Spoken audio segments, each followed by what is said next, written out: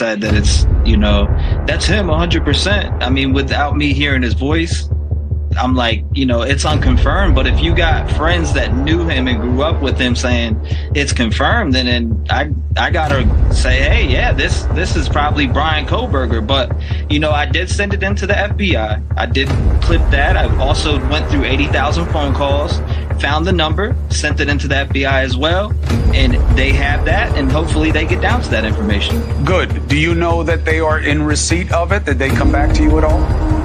I know they have it. I never got an email back yet.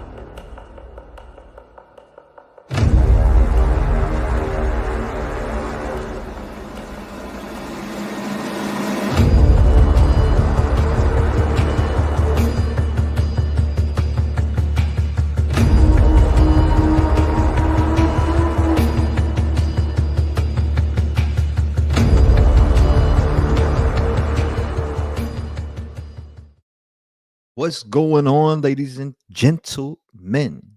What time is it? I don't know. I'm lost in my own little world, but you know how that goes. Shout out to everybody coming in. Deidre, I see you. Angela.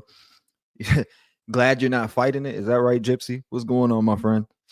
I just woke up, started watching the news, and or not news, but Michaela was playing some videos, and I seen with this 14-year-old girl. She had like this toothache, right? And her mom went through her pill stash and gave her Tylenol first, and then she gave her something else, which was like Percocet, but it ended up being laced with fentanyl. 10 hours later, they find her dead in bed. I'm like, what the hell is going on? It's crazy. It's crazy. Nobody should be giving their kid Percocet. I mean, a 14-year-old girl now dead and gone over that. So it's pretty wild, That's the shit I wake up to and see, and I'm like, what is going on in the people's heads out here to give their child a Percocet that they're buying off the street rather than, you know what I mean? Like, you're buying it off the street. I understand your child has a toothache, but giving her a Percocet bought from the street that is possibly laced with fentanyl, which it ended up being laced with fentanyl, and she died. It's a 14-year-old dead and gone. It's absolutely insane. What's going on, Leisure? Welcome to the stream tonight as we're going to get into day 5 on this trial. We left off with, I believe, Chris, was on the stand, or actually, I'm sorry, Scott was on the stand. I dropped a video on the actual, incident and talking about it and kind of recapping the trial and what happened. So hopefully you guys enjoyed that. It was about 12 minutes long. So, hopefully you enjoyed it. And then I added a narrative to it because, and I mean narrative as in when I was writing the script, I was thinking, damn, Scott failed a lie detector test. There's these other elements to this case as we sat here and watched this trial, which I've thoroughly enjoyed watching this trial. I thoroughly have been enjoying just seeing the process take place in court. And it's been crazy. It's been crazy. You said, oh, hell no. Yeah, her name was Jacqueline. What was her name? Jacqueline Renee something. You could look it up. Right. And when I'm talking about Jacqueline Renee from Mom Gave 14-Year-Old Fentanyl, Jacqueline Powers. So it says a Missouri woman is facing a murder charge in connection with the death of her 14-year-old daughter last month. Jacqueline Renee Powers faces a charge of first-degree endangering the welfare of a child and death of a child after her daughter died from an alleged fentanyl overdose on October 3rd in St. Louis County. So this happened up in your neck of the woods, Heather. Shout out to Heather in the building. I see you in here. This happened in your neck of the woods. I don't know. Maybe you heard of it. But according to the arrest affidavit obtained by People, investigators allege that in the affidavit that on that day, the child was complaining about a toothache and Powers gave her a pill that she found in her drawer. Powers allegedly told police She thought it was an oxycodone of her own supply that she had from a previous surgery. Get the f out of here. I don't care what anybody says. That's such a crock of shit. That's such a crock of shit. But anyways, Powers allegedly told police she thought it was an oxycodone from her previous supply from a previous surgery. Her child was found dead about 10 hours later, per police. Now, an autopsy determined that the victim died from fentanyl overdose. She tested negative from oxycodone. So she gave her child what she thought was oxycodone, and it was fentanyl. There was no oxycodone in this whatsoever. It was fentanyl. Like, that's crazy. What are we doing giving our children prescription drugs? Shame on you, and you're going to pay for that. Simple as that. You're going to pay for that. What's going on, Diane? Welcome to the stream. Make sure you guys are hitting the like button as you're coming in, as we're going to dive into day 5 of this trial. I've been thoroughly enjoying it. I don't know about you, but what's going on, Daniel? Nice to see you, my friend. Salute to you, my man. Deidre says, hi, Daniel. Angela says, if I go quiet, I dozed off, but I'll wake up 2 hours later. It's all good. It's all good. It's a nighttime stream where we relax. We watch this. We take in the information. And again, so far, I believe that she's either innocent or she had a hand. But with people on the stand talking about her OCD and the way that she cleaned up, it's just hard for me to see these big blood droplets that are like ketchup laying in the floor so recklessly. Does that mean that people know how to clean up a murder? Absolutely not. But at the same time, that's like dropping ketchup down your friggin', the middle of your hallway, and you just walk past the ketchup, leaving it there, right? Like, you're going to pick that ketchup up. So thanks for the premiere, T-REV. I needed the recap. All right, I'm glad you enjoyed it. I'm glad you enjoyed it. The narrative to it was, I was just introducing more of the, is Scott allegedly involved here? Does Scott have a hand in this? Why did he fail the lie detector test? Why were there 38 cal bullets in a drawer with no gun? Why is there, these other elements that it seems the jurors didn't even take into consideration? Or maybe I'm wrong. Maybe they did, and I'm just flat out wrong. But Heather says, hey, gals. What's going on, Heather? Welcome, welcome, welcome. Cindy Fields in the building. Gigi says, I gotta work night shift in an hour and a half, but I'll be listening while I work. Gigi, I appreciate you joining us. I hope you enjoy it. Lotus says, I couldn't even give my boys cold medicine if it made them drowsy. No way. I just personally couldn't. I mean, grandma used to hit us with Dimetap, and we'd be, the grape Dimetap back in the day that was for allergy. You said, damn, I didn't hear about it. I'm going to have to look it up. Sounds sus. Now, hold on, I'm going to show you something real quick, because this is the person. So if you see her, that's the woman who gave her 14-year-old daughter oxycodone, and it wasn't oxycodone. She thought it was oxycodone, but it ended up being fentanyl. But yeah, check it out. It's from your area. He said, I was always scared of my medicines. I gave my children, including prescription drugs. If it's not from their doctor to them, I'm not doing it. I'm not about to give you medication out of my personal medication that's obviously prescribed for me, right? It's prescribed for me. Is that being selfish? Absolutely not. It's called being responsible. You do not give people, medication out of your own medicine that a doctor wrote a prescription for you. Obviously, that was written for you for a reason. So there's no reason. You get what I'm saying? I don't care if it was from your leftover stash and you saved it from your surgery and all this other, nah.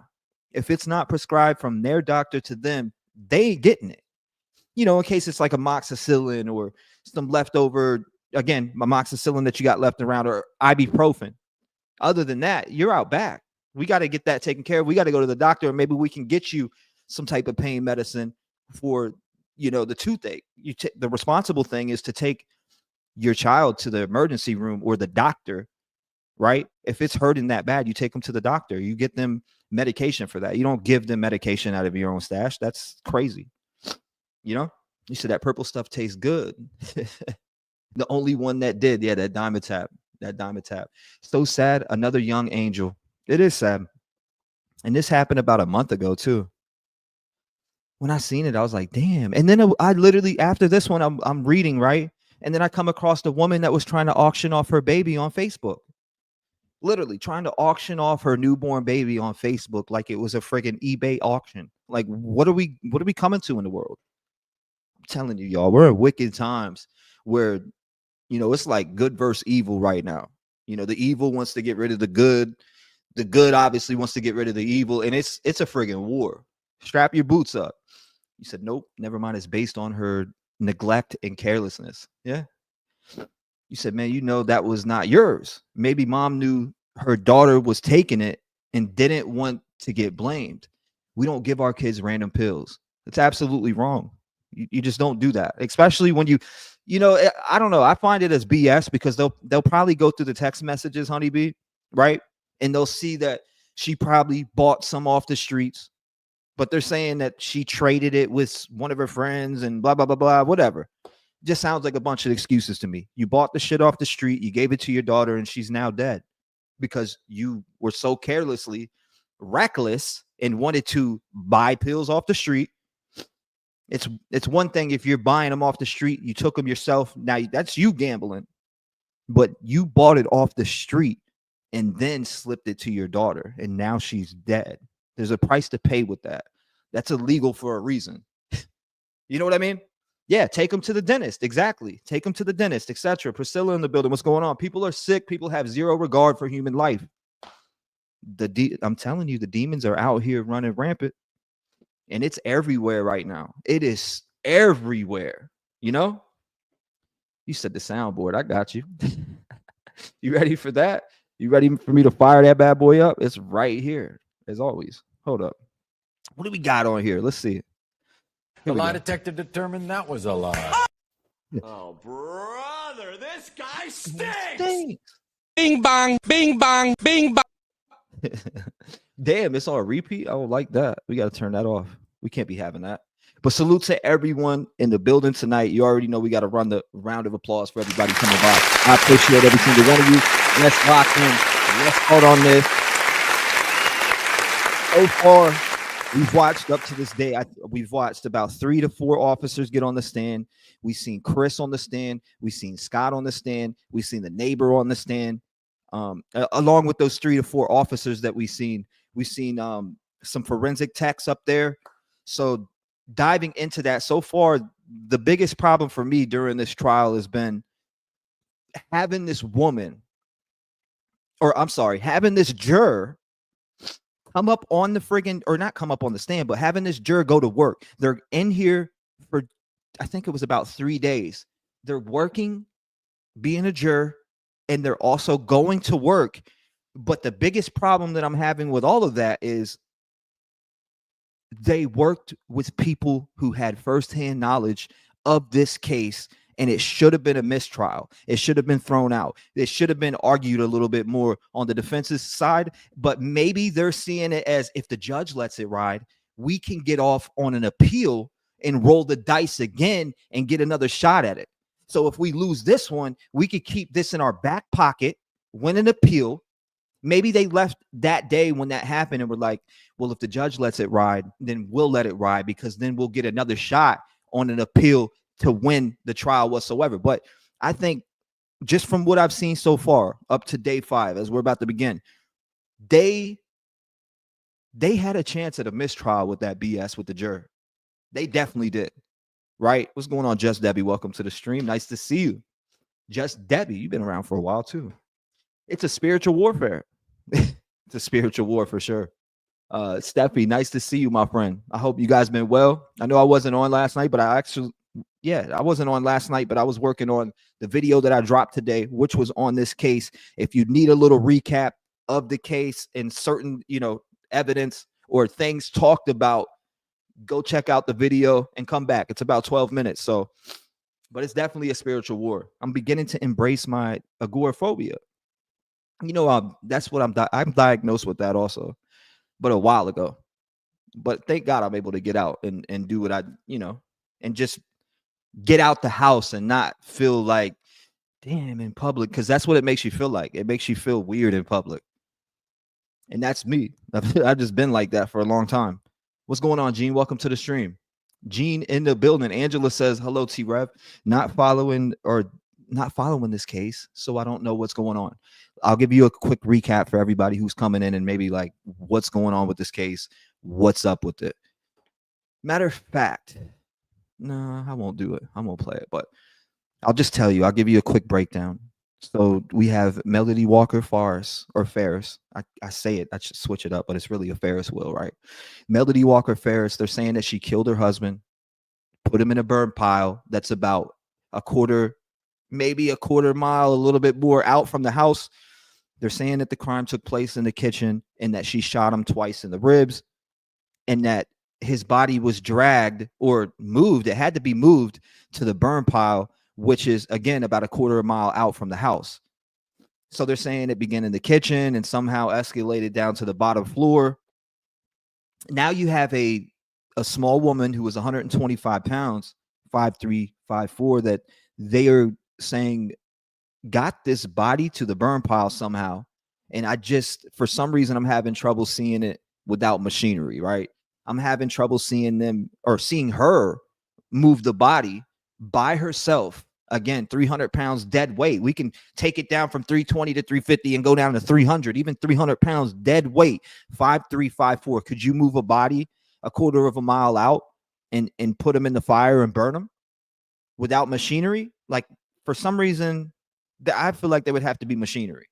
They would have to move some, or have that. They had a side-by-side, they had a tractor. But again, I thought that was in the barn by Scott, which Scott is the son that lives in this barn on the second floor. And again, there's complications with Scott. You have him failing a lie detector test. You have neighbors saying that they seen him coming and going from the property, etc. And again, he lived upstairs, so it'd be normal for you to see him coming and going. But at the same time, during this time, he was moving in and out, in and out, in and out, in and out, according to neighbors. I'm just going based according off of what neighbors had and what I read in the paperwork. So did this woman who was 5'3", 5'4", kill her husband, who was 6'4" to 6'6", right? 300 pounds, and move his body to that fire.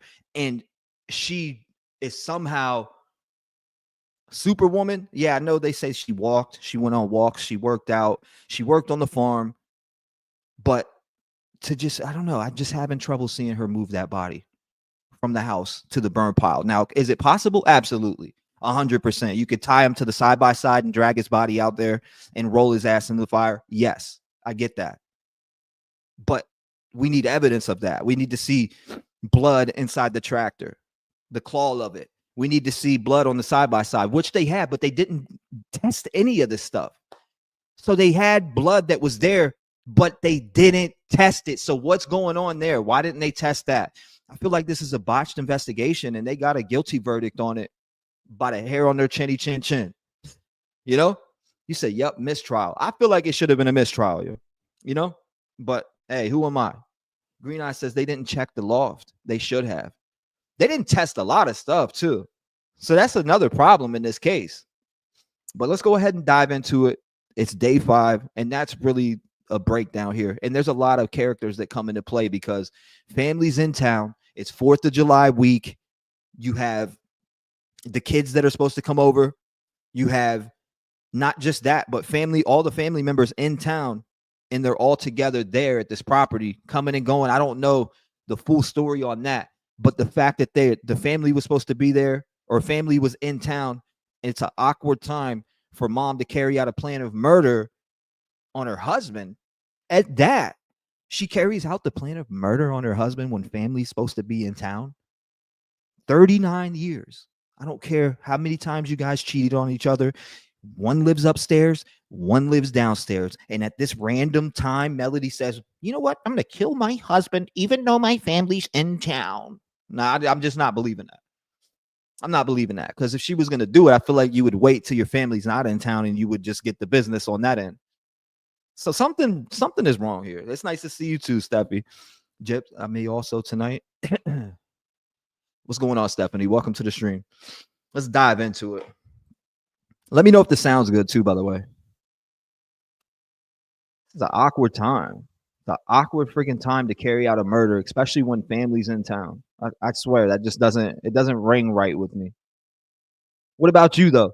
Did something happen? Did they get into an argument? He was like, "Bitch, you're not having none of this money." You know what? Get the fuck out of my house. Is that what happened? Like, I don't know. It's just awkward timing. Like, again, family's in town. So I'm gonna murder my husband when family's in town after 39 years. Bitch, I'm tired of you using my damn money. You're my wife, but you live upstairs and you don't sleep in my damn bed. You don't sleep. You're welcome. It's crazy. Ramona, what's going on?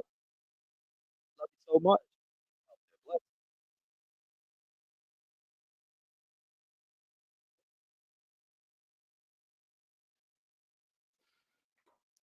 That is my wife.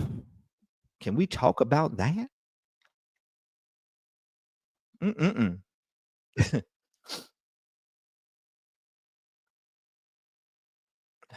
We start adding in some daytime lives too. I've seen a lot of stuff that I want to cover. A lot. There's a lot of stuff that's been going on. There was a standoff today in Nashville. I seen Ichabod was covering that.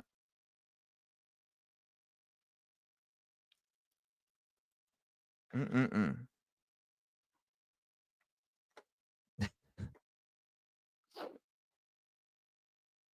I need my damn tissues. Where's my tissues, damn? My box of tissues. Can we talk, David L. Cannon? Why didn't you call a mistrial, sir? You let that juror go to work with a bunch of people who worked the case? What an asshole.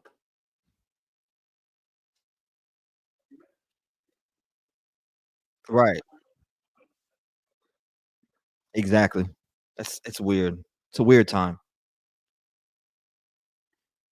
And people are like, "Well, she called her grandkids not to come over. She committed it because she called her grandkids not to come over." Well, maybe she called her grandkids not to come over because her husband's missing. Grandpa's missing somewhere. We can't find grandpa.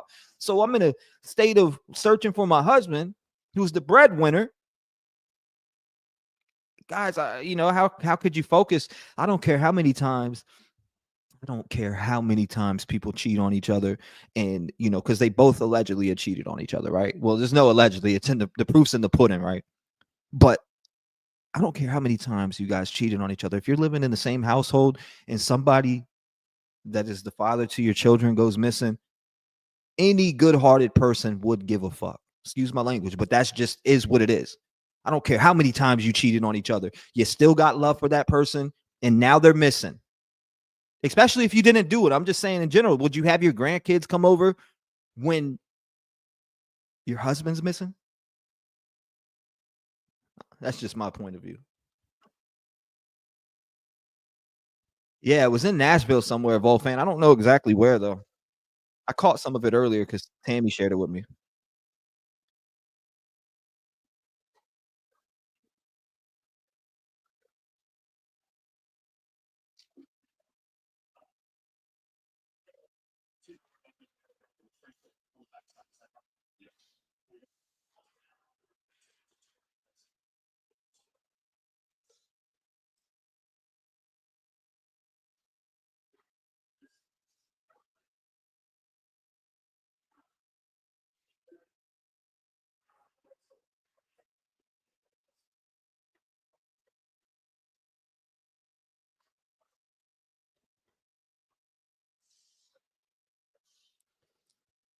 70 to 80 yards. Can we get a distance breakdown? 70 to 80 yards. So the burn pile from the house 70 to 80 yards. That's not that's not bad, really. A side by side with a rope can pull it. The hook on it side by side, you could drive in reverse pulling them. But where's the evidence of that?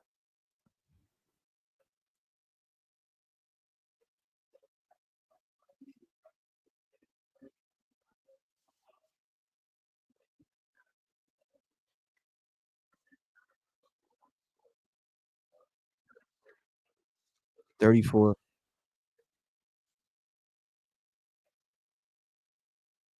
Oops.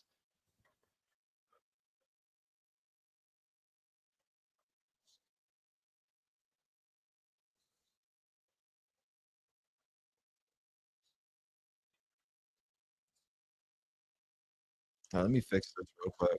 Let me fix this real quick before we get locked in. All right, I'm gonna exit this for 1 second. Bring it back here. 3407. Okay. 1 second. Bring this up. Pull it here. All right, my bad. No, I don't want to share the entire screen. No way. Okay. My bad.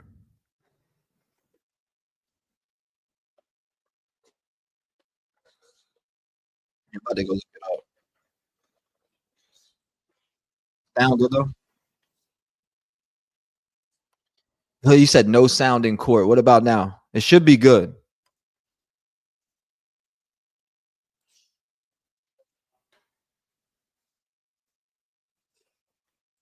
We good?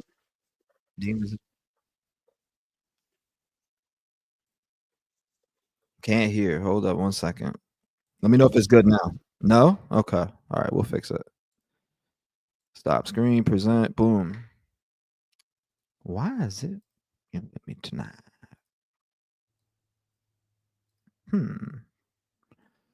Tab audio.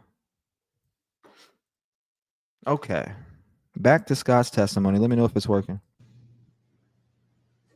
Whatnot. Yep. Office, those two doors, what I call the American. What about now? Should be good. All right, go ahead. Okay, good. Thank you. Thank you. Scott, remind you, you're still under oath, okay? Yes, sir. Still under oath, buddy. But what's going on, James? Welcome.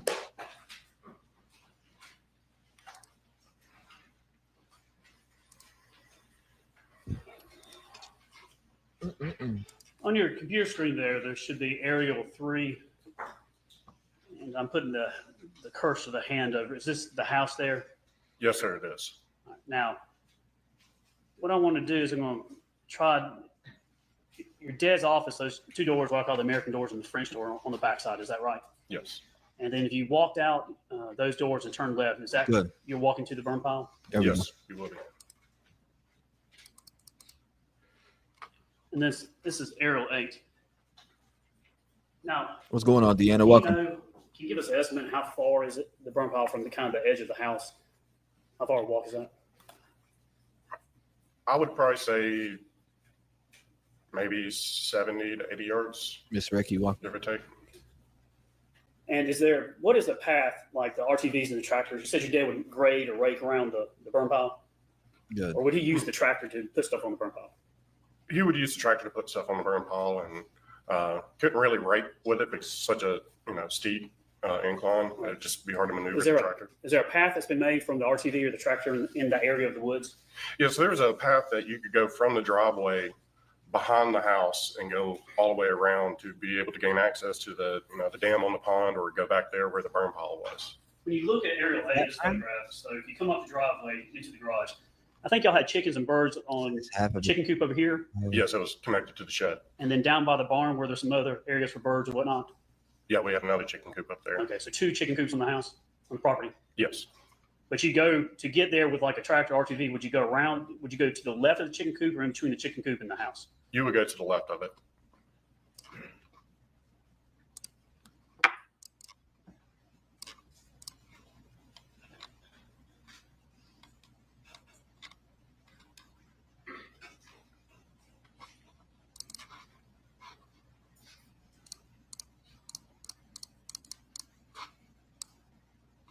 So is this a chicken coop? This is Thrasher 61. Is this what we're talking about? You come to the left side of that? Yes, sir.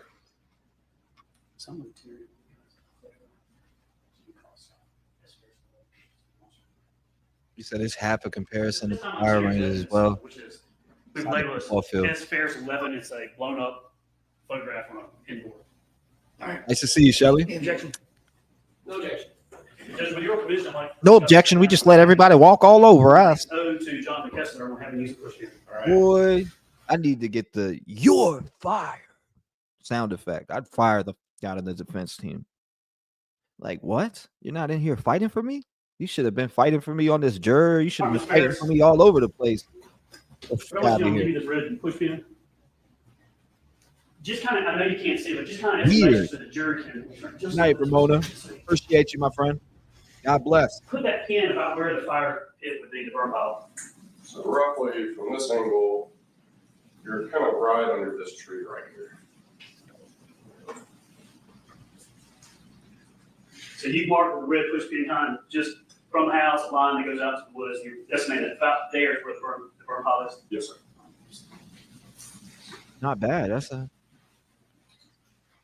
So from here to here. Man, I'm having trouble seeing her move this body to there, from the house to there. I'm just having trouble. Put into the record at some point. I collect angels.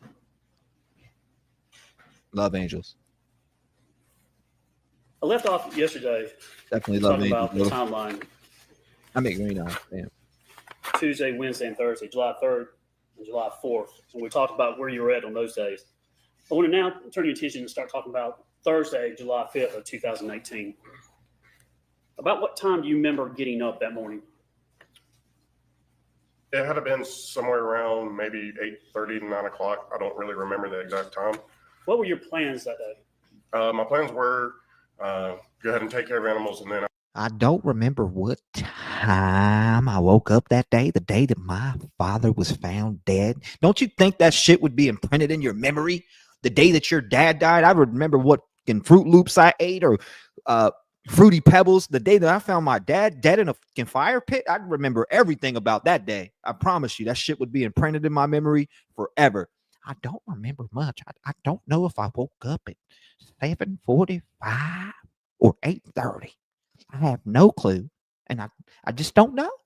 I can't tell I was you. going to go and get my hair cut, and then Like what? meet my buddy Ted at the PGA store.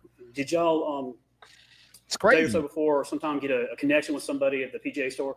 Yes, Love you, I believe my it was the friend. weekend prior to all this that we played golf with some friends at the Manor Golf Club. Mhm. And one of the guys we played with, he works for TaylorMade, and he works out of the PGA store down in Roswell. And he was going to go and have me get into a simulator to get, fitted for clubs my size, because I'm a tall guy, so I have to have extended clubs. 6'6". So where were you actually going? Where was the store at you're going to drive to? It's down off of Holcomb Bridge, off of 400 in Roswell. Who's going to go with you? Ted was. And what's Ted's full name? Bing bong. I'm sorry, I have a hard time actually pronouncing his real name. It's Theodophilus is his real name, but we call him Ted. Okay, what's his last name? Pierce. How long have you known Ted? Going up on close to 10 years. Good friend? You are Yes. fake Know news. anyone else in his family?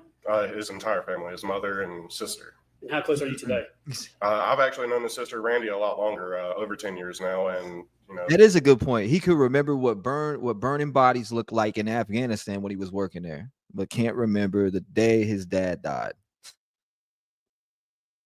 I'm sorry, man. That's something that would stick with a lot of us, right?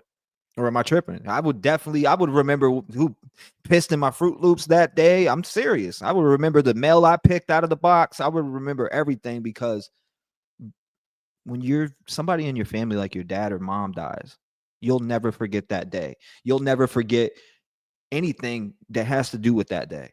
That shit will forever be imprinted in your memory, I feel like, in case you're heavily medicated or you're on some type of medication that is altering your thinking, that messes out, or drinking and you were piss drunk and your mind's shot sometimes. Some people's minds are shot who are alcoholics.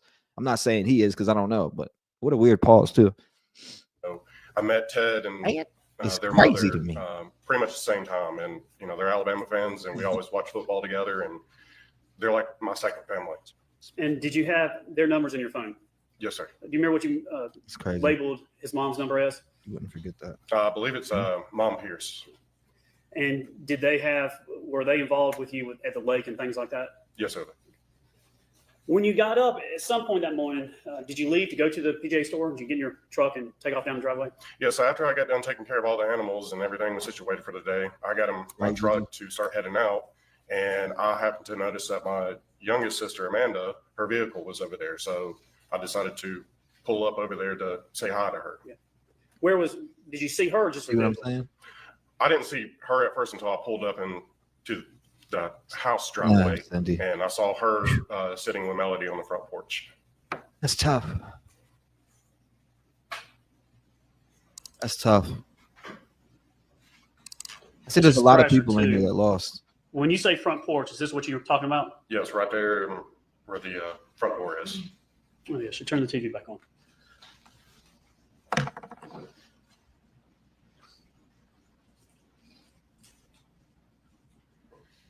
It's tough. His dad died a horrible death. You think you'd remember? All right, on Thrasher 2 here, this area where the hand is, where were they sitting? You just have chairs or something, or? You see the window right there? Yes, right there. Right here? Yes, there's a rocking chair right there, and they were both sitting in that area. When you saw them, what did you do? I got out of my truck and walked up to them. When you walked up, did you notice what they were doing? And it looked like they're sitting there talking. What were their demeanors like? At first glance, before talking to them, I mean, it seemed normal. Nothing out of the ordinary? No, I did not see anything. When you walked up, what were you planning on doing? Just saying hi, or? Yeah, just said, hi to my sister.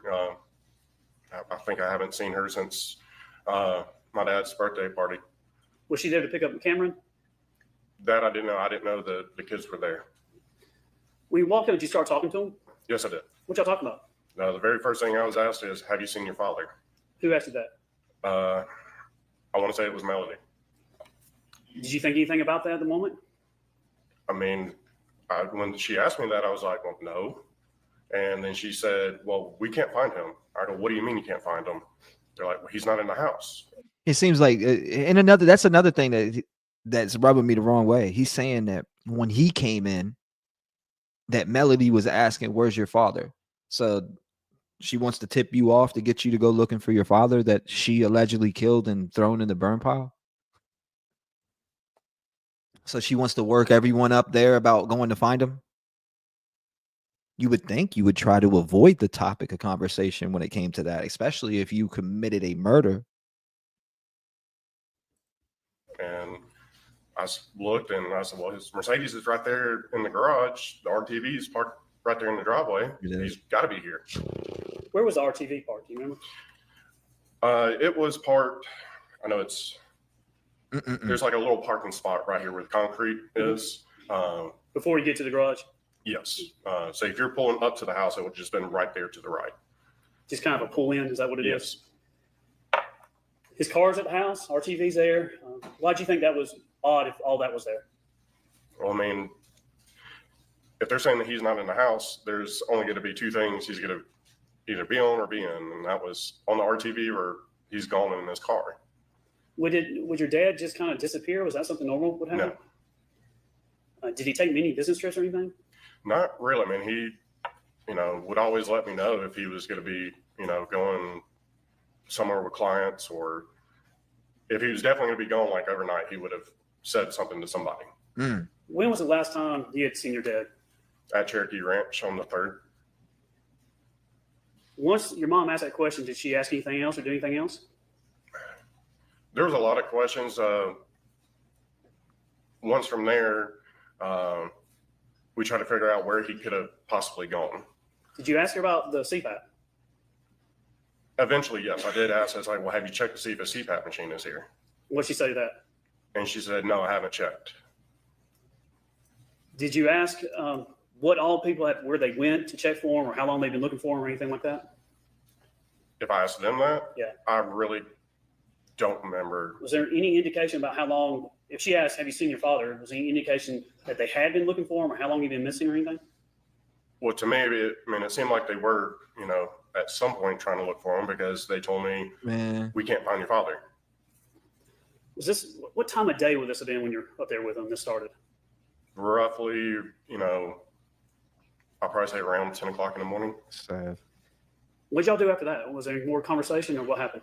Yeah, we sat there and, try to figure out where he possibly could be. I know one of them asked if I saw him up at the barn. I was like, no, I was just up there. I didn't see him. And, I said, the RTV's here. He's not going to walk up to the barn. He's going to drive that. I was like, he's got to be here. And, man, all that from that day, that conversation is. Should have got up on the stand, Melody. I don't remember every single detail of those, what was asked and where, How do you remember how long y'all stood there and just talked about it before you did anything? I didn't keep time of it, but it seemed like a good 5 minutes, 5 to 10 minutes, trying to figure out where he could have gone. Was there any panic or any type of high energy or anybody trying to do something really quick, or what was the mood of everybody at that time? At that time, I didn't notice anybody panicking. I started to, get worried because I was worried that, I hope something didn't happen to him, that where he had like a heart attack or something. But I do know after I asked her if the CPAP machine was still here, and she said, I haven't checked. I said, well, let me go down and check. And I went down to the basement and checked to see if the CPAP machine was there, and it was still sitting beside his bed. I think also before I went down, we discussed about if he could have gone, shooting with a client, either skeet shooting or bird hunting. Going on Did he do that a lot? He would do that, not a lot, but at least, once or twice a year. When it comes to your dad just leaving, going somewhere, not really telling anybody, in the last 6 months, how many times do you think he had done that? Up to the 6 months before this? Leave and not tell anybody? But he always told me, especially if Melody wasn't there, if she's gone up in Tennessee, he would, let me know, hey, I'm going to be coming home late, or, I got, this work event or something like that. How many times in the previous 6 months up to this day did your dad go somewhere like that? I'm trying to get a feel for how many times he would just go somewhere and not be at the house. I really don't remember because he didn't leave. He didn't do stuff like that much. He literally went to work all the time and came home every single day. So it wasn't often that he did that. Would it be Shut up, bitch! less than 5, less than 10, less than 20? Less than 5 times, if anything. And how long would he be gone if he did leave? I know occasionally he went to go, see his mother, who was in a assisted living or, nursing home type deal. When he left, would he take an Uber? No, he always drove his own vehicle. So his vehicle would be with him if he left? Yes. Did he exclusively drive that Mercedes and not the Toyota or anything like that? No, the Mercedes was his vehicle. And when he left, would he take a CPAP machine? If he was going to be gone overnight, yes, he would have taken a CPAP. You think he's normal, Tammy? See, this is the guy that just when I heard some of the stuff that the defense asked him and the way that he answered it, like, they called me and they told me. The police called me and they told me. No, the police wouldn't call and tell you shit if you found a body in the burn pile. You would be calling the police to tell them you found a body. Not the other way around. So from the get-go, when I heard his testimony, I immediately thought, brother, this guy stinks! Seriously, his story is just weird. It's all over the place to me. And we're about to see this shit right here tonight. If you're in here and you're watching this week, we're about to see it. You're going to hear it. They called me and they told me. Now, they didn't call and tell you shit. You called them and told them. The one that was beside the bed, that would be missing? Yes, sir. Did you ask your mom when the last time she had seen? None of them are normal, right? I believe I did. You remember when she said last time she saw him? I want to say she would have said on the 3rd. Okay. Did you ask her whether or not he had come and got something to eat, or she made food for him, or anything like that? Like I said, I don't remember every single detail of that, but that probably I would have asked that question because my dad texts me all the time about getting food. What do you mean you don't remember? You remember going to the house and seeing your sister and being nosy, going up to the main house, see what they know. You remember that.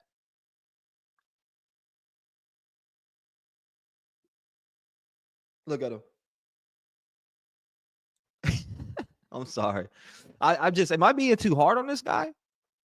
Let me know if I am. Say, bro, you're being hard on this dude, man. You need to ease up. I'm sorry. We have a woman facing murder. We have a woman who was found guilty of murder where things in the trial does not, or there's things in the trial that do not make sense whatsoever. Like that statement of the, they called me and told me, and the him failing the lie detector test, and 38 cal bullets found in a drawer with no gun and a gun missing. And there's just tons of elements that make this story stink. And how people could just swallow their pride and say, she looks guilty. I mean, I hear that shit about everybody. Kohlberger. Nobody, I don't think you can, sometimes people look a certain way. Guilt doesn't have a look. And the evidence should show that in any trial, in any place, in any crime. You had Kohlberger, Richard Allen, people like, he looks guilty. You got to hear the evidence first before you decide somebody looks guilty, because they're guilty don't look like shit. You know? See whether or not your dad had gone one of the previous nights to go get something to eat from somewhere or anything like that. I don't remember anything of that. At some point, your dad's wallet appeared. Is that right? Yes. And that to you, was that odd? So I know prior to that, you know, fact. My dad would never leave the house, you know, without his wallet. So I think I asked, you know, at some point, it's like, well, have you seen his wallet? Because it's like a process of elimination. You know, I think the first thing anybody would ask is, well, is his wallet still here? And then she said, no, I haven't seen it. There was only one place my dad ever would have left his wallet. Where's that? And that would have been on the dresser in the master bedroom.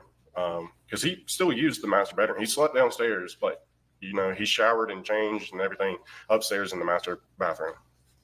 Did the defendant ever have his wallet on this day? So I remember asking if she's seen his wallet. She said no and all. And then, you know, I started asking about like the CPAP machine. And then I said, I'll go check, you know, see if that's down there. I'll see if the shotgun he would have used to go bird hunting or skeet shooting is, you know, down there. Because it was both in the same room. And he keeps saying Melody. So when he says Melody, I'm thinking dad's in his grave again. Keep my wife's name out your fucking mouth. I mean, I found it odd that she didn't ask, you know, Melody. She didn't go check to see if the What's going on, Angelica? You're fine. Do you remember whether or not she said do you remember whether or not she brought the wallet or had the wallet at all? So I remember after going down and checking on that, I came back up and she had his wallet in his hand. And I said, where'd you find that? And she said it was in his console of his Mercedes. And that really struck me odd because my dad never left his wallet in the Mercedes. Why is that? Because he just always had it in his pocket. He never, you know, it was. What do we think this is? Come in and fucking promote your music? Get the fuck out of here with that cornball shit. Make another account. It was a habit of him. He never left it. I have a habit of leaving mine. It's trash. Nobody wants to hear that garbage. Never did. Your dad's wallet is one we're talking about? Yes, sir. That's it. So it would be either on him or where again? It would have been on the dresser in the bedroom, right next to the door that leads into the master bathroom. Homie just really slipped up in chat and just started dropping titles to songs. Like, carry your ass up out of here with that cornball shit. Nobody wants to hear that doo-doo. Common for your dad to let your mom have the wallet? I mean, he would never hand it to her, but he didn't, you know, lock it up or secure it. Talking about the two cell phones of your mom, did you tell law enforcement about the two cell phones? Yes. Did your mom ever mention anything to you about the cell phone was Sherry's cell phone? I do not ever remember that, no. Tell the jury, all right, you're on the front porch, this is going on. Do you ever get kind of perturbed or upset with your mom or ask her why she hasn't done certain things? Do y'all start talking about, you know, what have you done or why have you done these things? I mean, I probably would have, you know, said when I asked about the CPAP machine, I go, why wouldn't you go check that? I mean, that's a big thing. If he was going to be gone overnight, he's going to be taking that. Where all did you go look again? Where'd you start looking? Where'd you go from there? Let's start in the house. Where all in the house did you go? I believe I went into first the master bedroom to check to see if his wallet was there, and then I think I left from there and went down to the basement and checked for his CPAP machine and see if the shotgun was sitting in the closet. Did you see any signs of him or anything in the No, house? sir. Did anybody start helping you look for your father? Once I know Chris arrived at some point. I don't really remember when he did, but after going down into the basement and checking that stuff, I came back up and said, "Yeah, everything's still down there." Yes, I do. I said, Rhonda, I'll how go you over here. doing? I'll go back up to the barn and check around there. So I started searching the. Yes, I absolutely do. Rhonda, what's going on? I do remember you. Yes. Why would you run for a wallet? I think I'd look for a cell. Right. Mm-hmm. He was more interested in the wallet. Is that because it has cards in it and he needs those? The lie detector determined that was a lie. You know? Oh, brother, this guy stinks. Pack them up. This story does stink. I don't know who's worse. Whose story sounded worse on the stand, Chris's or Scott's? Chris's or Scott's? Oh my God. My man's worried about the damn wallet. Look for the wallet before they looked for dad. Crazy.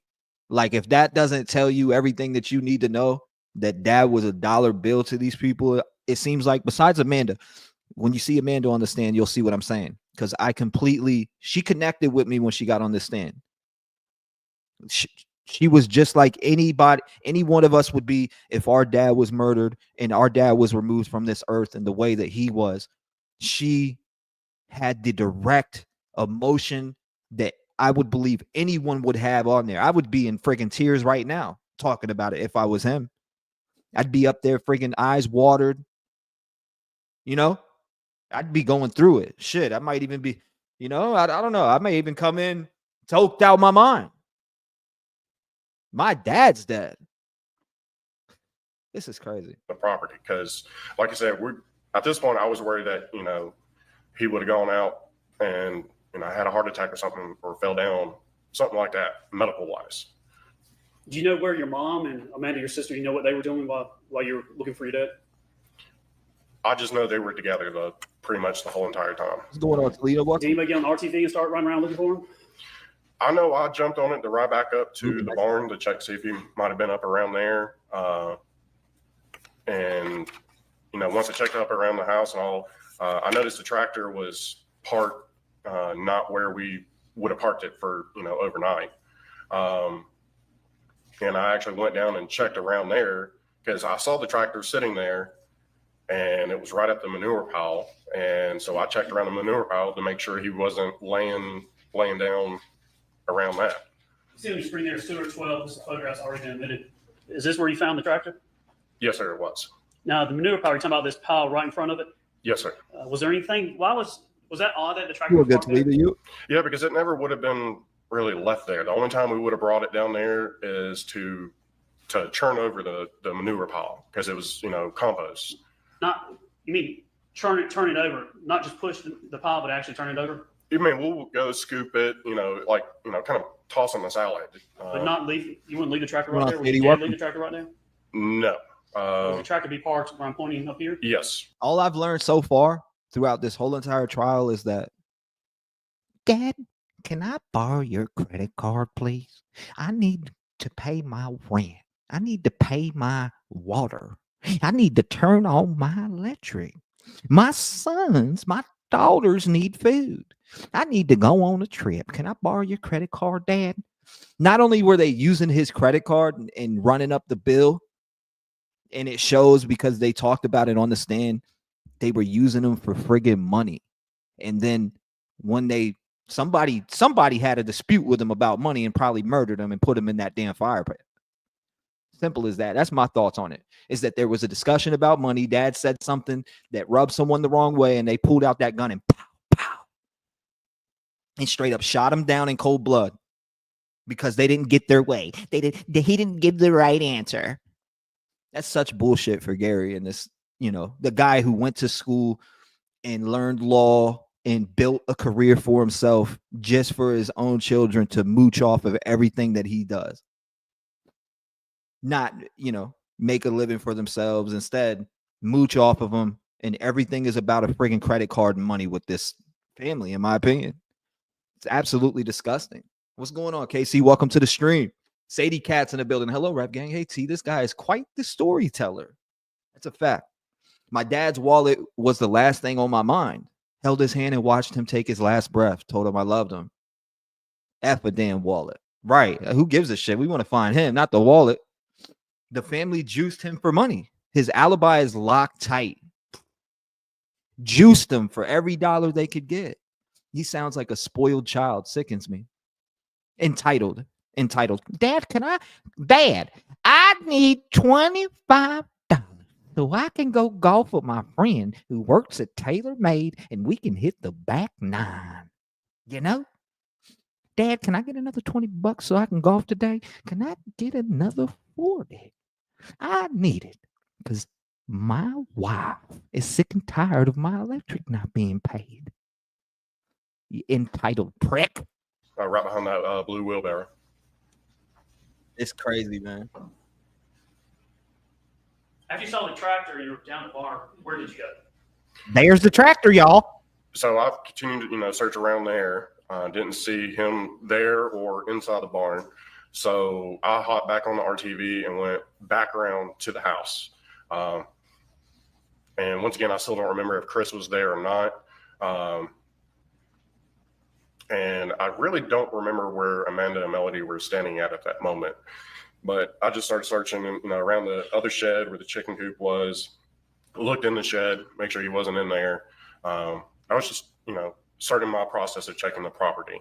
How much of the property do you think everyone covered looking for your dad? Man, I believe every, square foot of the property was covered. Did you check the front property too, the fields and pastures and things like that, or where all did you go? I mean, yeah, I'll look, man. It's all wide open, so there's no grass. I always had the grass cut at that time, so it wasn't tall. So if he was laying in the pasture, I would have been able to see him. When your dad was making the burn pile or stacking it or working on it, where would the RTV usually be if he was out there doing something like that? Within, 5 to 10 feet of that burn pile.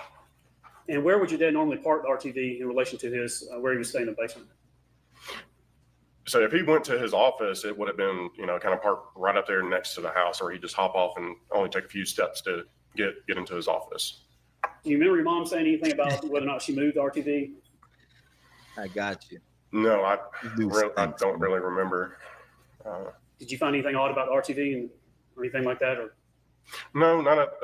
They better take this shit back to not with court. the RTV. I mean, like I said, I saw it parked in the driveway when I got there, and that was, one indication. I was like, well, he's got to be here. Talking about your tractor, is it difficult to drive that? Absolutely not.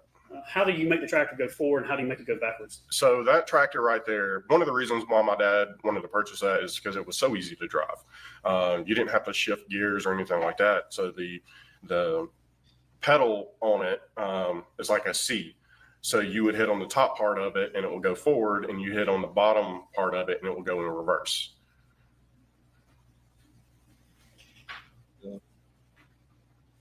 What's going on, Creole? Welcome. Strange details. That's a fact, Tammy. Strange as hell. It gets even more strange here shortly.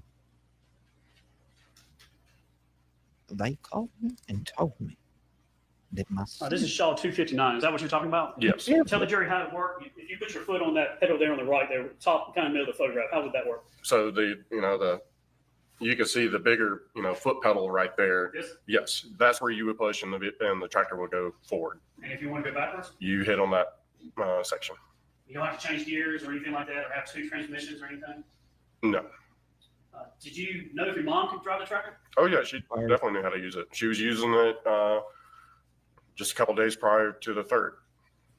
Figured it'd be stinky, like rotten. In relation to the burn pile where you've marked, did you ever go up that area and look at the trail camera or anything like that? Yeah, so actually it was Melody who asked me when we were, So hold up. He did say earlier in his testimony that he's seen he said, when's the last time you seen your dad? July 3rd. Well, they said he was missing on July 3rd, right? Or am I tripping? They said July 3rd, 4th, 5th, missing. He's missing. He's missing.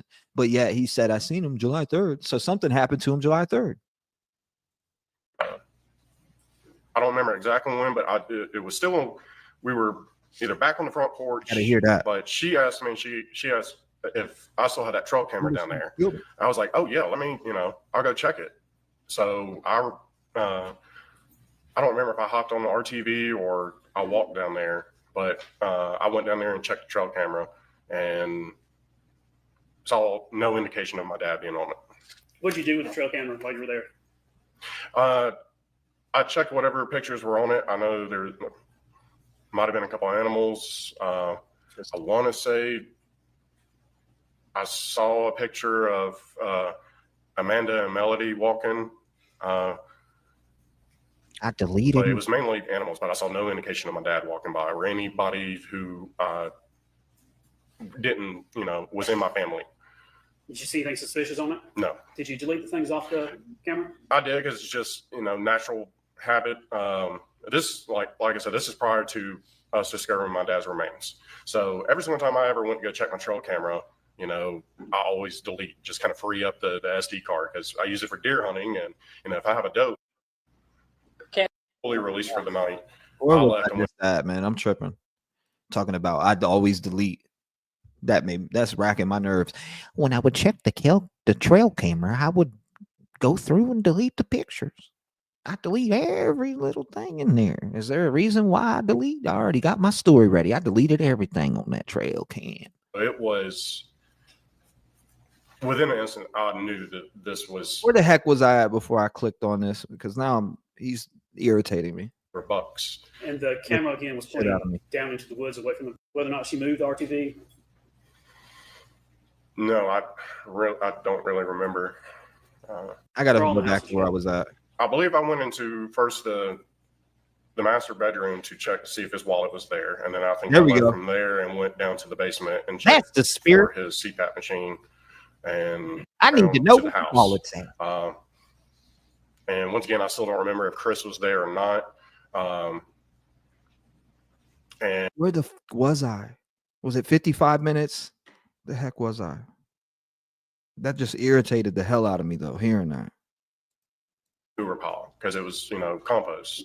Not, you mean turn it over, not just push the pile, but actually turn it over? You mean we'll go scoop it, kind of toss in the salad. But not leave, you wouldn't leave the tractor right there? Would your dad leave the tractor right there? No. Would the tractor be parked where I'm pointing up here? Yes, right behind that blue wheelbarrow. You're damn right. During the day. After you saw the tractor was going down, boy. Where did you go? Woo. So I've continued to, search around there. Didn't see him there or inside the barn. So I hopped back on the RTV and went back around to the house. And once again, I still don't remember if Chris was there or not. 54? Okay. And I really don't remember where Amanda and Melody were standing at that moment. But I just started searching, around the other shed where the chicken coop was. Looked in the shed, make sure he wasn't in there. I was just, starting my process of checking the property. How much of the property do you think everyone covered looking for your dad? Lady. I believe every, square foot of the property was covered. Did you check? Yeah, it is strange for this situation. The front property too, the fields and pastures and things like that, or where else did you go? I mean, yeah, I'll look. I mean, it's all wide open. So I'm sorry, your father's missing. He's dead. We're deleting pictures on the trail cam. I mean, we're talking about a missing person. We're talking about evidence that could show possible players in your father's death, and we're deleting pictures. So there's no grass. I always had the grass cut at that time, so it wasn't tall. So if he was laying in the pasture, I would have been able to see him. And you felt lighter. When your dad was making the burn pile or stacking it or working on it, where would the RTV usually be if he was out there doing something like that? Within, 5 to 10 feet of that burn pile. And where would your dad normally park the RTV in relation to his where he was staying in the basement? So if he went to his office, it would have been, kind of parked right up there next to the house, or he just hop off and only take a few steps to get into his office. Do you remember your mom saying anything about whether or not she moved the RTV? No, I don't really remember. Did you find anything odd about the RTV or anything like that? Or No, not at not with the RTV. I mean, like I said, I saw it parked in the driveway when I got there, and that was, one indication. I was like, well, he's got to be here. talking about your tractor, is it difficult to drive that? Absolutely not. How do you make the tractor go forward? How do you make it go backwards? So that tractor right there, one of the reasons why my dad wanted to purchase that is because it was so easy to drive. You didn't have to shift gears or anything like that. So the pedal on it is like a C. So you would hit on the top part of it and it will go forward, and you hit on the bottom part of it and it will go in reverse.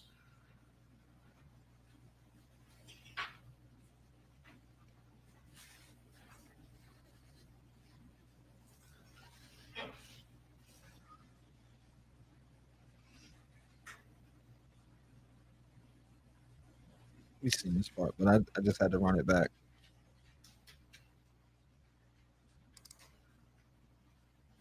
This is Shaw 259. Is that what you're talking about? Yes. Tell the jury how it worked. If you put your foot on that pedal there on the right, there, top kind of middle of the photograph, how would that work? So you can see the bigger, foot pedal right there.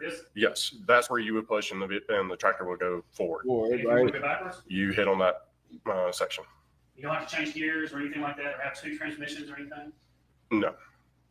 Did you know if your mom could drive the tractor? Oh yeah, she definitely knew how to use it. She was using it.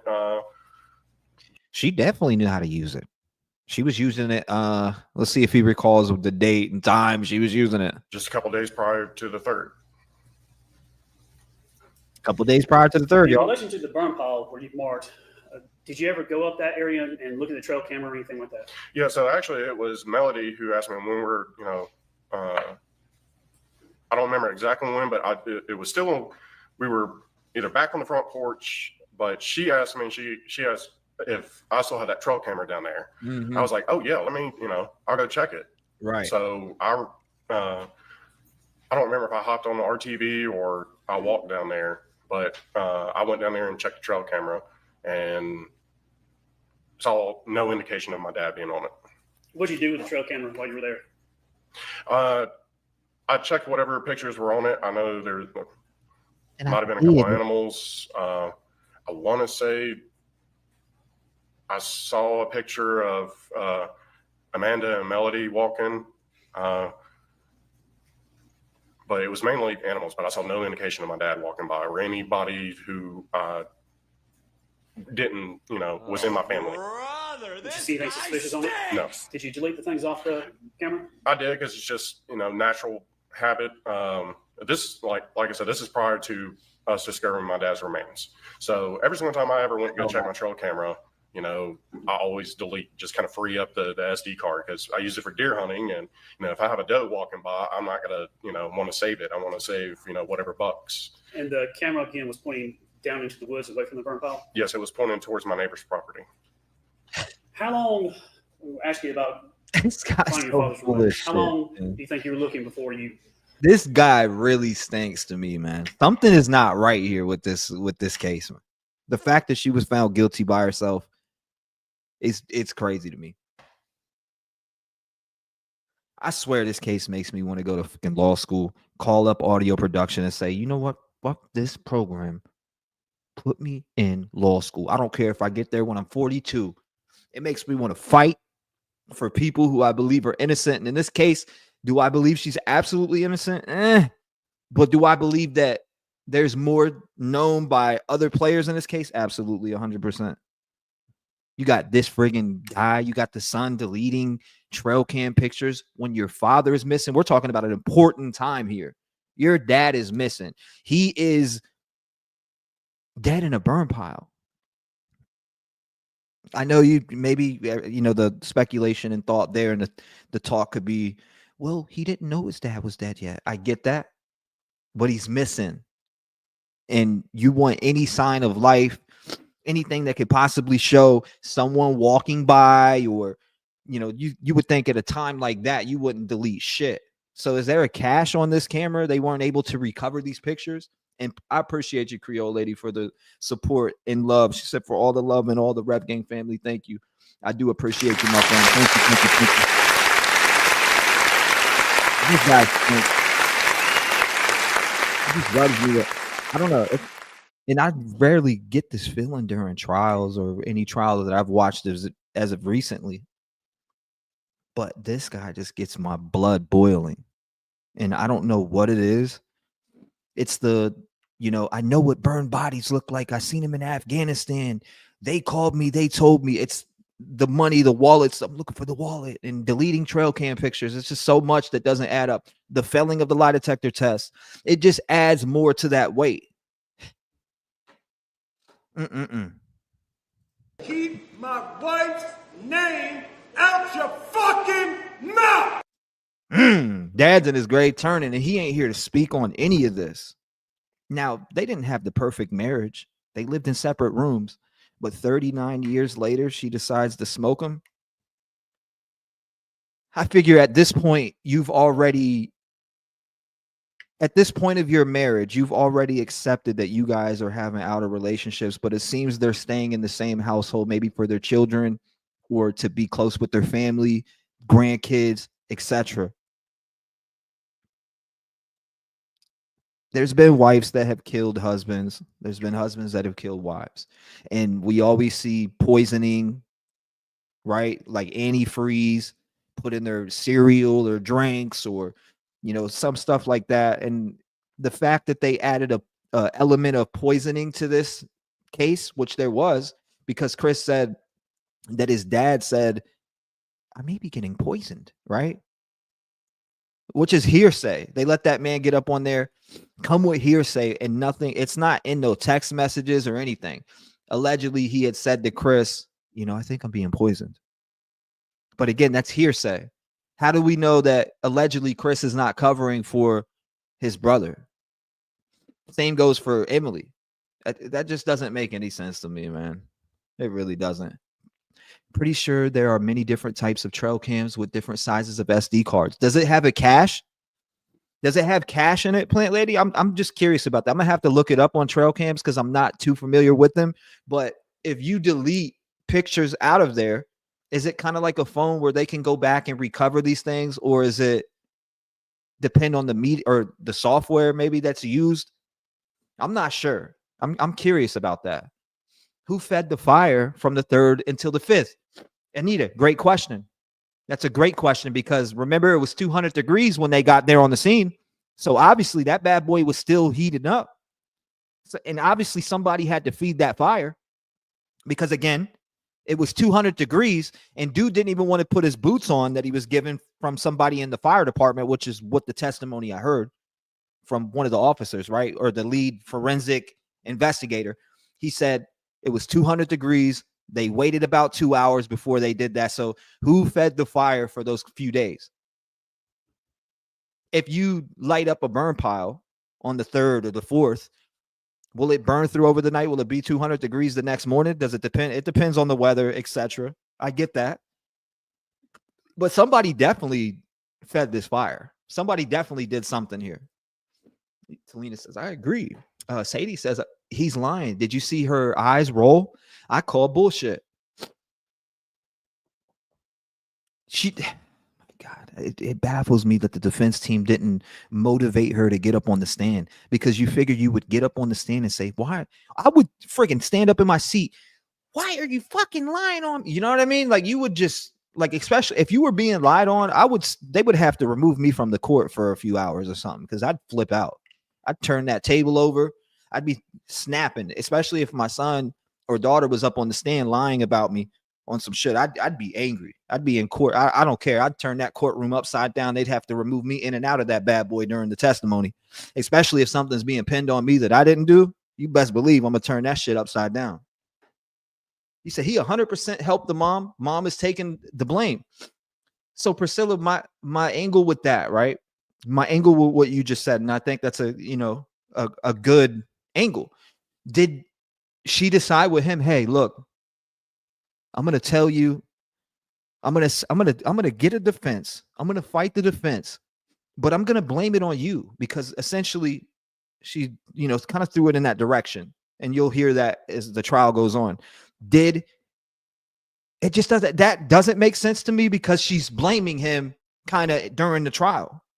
So with that aspect of it, is she taking it on the chin for him? But why throw him under the fire if that was the case? Right? Why throw him under the fire if that was the case? If you were taking it on the chin, you would just say, I don't know anything. I can't tell you guys anything because I don't know anything.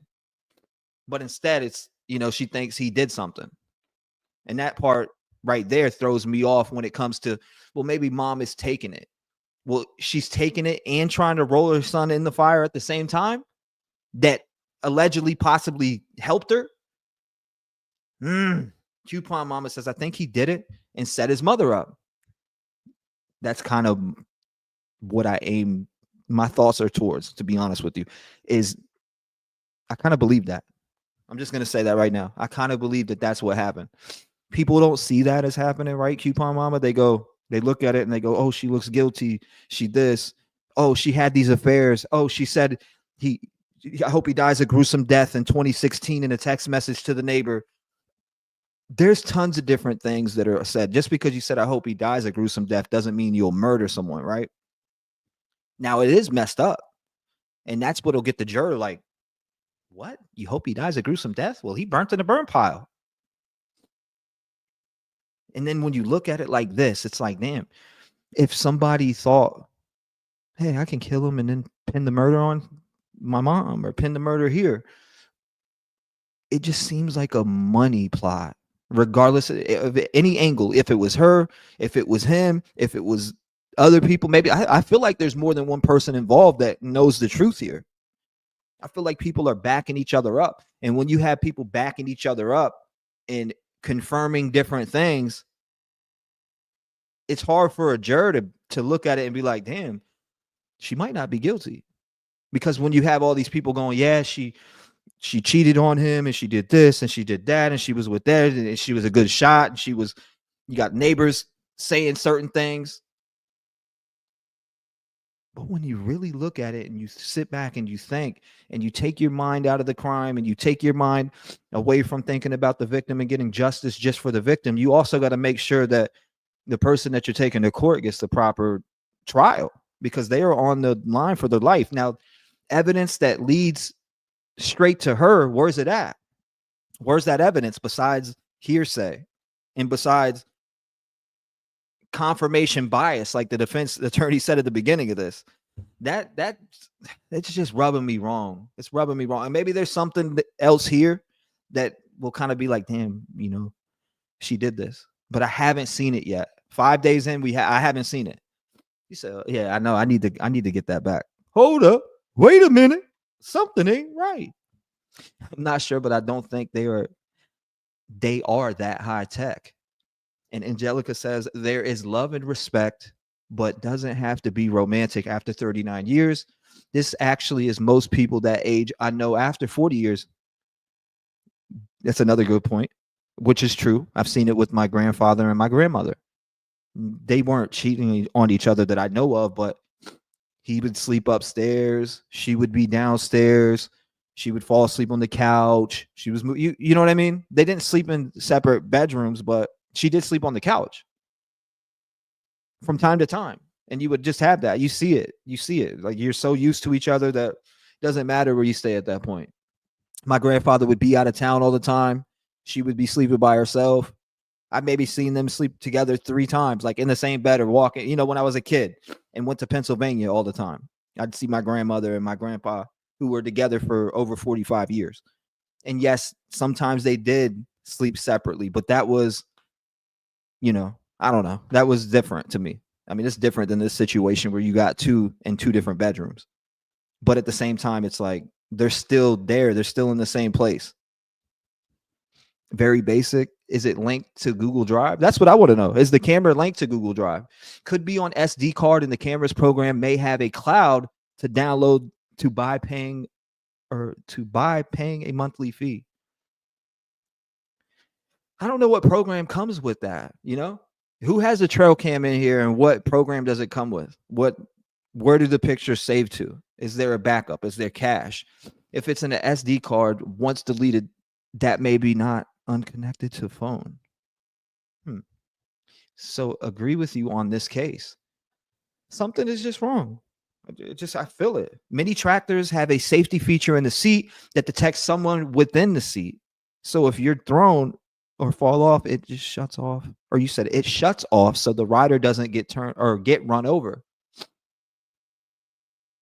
I don't know. I haven't drove a tractor, so I really don't know. I've drove all different types of machinery, but not a tractor. Not a tractor. So I have no clue. When you're smaller in stature, it can be difficult to not constantly kill the engine every time you reach for a pedal. Fact. Been there, done it more than once. So you have experience on tractors. Interesting. That's interesting because she told Randy he was in the burn pile before anybody was looking for him. That sunk her ship. Woo! See, I didn't make it that far, Anita. And that right there, what date did she say that? One, was it before anybody found them? Was it before anybody found them? I don't know. That this is the first time, or not the first time I've seen. I think I've seen this said last stream a few times, and I kind of seen you touching up on it, Anita. What was the date and time that she said that? I just don't see her doing this herself, and I see somebody else being involved. That's why I say I don't. It's not that I'm saying she's 100% completely not guilty, but something just doesn't match up in this story when you're listening to them on the stand, when you're listening to Chris, when you're listening to, Scott. Is there a family plan being unraveled and everybody's just turning their back on each other, firing because money's involved?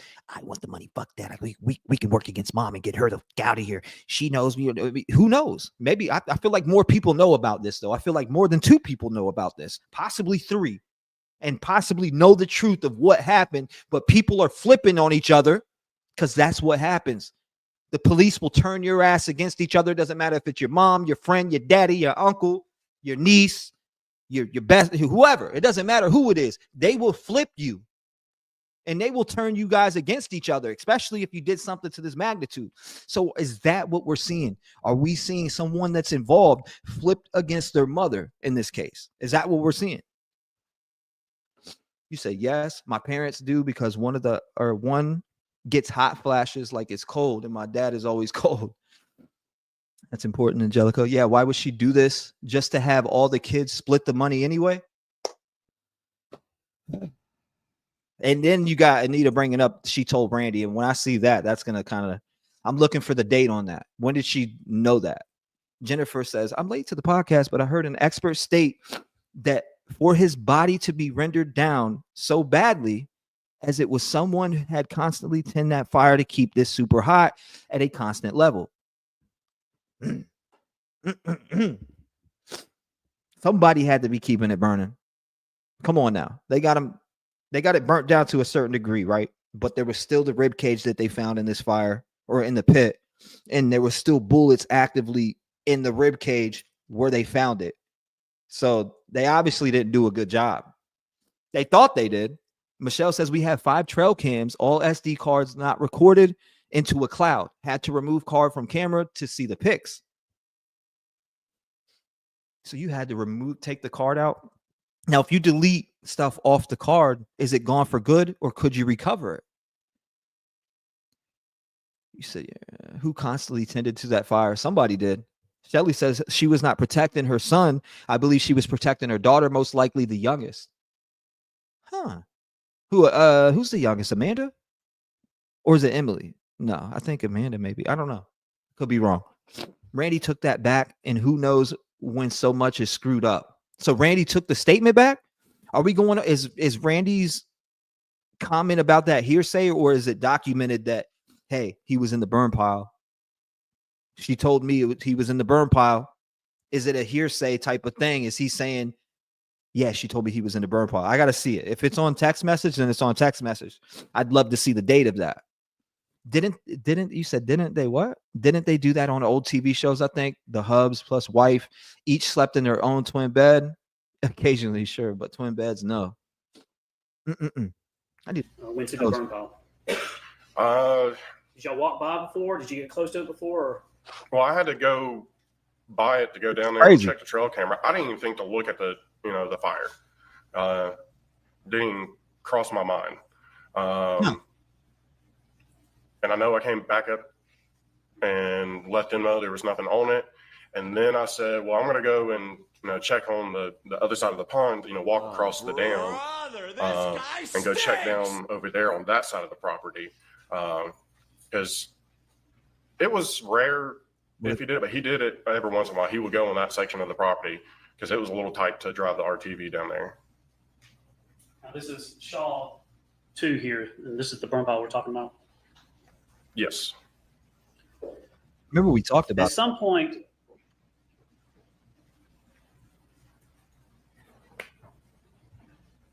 Ultimately, you did find the remains of your father. Is that right? Yes. How I found it, like I said, I was going to check the other side of the pond, across the dam. And I started walking that way, and I believe I got either halfway across the dam or got to the other side, and then Melody called me. And she called me and asked, have you thrown a dead goat on the burn pile? I'm like, no, we haven't had anything to die, and also I wouldn't throw it on the burn pile. And she said, well, come up here and look at this. So I was like, okay. Well, I turned around and started walking, and I see Amanda walking. She was almost kind of like right in front of my dad's office, coming from the burn pile area, walking back up towards the driveway. She was walking there, and Melody was standing over near the burn pile. And I walk up and look, and I can already start seeing bones. And then I looked down, and it appeared to me that it was the inside of a skull. The backside was gone. And you could see like the little blood vessels, I think it was, but it didn't look like. So I grabbed a very, very small corner of it, and I lifted it up just enough to where I saw teeth and an eye socket, and I immediately put it right back. And, I was crouched down, and she was standing right there next to me. Is he lying? And I raise up, I put my hand on, across In the Tennessee. chest and push her back and go, these are human remains. I am calling 911 right now. Nobody's allowed down here. And at that, I don't know who you're talking about, Brenda, but I'm in Tennessee. I'm not too far from where Sebastian went missing. Literally right by where Sebastian went missing. So at the same time, that's when I noticed Chris was there. He was coming around the backside of the house with the girls on the RTV. And I walked right up to him and I said, get those girls out of here right now. I'm calling 911. And I pretty much, my brother would argue or, with me on anything like that. And I believe just the look on my face and everything, he didn't second question me. He's like, okay. And he turned around and pulled off with the girls, and I called 911.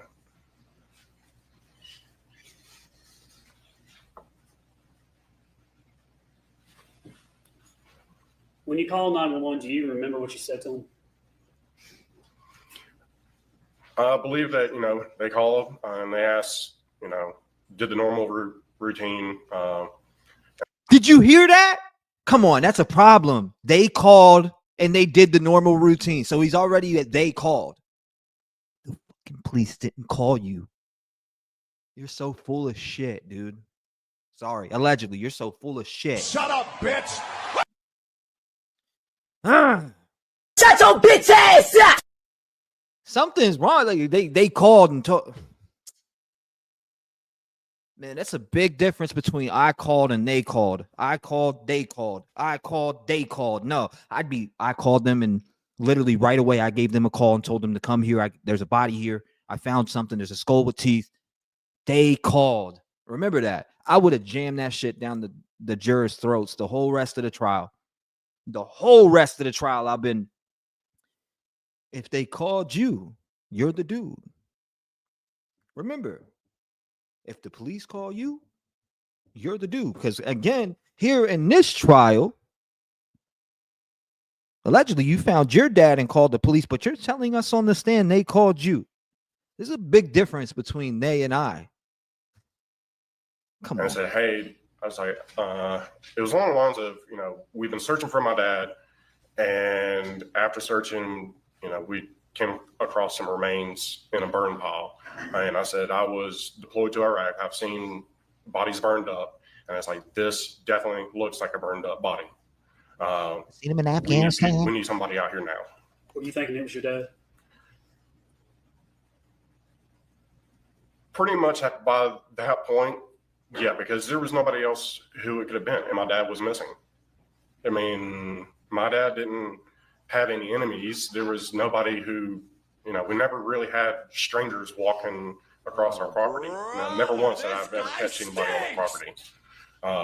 So it was, oh my God. Within an instant, I knew that this was 99% sure this was my dad. After you called 911, what'd you do? I remember I got off the phone with them and I walked up to the driveway. I don't remember if I went on the back side of the house or the pond side of the house, but I came back up to the driveway and Amanda was standing there in the driveway. And I walked up to her and said, Amanda, this is not good. She's like, what are you talking about? I go, there's human remains in that burn pile. I've called 911. The police are on their way. But I was like, Amanda, this is not good. And she just kept saying, what are you talking about? What are you talking about? And that's all I remember telling her that. And then I don't remember who I let know, but I said, I'm going to go meet, you know, who's ever coming up at the driveway at the road so they know where to exactly come to. And I started to walk up towards the road. What was Amanda like at this time? At that time, once I told her about finding the remains, that's when she, you know,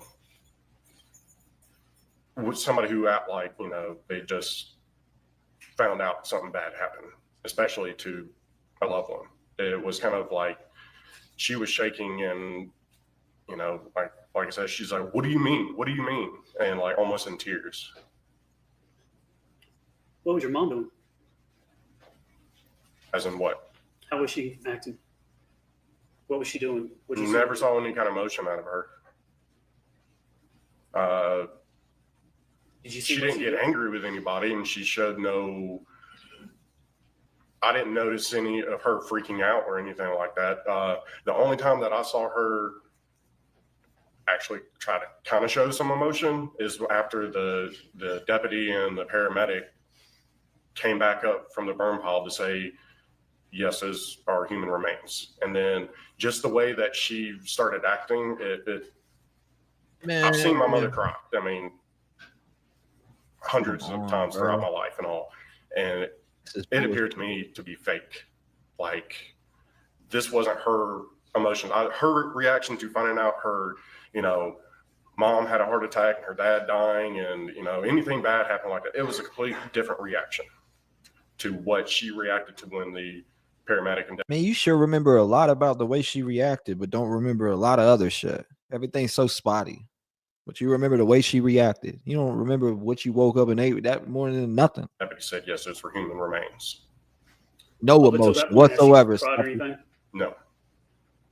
Did she come up to you and ask you a lot of questions or anything? When? After finding the remains and before law enforcement got there, was she asking you questions or saying anything to anybody? I really don't remember because after, you know, I talked to Amanda because I was heading in that direction. I knew I was going to meet them at the end of the driveway up at the road. And that's where I saw Amanda and I let Amanda know. After I let Amanda know, I continued walking down the driveway to go meet either the police or paramedics that were coming. So I walked up to the end of the road. And from there, no, I don't remember her ever talking to me during that time. At some point, did your feelings change or suspicion arise about something's afoot here? Keep my wife's name. I knew something was. I felt something was very off. There was red flags prior to finding my dad. Full of shit. Her having his wallet. I remember at one point she said that she had the credit card. Allegedly. That the one my dad gave me and said never, hold on to this like your life depended on it. Because there was a lot of times my dad said, don't ever give her the credit card. And she had it. And I remember asking her, I go, how do you have this? She goes, well, your father gave it to me. And I knew that was a straight up lie. I mean, y'all have seen it in the text messages that he, said for me to hold on to that credit card. Did you start talking about a gun? So a pistol? So prior to all this happening, I want to say it was in June. I don't remember. It was like the first week of June or the second week of June. We had an AT&T guy come out and do some work with the satellites and all. There was an issue or something. And Melody was gone. She was in Tennessee. And my dad had to go to work. He sent me a text one morning and said, hey, the guys are coming today. I want you to come over here and I'll show you what's going on. So when they got there, we were working down in the basement. The TV that's in front of the leather chair and all, because right next to it is a closet that actually had the main satellite box, and a lot of those components in there was the home theater components, but the main box for the satellite was in that closet. But he said he needed the remote to the TV in the basement room right there in front of the bar area. So I started searching the drawers because we only use the satellite remote to turn on and off the TV, but he needed the actual TV remote. So I started searching the drawers and the furniture around in that room. First checked under the TV, didn't see it in there. And then I went to, there was a piece of furniture behind the couch, and I opened it and I saw a revolver and a leather holster. And I looked at it and I could tell it was, a 38 special snub nose. I was like, I've never seen that one before. And didn't really think anything of it because, my whole life we've always had guns.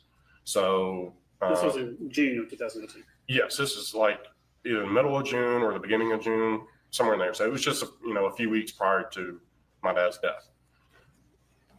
How much of the gun did you see? I looked at it enough that that I knew The gun's missing. roughly what type of gun it was. Do you know guns? I'm fairly knowledgeable. I can't name every single gun that's ever been made, but I know the difference between a rifle, a shotgun, and a semi-automatic handgun and a revolver. And describe this gun that you saw.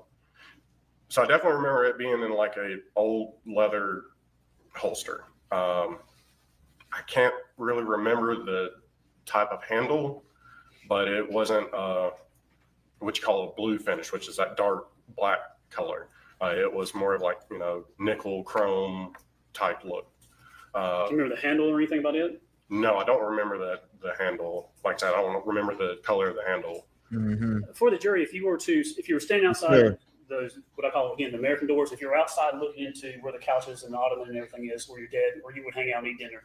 Okay. If you walk into 2017. doors, tell the jury where this drawer or this dresser or whatever it is where you found this. So if I would have had my back to the door, the couch would have been right in front of me, and that piece of furniture would have been right here to my right.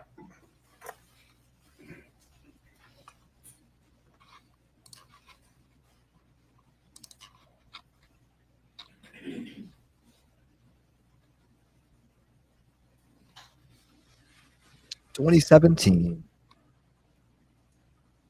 I think it was July or in July. When you found the gun, what did you do with it? I didn't do anything with it Did you because touch it, pick it up, move it, or just look at it? I kind of maybe grabbed enough to kind of like look at it, but I did not pull it out of the drawer because I had the AT&T guy in the basement with me. I didn't want to freak him out. But no, I never really fully picked it up and looked at it. Brother, this guy stinks! So yeah, that would have been the piece of furniture, the lamp there. Somebody right here, this is Thrasher 226. Yes, that was the piece of furniture that I saw it in on the top drawer. Get this fucking So this brick is up with this the damn. sliding doors coming in again on the right. Yes, sir. He's a liar, When did you start? Why did you start thinking about this gun? What made you think about gun? And who did you start telling about this gun? When? On the 5th. On the 5th. So So is that to cover your own ass when you go, I picked it up and enough to look at it, but I didn't want to scare the guy. I remember the details about the guy coming by and, get the fuck out of here. He remembers picking it up or putting it down. I didn't want to scare the guy who was here working on the. You remember those little ass things, but you don't remember the morning and day that your dad was. Shit stinks, man. after, talking with her and, the comments that she's made previously, everything Yeah, was with just, the I was T-REV. getting red flags and all. And when I went down to check on the CPAP machine and the shotgun, after I checked the shotgun, I remember seeing that revolver. So I just wanted to go over and look to see if it was still in that drawer. So on the 5th, did you go to see if that gun was there? Yes. And what happened? So I went and opened that drawer and that gun was not there. And closed the drawer back, didn't look anywhere else. And I went back upstairs.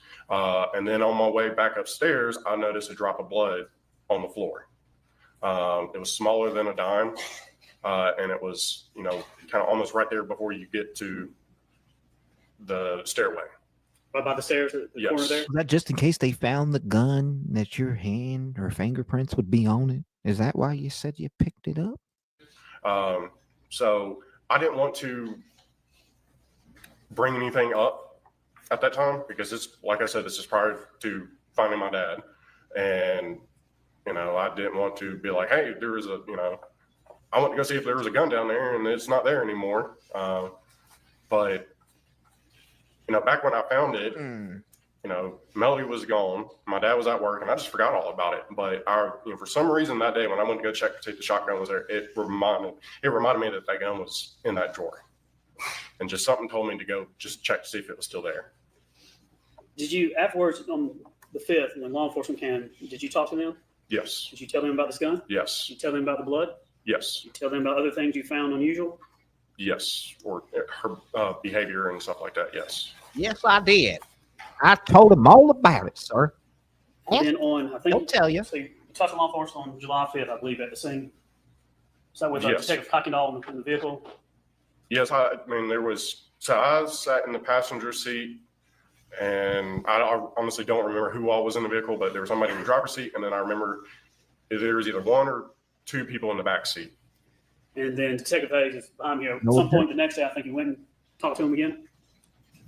I want to say it was him that night because Yeah, that night into the next day, Yeah, down at the Freedom Precinct. yes, I don't really remember talking to Detective Hayes right there on the property. My memory that I think the first time I remember talking to him was at the Free Home Fire and Police So Precinct. one time on the scene, and then talking to the detective at the precinct.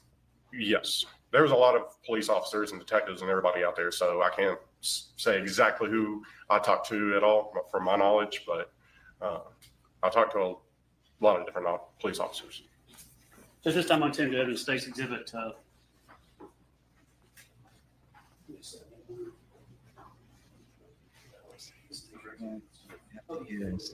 No objection. So that's two minutes now. I got you. State 7. So it's S Fair 7, S Fair 8, and S Fair 9. Right there, man.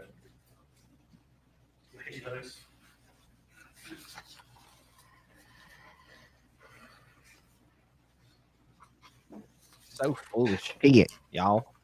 Appreciate it, Selena. Let's start with 9. S Fair 9. It's hot. Not 7 or 8, let's go to 9. Probably because I'm getting mad at this dude on On this one stand. here, you see there's some text message between you and your dad on the cell phones. Yes, I do. Let's see, looks like on June 6, 2018, at the first one, 109, 12:07 p.m. Yes. This is from you to your dad. Can you read what that says?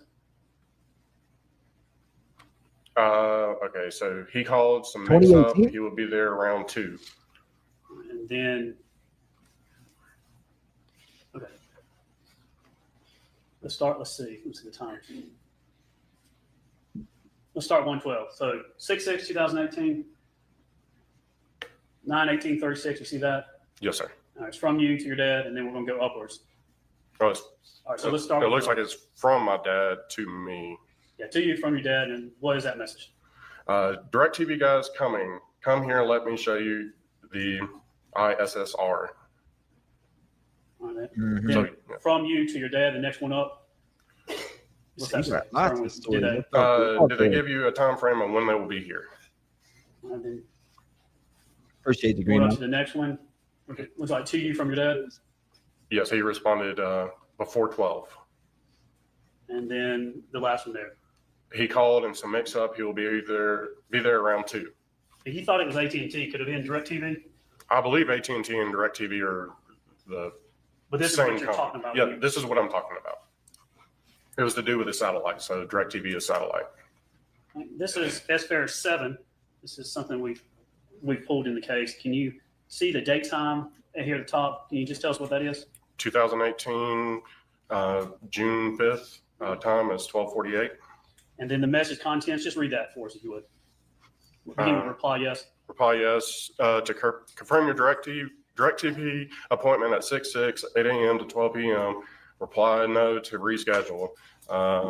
To stop receiving this message, reply stop. That is my fucking And wow. SFAIR 8, You're accusing this there, is a sir. June 6, 2018 text from them. And the message contents, what does that say? You can just. Hello, we recently completed a DirecTV visit. If you're experiencing service issues, please reply or call 678-971-2219 to guarantee tech within 24 hours. That's small. Couldn't see that. Were you running around repeatedly saying there's lots of blood down there, there's lots of blood down there, or anything like that? I never once said that.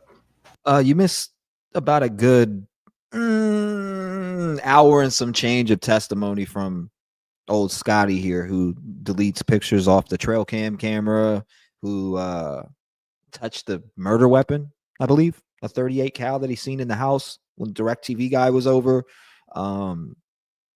Yeah, there's a lot. Plus, he sat here with this guy and said, they called me. They called me when I found my dad's dead body. They called me.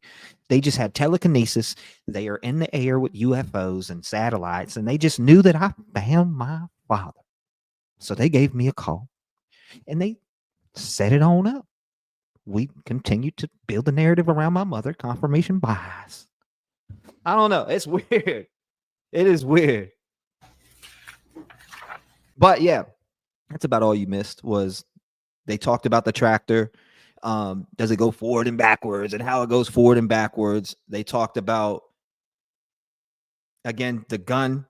He said he touched the gun. I didn't hear that the first time around, which I really didn't. I mean, this is my first time actually hearing this day of testimony, but I did watch a video and it showed testimony from all kids, which was about 55 minutes long on Law and Crime. But I didn't see the certain part where he said they again. I'm sure he says that on the stand also with the defense. He said, missing your crazy self. Hey, we be wild cougars up in this chat. I'm done. Cougars. Oh my God! Where are the cougars, Rev? You know, I love me cougars. You know, my name is Sal. I'm from New York. And one thing about the Rev Gang family is they have cougars. I want to juxtapose two points on June 5th and June 6th. So one is when you're at the scene and you're talking to law enforcement, and then June 5th going into June 6th at the Freedom Precinct when you talk to law enforcement. You mean July? Yes, excuse me, I'm sorry. July 5th and July 6th. The two positions I want to talk about is when you're at the scene and then you're down at the precinct. At what point did you learn that there was actually a bullet was found in your father's room? So we were there very, very late at night. I know it was probably close to 11, midnight or so. And they kept us in a kind of a conference room. If you know, you know. And they brought us one by one back into another room individually.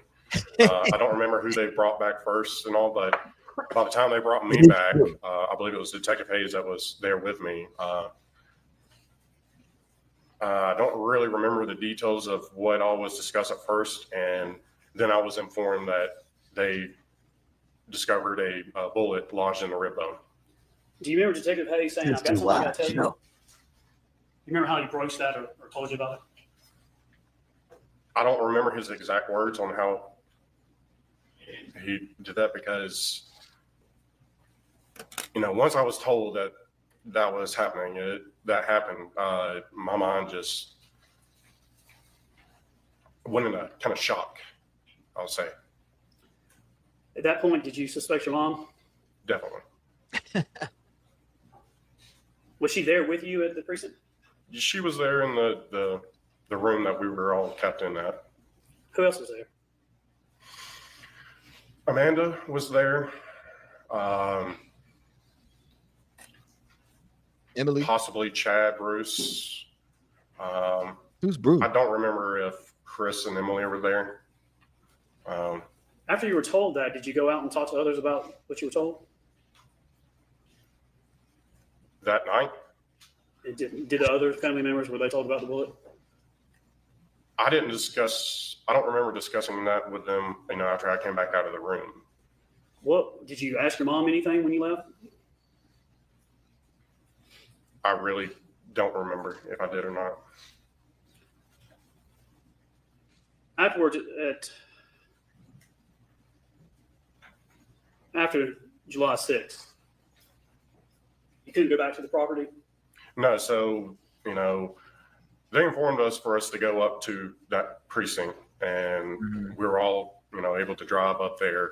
We didn't have to ride in any squad cars or anything like that, but they did inform us that we were not allowed to go back to the property. So, Glad to see you, Lorraine. love the name, by the way. Melody went Great and name. stayed with Amanda, and once we were fully released for the night. If I have another kid at some point, which I don't, you never know with that, but I would name him Lorraine. I love that name. I left and went back up to the lake house because Ted was there and some other friends. So I knew I had somewhere to go to sleep that night. Afterwards,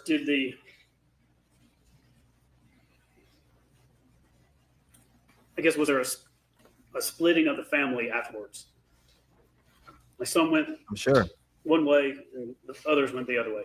Oh yeah, I mean, once we found out that there was a bullet found in the rib bone, that obviously he's been shot and then burned, and we all put the pieces together because my dad had no enemies.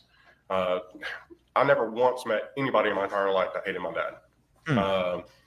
So we knew somebody, wouldn't have come there. The house wasn't wrecked. I mean, there was nothing.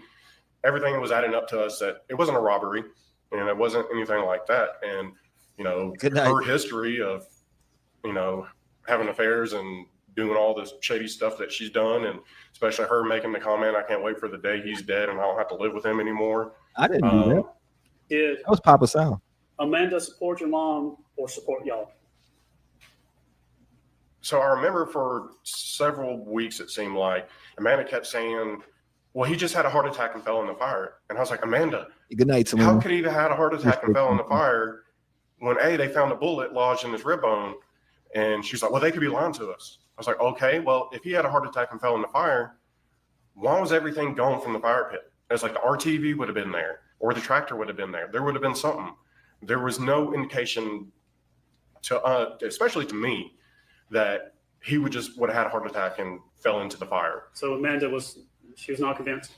She was not convinced on him being shot. Was she supportive of your mother? Oh yes. I mean, like I said, she was always glued to her side from the time I showed up over to the house and even after, and she was always with her. Now, afterwards, She the was property, always the with house, her. and It's an the interesting contents of the house statement. and things like that. Fair to say that your mother and you and things. What about having your brother? problems or some arguments Randomly. over the disagreements, if you would, over the property and the house and trying to sell it and whatnot. Afterwards, yes. I thought I was the only one that thought these attorneys suck. I'm talking defense, prosecutors. They're just letting a bunch of hearsay walk up in this courtroom and letting it ride. Is that how it got to 21 days worth of bullshit? Because they're just letting people get up on here and it's all hearsay. How about we just run off the facts? She immediately after this was all about trying to get as much money as possible. Was Amanda being the go-between between you and the defendant at times?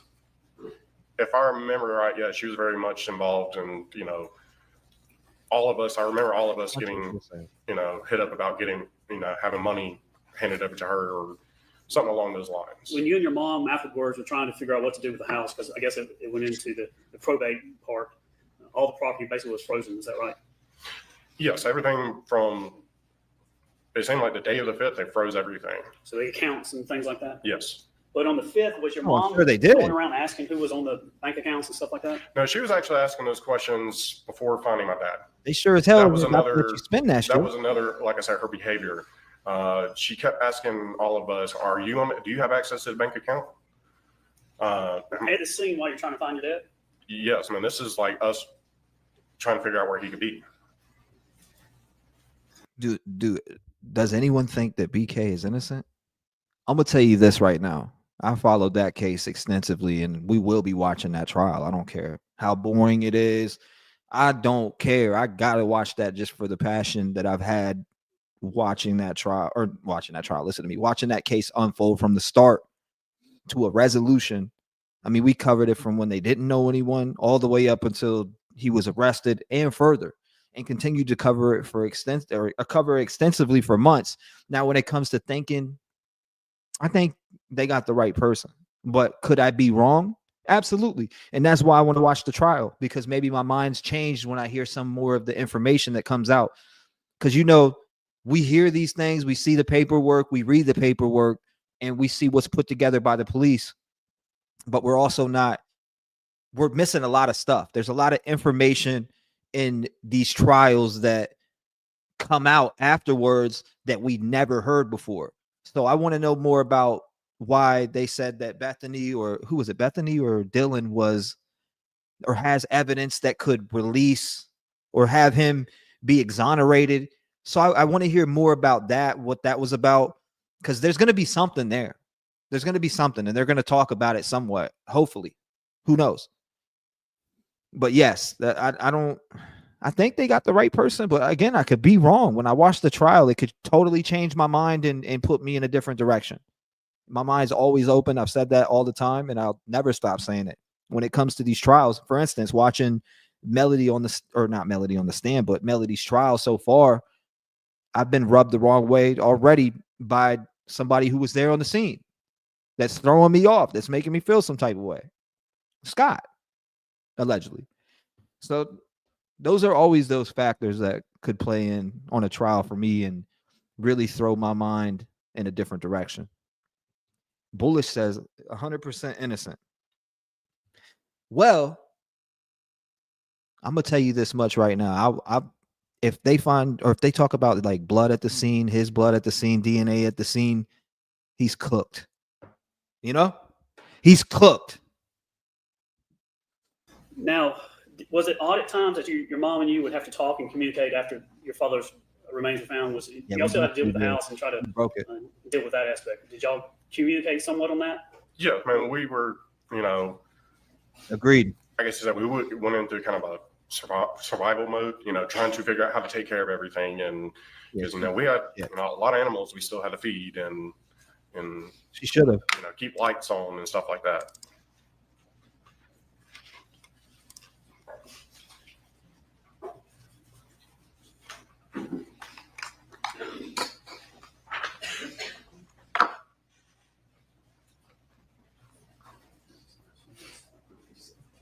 They better deliver that story. Right. Idaho 4. As fair as 5. They said they illegally obtained evidence. There's a lot going on in that. I've been keeping a close eye on it because I'm ready to cover the trial when it comes up. We need to do it. You know what? I kind of feel like we need to have a Idaho 4 live soon, this week, something. Like I need to catch up on a few things. There's a lot of stuff that came out since then. So maybe we need to do a little deep dive live where we talk about it and really dive into some of the information that's coming out that we're going to see in the trial. This is a cell right. Rowan, look at this. If you can turn to page 2, number 3. I'm down. You're damn right. Daytime. Bullish. We'll be on when they go live. So you see how at the top, when you go from and to, so the first category here with the number is from your mother to you. And does that say how early can you be home to help me get barn cleaned up? People are coming at 6:30. You see that? Yes. And what is the date of that one? The timestamp there. Can't miss. 4/8/2019. So y'all were still communicating after the fact of what to do with the house. Is that right? Yes. And page 4 We're go covering number that 9. live. We ain't missing that shit. No way. From your mom to you. And there's a text message about goat is having a baby. Do you see that? Yes. And that was in April of 2019. Yes. Did you still have to take care of the animals and things like that? Oh, yes. Was anybody else there helping you take care of the animals? No. Were you still staying in the barn at that time? Yes, I was. I'm going to page 9. So, all right. So, Scott, you're telling me that right after you had suspicions that your mom committed this murder, but yet you're still staying on the property with her and cleaning and doing all these different things? So you had no problem closing your eyes with the killer around you. Noted. Noted. Put it in my book. Gotcha. What's up, Alex? Welcome.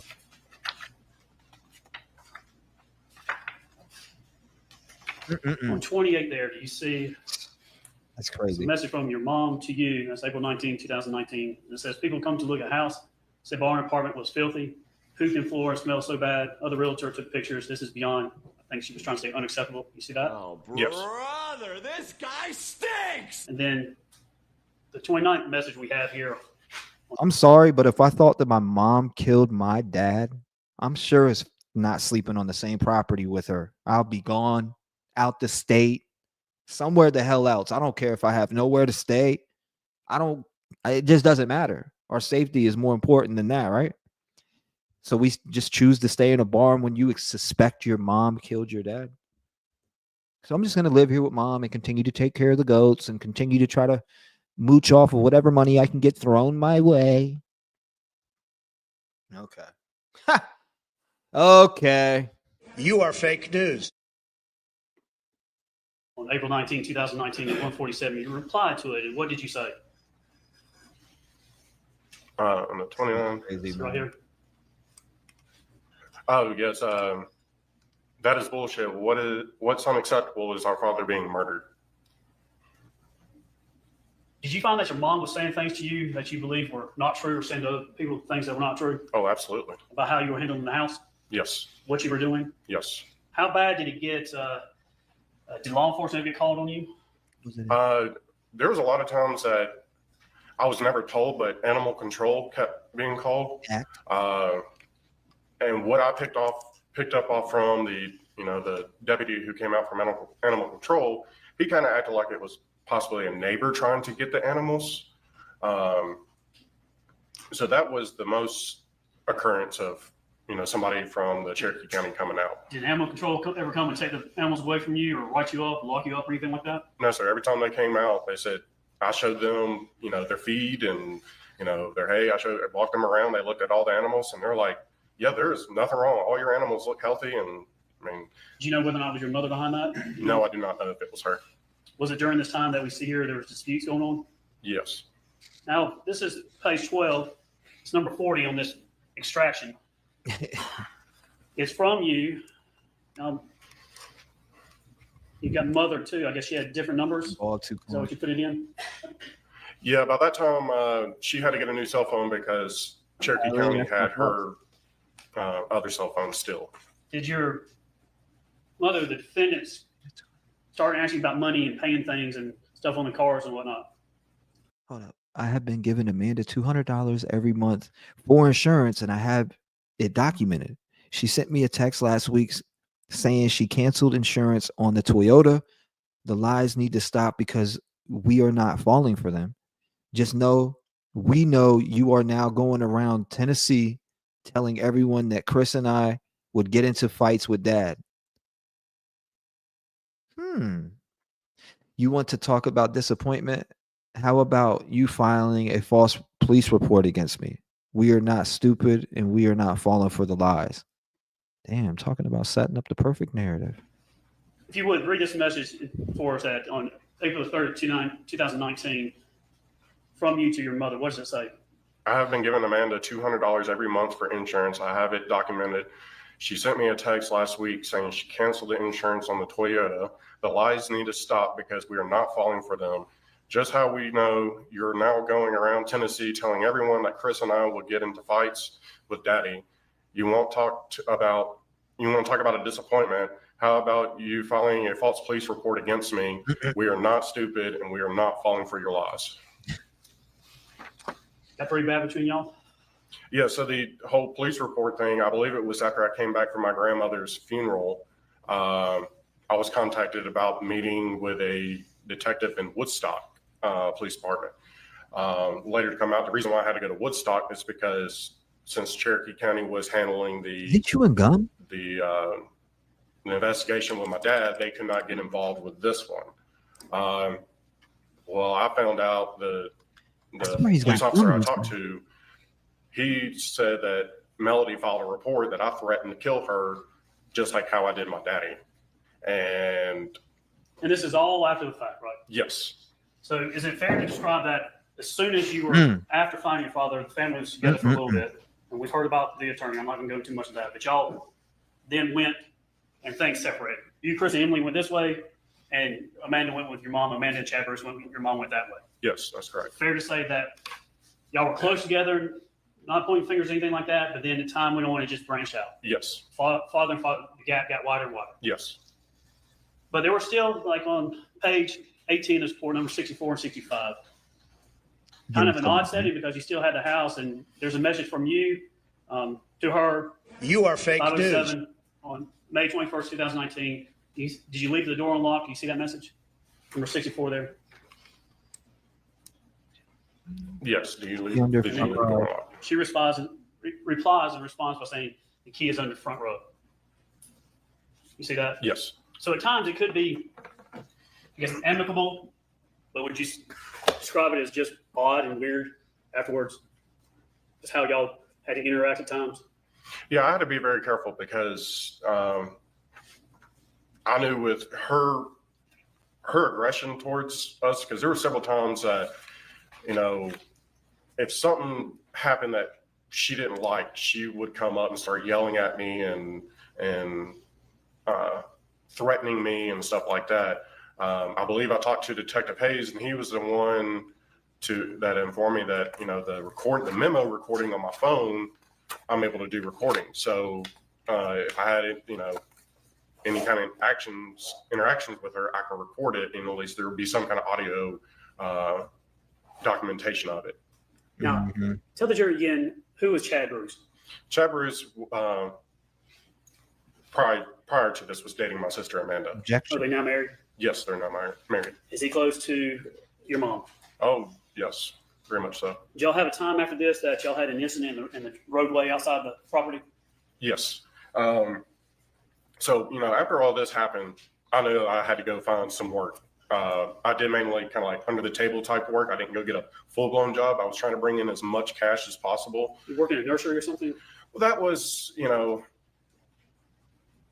I didn't immediately start working at my friend's nursery. I actually went and worked for somebody who I knew who had a landscaping, cutting, lawns and stuff like that. At some point, you and Chad had an incident in the. Yeah, so I came home from working all day, and I pull up and I see Amanda and Chad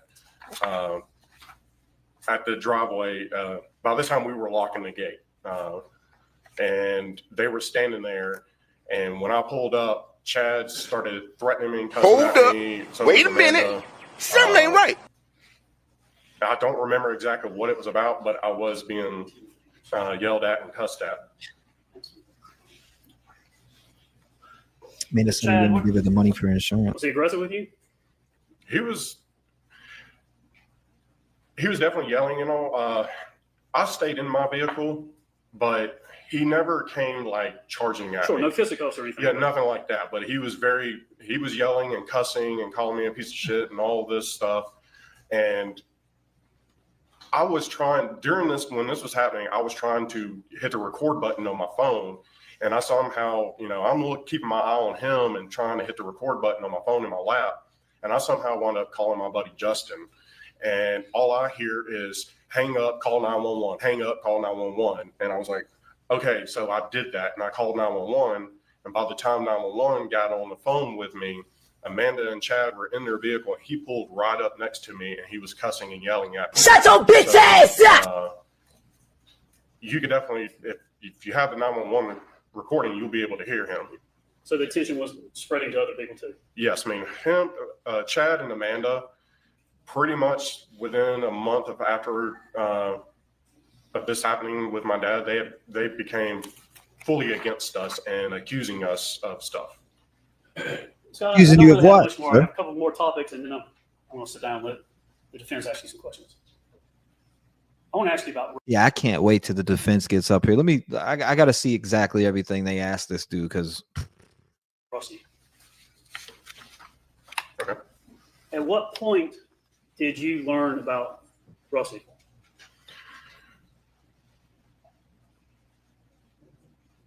It was sometime around not Amanda, but Emily's wedding. I know it was. Shit, now he's got another husband going. Keep my wife's name out your fucking mouth! He's got everybody brought doing up that it that. was odd that Melody wanted to have him there at the wedding. Scared you? You good? I don't ever really remember meeting him as a child. I remember meeting his dad and also, Martha Jane. Less than a handful of times we went and saw them through our childhood, so I don't remember Rusty. Yeah, so, Scott, what I want to know is on July 5th of 2018, was Rusty Barton even in your mind? And this was going on. No, not at the moment, no. Did you learn more stuff after the fact? Oh, yeah, man, But more came out. But your dad didn't know about Rusty Barton? Yes. How do you know he knew about it? I knew at one point my father sent me a text message saying along the lines of the girlfriend of Rusty Barton that your mother's having an affair with contacted me. I don't remember, what the rest was said in that text message, but I knew by that point he was aware of Rusty. Your dad got a message about Rusty? Yes, from what he texted me, he got a message from a woman that he was dating, apparently. So the girlfriend of Rusty? Yes. This is S-Fair 6. I tendered yesterday. It's in evidence, and I want to go to. Do you remember talking or texting with your dad exactly what the language was about Rusty? I would have to see this kind of recap my mind. Look at S6. And for the record, I re-tendered it back into evidence, but this is number 23. It's your dad's sale from him to you. It's October 20, 2017 at 9:19 a.m. Do you see that? Yes, sir, I did. Hold up, the girlfriend? Well, oh man, I paused it at a bad time. The girlfriend of her boyfriend, Rusty Barton, sent me several disturbing emails last night. She is spending a dime, something of money. A dime of my money?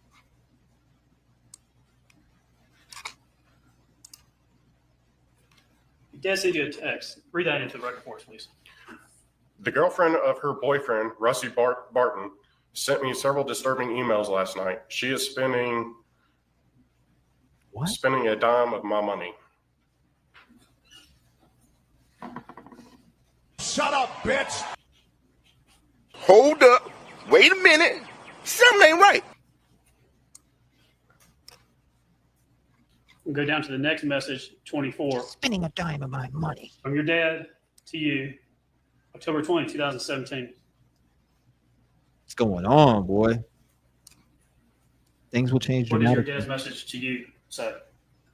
Ooh, things will change dramatically. You need to pursue a job soon. I didn't see that. I didn't see that the first time around. But I also didn't watch it. Things will change dramatically. You need to pursue a job soon. So he was telling him that he needs to pursue a job soon. Man, that just adds to more motive for me. Oh my God, Daddy's credit card's not going to be there for me. Daddy's not going to have his credit card. I can't use Daddy's credit card no more. Things are going to change dramatically.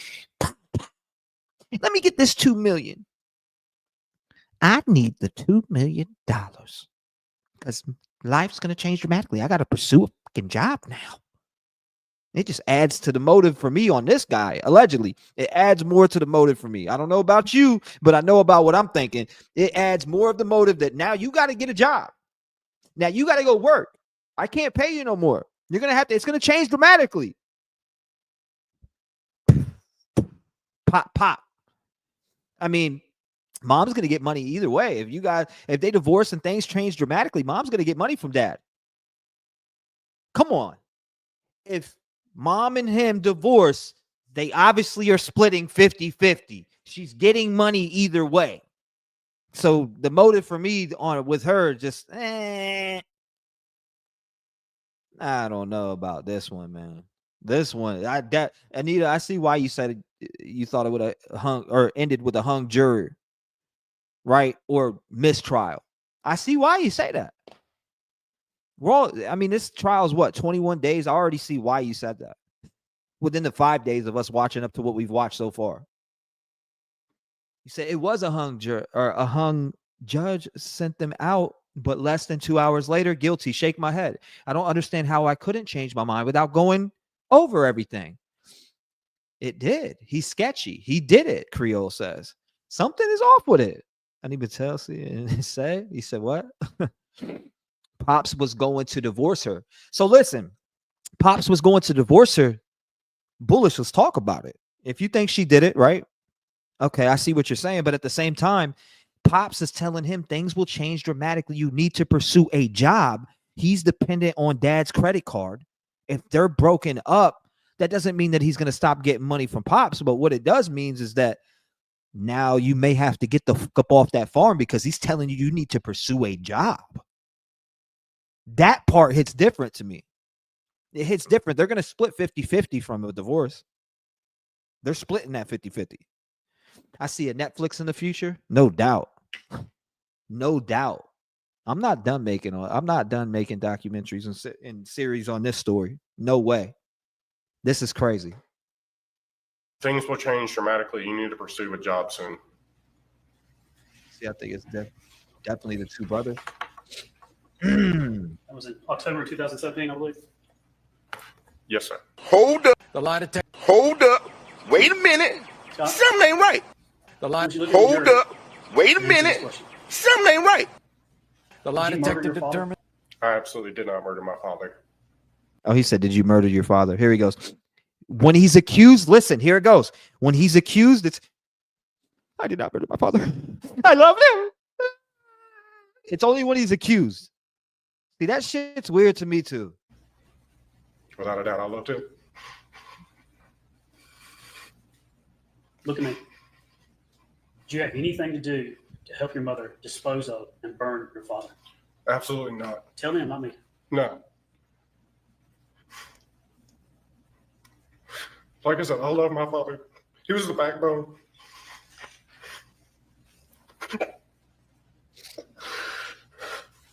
Only when he's accused, man.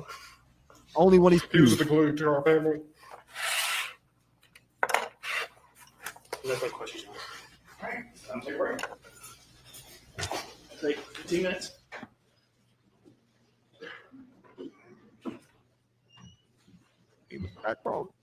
Only when he's accused. Sorry, that's the only way that's how I'm seeing it. Only when he's accused.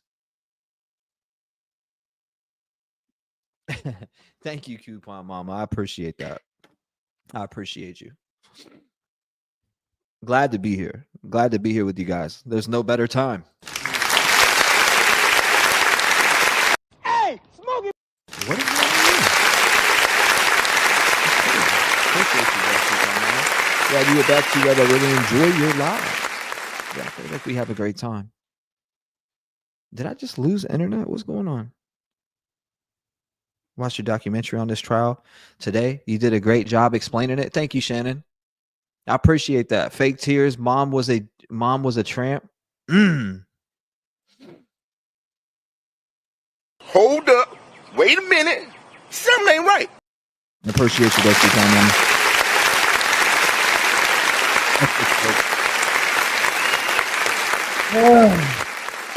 And it's only when this guy's accused that I've like he starts to break down, but I'm not seeing no tears. He's dry as a friggin' cracker, you know.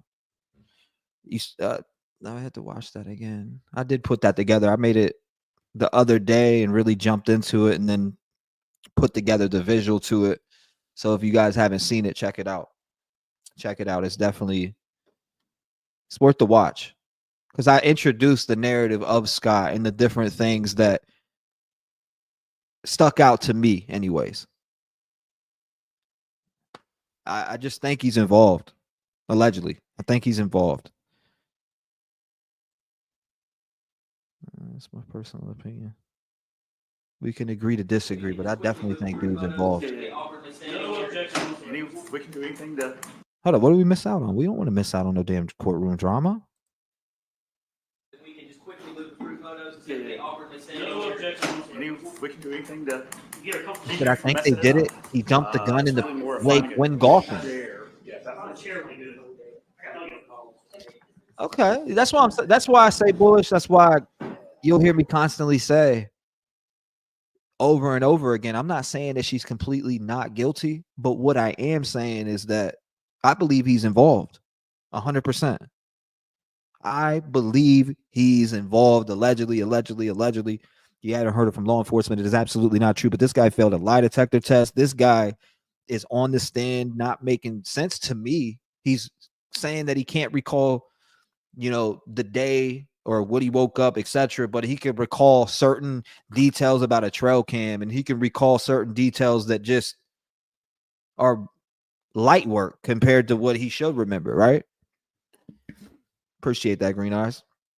You warm the cockles of my heart. What's cockles? I'm done. You say you really do bring good content to your lives, and it's not made up bullshit like some of the other creators do on theirs. I just like to roll with my heart. I don't script nothing. We come right off the top. Every single live stream I do is off the top of the head, on the spot, right away. And that's how I like to keep it. I like to look at information on the spot. I like to read stuff on the spot. I like to watch stuff on the spot. I like to discuss it on the spot. Raw in your face. That's how I'll always be. That'll never change. You say, yeah, just like his brother did when just like his brother did when they asked the same question. When asked the same question. It's completely talking to you, eye contact, and then once you bring up, did you murder your father? I didn't. I love him. That's all I'm hearing. Like, it's only when you are accused or being questioned about it that you show show emotion.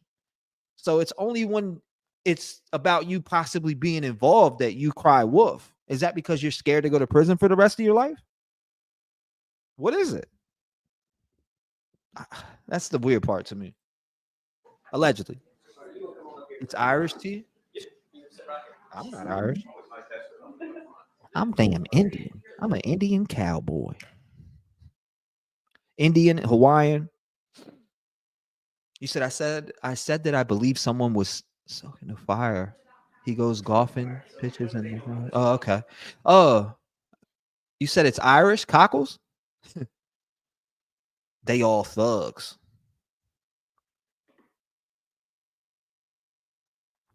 Who the hell's coming up on the stand? Cherokee County. All right, let's scoot it up a little bit. The defense is up to bat, y'all. This is what I wanted to see. Design an articulating mount that rotates. I didn't know it was Irish. What's cockles? That's a new one to me.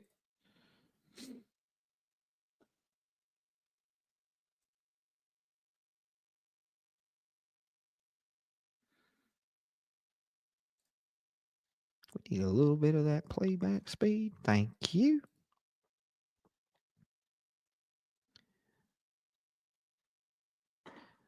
She's got lies.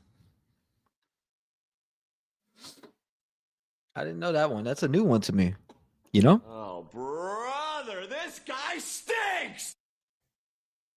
No, because if y'all are like me, you don't want your Chick-fil-A sandwich to sit on that pickle for too long. Chick-fil-A? Man, now I'm hungry. Talk about Chick-fil-A. All right, go ahead. This is crazy. Good morning, Scott. My name is John Luke Weaver, and I, along with Michael Ray, represent your mother. I want to start, and a lot of the stuff you talked about yesterday, but I do want to talk. I want to go back in time a long way to your childhood, and I want to kind of go through that and work our way up in time from there. So you were raised where? From the time we lived in Birmingham or Alabama to your first memory. Where did you live? My very first memory, I vaguely remember living in Tuscaloosa, but majority of my childhood memories living in Birmingham, over in Hoover. That's where you, in your mind, that's where you really grew up. Was it? Yeah, I mean, I was there all through elementary school. All right. And so I kind of want to talk about how everybody was in the family. I mean, the family has kind of become a critical part of this case, as you know. So I want you to tell the judge or the jury kind of your perspective on everybody. So tell me about your older brother, Chris. Growing up, what was he like? Growing up, him and I were very much involved in baseball. And we played a lot of spring ball, summer ball, fall ball. I mean, baseball we were consumed with. And, you know, my brother and I will always help my dad do projects around at that house there. I remember helping him build the back deck. And, so y'all played baseball, so you tall guys. Now, what position did y'all play? We played a variety of different positions. Pitcher? I mean, at one point, I was a pitcher. Played a lot of outfield. I don't really remember what all my brother played because we were never on the same team because he was older than me. But, you know, I've been shortstop, first base, pitcher, outfield. You play in school for the high school teams?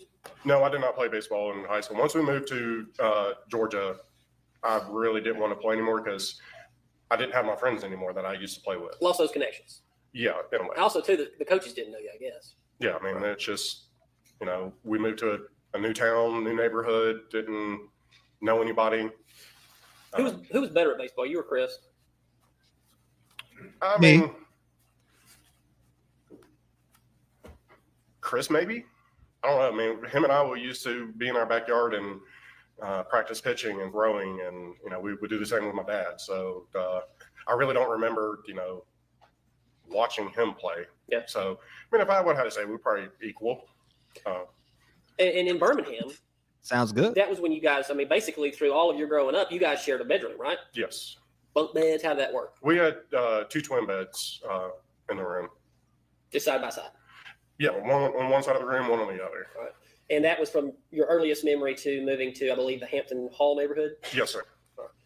And so tell me about that. Did Chris ever get in trouble? Which one of you two was the mischievous one? Somebody had to be. Two brothers. I mean, yeah, we always got in trouble for something. I mean, nothing really stood out to, you know, that will stick in my memory. Sure. But I mean, yeah, we got in trouble like any, you know, boys would that were, Okay. you know, this is before cell phones and internet and all that. So, you know, we were out, you know, actually playing like, you know, kids did back then. Old school. Old I think school that's way. the word you use. You're old school. Yeah. Okay. Like your dad, right? Yes. Okay. So, but of the two of you, I mean, I've got two sons, and I got a mischievous son, and then I've got one who's basically always pointing the finger at the other son. But can you say of the two of you, which would be the more mischievous of the brothers? Just pick one.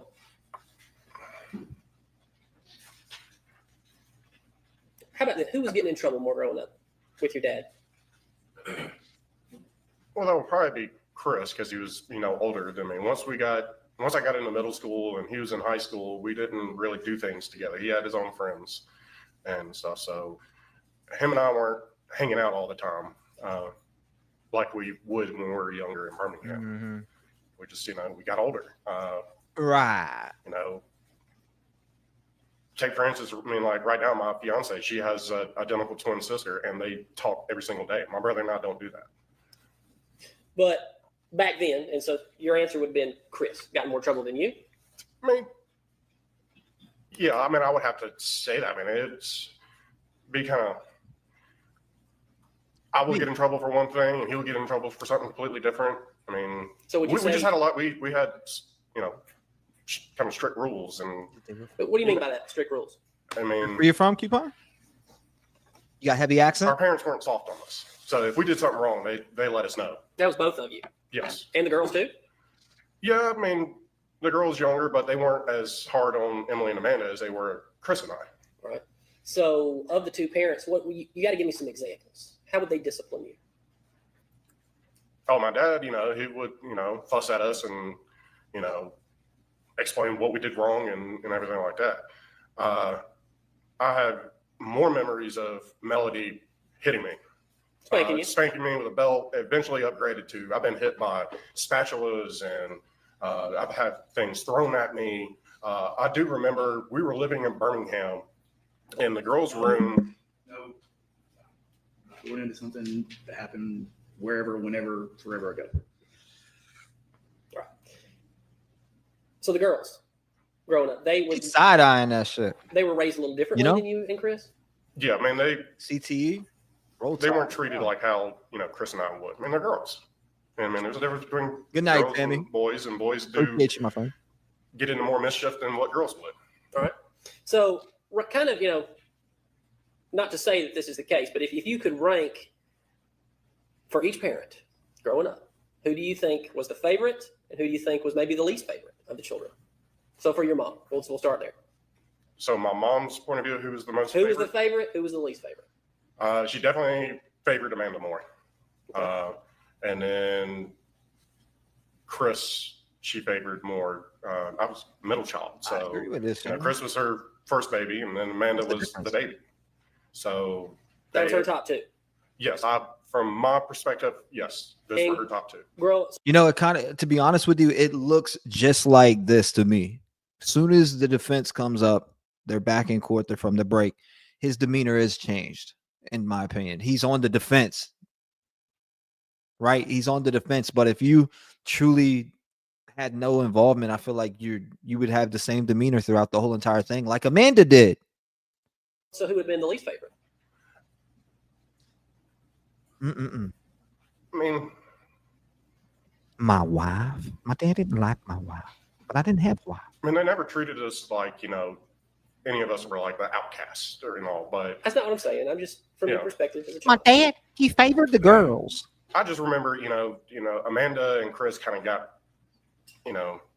treated a little bit better than, they got better birthday presents and got more attention in a way. And I'm not saying Emily, didn't get that. They got better birthday gifts than me. They got better birthday gifts. Damn, you are jealous. He's jealous. They got better birthday gifts than us. We were handed lollipops and suckers.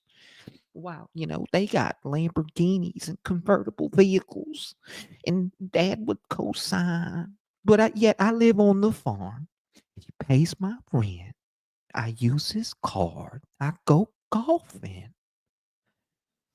Man, get this entitled little bitch up off the stand. Next. And I didn't get it because, my dad always made sure that, all of us were treated, kind of equally.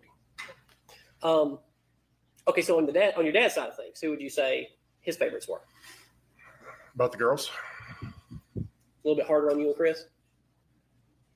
He was just, When you say right, Steffi, he's on the defense about them damn gifts too.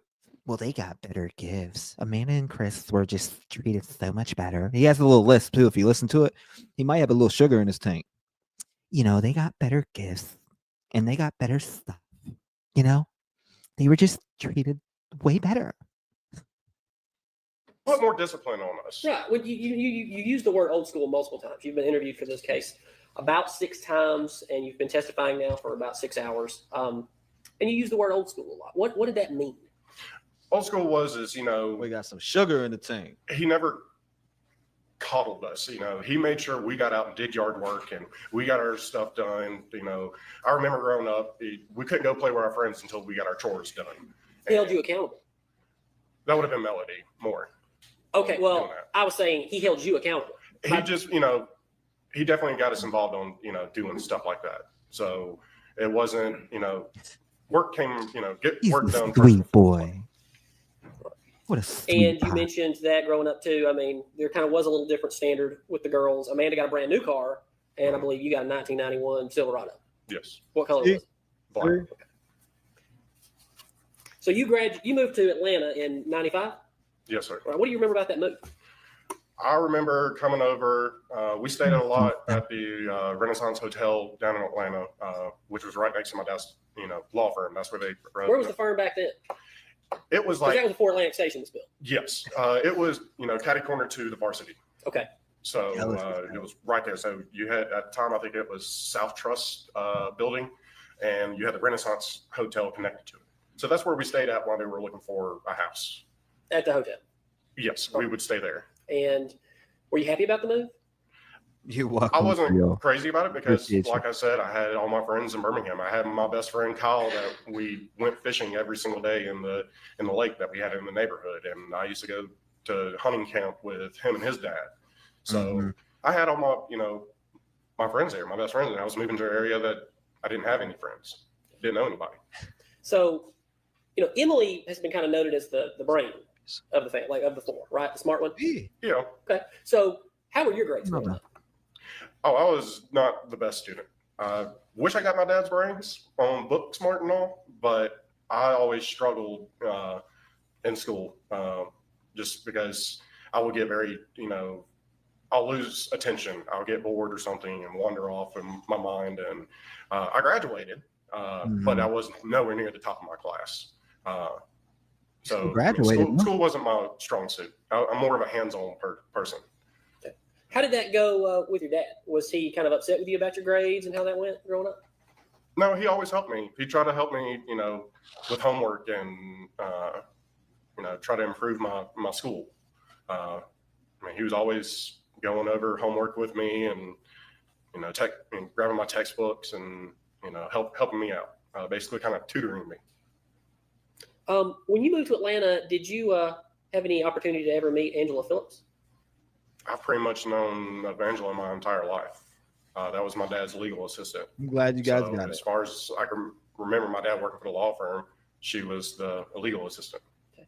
And when did you find out about the relationship that your dad had with Angela? I never knew about a relationship with her. Have you ever heard about it before? Nope. This is the first time I'm ever hearing this.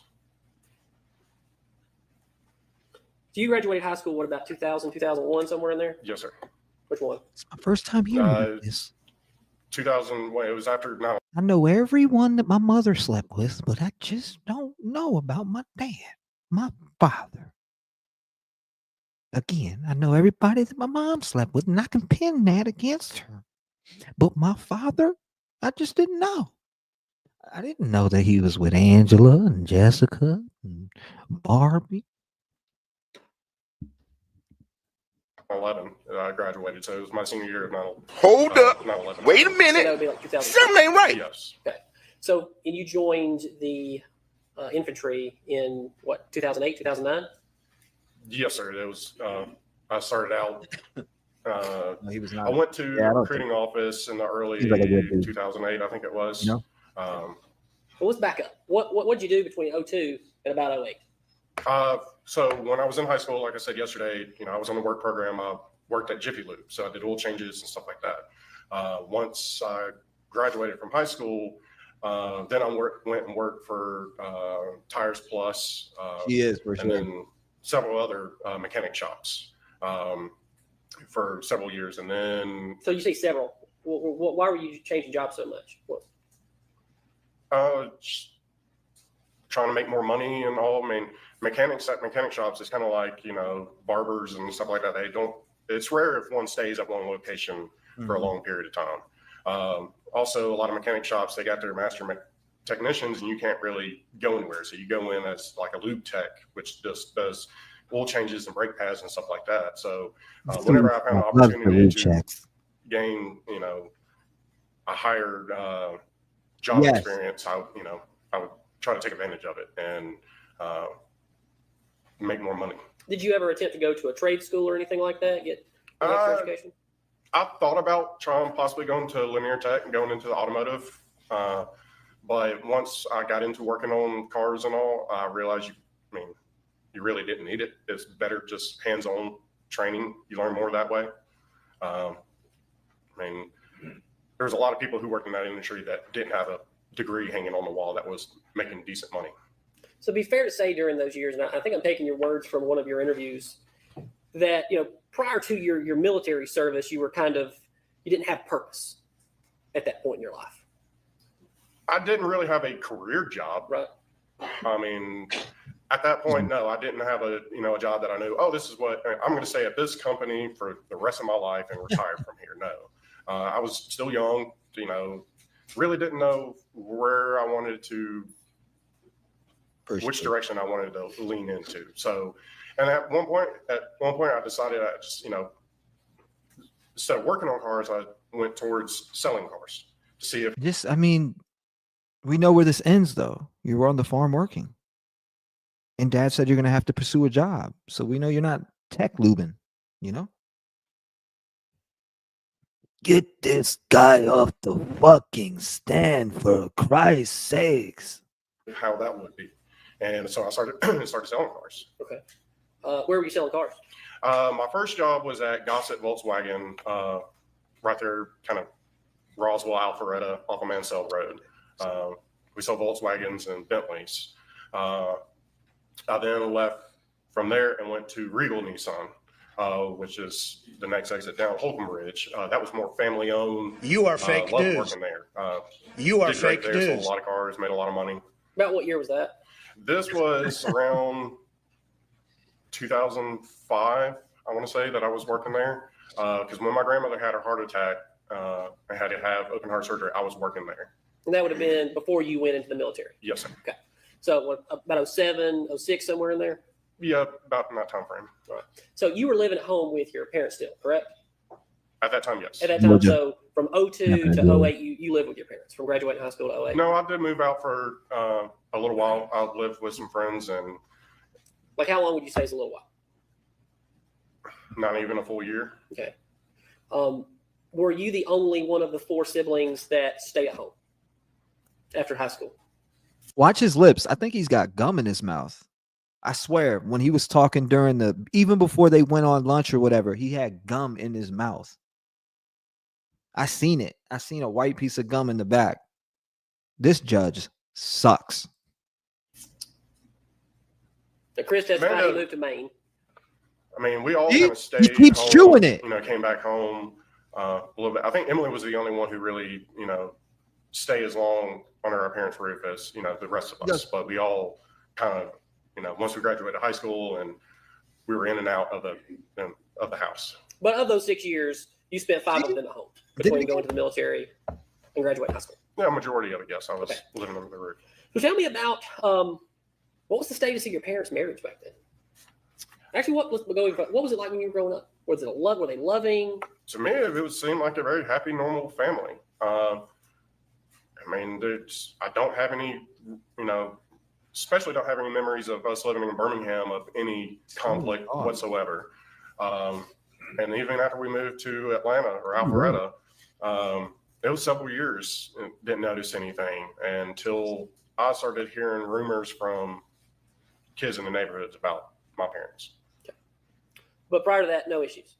No, not that I remember. So after high school, you're living at home. Were you noticing any issues, or was it still just normal? It still kind of seemed normal. I mean, there was nothing that stood out to me. All right. Did you ever, how about during those years, which one of the parents did you spend the most time with, your mom or your dad? Your mom. I mean, obviously it would be my mother because she was a stay-at-home mother, so she was there. My dad was always at the office. Come on, that's common sense. So, but is that when y'all started kind of? It seems like you guys both had an affinity, an affection for yard work, and working with your hands. Yeah, that's always been. It seemed like my entire life. So back then, even would you and your mom do stuff like that? Oh yeah, I mean, we all got out and worked in the yard. All right. And it sounded like when your grandmother, Miss Walker, had her heart surgery, that you went over there with your mom. Yes. And stayed for a long time. Yes, there was quite a period of time that we were up there. So of the two parents, and I know everybody always gets asked a lot of questions, This is a serious case, so I have to ask a lot of questions. Mm-hmm. But back then, and even through, I would say, 2018, I'm just asking, which one of the two parents did you spend the most time with? Well, it still would have been her because my dad was working. So I helped her with the situation with my grandmother. So I believe, Emily was in college. Amanda, at the time, I think she was in college too. Chris was doing. You see what I'm saying? He's already contradicted multiple Hold times. up. Wait a minute. Something ain't right. The lie detector determined that was a lie. Now do you see why he failed the lie detector test, allegedly? Doing his thing. So, I was the one that, was really able to help her, with the whole ordeal of my grandmother. So, I was around her the most out of the two. Y'all close. You, Mama. Yeah, I mean, My mama said best buddies. Gotcha, But bitch. yeah, I mean, she was my mother, and I was there to Gotcha, bitch. help her out with everything that was going on. Right. I mean, you now refer to her exclusively as Melody. Yes. And you started doing that in 2019, and you've been doing it ever since 2019 into 2020. But even when you talk about her in past tense, you use the word "my mother" talking about her back then. Yeah, I mean, she acted like a mother. She was my mother, and the reason why I don't like calling her my mother now is because the way she treated me after all this started, and then once it came out that my father was murdered, and her actions prior to him being murdered. Yeah, I mean, she tore our family apart. So why did you decide to go into the Army? So once I noticed things were happening between her and Ted, and that was going on, my father actually told me, you might want to pursue another job, because I was in sales. I sold cars. You didn't have a chance with all this entitledness. The housing market crashing. He also did bankruptcy as well, too. So he kind of said, hey, you might want to find a different job because things are about to get bad. So I knew I've always wanted to serve. I've always been an outdoors guy. I don't obsess over sports like my brother does. I'm more hunting and fishing and going out, being in the woods and everything like that. So I decided that I wanted to go and join the Army and just kind of restart my life over, get away from That's the word, restart. That's the word I think you've used previously. Yeah, just, I knew going into the Army, I'll be able to, get away from the situation that was starting to brew up. What was that? That Melody was having an affair with Ted Wiley. What does that have to do with your situation starting to brew up in your life? What does that have to do with your life? I didn't want to see the drama and turmoil going on between my parents and this, and I had my grandmother. So you're telling this jury that you joined the Army because you believed your mother was maybe starting to have an affair with Ted Wiley, and so you're going to join the Army. And it's not because you're bouncing from job to job to job in the mid 2000s and you don't have your own home. It's not, that wouldn't be why you joined the Army? There's a lot of different factors of the reason why I joined the Army. I mean, the stuff going on between, in my parents' relationship, and then also my dad telling me about, the economy going, and I started to see it. I wasn't selling as many cars and stuff like that. And, I just wanted to, it was my way of kind of going into how someone would go to college. They're getting away from the family and all. So I chose, the Army path. So you were born in 1983. Yes, sir. And then you joined in 2008. So that would have made you about 25. I was about 24 around then. So a little older than the average person coming into the Army at that point. Yeah, I mean, when I actually went through basic training, there was actually several people who were older than me, and some the same age, but yes, majority of them were, 19, 20 years old, fresh out of high school. Sure. And where did you said yesterday where you did your basic? I didn't write that down. Down at Fort Benning in Columbus, Georgia. And what was your report day on that? My report? Your first day of report. The date. I It's don't the date. remember the exact date. I remember my dad dropping me off at the recruiting office, and the recruiter took me about the car and took me down to MEPS down in Atlanta. My mom's mom and will always be mom. I don't care what we went through. I'm 34. I've never called my mom by her first name. Hey, Lana, can you come over here and give me your credit card, please? Gary, can I get your credit card tonight? I want to go golfing with Johnny. Nah, hell no. Hell no. I could never call. I don't care how much my mom hasn't been there for me or whatever. I all of that can be overlooked. I'm gonna always call my mom mama to the day I'm gone. I don't really remember the exact date. I haven't talked and you to my mom remembered in you years. testified yesterday that you actually remembered your mother crying when you were leaving. That was when they dropped me off at the airport when I was flying back to El Paso to deploy to Iraq within 24 to 48 hours. And that was in 2009, correct? Yes. And your tour in Iraq, do you remember when that started? It was in April of 2009. Mm-hmm. How long were you on tour over there? It was we didn't hit a full exact 12 months, but it was like 10.5 months or so. Because I came back, I believe it was in May of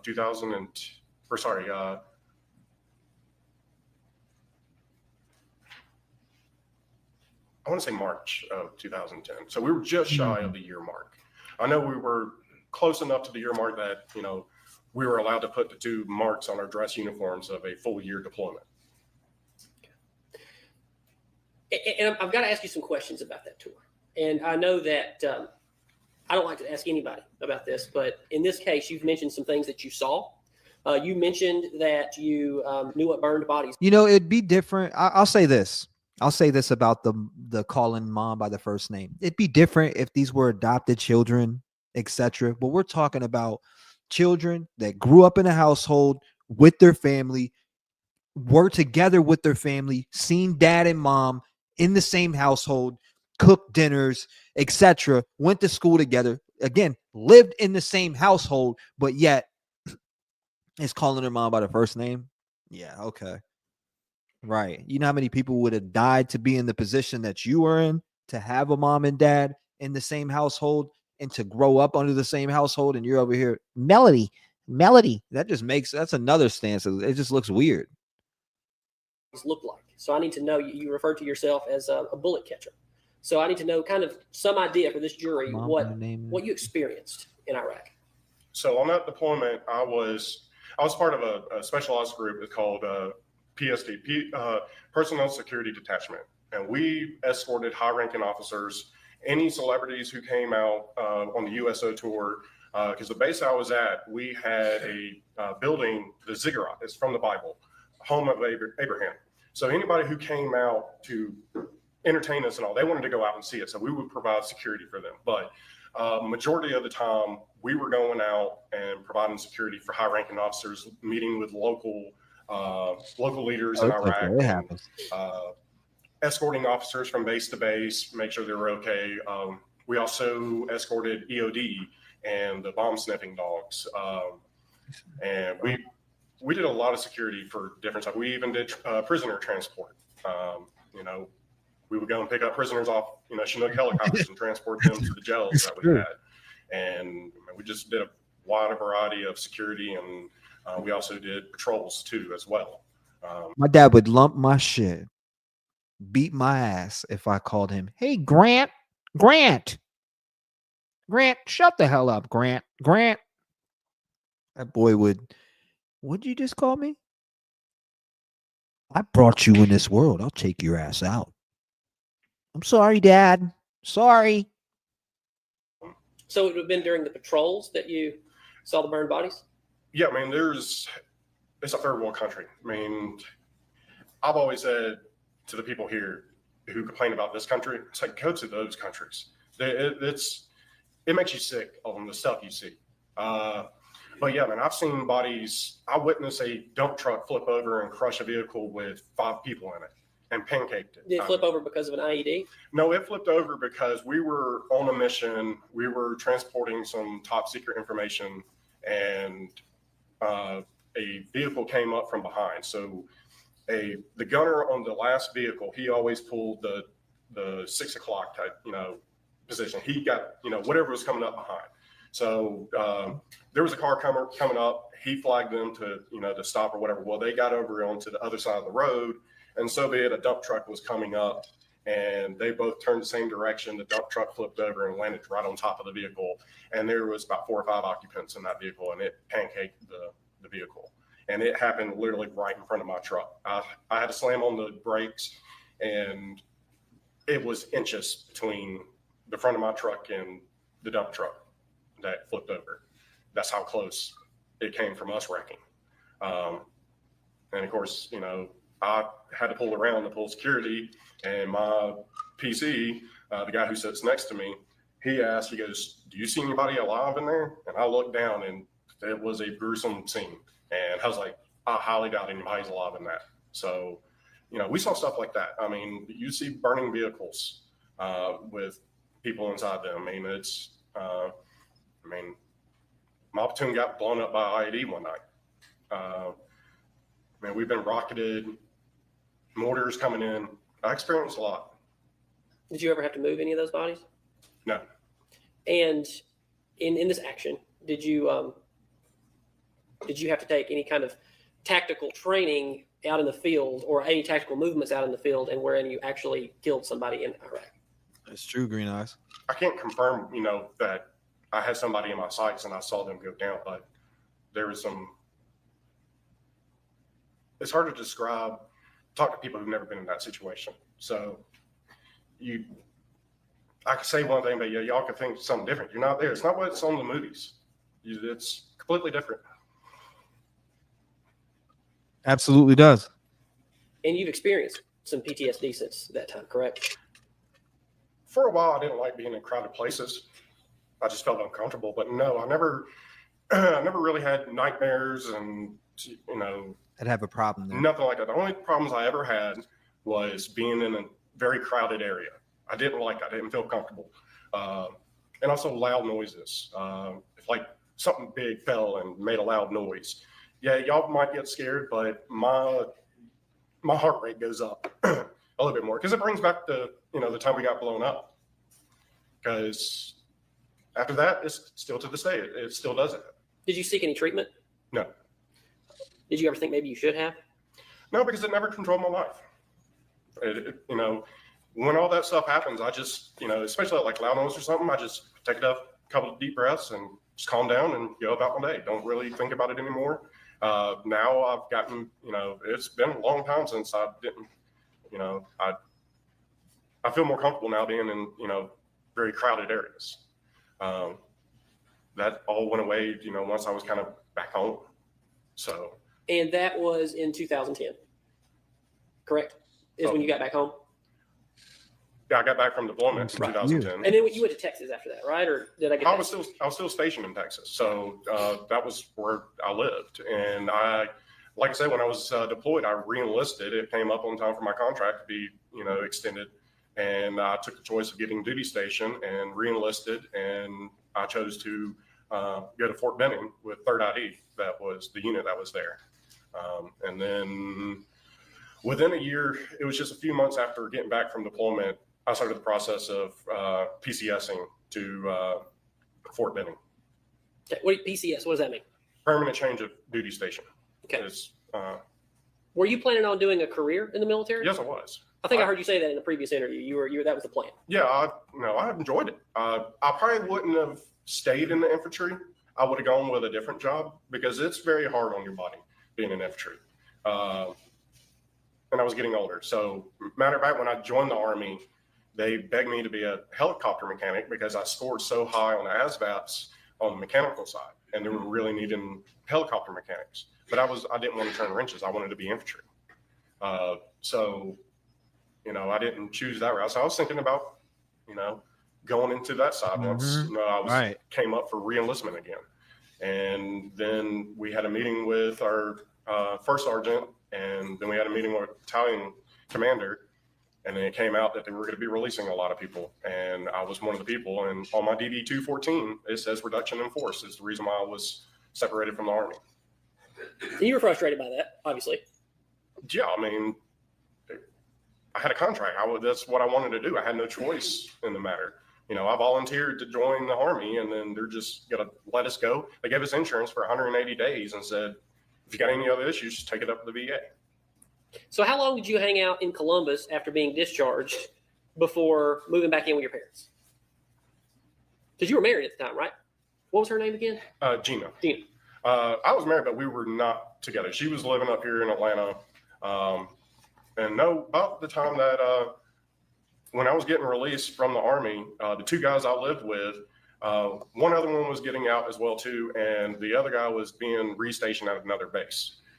So we were all moving out, and I was also coming back up home and trying to join Milton Police Department. What year was that? That was 2012. So I had quite a bit of time to the out processing. When you start getting out of the Army, it's not right. One day thing. It's several months. So they prep you for going back into the civilian world and allow you to go and seek other jobs and stuff like that. So I came up and started the process of joining Milton Police Department, and I did their PT test and I did their written. Why Milton specifically? Because I knew the area. I went to Milton High School. I mean, it was my town, my hometown that I grew up and went through school to. So, I was more comfortable doing it there. I wanted to do it there, if anywhere. So I just knew the area. It was my home. So, I was able to provide service for my country. Now I can provide it for my hometown. You feel like that was what your life was meant to be, right, Scott? To serve, yes. Yeah, to be in service, whether law enforcement, military, that was what you were meant to do. Yes, I was happy doing that. I enjoyed it. And why? Why do you think? Because I've always liked helping people. I mean, look at it. I mean, when you're working on a car, you're helping somebody out. You're helping them fix their vehicle. They don't know. I mean, Well, that's service. That's a different type of service. But So- yeah, it's kind of the same thing. I just, like being there for people and help out and, do what I can. I enjoyed it. Do you think that also you enjoyed people coming to you for help too? Yeah. I mean, I have to do as much as I can. If somebody came up to me, if I'm able to do it, I'm going to help them out. You go to law enforcement for help, right? Yeah. That's what. Okay. And did you apply anywhere else? No, because I started there, and once I got through the one-on-one interviews, so I first did the PT test, then I did the written exam, and once How'd you do on that? Well, I passed because they said if you didn't pass, you wouldn't be called in for the one-on-one interview. So obviously I passed. I got called in. It was like another week or two later that I got called in for an interview, and I was in there with them for quite a bit of time. And the gentleman who was walking me out, he made the comment to me, he goes, "You have the GI Bill, right?" I'm like, "Yeah." He goes, "If you can, try to get your post certification." I was like, "Okay." And So would that mean that the GI Bill would have even paid for your post certification? he said that to me. I didn't know if it Go down would to or not. Jet Stick, which back then was down near Macon. I don't know where it would have been at. Okay. So, Precise? No, they didn't tell you that. no, sir. Okay. Go ahead. Just keep telling me about that. So, he made that comment, and then it was a couple days later, I got a letter, and it pretty much said, "Thank you for your time and all," but it was along the lines as we don't have the funding to be able to Look at me send now. somebody to the academy. We're more looking for somebody who's already post certified. Appreciate you, Creole. But in the future, reach back out and apply again. So that's what I got. Bing And bong. I started looking in, I went around to Roswell and stuff. I asked police officers there. I was, kind of seeing if it was the same thing. And everywhere I went, they were like, "Yeah, they're not hiring police. They're wanting already people who've already been police officers." And this was, towards the end of the recession. A lot of counties had money, and our economy was not the greatest. Kind of almost what we're in now. But so it was. That's why that got put on hold. And at the same time, we purchased the farm, and We'll slow down there real quick. So did you apply to anywhere in Cherokee County? Holly Springs, any of those? At that time, no. So once we were at the farm, and it was getting to where things were getting better. I started seeing a lot of commercials about counties hiring and everything like that. I started researching into Cherokee County. Okay. And I was about to put my application in and start the process over again of doing that, and all this started. And then All this meaning the barn, or meaning the farm. No, I'm meaning as my father being murdered. This guy. Okay, so that would have been the gap. Let's go back. I'm back in 2012. You're still living at Hampton Hall, yes? Well, during that time, I was in the process of processing from the Army and moving back. But when you're applying to Milton and all those things, you've moved back in with your parents, correct? I was still living down at Fort Benning, but I was coming up, staying on the weekends and doing that stuff. But by the time that I was able to, I was finished out processing down at Fort Benning. Yes, I moved back home to the Hampton Hall neighborhood. Okay. And do you remember what, specifically time of year that was in 2012? Kind of a springtime, I want to say. I don't remember the exact date, but it was, if I remember right, somewhere probably around there, spring, summer. Okay. So speaking of, restarts, you kind of did a restart by going into the military. Tell me, did you ever hear your parents talk about their own restart around that time? No. Restarting, and that was kind of why they bought the farm. So at the time, everything seemed fine. I mean, they seemed like their normal selves again. So I never felt comfortable, talking to either one of them about, the drama that they had between them. But to me, it seemed like everything was back to normal, a happy life. And, they talked about putting the house up for sale and buying the property. And so everything seemed normal to me. Well, tell me about the purchase of the farm. How did they find it? Why did they get it? What do you know about that? So, if I remember right, we kind of started looking out at properties around the Milton area. and we looked at several different properties. And You were going with him. yes, All right. and we, Why were you going with him? Had they already determined that you'll be kind of the property manager if they get a property, or no, how did that come not up? at that time. No, I was just there. I was one of the children who was I was living back with them and all. And How were you making a living at the time? Did you have a job? so at that time, I started working for. I got back into selling cars again. So when when the police department thing didn't work out, I went back into selling cars. I worked for Nally Acura out by Dobbins Air Force Base. Okay. And I worked there until Nally opened up a Toyota dealership on Highway 9 in Roswell. They remodeled and built a whole new one. So once that opened, I put in a transfer to go from Acura to Nally Toyota because it was a much shorter drive from Alpharetta to Marietta. And how long were you there?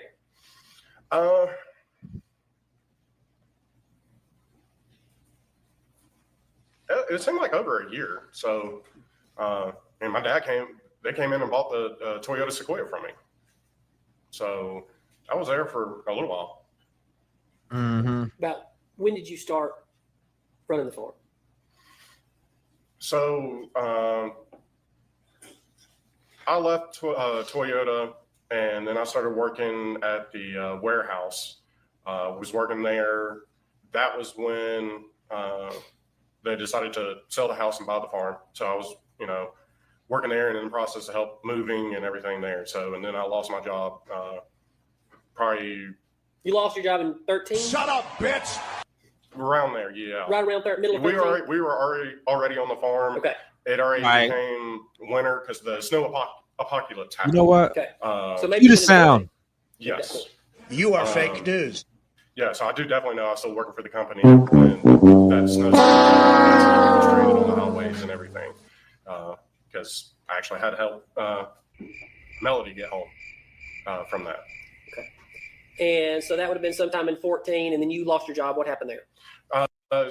Every time I hear him say that, I gotta. Keep my wife's name out your fucking mouth! So they used to have it. The company I work for, they imported furniture pieces from Europe. The company was called This Europe. dude, bruh. So Wait, I thought you were working at a car place.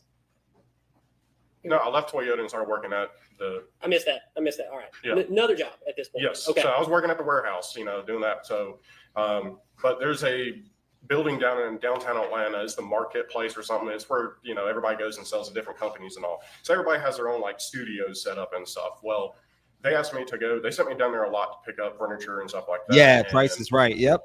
They asked me to go down there. I love the and Price is They Right. told me what needed to be getting. My manager told me, and I told him, I was like, I need some help because I know that piece I can't pick up by myself. He told me, okay, take such and I don't remember the guy's name. Take him with you. So we go down there. Well, a couple of days later, I come into work and the owners were like, we told you to go down there by yourself. I was like, I never got told to go by myself. I was told to ask, and then I asked, the manager if I'm able to take somebody because there was some furniture I couldn't get by myself. And they're like, well, we didn't offer. How much of this do you think we're gonna deal with in the Koberger trial? Seriously, I'm serious. I'm dead serious. How much of this do you think we're gonna deal with in the Koberger trial? Is there gonna be a bunch of crock of shit on the stand? Authorize that. I was like, well, he did. So, they've already pretty much made up their mind they were going to let me go. And I think it's, It's, what you were just doing right there, and I'm sorry, I even got lost a little bit. You were explaining why you got terminated, correct? yes. That's what that was. Yeah, that's the reason why I lost my job. The lie detector But you were determined that terminated, was and a that was lie. your explanation of why. Yeah, that's the That's reason your why. opinion. That was the reason why they told me that I was being let go is because I wasn't authorized to take that employee with me to help out move the furniture. And so, was it at that point that your dad basically finally said, "Just come on back, run the farm. You can't hold a job. Come run the farm." No, he never said that. He never said that. How did he say it then? So I wasn't there. After I lost my job, I let my dad know what happened and all. And I, once again, I sat and talked with my dad. I was like, look, I really want to join, the police force. And he knew exactly why I was let go from the Army. And, he knew about the economy and everything. And we came on agreements that I would, manage the farm until people started hiring more in law enforcement. So let's talk about that agreement. How How did that work? I mean, where were y'all sitting on the farm when y'all came up with that agreement? Perhaps I'll listen slow. I don't remember exactly where we were sitting at when we came out. Most likely probably would have been down there by his office because, I mean, we would sit out there and talk sometimes. And were you were living in the barn, or were you living in the house back in 2004? I never lived in the house. I always lived above the barn. Right. And had y'all got any animals by that point? At that time, we definitely had the goats. And we started adding on more to the farm. You know, we got our first horse, and then we got. Was that your idea? Where did these ideas come from? How did we create this farm? Because you guys lived, y'all live in Birmingham for years and years. Birmingham, Alabama. House, similar to the size that you live in now. Then you moved to Atlanta or Alpharetta, and then all of a sudden it's this huge house, biggest house you'd ever imagined. Obviously, until you get to the house at Purcell Lane. But how did this come to pass? How did you guys decide to become farmers? I didn't really get a good answer for that yesterday. I mean, my dad wanted something else that he could do more projects on. He ran out of projects at the old house. That's kind of why he wanted it more. His defense lawyers' questions suck, by the way. I mean, I assume if I remember right, they wanted something different. They wanted something bigger. He deserved it. I mean, he worked his tail off and he could afford it. And, you know, he grew up with his, grandparents and everybody having cattle. And I mean, I remember going to my great grandparents, Mama Parsons, and they had cows and chickens and all that. So, he wasn't opposed to it. Nobody was opposed to it. Well, nobody was opposed to it, but who really wanted to do it? That's where I'm trying to get you guys to explain that to the jury. My dad wanted property, and I would say, Melody and we all like having the animals. My dad didn't really care. He didn't care about that. He didn't care about, really having all the horses and everything like that. So it was you and your mother that loved the animals. That was primarily the two people in this family. That and, my brother's kids, they were excited about the horses, and everybody enjoyed the animals. You think so? But the primary care of the animals was you and your mom. The primary care was me. Okay, so it was you. You were the primary care. So how much would you say your mother cared for the animals in the property? Man, I need a blue. Like I said, she would do a little bit, but no, not on a regular, every single day basis. She would get out and feed and clean stalls and stuff like that. It was me who did all that. All right. So where did your paychecks go? Where did you get? I never got paychecks. I never, like I said earlier, my dad gave me a credit card and he's giving me a debit card, and that's what it. There was no agreement on, you're going to get such and such each. So you didn't have a set amount of money that you could live off of? No, because he knew that I wasn't, I wouldn't go out and try to buy a car or anything, stuff like that. Everything that I got was either for the farm or anything, but, I could go out and have lunch, or I could go out, and go play golf with my buddies and, do stuff like that. But, I never really went, on vacations anywhere. I didn't do any of that. And, like Chris. Yeah. I mean, for the longest time, I went without ever seeing a beach. I mean, it was, the last time I saw a beach, we went on a beach trip right after I got back from deployment. I was in the process of changing from Fort Bliss to Fort Benning, and we all took a beach trip down the Gulf Shores. And that's the last time, even to this day, that you've seen the beach? No, I've seen the beach since then. Okay. Back during these years? Yes. Right. So you would, on a day-to-day basis, if you needed money, you would have to get the credit card from your dad, correct?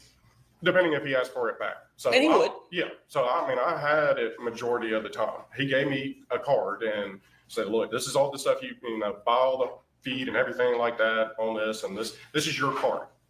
So that's how my paychecks work. I mean, I was able to pay my cell phone bill, and you would pay your cell phone bill? Yeah, with the credit card. And on the card, did it say, multiple people within a family can have a card, right, on the same account? Did it ever say Scott Ferris on the card? No, it never had my name on it. Okay, why not? Because it was in my dad's name. Because it was my dad's, and I stole that shit. Why do you think your dad never gave you a card in your own name? Because I spent money recklessly, and I'm just crazy. No, I mean, he never told you? No. Okay. I didn't care to have one with my own name on it. It never really struck my mind. Okay. So, and we're going to get into probably this afternoon. I have a number of exhibits and a number of texts and a number of things that we're probably going to talk about today. But I want to know how your dad felt about your spending money. In your words. That choked me up. Because you were at He that. never had a problem because, like I said, I never went out and did extravagant things. Well, here's what I'm trying to ask you. You were, in the year 2013, you were a 30-year-old man. Yes? Roughly a 30-year-old man. So you're a 30-year-old man, you're living at home, and you don't have your own debit card, even though you're working for the family and you're not getting paid. He keeps taking it back from you. Almost weekly. You have to take it back. His card. Why do you think he kept you on such a financial tight leash? He didn't keep me on that, and we didn't take it. He anytime that he needed his card is because he needed it for something. So I didn't question on that. So whenever he sent me a text message saying, "Hey, bring me my credit card," man, that was the time that he needed it, and I would wind up getting it back either the next day or a couple of days later to give it back to me. But no, he never once cut me off from money. So text messages that you've seen in this case. I mean, you've had your phone. You've gone through this many times with the district attorney's office. You even, I believe we saw one earlier today where, I mean, he wants you to get other jobs, do other things. Can you talk about that for the jury? So you're talking about the instance where it showed earlier that it's time for you to pursue another job? Because at that time... Well, as a matter of fact, Judge, can you switch that back up? It's still pulled up. It's right here. Yeah, he's definitely getting mad, Ruby. Right here. And he said 2017. I believe it was October 20th. he's got some sugar in From his Dad tank. to you, things will change dramatically. You need to pursue a job soon. Yeah. You got to tell me what was going on around that time, Scott. She was disappearing off to Tennessee. And What does that have to do with you, Scott? Judge, I'm Judge. If he asks a question, the witness will be allowed under 611, 623 to answer. You can't cut him off.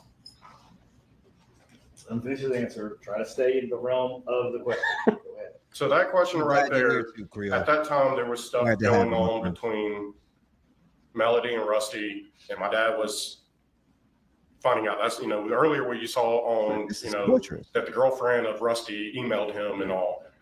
That was about the same time period. And that was his way of saying that, he was going to sell the place. I mean, if he was going to file for divorce, he's going to sell the place, and that I needed to find work elsewhere.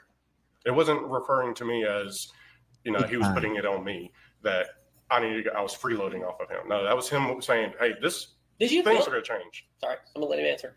Did you feel like you were freeloading off of your dad? No, because I put in a lot of work for him. The lie detector determined that was a lie. I worked my butt off there at the farm. I mean, I didn't ask for money and not do anything for him. But you didn't really seem to get that much money. I mean, you would take out little amounts of money here and there, $100 here, $100 there to go play golf with Ted and do things like that. But you didn't have stuff. You didn't buy much stuff. I didn't need it. Okay. So you don't think it's unusual that you didn't ask for at least, $500 a week, something like that? No, because everything I did wasn't, require that much money.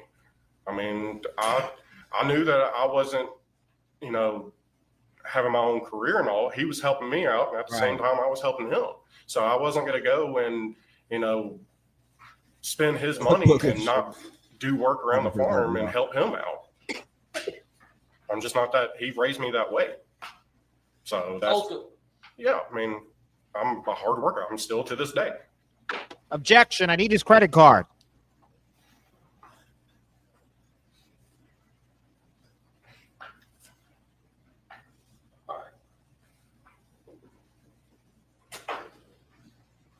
I'm starting with Scott, 88. So I'm going to show you some text messages. We can switch back, Judge.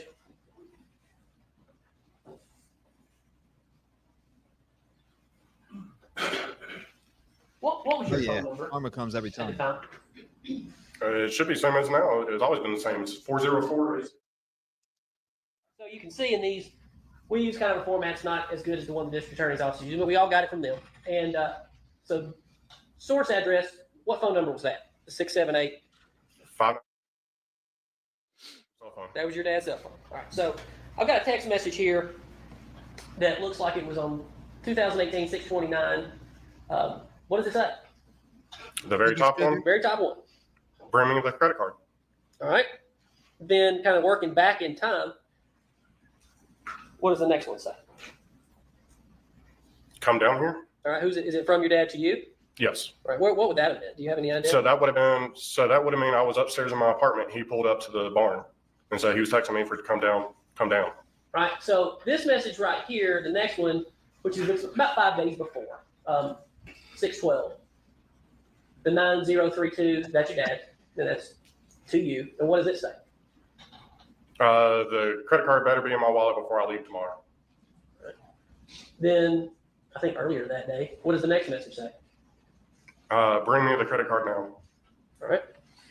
And then what does the next one say? What date is this? I grabbed a credit card because I needed to get Luke and Leroy flea stuff from the vet today. So that would have meant you.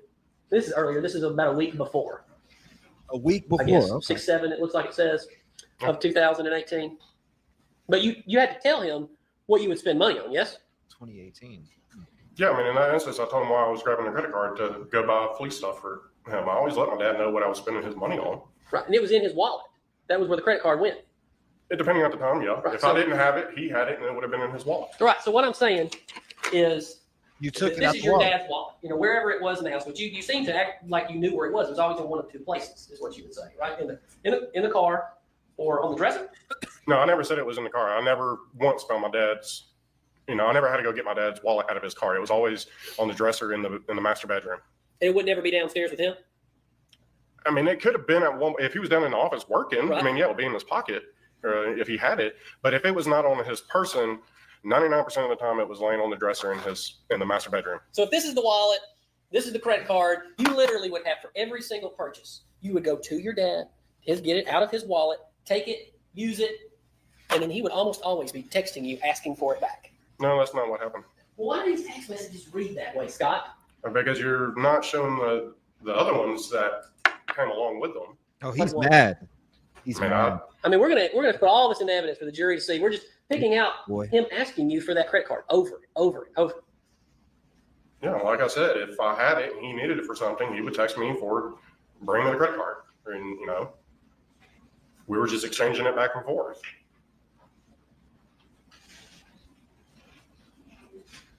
You see that movie? I'm going to show you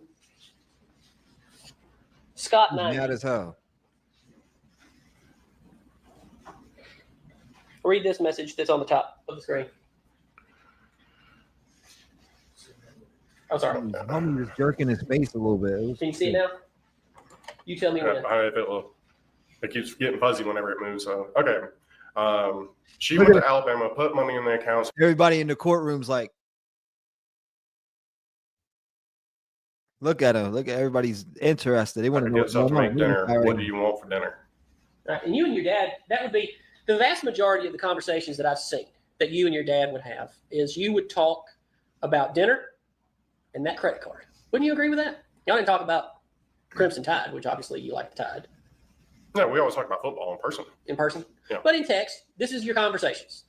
Dinner, credit card. Yeah, we were short and sweet. I mean, that's how we would communicate a lot of times, sending text to each other.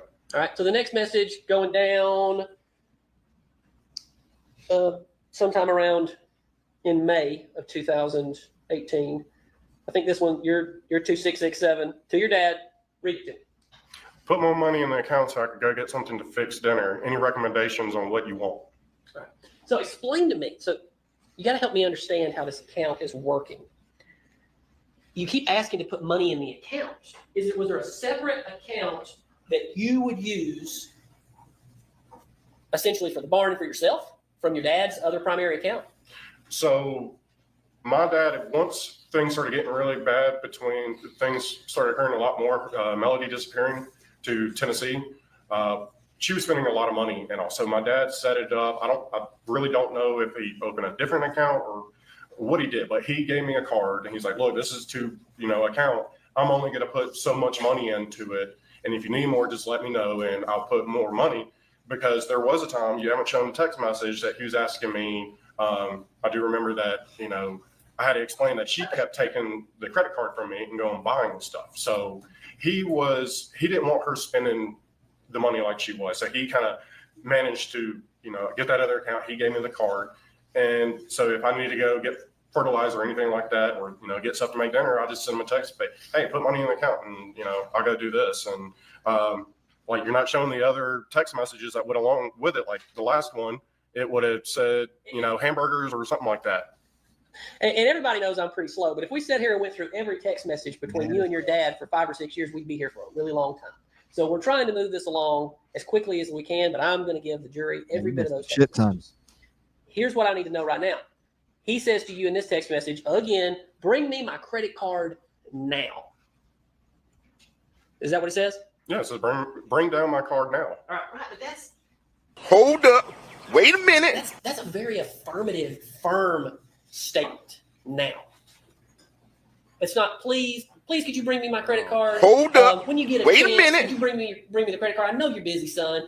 It doesn't say that. It says bring me my credit card now. Every one of these are now, or put it back in my wallet.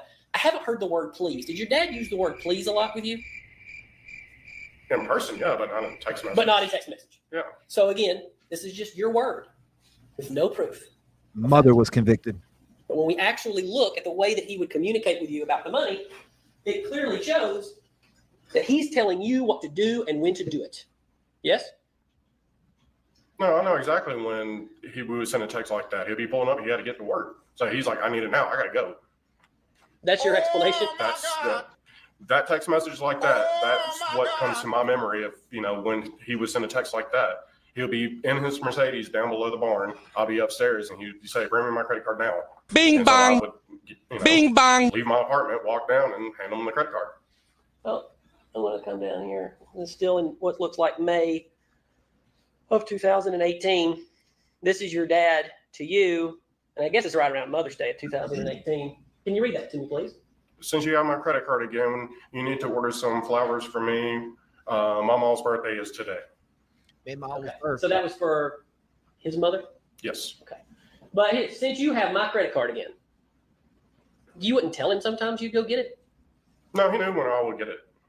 Okay. But sometimes he wouldn't, right?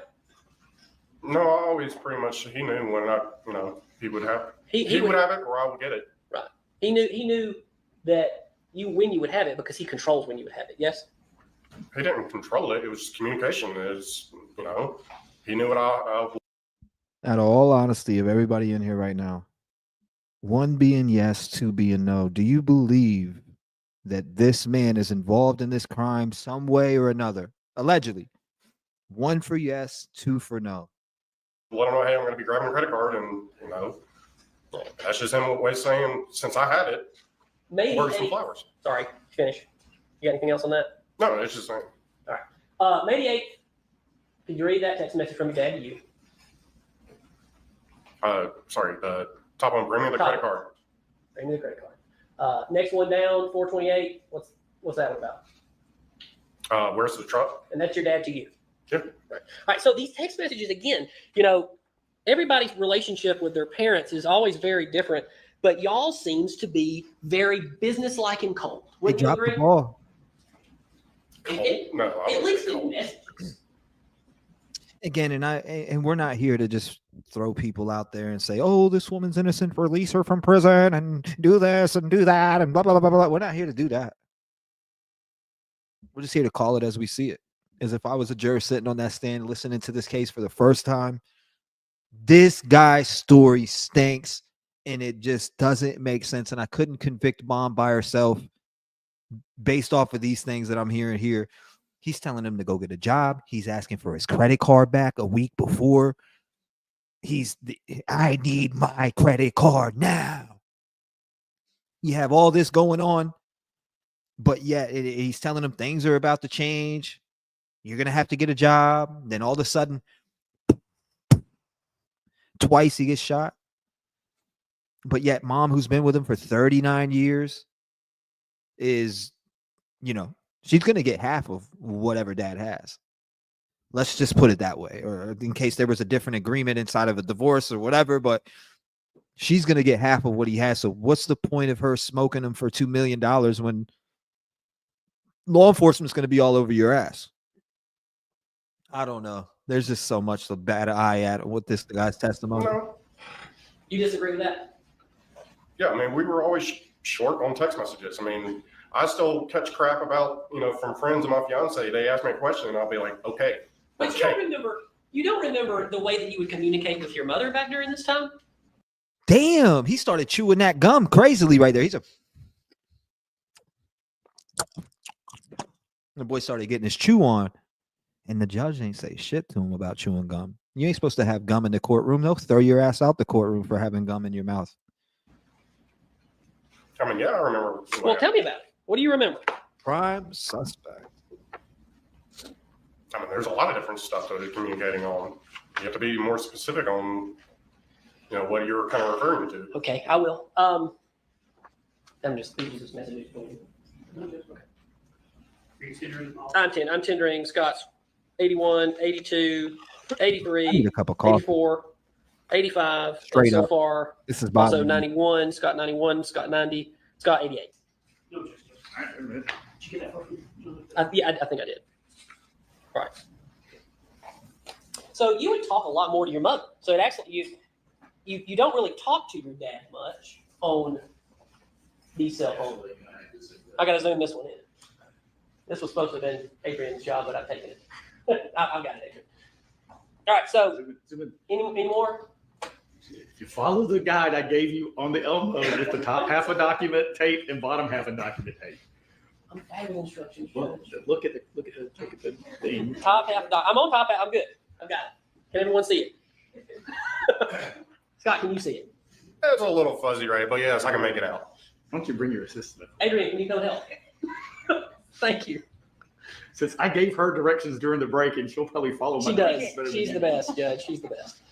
All right. So these are messages that appear to be between your mother and you. Y'all are also talking about the credit cards, right? Can you see that? It appears so, yeah. All right. So can you read it? Well, the top one, need credit card. Okay. About to head out. Why? Yeah, and then leave me the credit card. All right. Keep going. Adrian, if you could. Looks like he's staying home. Great. I'm going to sit out here for about another hour. Let's go to Hobby Lobby so we can get bows for the wreaths for the barn. They are rough. Oh, sorry, that's real fuzzy up there. They're in rough shape. Focus in. Yeah, it's like focusing and then going out. How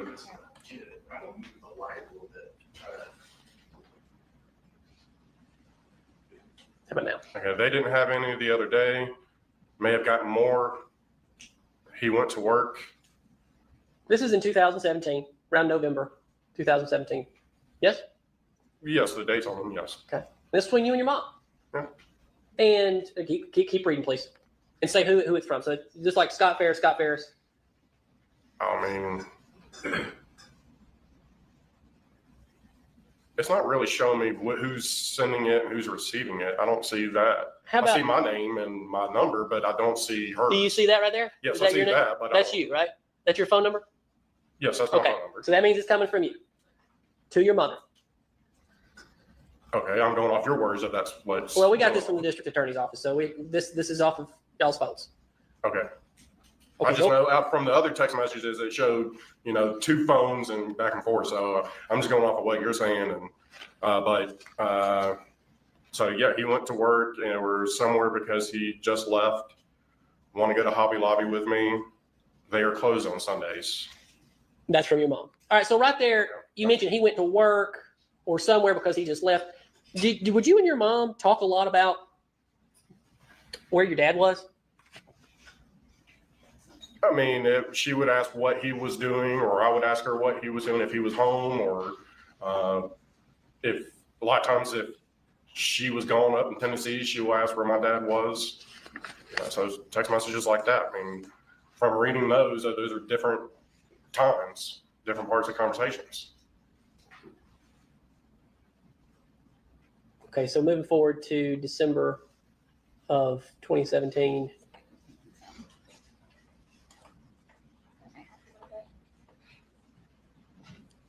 He's definitely getting snappy. That's for sure. Can you see that, Scott? Yes, I can make it All right, out. so it looks like December 28th, 2017.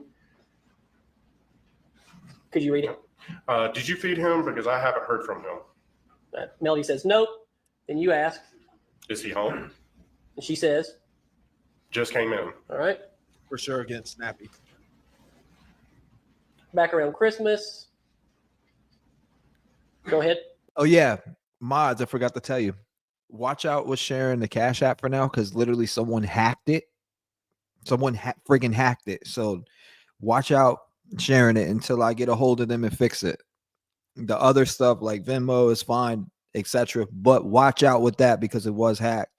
And I don't want nothing sent over there. I know people sometimes just send stuff to that automatically out of nowhere. So I'm just letting you know. Read it. Did he go up there? She says no idea. Then I believe other text message from one. Actually, that was January 25th. I can see a little better over here in 2018. January 28th. Did he ever come home? That's you, Scott. Melody says yes.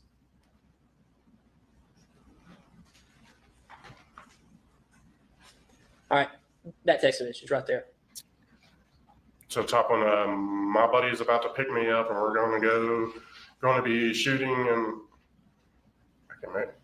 competition today. I forgot to let y'all know that. Okay. I can't even get into it. You're going to be home for dinner. Yes, shooting the last rounds now. Do you remember that conversation at all? Very flawed. But you remember a lot. You remember a lot of context. You've talked to this jury about a lot of context and a lot of the things that you and your father, you can remember all these things. But when we start talking about these conversations that you had with your mother, it seems like you can't remember any of them. That's what I'm saying. Objection form is not question. He's testifying. Why can't you remember these conversations? Because there's. I had to take my anxiety medicine listening to this dude. Sections of the conversation. I don't have the full. Well, I've got a theory. I have a theory. So I'm not good at math, but I had somebody in my office do some math. Hold up. What did I miss something? Oh, okay, I see it. You said my B-day was this last Saturday. My son bought me a cake. He said he didn't get candles. I think he just couldn't remember what numbers to buy. Happy birthday to you, by the way, and shout out to her. Everybody give Gigi a happy birthday in the chat. Salute to you. I appreciate you. Glad you had a good birthday. Glad you had a good birthday. You're absolutely welcome. Would you disagree that in the 6 months from January the 1st to June the 1st of 2018, Absolutely. that you called your mother 134 times and that she called you 235 times on the phone? That sound about right? I wouldn't argue it. Okay. And in that same period of time, that you called your dad 14 times. Yeah. And he called you 16 times. Okay. Yeah. Okay. So to me, tell me if you that disagree. damn I'm going gum. to put this in the phrase of a question. I don't want to Tell smack me if that you shit out of disagree. his mouth, man. It's That gum chewing shit ignores me when you're on the stand. It annoys the hell out of me because he's on the stand there to give a testament about his mother to throw her under the friggin' bus.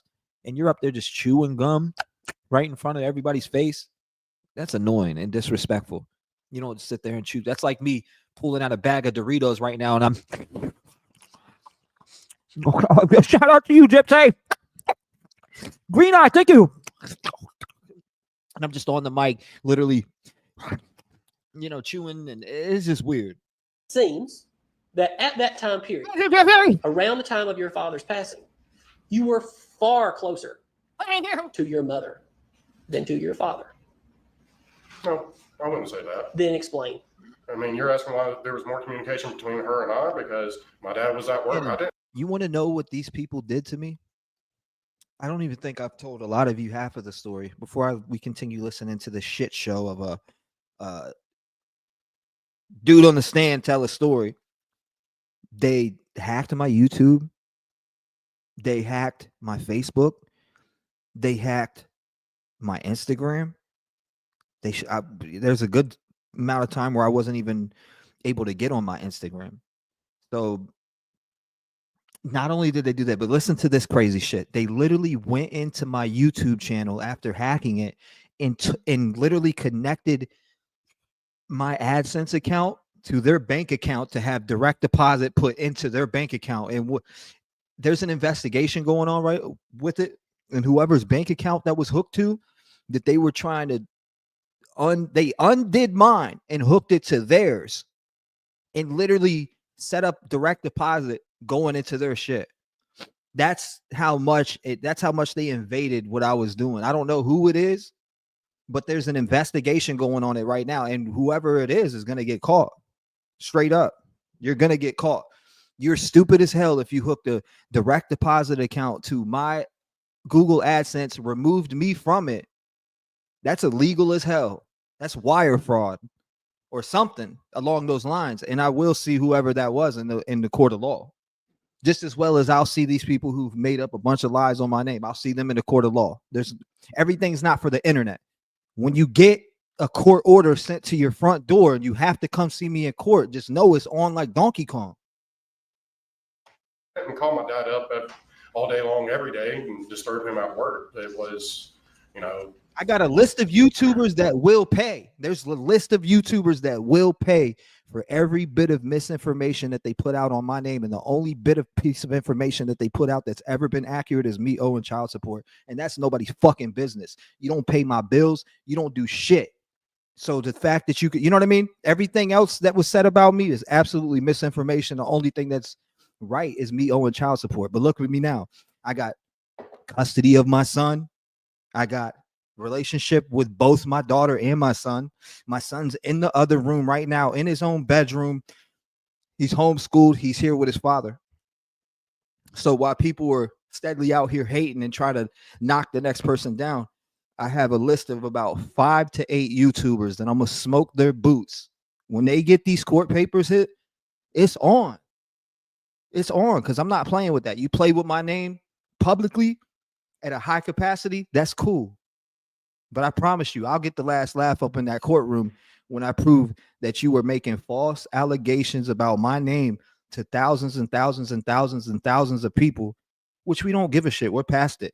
But those YouTubers will pay for running with bullshit that is a lie, that I completely can corroborate and show with my emails, my phone number from my live streams, with everything, with my Facebook records. I could show that people were logged into my Facebook, that people were deleting shit out of my Facebook, my messengers. I got a lot of messages from you guys. I can prove that. It's there. It's there to show, to prove. I moved out of Hammond, Indiana in literally May. People were logged in on my Facebook in Hammond, Indiana in July and August. And I had to go through and change all these things. I never thought about stuff like that. I've never watched my Gmails and my accounts so thoroughly because I never thought that people would go that low to try to, get into my stuff and look at everything that I do. But it's true. It happens. It is what it is. She was there at the farm too. And we were the ones, my dad did projects on the weekend, but we were the ones doing stuff around the farm, throughout the week. So yeah, there's a lot more communication between her and I, and versus my dad and I. Everything's not for the internet. I'm sure you'll hear from those creators because they're going to make videos about it when they get subpoenaed to come to court against me. They'll know. They did tons of different things while I was over here working on a relationship with my kids. They're on the internet bashing me about something that's not even true. So the fact that they took it to that level to try to cancel me, which you could never fucking cancel me. I'm going to be here all up in your face every single day. I think we've been here for the last, 35 hours in the last 6 days. We're here. It is what it is. People are going to hate. They're going to talk shit. But the thing about that is people hate to see themselves, change. They don't like seeing people change. And that's always been the problem with these people, even for the last few years. They didn't like seeing me change. Oh, this guy's fake. Look at, he's a fucking rapper. He's trying to go and clout chase off of dead people's names. Bitch, I live and breathe this shit more than you bitches ever have. You motherfuckers never lived a type of life and been out here on the front lines with these people who have struggled. So before you try to come at me, look at yourself. It is what it is. It is what it is. And those people who decided to believe those type of people, cool. Stay over there. I don't want you coming back and saying, Rev, I'm sorry. I didn't know. You know, they were just saying it at a high capacity. Go fuck yourself. Get away from me. I don't want to hear about that. Unsubscribe from the channel and carry your ass. I don't care. You know what I mean? But what I do care about is when somebody takes false allegations and pushes them out at a high capacity. See, people didn't know behind the scenes. I was getting DNA tests. I was figuring out everything in my life to better things for me and my children, to try to figure out, hey, look, these kids don't deserve to not know if I'm their dad or not. So I made it happen. Then look at it. Literally, my son's been here since July. He got here July 3rd, and he's been here ever since. And he's with me. You know what I mean? And I'm trying to figure something out for my daughter because I know she's going through some stuff right now. So, you know, we're getting that together also. But there's a lot going on with that. Man, he's a lawyer just like you, and you know, he's got to work. Well, it sounds like he was a much better lawyer than me. But I want to keep going on these conversations with your mother. That was definitely me, Lotus. Lotus, that was me the whole entire time talking to you, my friend. You know that, right? You know that was me that sent every single email to you. I just made sure that I proofread it and made sure that it was delivered professionally. See, there's a difference. I could sit there and write something out, but I want it to be said the best way. I don't want to just write you some bullshit. I took a while to actually take my time and respond back with that. And I seen you in the middle of the mix with people and these horrible things that you were saying on the tab and shit like that. Everything's not for the internet. You don't ever let people force you to come out and talk about stuff that you don't want to talk about. It's just not something that you should ever do. I don't care how many followers people have. Never do something that you don't want to do. You don't let people force your hand. You do what you need to do. What's the best for you? The only people that ever deserved to have any type of explanation from me is the true followers that I see here to this day. And those same people that I see here to this day have always been here. They've never folded. If anything, they ask questions and we talked like adults. And that's what it is. That's why I appreciate. That's why you hear me saying a lot more. The real ones. See, this time around, y'all, I'm not going to be Mr. Nice Guy. I'm not going to sit here and try to become friends with the world when, you know, people have hidden agendas and they will do whatever they got to do to try to get into your circle. So you got to pay attention. Like Hassan Cable says, you got to pay attention to your circle for they hurt you. See, I let these people come back in my life thinking that these people changed, like Smoke and these other people. And look at the lengths that they went to make me look like I set up some fake shit and fake phone calls when nothing on this. And I can put this on, I swear to God, on my children. I swear to God, on everything that I love in my whole entire life, my mom, my dead grandmother's grave, that I could never, one, fake a phone call, never, two, do anything to that magnitude. Everything that's been done on my channel has been done authentically, on the spot, freestyled. I do not sit there and plan my shows before I come live. I just hit the live button and everything that you see is flowed naturally off the top of the head because that's the best way that I work. I'm not good at setting up structured shows where it's, well, let's touch up on this now and let's go to this topic. We just we go on the fly. I like doing shit on the fly. I don't like, you know, being organized and setting up things in a certain way in a sequence. It just doesn't seem right to me. I know some people like structure and some people like, you know, things to be pushed a certain way, but that's just not me. That's not who I am. I am a person that does things on the fly, off the top of the head. I don't plan anything that I do. It just doesn't happen. I'm not good at that. I'm not good at planning stuff and doing it as, oh, let me write down one and, oh, okay, we're going to go through 2 and we're going to go through 3 and we're going to go through 4. I don't do all that. That's just not on my DNA. It never has been. It's just been me that does stuff on the fly. And you know what I said to y'all? What I said to a lot of this when I came back, and obviously you could tell this is me and the person that you guys lack to see the last 7 months to be on YouTube. And people coming in talking about Rev's numbers dropped and Rev's, who gives a fuck? You're the only one paying attention to my numbers dropping. I don't give a shit. I personally don't care. But what I do care about is these fake ass fucking creators that push narratives on my name, and I'm suing every single fucking one of them. So their grifting fucking asses better be ready to pay, because you're about to pay for the lies that you pushed out on my name. Best believe that. I'm gonna blow the smoke off your YouTube channel, and you're gonna pay me for the bullshit that you put me through mentally, and the bullshit that you spread to thousands of people and pushed in this narrative out to believe. And I saved all the videos, the people, these women who were calling me predators. Bitch, pull up some paperwork that shows T-REV ever touched a kid or hurt a child. You couldn't, because it don't exist. You're smoked. I got paperwork on that too. Let's roll. Yeah, paperwork that proves those allegations are false.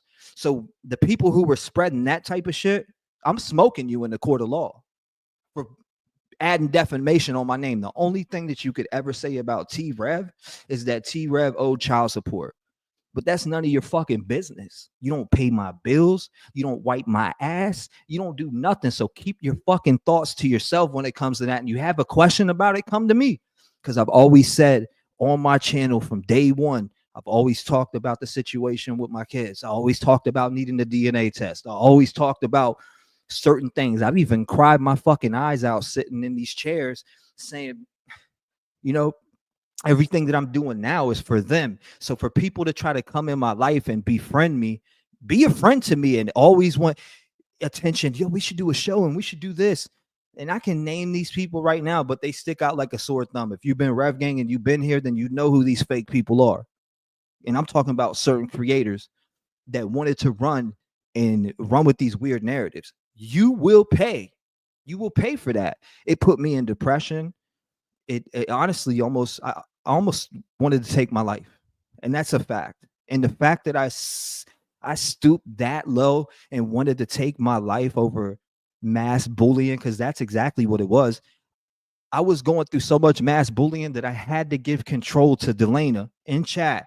She'll tell you, I had to give control to her over my YouTube because I couldn't read it no more. It was breaking my heart. It was ripping my soul out. I just could not read what these people were saying. I seen people who I loved so much and met in this community and thought, you know, we rode together with everything that we do. We were moving as a unit. We were pushing for, you know, peace in America and trying to help children, trying to help adults, anyone who was lost, giving people a voice, putting in massive hours of work just to be told F you by a bunch of people. And that for me is making me look at things different this time around. If you've been here for a while and you've been Rev Gang family for a while, those are the people that I'm listening to. All the he, ha, she, shay, he bullshit. I don't care. You're not phasing me. I let you phase me for 7 months. That's the longest that you'll ever do, ever. No more. That stopped.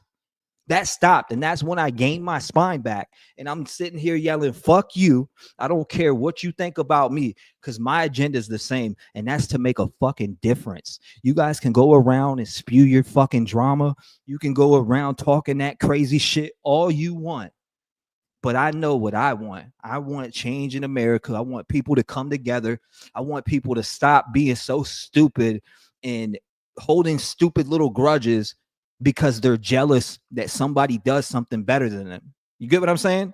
I got more talent in my fucking pinky than half of these goofballs that has something to say about me. Half of these little grifters that get up on here and say, hey guys, donate to the channel. Let's start a super chat chain. Oh my God, mod squad, green team. Like, get the fuck out of here with that shit. You guys are grifters. You don't care about these cases. You don't care about if Sebastian Rogers is really found. You care if you get 10 donations tonight or 15 donations tonight. That's what the fuck you care about. And that's all y'all care about. And I can point out every single one of them that I just named. All they care about is how much money you can put into the can. And that's it. I took my time off. I work a full-time job. I pay my own fucking bills. Yeah, I was making money off YouTube. But guess what? T-REV don't get up on here holding the can out saying, put some money in my bucket. Never. You could never once pull that up. Besides when I was making music, I'd mention, yo, if you can donate to the Cash App or you can donate to that. I did do that at once upon a time, but you know what? That didn't feel right to me as a person, because truly, if I love this shit, my passion is burning and the fire is inside of me, I'm not going to get up here and keep saying, oh, well, Come on, let's hit the $200 goal tonight. Come on, we can get another 50. Come on, hit us with a gifted. Get that shit out of here. Y'all are grifters. You don't care you don't care about shit with these families. You don't care if this woman is found guilty or not and possibly someone else is involved. You don't care about none of that. You just care about the drama you can spread around and the bullshit energy that you can kick on all these other people and the amount of people that you can brainwash.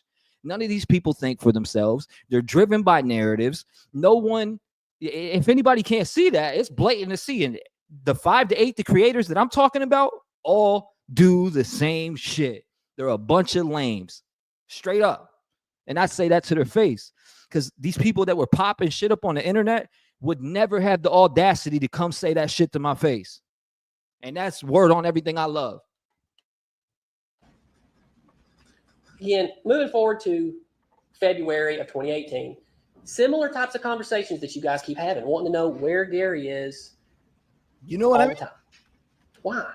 Oh, yeah. And I do got to mention this, too, before we get back into listening to this fucking bozo on the stand. T-REV, you're not the same as you were. Of course I'm not the same as I was. I was being scolded by a bunch of backstabbing snake-ass motherfuckers. You think I'm going to come up here and be, oh, whoopsie daisy? Hell nah. Hell nah. Not after I paid attention to chats. I went and looked at certain things. I seen these flip-floppers. I seen these wave riders. They only want to come around when they see you doing certain things. So you know what? Fuck that. Not no more. We're going to do what we want to do, the passion that we ride off of. If you don't want to be here, that's up to you. I don't give a shit if there's 5 of us in chat. We will be here. We'll cover it the same. We'll have the same energy no matter what. It doesn't matter. But those 5 to 8 creators will pay, and best believe that I've already retained lawyers. And best believe you will be seeing me in court for the bullshit that you spread on my name that is absolutely proven lies with the records that I can have and that will be pulled and shown in court when it comes to seeing your bitch ass face to face. So you better get ready. Just read it, please, for the record. Is he going to work today? Is he going? Why? He says he's going. Why? I do, you know, Patsy? He's going. Why? That's your mother asking you why. Why? And you say, didn't know if he was or wasn't for President's Day. Okay. And let me guess, he's staying home. And your mother said, "Don't know. I'm at Walmart." So, and I do want to say this while I'm thinking about it, because I do read comments and I read what people. Yeah, Rev, you know, it's not that nothing was wrong, but you just seem angry and you're cussing a lot more and you're this. Yeah, of course, because I came out. I'm being my genuine self, like I always am. Still am being that right now, but you're seeing a more frustrated me with people that I've seen around for a while that were willing to come out on the limb and believe somebody who creates AI images and AI videos of weirdos in other cases, AI text messages, AI this, that, and the third. But yet anything that I say is just negated by these goofballs. And it's just weird. So that's why, again, nobody will ever force my hand to come out. Nobody will ever force me to get up on the internet and say what I need to say or say what they want me to say, because I'll let the receipts talk to these goofballs straight up. The receipts speak loud for themselves. The receipts say and show that Smoke created a fake email and emailed me. The receipts show, just like in my phone on the 219-885-9693, the receipts, listen to me, the receipts show that it wasn't his personal number. It was a fake number that was sent to me. The receipts show that all the way across the way, I could pull up every single number that's ever called me on live. I can pull up any email that's ever emailed me saying that they were somebody connected to something. I can show that. Can you? Because I'm going to show that right in front of a judge. And I gave my lawyers permission to get every little bit of my social media downloads, whatever, transcripts to every single one of those accounts. And it will show, and it'll show what IP address it came from, and it'll show who was involved. And tell me again if you disagree with this. Bing bong. But it seems that it's court you adjourned. And your mother were constantly communicating with each other about hell where nah. your father. Hell nah, Stoney. Fuck that, bro. It's called having a backbone. You can only take so much, man. I'm telling you right now, bro. You can only take so much from people and their bullshit.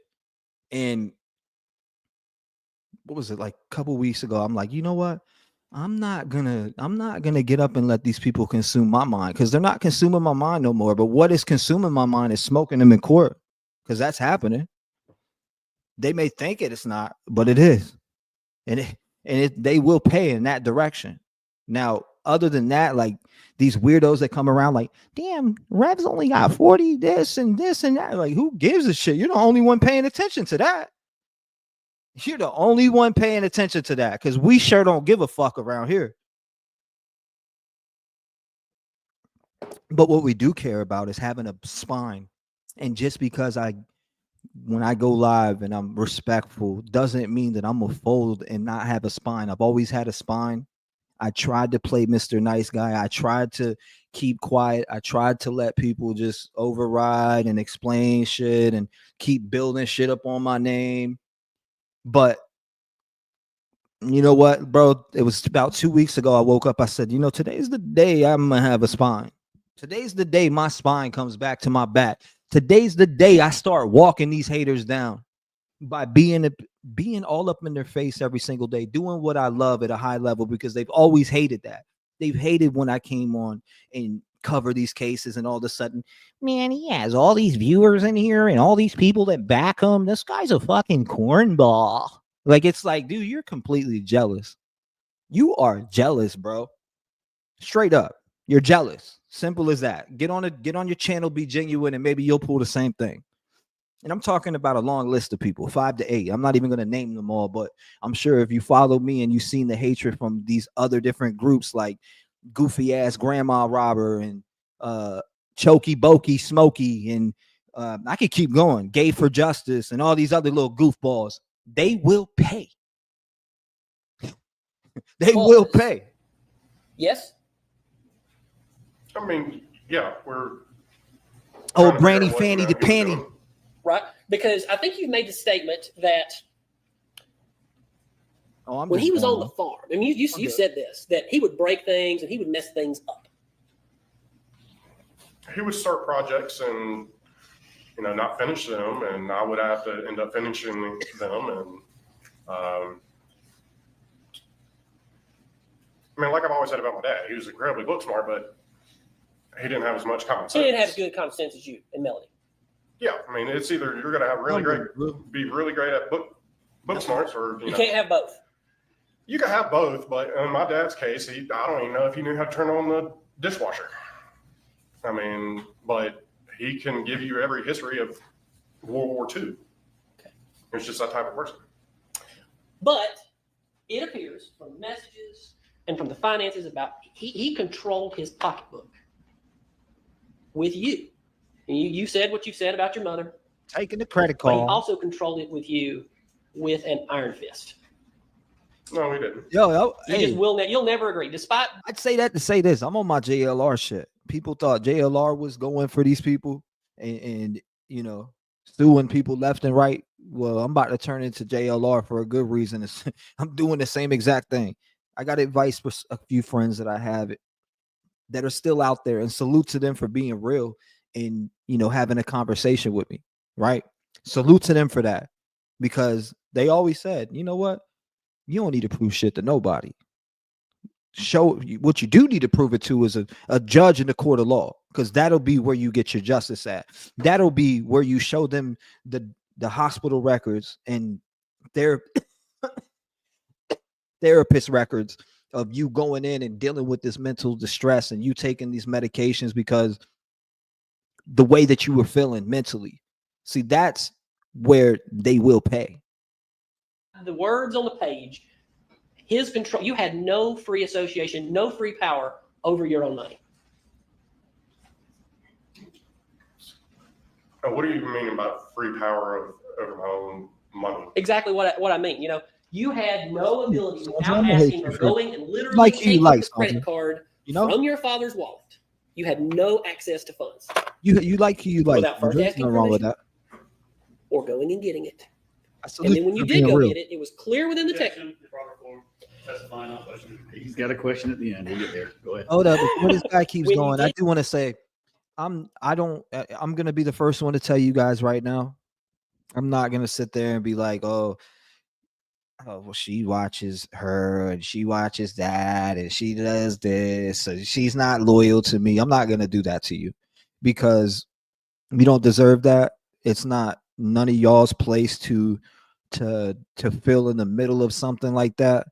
Now, I mean, of course, day ones and people who are close to me that know the situation, yes, maybe I'd feel some type of way. But for people like you, Sandra, who just mentioned what you just mentioned, I respect the realness from you. I respect that more than fake. You know what I mean? And I appreciate that. I appreciate you saying that because nobody controls who watches who. Nobody should be able to tell who they're going to watch or who they shouldn't watch. You like what you like, you're going to watch what you like. And nobody should ever have a problem with that. So I do want to say that to you, Sandra, that I appreciate you being 100 and just speaking your mind and not, pretending to be fake. And then next thing you know, people see you elsewhere saying the opposite thing. See, that's what happens all the time. And it's weird. That's weird. We don't hate you. And that's much love for you being real. Because I'd rather have people be real with me than just sit there and try to cook up shit that they think that's going to make me feel good. You know? Deanna said, you got me busting up. It's the truth, though. It's the truth, though. And that's what people are like, oh, damn, Rev, I see Rev's back. Yeah, Rev's back.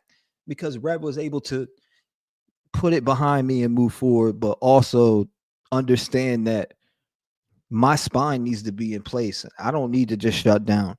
I don't need to just let people step all over me and show signs of weakness by just falling into a depression and fall. That's the old shit that I did. And that's an old habit that I fell back into. But also I was dealing with my son. I think that, family is more important.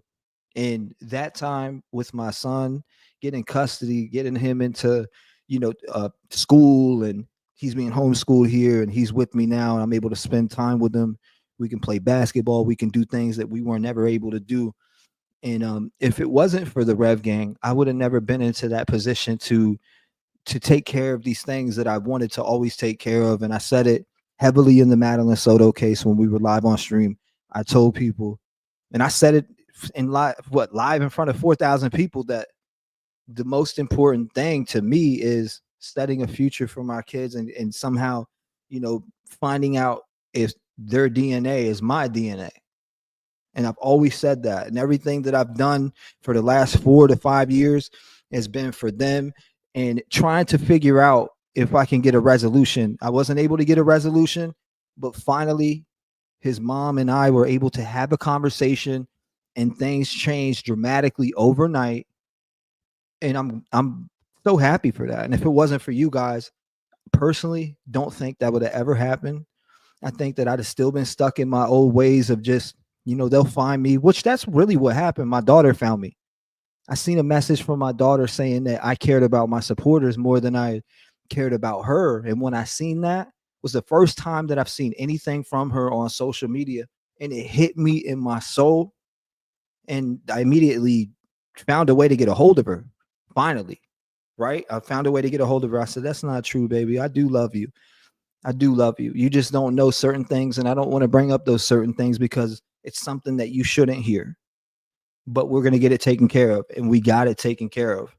And that's all that matters.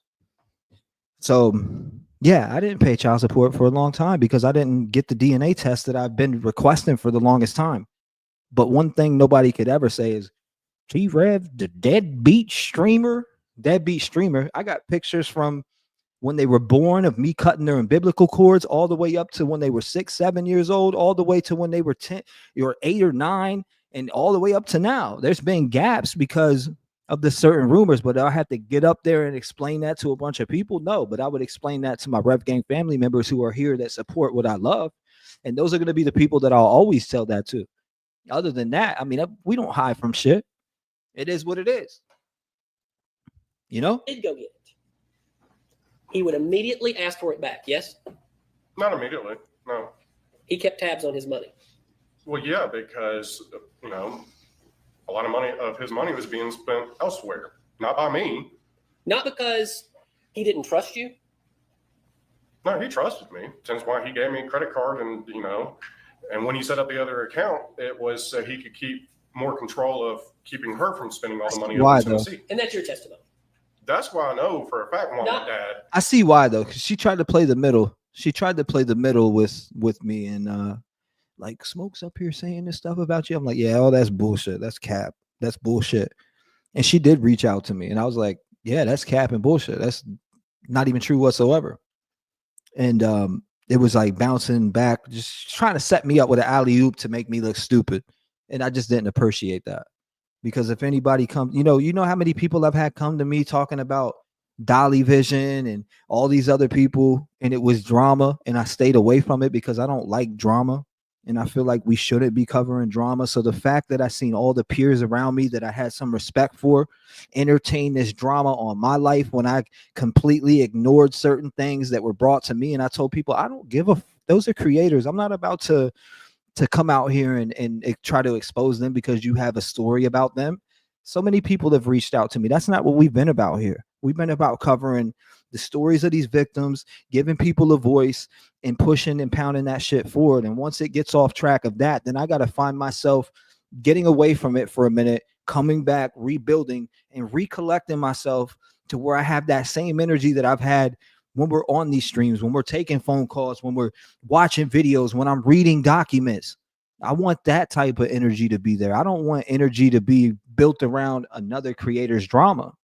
And I've told people to carry their ass with that shit. Oh, well, he used to beat me and he used to do that. I don't care. I'm sorry. I don't care. That's hearsay. You don't have no proof. And it's not my place to get up here and talk about other creators. That's not what we're here about. We're here because I love true crime. I love music. I love certain things. And that's what moves my soul. And I'm certainly not running off with the true crime of drama of talking about these other people. You know how many of these people I've looked up that were talking shit about me, found their whole entire family and found so much dirt on them I could have smoked and did all types of weird shit, but I didn't? Tons of people. Savage Live Media, all these other people. I've done dug into every single one of their lives and figured out who they were and why are they talking about me. It's just weird. Set up the account, he only put so much money in there, was so he's able to keep more control of his money. It's not for the fact that he was being restricted on me, because you can see in all the text messages when I asked him to put more money in, he did it. He didn't argue with me. He did it. And it's just respect out of my dad. I'm not going to sit there and go and blow all his money. I let him know what was going on. Yes, there was times that, he would see bank statements of Melody spending money and stuff like that. And he would, get, pissed off and then send me a text saying, stop spending so much money.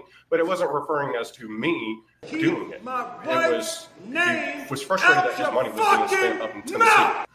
I want to talk real quick before I ask about these text messages on the screen right here. I do want, you keep referring to the money, though, as his money. They will. You're aware that when people are married, that money is an equal amount your mother's money as his money. It's their money, right? Yes. Right. You refer to it as his, but it's theirs. It's marital property. Yes. Legally, yes. Absolutely. And in reality, because that is what the bonds of marriage mean. Okay? Yes. Yes. All right. So your mother would show frustration as well and say, never mind, I won't go because all we do is work. That's you, all right? In uppercase. What are you talking about right there? Do you remember? That, it doesn't ring a bell, but that could have been, me wanting to either could have been going to hang out with friends or go play golf or something like that. But, that was just me saying, never mind, I won't go do it and I'll do the work. And then she says to you, don't like it, get a job and move out. Right? Yes. Did she say that a lot to you? Yes, she did. Because she thought you were a mooch. I guess in her eyes, yeah. Right? And because you were a mooch. No, I wasn't. And your father saw you as the exact same way, and he kept a very tight rein over you and your mooching off of him. No, that was never the case. Well, Also, your mother would say this: my patience with you is gone. I promise you things are going to change. I'm not continuing to live like this. Your life is not going to continue like this. What does that mean? That was in May of 2018. So you wanted my opinion on why she would say something I like asked that? you, and I'm going to tell you what I think, but I'm asking you. You know, in my opinion on that, because at that time she was disappearing to Tennessee to be with, lo and behold, came out to be Rusty. Can you tell me how that has anything to do with the fact that you were taking money from the family and you were not working? You wouldn't do any work. You would go golf. How many times a week would you go golfing? It varied. I could play golf one time a week or 2 times a week, but we always played twilight. Hey, Creole, I keep seeing you say justice for Caleb, and I had Honeybee and Cindy Fields, who both have family members that were brutally taken from them in their lives, and no justice. The best thing I could tell for you is if you're willing to do an interview. I don't know how many people we can get on board, but maybe we can do something again. Michaela and I, during the summer, I did go and make Voice for the Voiceless and LLC, a nonprofit organization. And my vision for this nonprofit organization is to help families that have lost somebody to be able to, help the youth. I have so many different ideas when it comes to the Voice for the Voiceless nonprofit LLC that was made. I have so many visions for it. I want to be able to help families. I want to be able to get back to families who are fighting a good fight to try to get justice for their loved one. So if you are willing to do a sit down, I can invite you in the back like this. Maybe we don't do it live, but we'll do it off camera. I want to interview you. I want to ask you some great questions, and you can fill us in on the details about Caleb. And is this your son, Caleb, you're talking about? I remember you sending me videos when you lost your son, and I told you prayers were going for you, and we were both praying for you, which we did. And I believe that was at the end of the summer, or maybe midsummer. But I do remember getting those messages from you and how heartbroken you were. So if you're willing to sit down and come up, you don't have to have your camera on or anything, but I would love to interview you and ask you some questions about the situation, and maybe we can help you in that way by getting a few eyes on the case. I'll build a documentary or some type of show around it, and I don't mean show as in I'm talking about a real true crime show where we're having a heartfelt conversation. I bring up pictures, etc., and we could push it forward and see who wants to get on board to try to help in any way that we possibly can help. I mean, it starts with 1, covering the story, 2, putting it out, and 3, seeing who's on board. We could set up something. I don't know what it is. We could set up a petition. We could set up whatever you want to set up, and that's all on your end. Do you play golf? I play golf. So you know what twilight is. But any long, end of the day golf. They are important. I'm going to answer the question.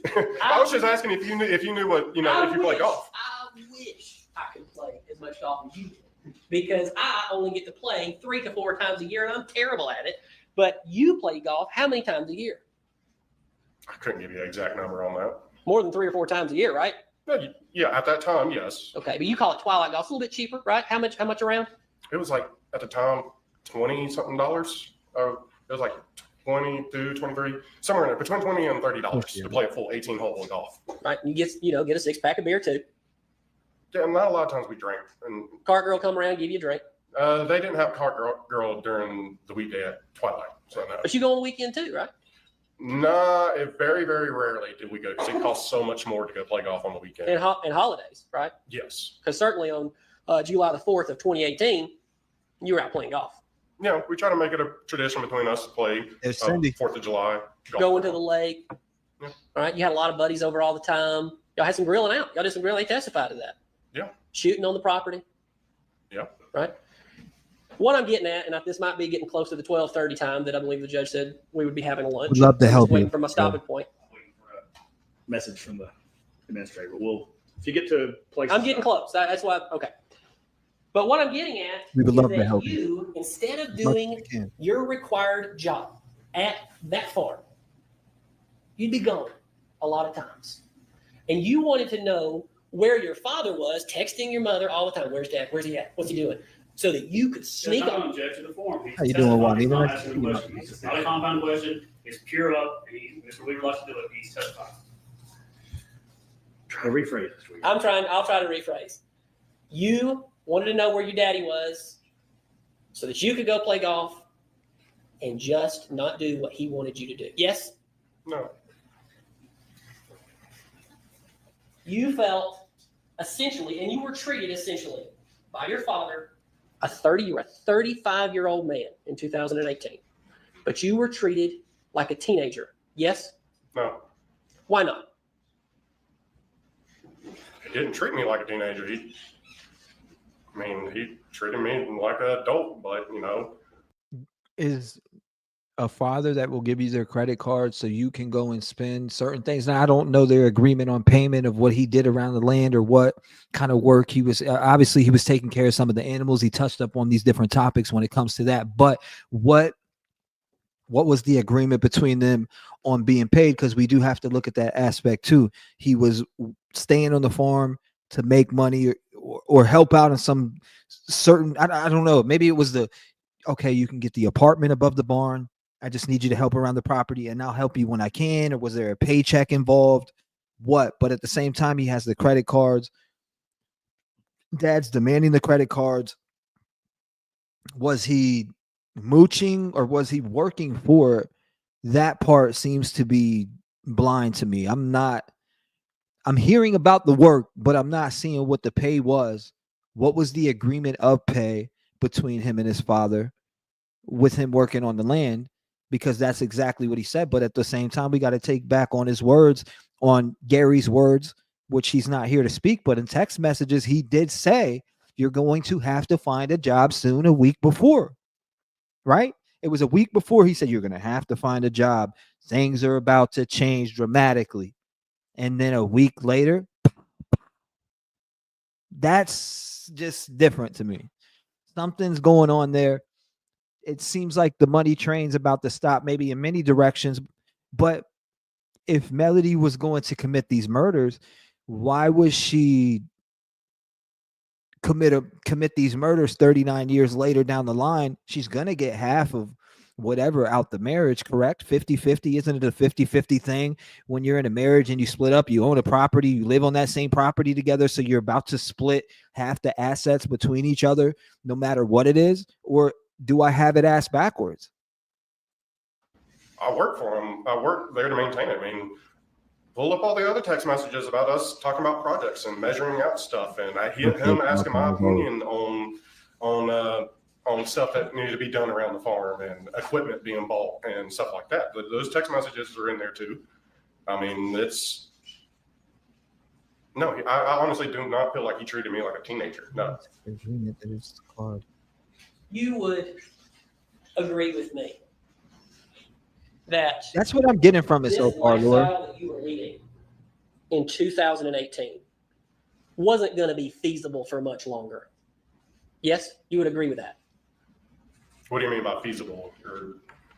This way of getting money from your father and living on the farm without having an actual job off of the farm, that wasn't going to be feasible for much longer, was it?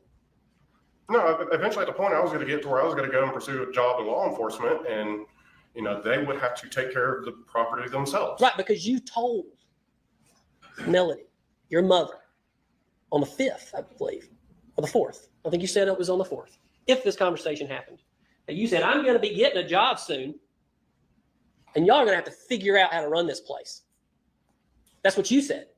You said it to the jury yesterday. Yeah, I said it to her. She was laying in bed with the dogs. I definitely 100% remember that conversation. So in your own words, you would agree with me that your lifestyle was coming to an end at that barn, yes? Things were going to be changing, yes. I was going to be pursuing a career in law enforcement, and I would not be able to Sandra. Thank you. Be there all the time to take care of the farm. That would probably be a good breaking point. All right, we'll break. Let's speak here shortly. All right. Most proud of this one. We're watching parts. Thank you. I appreciate you joining us, Lord. I appreciate you joining us. Looks like it's 12:30 on that, so they'd have a little lunch break at this time. Huh. This one just rubs me the wrong way. I mean, I can get where people are, especially if she did say to Rusty, he's in the burn pile, but I need to know when that was said, one, and two, is it documented when she said that? Because that matters. And if it's hearsay, then I gotta go, eh. But then again, I gotta go, why would he say, why would Rusty say that he said that she was in a, or that she said he was in the burn pile? Why would he say that? So that's another thing I gotta bat an eye out. And what's his credibility? Why, you know what I mean? What's going on? Diane, I appreciate you joining us tonight, my friend. God bless you. I hope you sleep well like the princess you are. I appreciate you being here tonight. As always, Diane's been here every stream. So shout out to you, Diane. Everybody give Diane a good night, sweet dreams. We appreciate you joining us for tonight.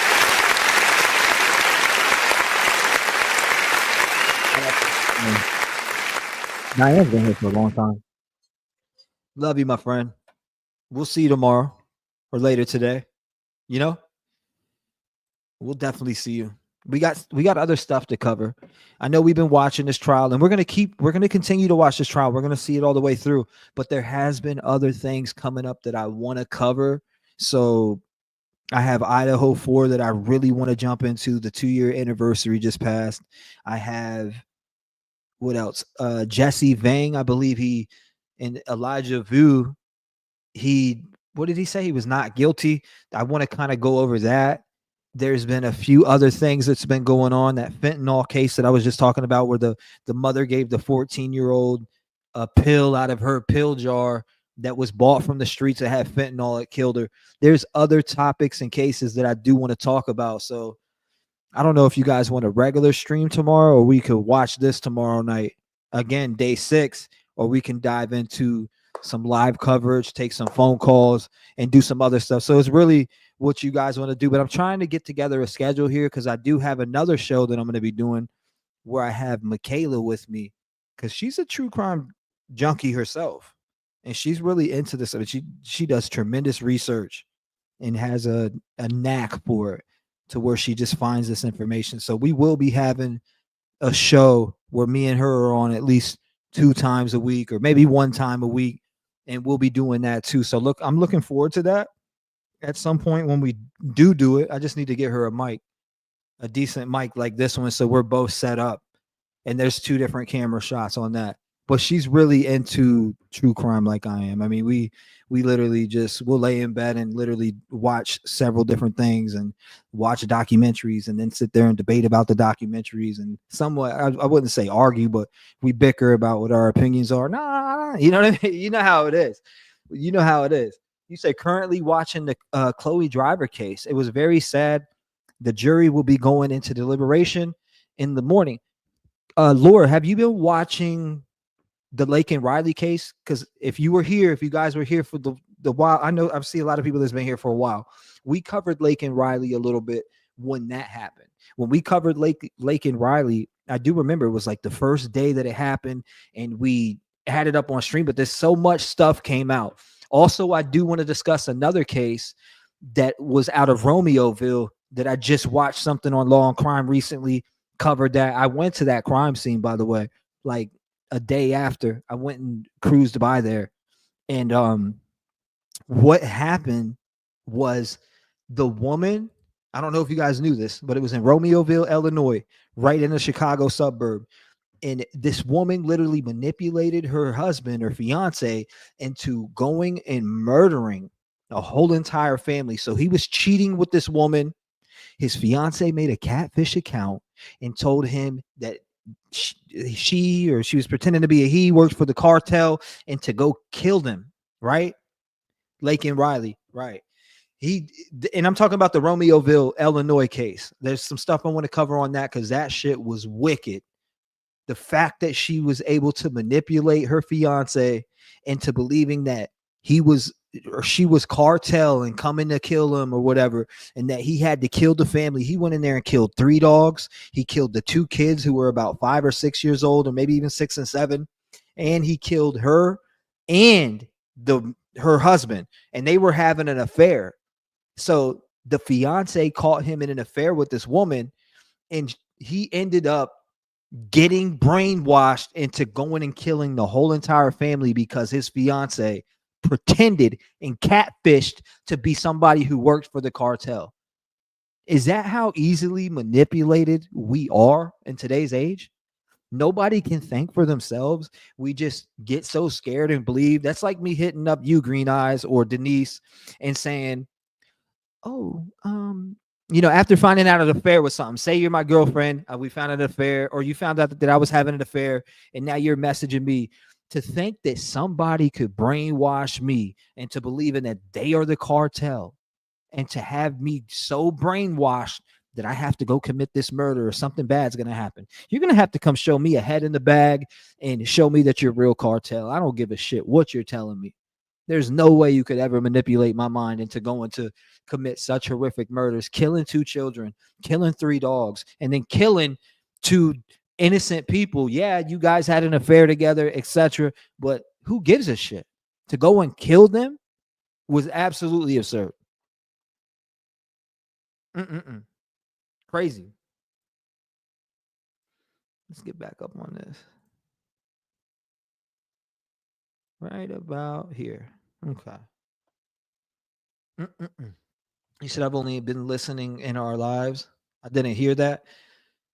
We'll definitely go and check it out. I'm intrigued for the trial starting December about mom of the husband is arrested on no bond, yet charged with murder, but other charges in her body has still not been found. That's interesting. Which case is that again? Look, the people who I were just talking about in Romeoville were so much of cowards that he killed her. He killed the fiance in the car. You can see on Law and Crime, they pull her body out the car, right? She's leaking blood all onto the pavement. You can see her dying and bleeding out. And then he shoots himself in the head, I believe, twice. Catfished by his own fiance into believing that he was cartel. And because I think she played to be a he, but the police already had these messages and they went on the run, and she ended up getting killed by him and her. Oh, and there's another case too that I've been looking at closely. Did you guys hear about this one? Before we move on with this trial, finish up the rest of this. Did you hear about the case where the TikToker, she had 22,000 followers. Her name was, what was it? Mimi Rodriguez. And she went to Walmart to trade photos. You see that? You guys been following that case? Because I seen it last night and was like, damn, I'm intrigued by this case, because why is this woman, first of all, why didn't her fiance go with her to the friggin' Walmart when she's meeting somebody to trade photos, some guy?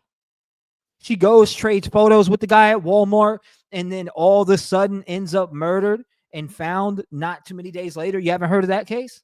Absolutely insane. Absolutely insane. I watched it last night on Law and Crime. I was kind of blown away from from what I've heard on the case. And somebody supposedly sent a text message off her phone. Crazy. You said, how much is this segment left? Oh, I mean, 4 hours, 49 minutes in, 7 hours and 55. So we got a good minute. So it looks like Scott's on the stand the whole entire time too. But you haven't heard of it? Hold on, let me tell you guys her name real quick. Let me read it to you while we're sitting here before we, finish this up. TikTok woman killed.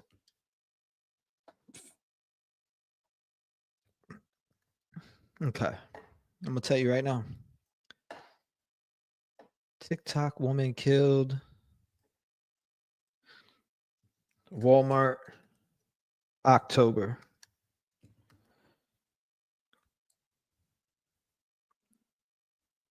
Right here. TikToker killed after Walmart trip to selling photo to someone. I'm about to read it to you real quick before we dive into the rest of this. Fitness. Okay, here it is right here. Fitness TikTok star kidnapped and murdered after going to Walmart to sell a photo, police say. This was on October 31st of 2024. Now says fitness TikToker Minley Zoe Rodriguez Ramirez, known to loved ones as Mimi, went missing in Georgia last week following a reported trip to Walmart to exchange a photo with someone, her family says.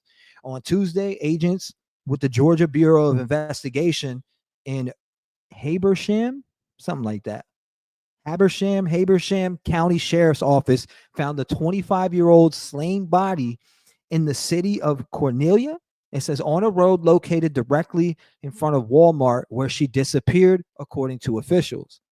Her family told the local media outlet Now Habersham last week that Rodriguez Ramirez had gone to the store on October 22nd to sell a photo to an acquaintance. It's unclear whether the photo was of Rodriguez Ramirez herself or whether the person she was meeting was someone she knew well. At around 9:30 p.m. that night, the same time that Rodriguez Ramirez, a mother of a 9-year-old, was reportedly last seen at a Walmart. A bizarre text message got sent from her phone to fiance Julio Tover. I am waiting for the brother to pick him up, the text message read. According to Tover, where's that at?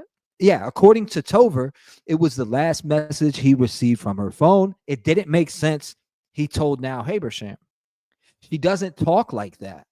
After Rodriguez Ramirez, let me scroll this down. Okay, there we go. After Rodriguez Ramirez failed to come home, Tover and her family reported her missing the next day on October 23rd, and search quickly got underway with HSO officials sending out news bulletins and alerts about the TikToker's disappearance. The sheriff's office requested assistance from the GBI with investigation on October 25th, according to officials.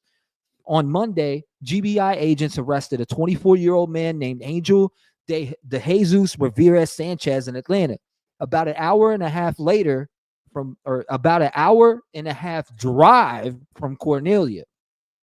Now, they arrested him on kidnapping charges related to Rodriguez Ramirez's disappearance. He wasn't charged with murder initially because her remains haven't been found.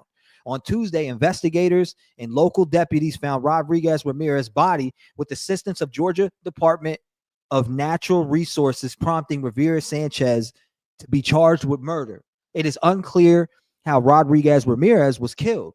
Now, with over 35,000 followers on TikTok, the young woman made an online name for herself with workout videos and posts about her personal life, which have racked up millions of views.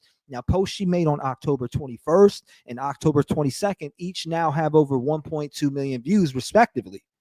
Everybody calls her Mimi, and her mom, Carmen Ramirez, told Now Habersham, while she was still missing, my daughter moved there 6 years ago when Mount Vernon Mills offered her a job while she was living in Puerto Rico. Tover, while speaking to the local outlet, described Rodriguez Ramirez as a devoted mother who loved her child very much.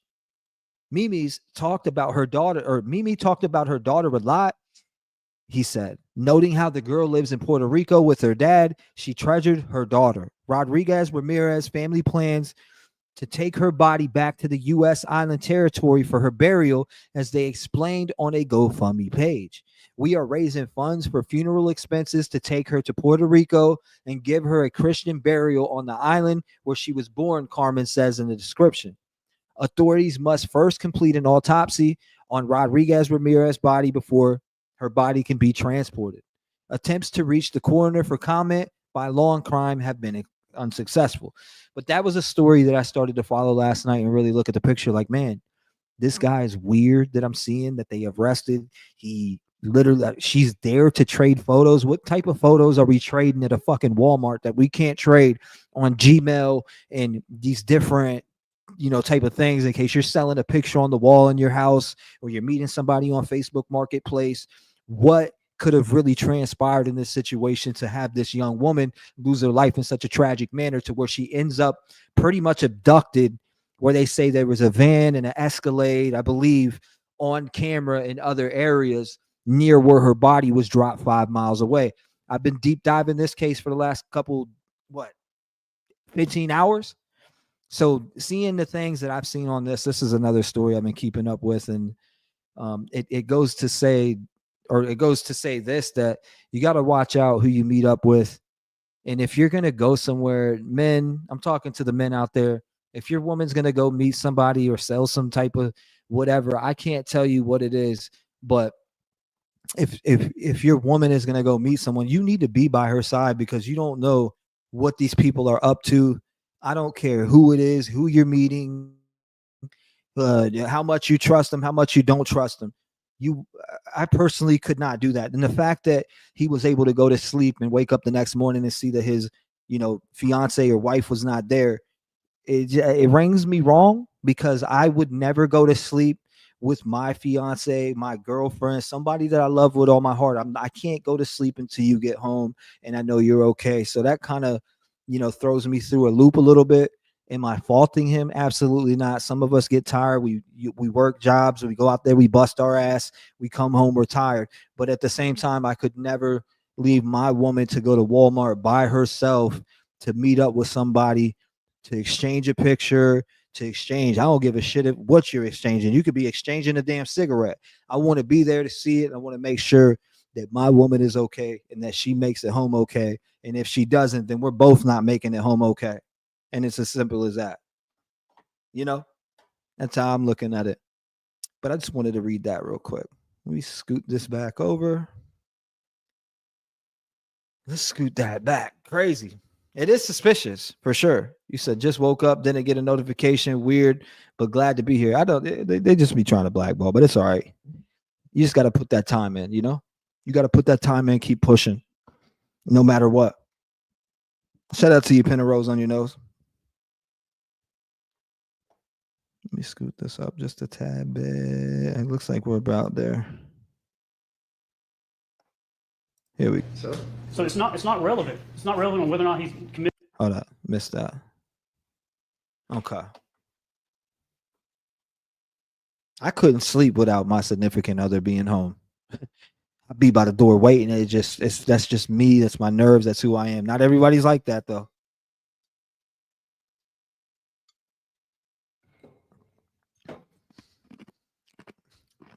I'm just saying, think about that. I wouldn't send my woman out anytime at night. I'm going to Walmart to meet so and so. All right, I'm coming. I'm coming. But I thought you were gonna go live. That shit can wait. I'll go live when I get back. I'm coming. Let's go. I need to make sure that you're protected and that you make it back home. Am I being too crazy? I'm not trying to be crazy or controlling, but anyway, I know how this world works, especially when meeting up with random people. Now, if I knew you were meeting up with good friends that you're in good care of and that you don't have to stop off too many places by yourself, then cool. But meeting up with some random, nah. Not on my watch. All right. Not on my watch. In the past, when the court said to withhold I try to be Lotus. the failed polygraph test by Scott. I am going to have to talk about the interview. He cut the interview off short after he was confronted with a number of things, and there's some things that I'll need to talk about within the interview, but I understand that I cannot say, Scott, you took a polygraph test, and you failed a polygraph test. Go ahead. My objection is, we all know that polygraphs are non-admissible in evidence unless they stipulate to it. So he can't, and even the probative value is substantially outweighed by prejudicial effect. If it even cracks the window that I appreciate that. polygraph, I try to be. That's just who I am. What the results were. He can say you were interviewed, and you told so and so such and such at your interview. I can talk. And I'm going to bring up the person who did the interview, which is Pam Rushton with the GBI. And you concluded after 3 hours and 45 minutes, you cut that interview off. That's essentially the core of what I'm going to get into. But I'm not going to talk about. So what's the relevance of cutting the interview off? How's that relevant? Object relevancy. And then I'm going to talk about also some of the things in the interview as well. But what's the relevance of him in the interview? He can do that. Right. So when he was confronted with the fact that he killed his father. Yeah, by someone who's being extremely rude and aggressive towards him. Okay. So So it's not relevant. It's not relevant on whether or not he's committed a crime or not committed a crime. He is just trying to get into backdoor this polygraph testimony. And there's a reason why the courts say that scientifically it's not trustable. I'm not going to talk about the results of the polygraph. I'm not going to say the word polygraph. And how is he going to answer about what was going on? Because his answer is going to be the way she was treating me and how she was doing that was why I ended it and what was in that context. And that's the prejudicial effect, because there's really no way to unring that bell. It's not relevant because it's not stipulated to. And what's going to do is going to open up the door to something. Yeah, we're not talking about the results. He still made the statements. Right, but So what we're talking relevance? about his statements that he made to someone on interview, whether it was say it was he's being interviewed by the police, and we were trying to get in either. And we have created transcripts of that interview. Again, it has to be probative under 401 and 402. It's not probative to whether or not he decides to voluntarily go and do an interview and voluntarily end an interview. It's not relevant. They are just trying to get into something to say, to lead to that polygraph. He's hoping, and we're going to have to go. I love being here with you guys. I don't give a shit how many people are in here. I love being here with people that I see, enjoy, and I see your face every live. I'm good with that. Take a break, go meet with Scott and say, if you get asked this question, you cannot talk about these things. And if he does, it's just like if a defendant takes a stand or says something and slips into something about his character. They all know everybody was interviewed by the police and other But sheriff's office. Everybody was interviewed multiple times, so that's not an issue. No, but the issue is he's walking up, and Mr. Weaver is a very good attorney. He's walking up to that polygraph. That's what he's trying to do. He's not going to say the word polygraph. Well, then why is he asking if he just ended an interview? That's not coming in. It's not relevant. Well, The court previously told us to talk about this before I get into it in court. what questions do you want to inquire about? What do you want to ask? I'm going to ask, there are a number of questions that Pamela Rushton asked him regarding. Are you guys hearing this? He failed a lie detector test. Yes, it's admissible. It's not admissible in court, but you know what? He failed a fucking lie detector test, and it does need to be talked about, whatever was failed. At least question-wise, why did you fail it? Questions he did or did not ask his mother in the year following the alleged murder by Miller. Are you trying to contradict something else that he has testified to? But I might have to, is what I'm saying, No, Judge. what would be the point of the testimony? What are you trying to elicit? I'm trying to elicit. I'm going to ask these questions, even though Pamela Rushton asked these questions. But he was interviewed, and he was a suspect. The district attorney's office had made him a suspect as of 2019. Well, you can ask him. Did you do X? Did you do Y? Did you do Z? Did you tell Pamela Rushton that you did X? Did you do that? You did Y? That you did Z? And we got a transcript of that. So, and the problem is trying to come back and answer that and say why he stopped the interview. He stopped the interview because of the way he was being treated. Well, that's the GBI's job. That's the GBI's technique, and that's every other cop's technique in every other case I've ever heard here. So what's the issue with that? The issue is just that's not in the context of the polygraph. That's the issue. We're not going to use the word polygraph, period. Well, then I would ask that we know the exact question he's going to ask, and we have to instruct our witness not to go down that. And it's not going to be a situation where it's like the character. We're going to say he was being interviewed by Miss Whatever at the GBI, period. That's all. That's the only reference to it we're going to make. I know the trial's not that simple, Your Honor, where they come out and Mr. Weaver's going to walk that up. And if we can't tell our witness, I'm going to tell the witness that he's not to mention it. I'm going to tell the witness exactly what I just said we're going to talk about, and that he was interviewed by Miss Rushton at the GBI. And if he needs time to talk and prepare, absolutely any time. I can't just come in here and start doing it like this. We told him not to mention it, and now we're completely changing it. No. What we said from the beginning, and what I said from the beginning when we talked about it, was we would not refer to it being a polygraph. If the interview, if the same questions, if you want to ask the same questions that he was asked by the person who conducted the interview, you can ask those questions. And if those responses are different, and there's a reason to get the interview statements in, you can ask them, didn't you tell Miss So-and-so at the GBI when you were interviewed this X, Y, or Z? So again, I'm not sure what the issue is. So, Judge,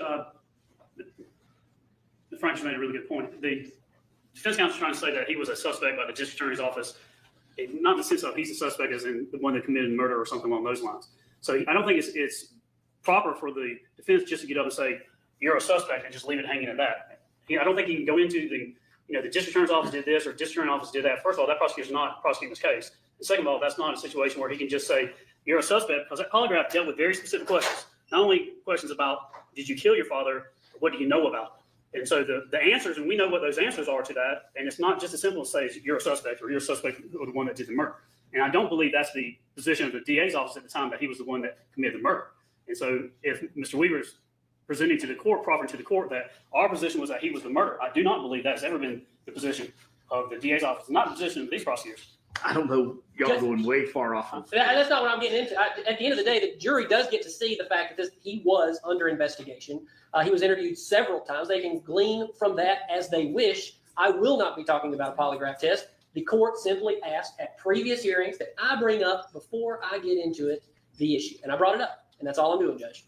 And I would ask the court to have defense counsel proffer what his exact questions on it. Clearly, he's got. Mr. Focus, I'd like to be able to. Yes, sir. If I can do, thank you, Mr. Weaver.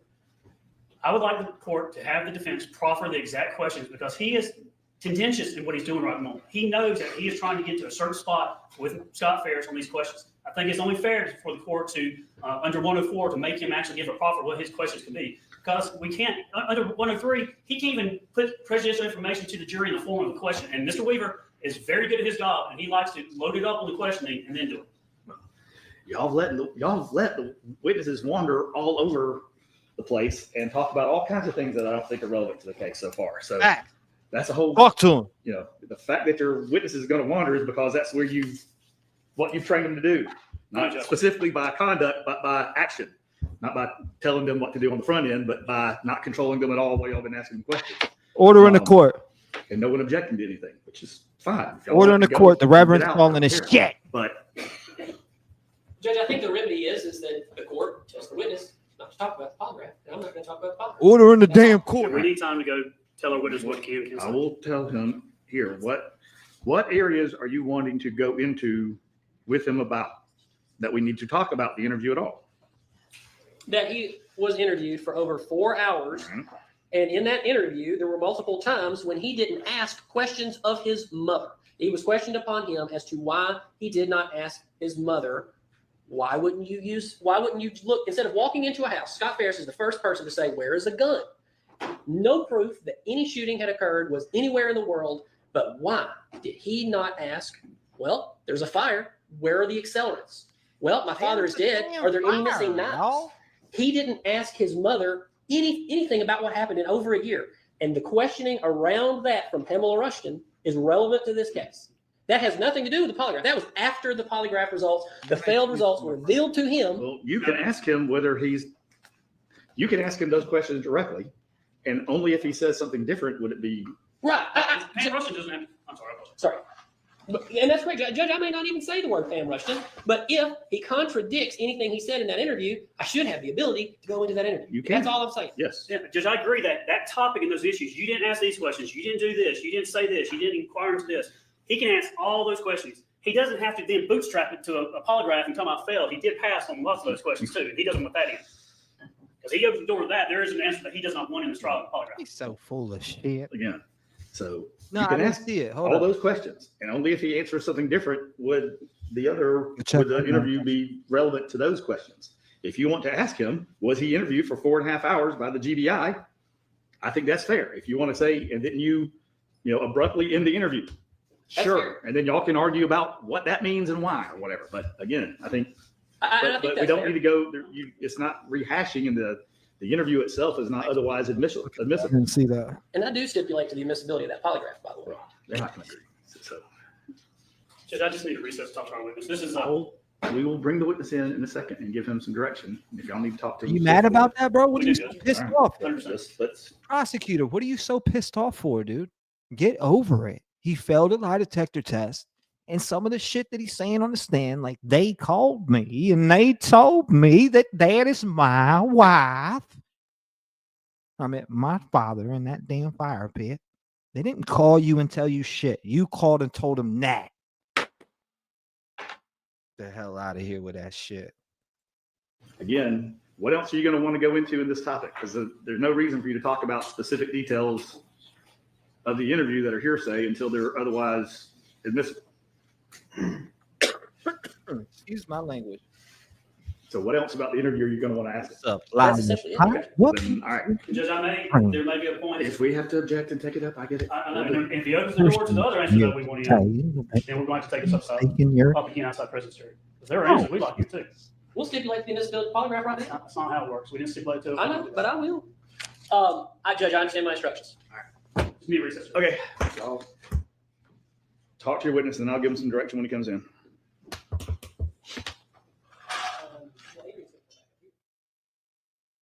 Talk to your witness. He's coming on in, y'all. That damn prosecutor was worked up. Shut up, bitch.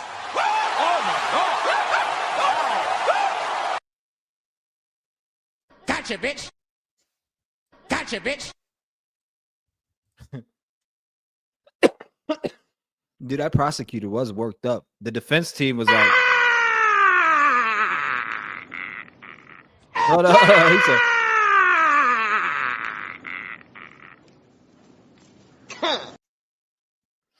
he hit him with it. Oh, my God.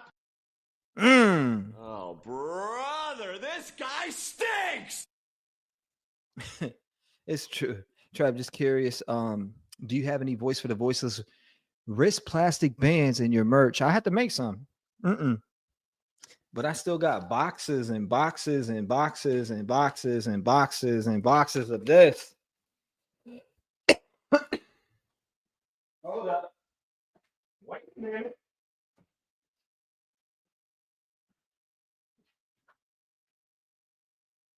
I had boxes. I had boxes of that. I had boxes of these. I haven't even been pushing them out there because I don't care. Because if somebody wants one, they'll hit me up. There ain't no need. But I got plenty. I got this. I got this. Let's see. You know, buying copies out the Yang Yang. Bing bong, bing bong. In the plastic. Oh my God. What are you doing, Rev? Get your damn shit together, boy. Before you lose another 7,000 subscribers. You only got 40 people in this live, Rev. Your numbers went down. You are a horrible streamer. Or you can just latch on to the nuts of 50,000 by covering Sebastian every fucking live stream because you want to grift. You know what I mean? Woo! I know I got you. I know I got you. Lotus, I didn't feel good.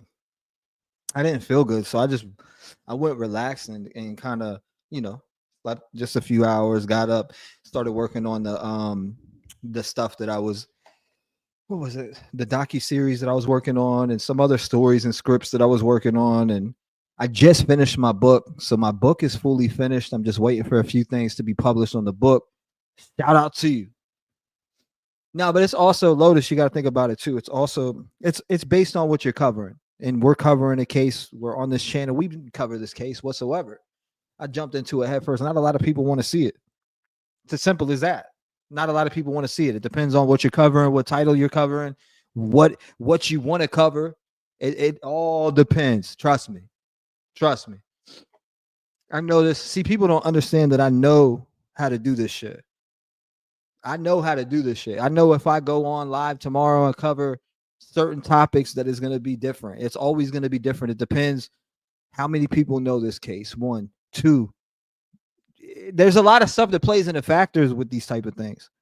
And for me, it's about the passion about what I want to cover, not about what I want to cover to bring in numbers and dues. I don't want to cover shit that I'm going to be stale about sitting here like, yeah.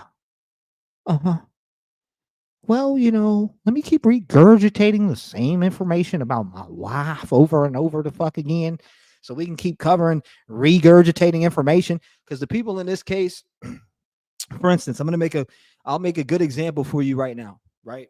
I'm going to make the best example that I can for a lot of you. These people covered the Sebastian case for money. It's as simple as that. They don't give a shit about that boy. They just care about the players that they can have and literally the views that they can bring in by having people like Bess and Baloney to Tony and all these goofy people.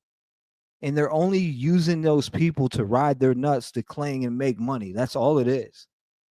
and it's easy. It's see-through. I seen that happen. As soon as I had a falling out with these goofballs and exposed that they were straight up goofy clown ass motherfuckers that have a narrative and that want these different things to be pushed out, like Tony and Seth wanted me to push a narrative and push out false information about false police reports or something that came from, what was that dude, Crabtree, which was complete bullshit. They wanted me to push that. They wanted me to stop people from their opinions in chat. Well, every time somebody says something about me, you need to correct it. I don't need to correct shit. That ain't my spot to run your narrative. Get the hell out of here. I'd rather shit can your ass than do what you want me to do. You know? All right, Mr. Ferris, you That's a got fact. some instructions from ADAs in the case.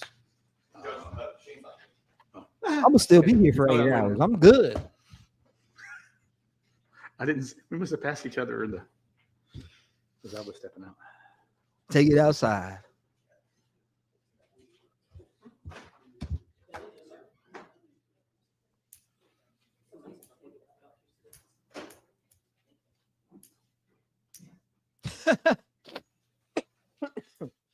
Talk to him, V. That's all it is. It's a money grab. It's a money grab. Guarantee these goofballs change up their story right now and cover anything else.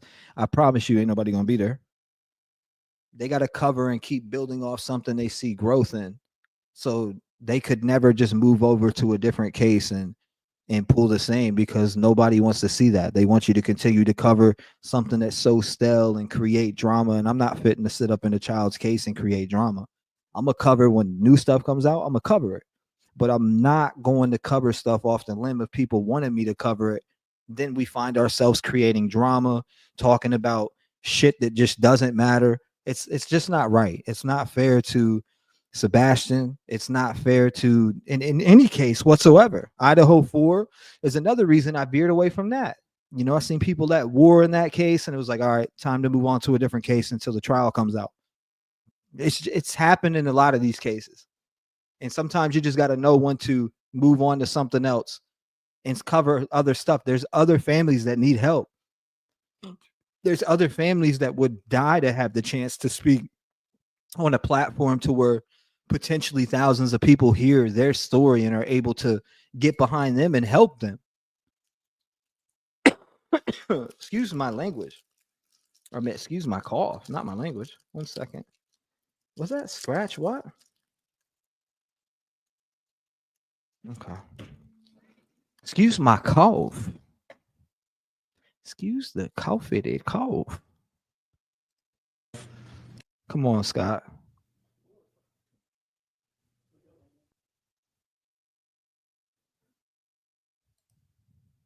Okay. For some reason, they got it muted in there. DAs in the case about what something is what we're going to call the interview. I think Mr. Weaver's going to ask you some questions about you being interviewed by probably by various agencies, but specifically the GBI. We're only going to reference it as an interview, not as a polygraph, not as a whatever else y'all would characterize it at. It's just going to be called as a interview, and that it was conducted by Agent. Okay, and that's all. I'm not going to characterize it any other way. And if the state needs to make an objection as we go along, we will. Are you understand those instructions? Yes, sir. All right. Okay. Anything else? That's all, Judge. Let's bring them back in. Let's get to it. Come on, Scotty boy. Scotty doesn't know. Scotty doesn't know. Come on, Scotty. Talk to me, Scotty. We have a few things we need to discuss here, young man. Talking about my damn wife this whole entire live stream.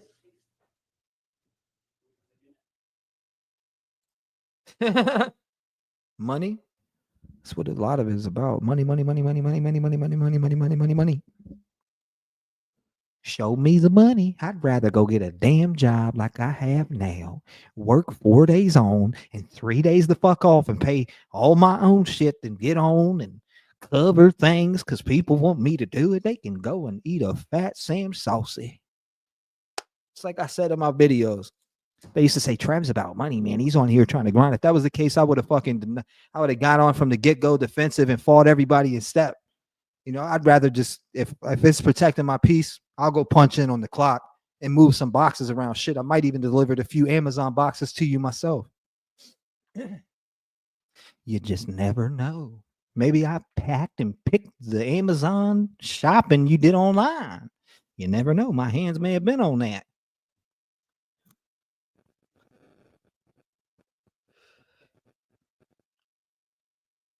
What's going on here? It's got quiet. Can we hear what they're talking about? I'm nosy. At Scott 94, which was, and your dad said who they are. Cameras out front. So I don't want y'all wondering. There we go. If there's an area y'all would like to go to, if y'all want to go walk through the cemetery behind the art center, that's fine, but I probably need to have someone go with you. So that's why I kind of designated the paver path where the benches and the sculpture thing is. So anyway, if y'all have other suggestions, write them out for me and I'll talk to y'all about that after talking with security about it. But there's a camera crew out front, so I don't want y'all to really get too close to that because then they'll say, oh, there's a large group of people being escorted by a deputy. I wonder who they are. Okay. All right, go ahead. I remind you, you are still under oath. Yes, sir. One follow-up on the issue of the debit card. I'm showing you a message between your mother and your father, and it says, who has the debit card, correct? Yes. Right. And is that from your dad to your mom?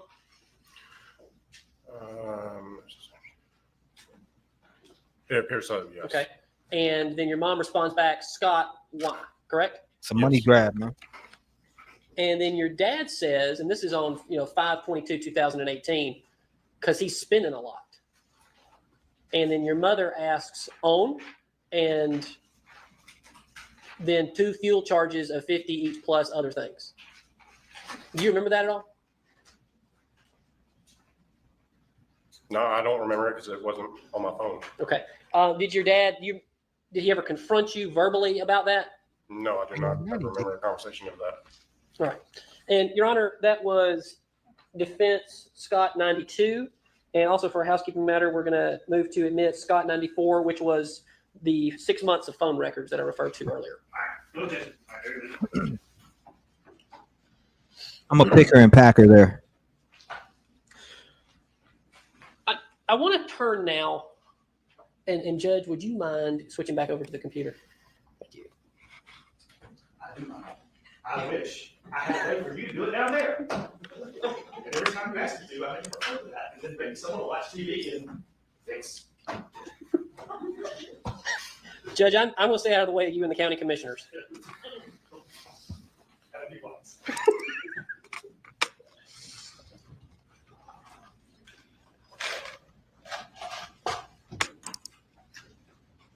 So you are fake I'm news. showing you what has been previously marked as Thrasher 229. And do you remember this picture, this location? Yes, sir. All right. Tell me about this location. This was down in the basement, kind of right out in front of the bar area, TV hanging up on the wall, just a lounging area. Lounging area. And in fact, this is an area, there was a TV right there. Yes, sir. This is the area where you said you'd come eat your dinner. I would eat dinner and sometimes lunch there. Sometimes, but this was kind of like maybe a place you would hang out in the house, yes?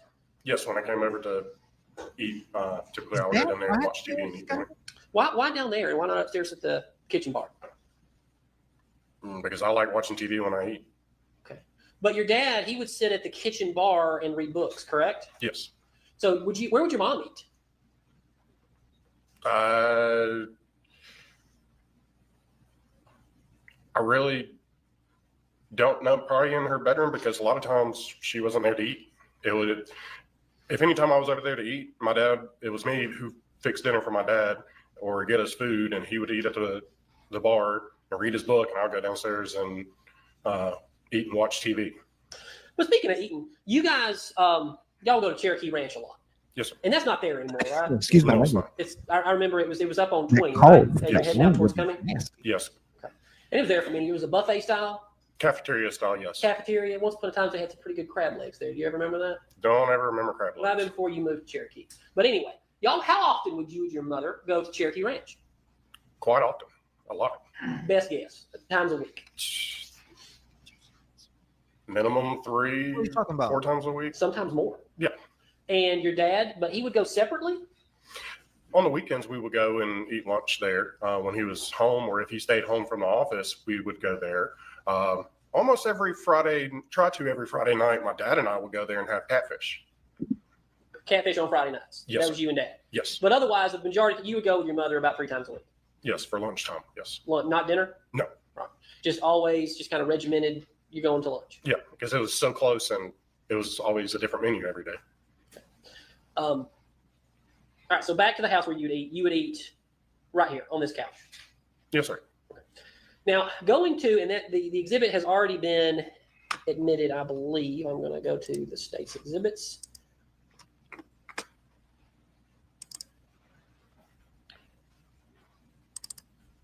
This is a conversation with you and your father about the DirecTV guy coming, and that was in early June of 2018, yes? Yes. Right.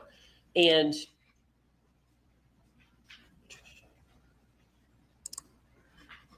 the appointment appeared to be scheduled, and I believe it was the 12th of June? I believe it was. It was I think the I saw 6th. it early. It was the 6th. It was the 6th. So you say you were there, and that is when, going back to the Thrasher photo, you say you saw a firearm in this drawer right here. Yes, sir. Where the marker is? Yes, sir. The top drawer of that piece of furniture. And the gun you saw was a, let me see if you tell me. Say it, tell me one more time. What kind of gun was it? Excuse me, sir. Why are we digging in? Why are we digging in drawers inside of the family home? Why are we looking in drawers and finding guns? It appeared to me to be a 38 Weird. snub nose. It was in a leather holster. So snub nose means It wasn't a long barrel. Wasn't a long barrel. And it was in a what kind of holster? A leather holster, an old looking leather holster. All right. And what did the handle of the gun look like? That I do not remember.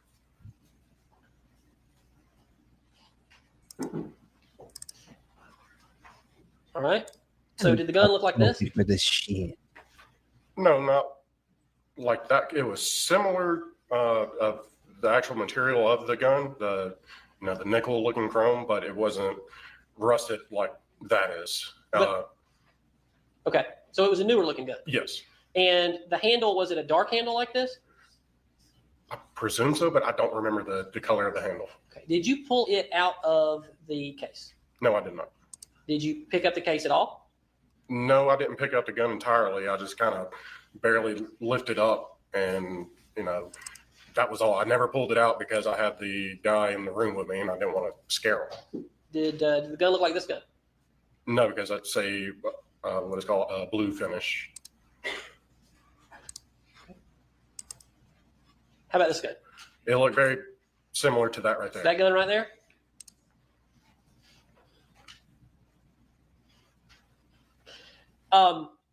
Are you aware that your brother's ex-wife saw a gun in the basement, allegedly, as well, roughly around that time? No, I did not. All right. And are you aware that she identified a gun to this jury yesterday that looked like this in the basement? Okay.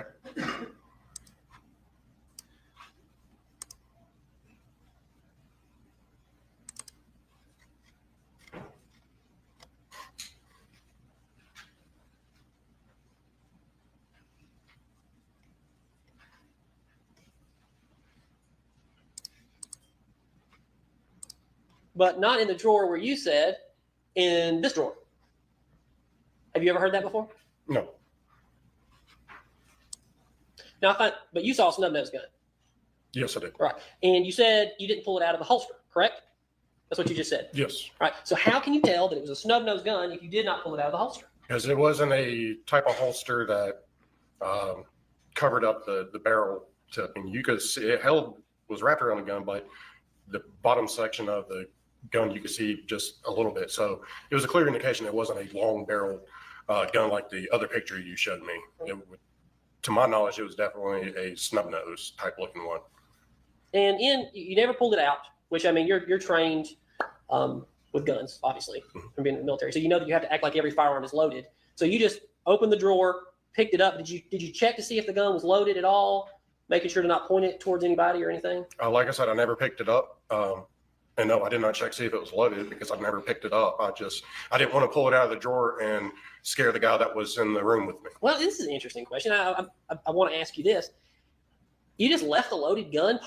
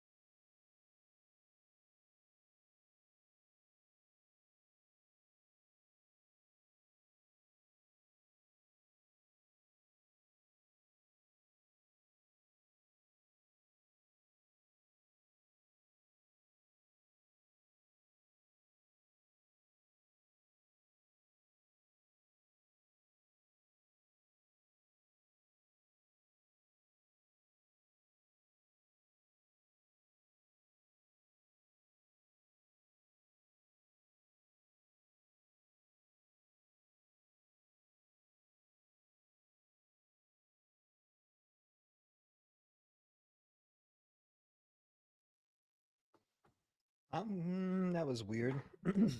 Alrighty then. So weird, y'all. The hell happened there? It's so wrong on all levels. Kicking me out of my own damn stream? Who do these people think they are?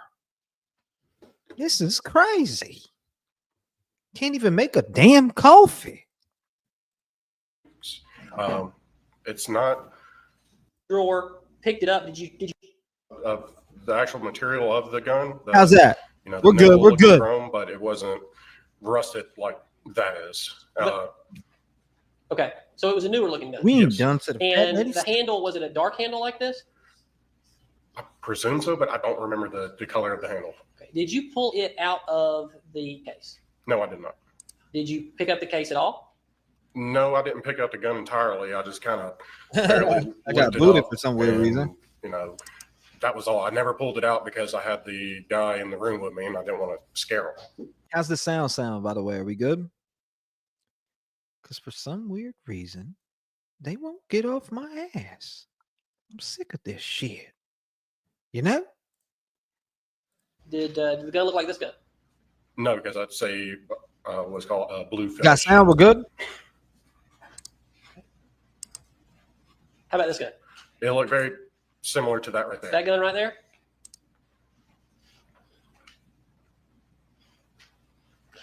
Are you aware that your brother's ex-wife saw a gun in the basement, allegedly, as well, roughly around that time? No, I did not. All right. And are you aware that she identified a gun to this jury yesterday that looked like this? Good, good, good. Just making sure. Happy In the dance, basement. baby. Okay.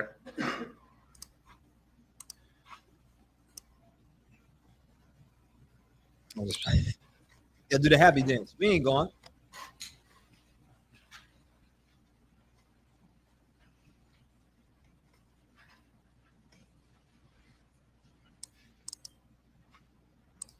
But not in the drawer where you said, in this drawer. Have you ever heard that before? No. Now, but you saw a snub nose gun. Yes, I did. Right. And you said you didn't pull it out of the holster, correct? That's what you just said. Yes. All right. So how can you tell that it was a snub nose gun if you did not pull it out of the holster? Because it wasn't a type of holster that covered up the barrel tip. And you could see it was wrapped around the gun, but the bottom section of the gun you could see just a little bit. So it was a clear indication it wasn't a long barrel gun like the other picture you showed me.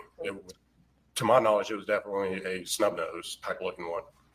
And you never pulled it out, which I mean, you're trained with guns, obviously, from being in the military. So you know that you have to act like every firearm is loaded. So you just opened the drawer, picked it up. Did you check to see if the gun was loaded at all? Making sure not pointing it towards anybody or anything? Like I said, I never picked it up. And no, I did not check to see if it was loaded because I never picked it up. I didn't want to pull it out of the drawer and scare the guy that was in the room with me. Well, this is an interesting question. I want to ask you this. You just left a loaded gun possibly in a drawer where because there's kids there all the time, yes? Periodically. I mean, no kids lived at the house. My nieces were not there every single day of the week because they lived in Maine. Okay. What about any of the other kids, Cameron or anybody? Definitely. I don't know what to say on that. I mean, my entire life I've grown up, there are always guns around, but I was well educated on don't mess with them. So we never had gun cases when I was growing up. So it's just nothing out of the ordinary for me. As long as it wasn't laying out in the clear open, I mean, no, I didn't think to do anything like that. And you didn't tell anybody about that gun? You didn't talk to your dad about it? No, because I forgot. I completely kind of forgot about it. You didn't talk to your mother about it? No, because she wasn't in town. Well, she was obviously in I'm town not at some point. Scotty. I remember at that time that might have been where she was gone at least a minimum of a week. But see, your excuse for not talking to your mom, you acted like, and we've shown it, you call her, you texted her all the time, you went to lunch with her 3 times a week. So you act like you didn't talk to her, but the reality of the situation is you did. So you could have immediately picked up the phone and maybe at some point after the Hobby Lobby message, like, hey, you want to go to Hobby Lobby? Why is there a gun in the basement? Why didn't you do that? I mean, I love my wife. I only saw the gun. I mean, I saw the gun and didn't mess with it. So it was just brief. And I ended up finding a remote. And like I said, I did not want to pull the gun out and scare the guy. And, my dad was at work and she was gone. And I just had, trying to help the guy out with that. I just forgot about it for several weeks. It's not, it's always just been a kind of common for our household to always have firearms in it. It didn't trigger me to be freaking out and asking a whole bunch of questions to everybody. Donut shop. We had several guns in the household. Where were other guns in access in the main house? They were scattered throughout. Some were in closets. Some, for instance, in the picture, you can see one hanging above the sliding doors down in the basement. Obviously, that one was not loaded. No. And they were tucked under beds and in closets. So we just, we didn't have a gun safe. Do you think that there were a number of guns taken into evidence in this house? Absolutely. Possibly if they took shotguns and. Well, think if you got them tucked in here and there. I mean, were there lots of guns pulled from this house? I don't know how many guns were pulled from the house. I want to talk about your dad's spells. Let's go back and talk about the spells. He would have them how often? Well, like I said earlier, it varied. He could have 1, maybe 2 a week, or he could go, he could have one and go, a month or 2 without having one. They were not on a set schedule. Now, it's something of note that I think you've noted in a previous interview because the 3 of you were always at Purcell Lane at some point, right? I mean, sure, your mom would go see Rusty from time to time. It was not a secret that she had a relationship, correct? She tried to make it a secret, yes. But everybody knew about it. We all had our speculations, yes. But everybody obviously knew about it. Your dad included. You're funny, Lotus. I mean, at some point, I think we all found out that, we all knew, but we all, for a long period of time, we had our speculations. Did your dad ever talk to you about any, email relationship he was attempting to have with Joanne Ward Hill? No. Would that surprise you that there's emails between her and him? Yeah, it would surprise me. Trying to have a relationship, maybe? Yeah, because my dad, I've never known my dad to do anything like that. Because he didn't talk to you about it. No, he didn't talk to me about it, so I didn't know anything about it. But you would agree that, though maybe odd to most, that two people can remain married but have other partners. Yes? An open marriage. Have you heard of these things? Yes, sir. Okay. Do you know anybody like that? I'm not saying to name anybody, but. No, I did not. Okay. But you've heard of it. Yes, I've heard. And your mother and your father essentially lived that way, correct? They had different lives. Not in that way, no. Different parts of the house.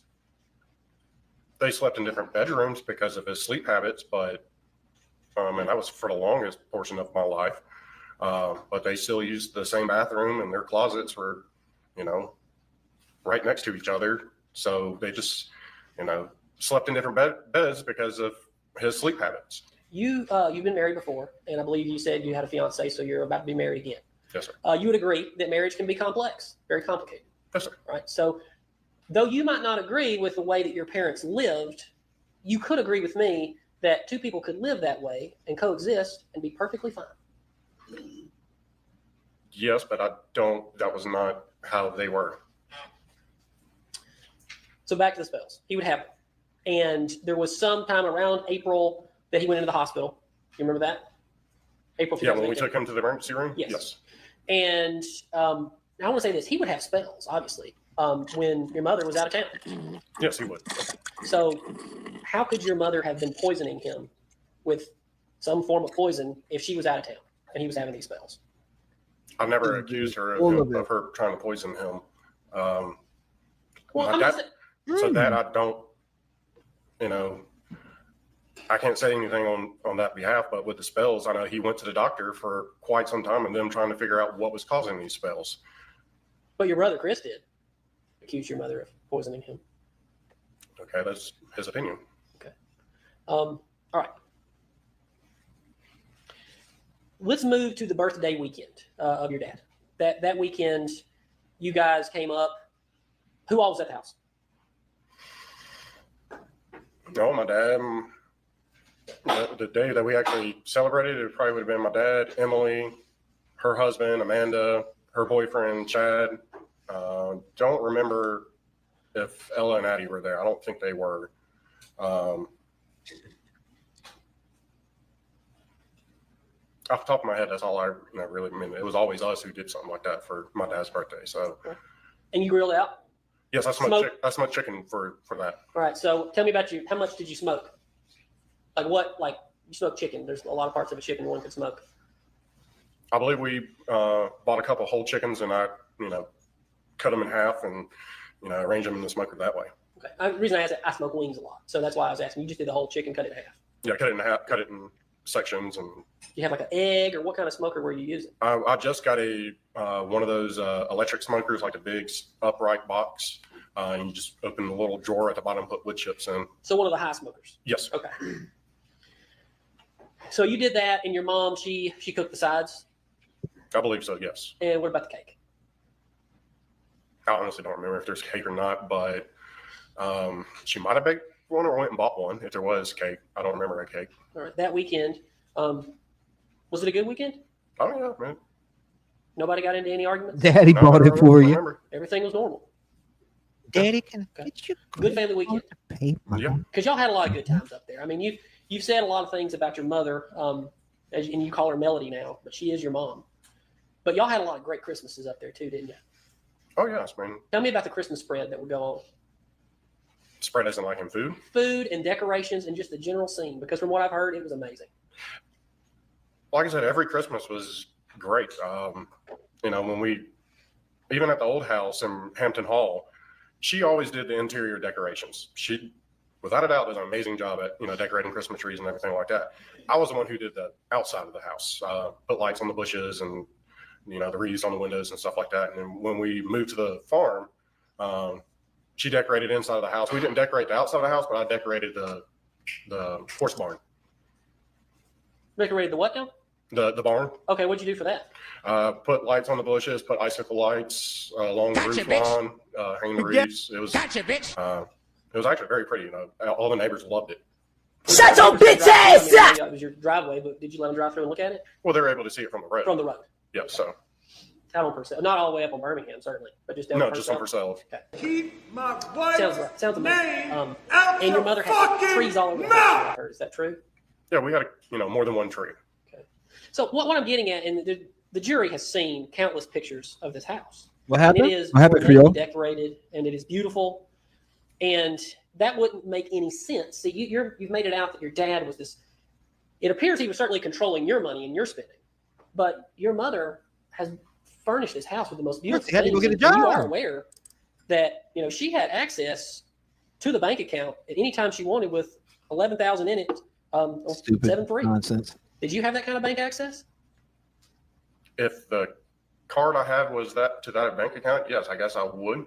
But once again, I don't know how many bank accounts my dad had. But because you weren't married, obviously they're a married couple, so she had financial access to the marital assets. When you would take out money, you didn't have the ability to say, I have an available balance of $11,046.85. That didn't just come out when you did that.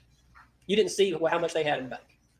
No, I mean, anytime that I, went to the ATM to get cash, whatever he put into that bank account that I had the card access to, and I saw the total amount, I saw it, and it flipped. Thank you, Lollipop. 24, 23, 25. You've been here for a long time. I appreciate you supporting me and my wife. We don't give a shit about the others. There's plenty of people that been here for 23 to 30 months that have been supporting, and I really appreciate you. So I want to give you a thank you from the bottom of my heart, and my wife's too.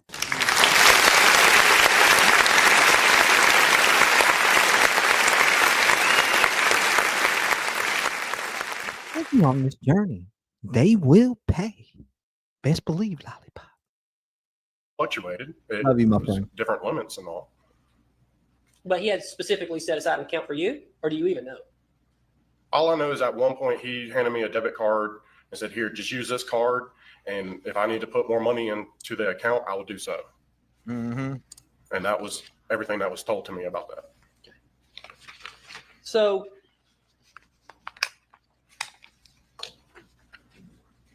I want to show you some more text messages between you and your mother. We need to switch back over, Judge. I'm sorry. I know, button. A text message between you and your mother on 7/2/2018. So I believe that would have been, and if I could, is the calendar still up there? You mind if I move your push pins? That's funny.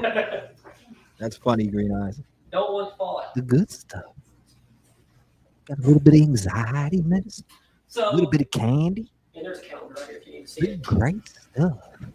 On Monday, this text is from Monday of that week, the 2nd. Okay? Okay. All right. Do you remember being bitten?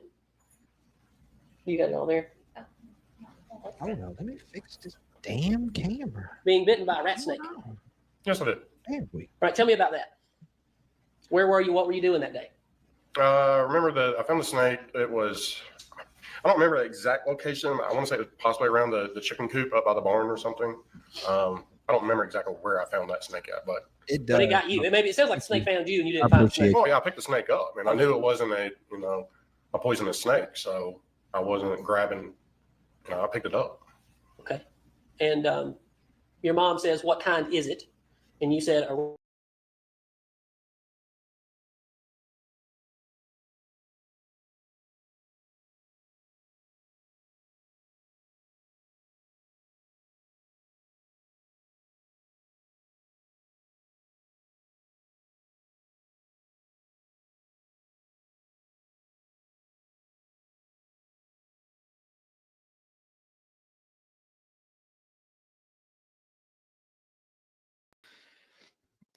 I'm so sick of these damn trolls trying to kick me off my own internet. It's not gonna work, bastard. I'm here. There ain't shit you can do about it. Get over your damn self.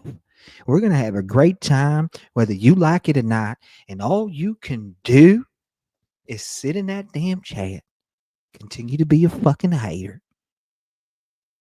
and Shut up, bitch. hold up. Hold up. Shut up, bitch. That's all you can keep doing. Because I'm here, baby. And I'm all up in your grill like the dentist, motherfucker. Shut up, bitch. All right, let me go. You say, he got me while trying to get him out, right? And then you sent a picture, and I've got a bigger version of it. They of what appears trying. to be. They trying. It just ain't working. Better keep on trying. Price is wrong. So you got bit by a rat bitch. snake, No, it's and good. that's your hand, right? Yes, sir. All right. And how many times did the snake bite you? Just once? Good night, Yeah, Ruby. Just that one time. Just that one time. Okay. Can you put that back? Nah, that's someone Your trying to mother boot me the hell says- off. Wash that good and come get iodine. Sound about right? Did you wash it good? I'm sure I did. And you go get iodine? I don't remember going to get iodine. You just don't Get remember. over it. I don't remember putting iodine on it, no. But I'm pretty sure I would Sound have good washed though? it. Okay. But you told your mother about it, Yes. and she said to go get iodine. Yes? Yes. And the iodine was in the house, yes? But at least I didn't have any, and I don't ever remember using any. It's been 6 years. Yes? Let me see. She said, guys, love y'all. I'm going to bed. Catch the rest tomorrow. Ruby, appreciate you hanging with us tonight.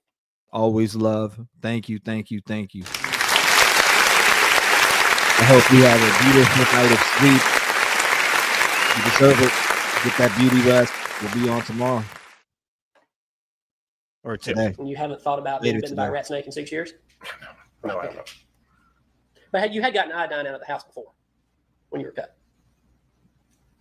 I don't remember using iodine until the last time I had a serious cut, and that was a long time ago.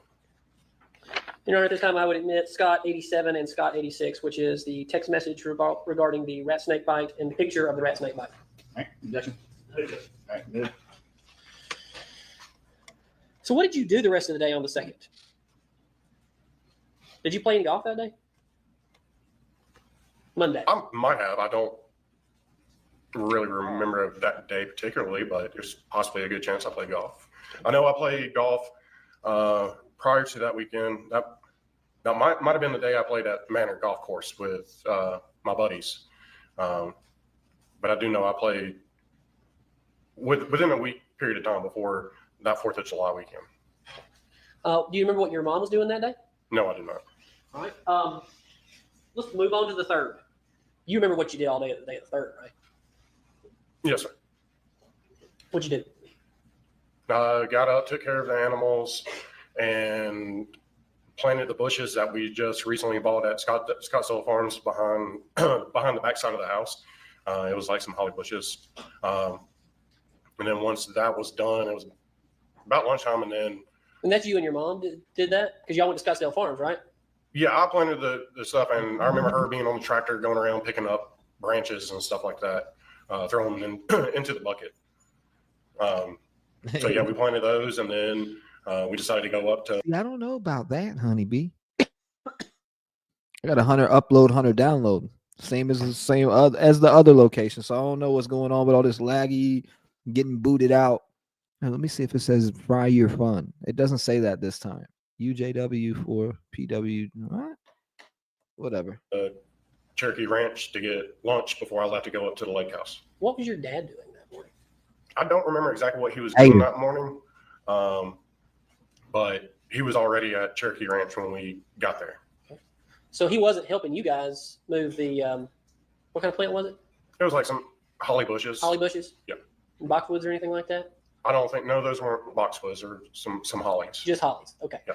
All right. So your dad was already up there. Was that the first time you saw him that day, according to your testimony? Might have been. I believe that's right. I think that, as I remember, yes. Okay. Do you remember seeing him any on the 2nd? I might have. I don't recall. How about this? So, I mean, the last time you saw that you've alleged Just fucking with you. that you saw your dad live was at Cherokee Ranch. Yes, ma'am. Do you remember the last time you saw your dad before that? I remember he went with us to Scottsdale Farms to buy those bushes. Oh, he did. I used the damn Yeah, he was restroom. with us when we went there to buy those bushes. All right. How about before that? Because you just said you didn't know what he did that morning. But y'all went the day before to Scottsdale Farms? I believe we did. I'm not 100% sure on which day, but I know he went with us to buy the bushes. Did you see him any before that? I'm sure I have. It was the weekend. Well, okay, that would have been his birthday. So you remember his birthday, maybe Scottsdale Farms, Cherokee Ranch. That was it. To my memory for right now, yes. So you left Cherokee Ranch. Where was your mother going that you knew of? I have no clue. Did you know anything about going to the dog groomers up in Ball Ground? Don't recall that. Don't recall. Did y'all talk at lunch where everybody was going? I don't remember the conversations that we had at that lunch that day. So your dad was at lunch. Did he talk to you when he was leaving, or did he just get up and walk out? He was still there when I left. Okay, but did he talk to you? I remember saying, "Hey, I'm going. I'm going up to the lake house. I'll see you later." That's what you said? I said to him. Okay. Did he say anything back to you? He would have said, "Okay." But you don't know. Did he say anything to the effect of, "Why you going to the lake house? We're doing work at the farm today. Why aren't you doing your job?" No, he never made that comment to me.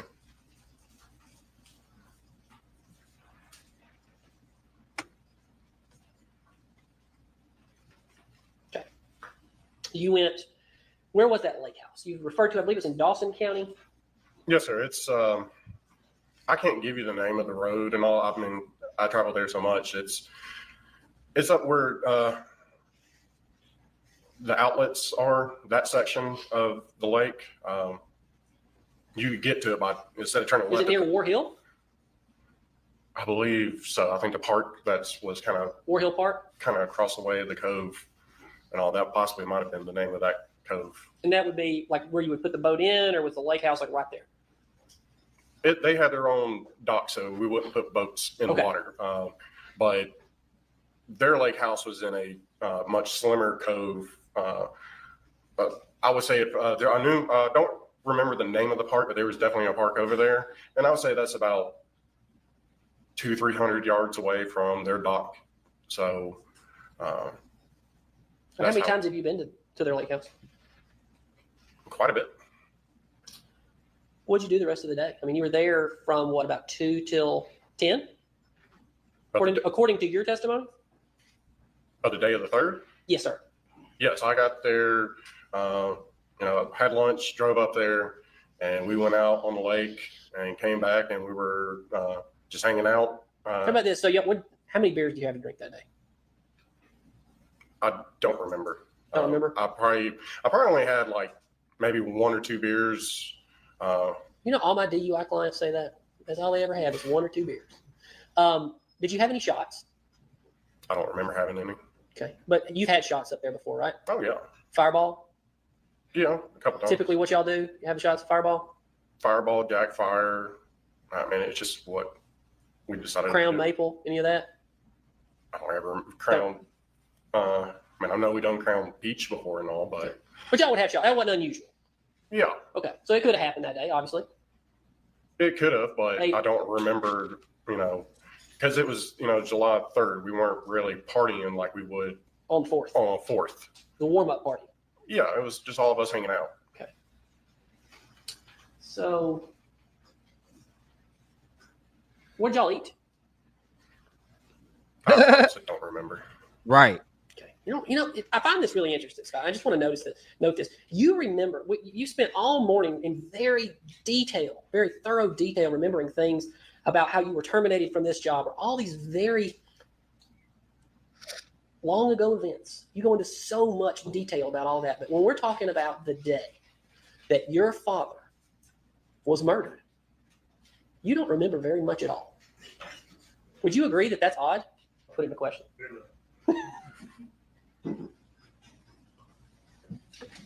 No, I don't find it odd. I'm sorry if I don't remember what I ate that day. I mean, I remember the basics of the event. To me, at that time, there was nothing wrong. Ask him again. Ask him again. How did you wind up leaving the lake house that night?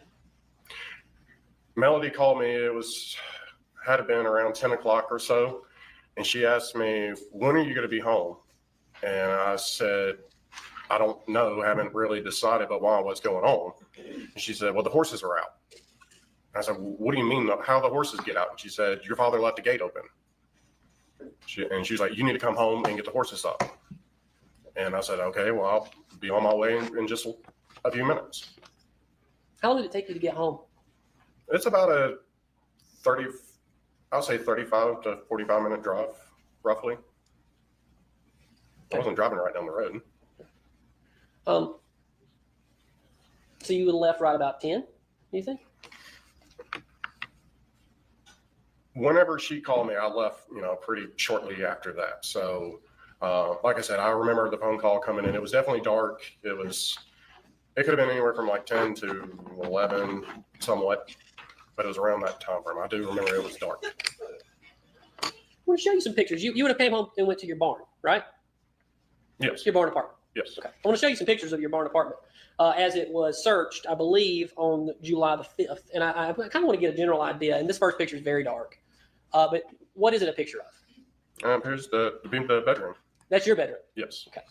We'll move on to Scott's 2. Still your bedroom? Yes. Scott's 3. Tell me what this is. Yeah. We're not scanning it. All right. What is that? It's a dog kennel, dog crate. Okay. Let's try turning off the light. Maybe. A little bit better. See, now the color is, there we go. That's much better. Okay, so this is your dog kennel. Next to your bed? Yeah, it was one of them. Okay. How many dogs did you have? For to use a kennel like that, 2. What kind of dogs were they? They're English Labs. Okay. Were they on the property during this time period? Yes, sir. And this is another part of your room. So this would have been looking back towards the door or just straight away from the bed? Straight away from the bed.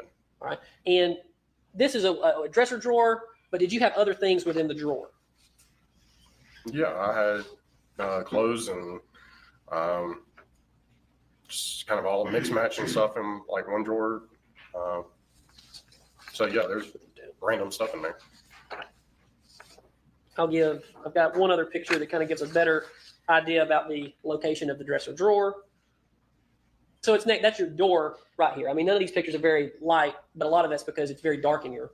Yes, it was darker. It's a dark place. Me. None of the walls are painted. It's stained. It's kind of like a hunting cabin. Yes. Yeah, it was all live edge wood paneling doors. My throat's so bad hitting that vape. And you had some deer on the wall, and you had cowboy hats. Yes. Yes. And this is your closet. And I'm not trying to pick on you or anything. I mean, I am. You're on cross-examination in a murder trial. But your room's kind of dirty, right? It's not, I wouldn't say, there's nowhere looking like how my parents' house was. But I mean, it's kind of dirty. Yeah, there was dog feces in the floor in that picture. You saw that, yes? I can put it back. Oh, yes. I mean, I have a little teacup chihuahua, and I was not there to be able, to clean up because we weren't allowed to be around. There's your closet, and you can go back. And you still have your military uniform, yes? Is that just more of a keepsake, or did you still wear that? If that appears to be, my field jacket, and I occasionally wear that time to time. Okay. I appreciate you, Minute Rose. You know what time it is. Every blue moon, yeah. Stand for around here. It depends on how cold it gets outside. Okay.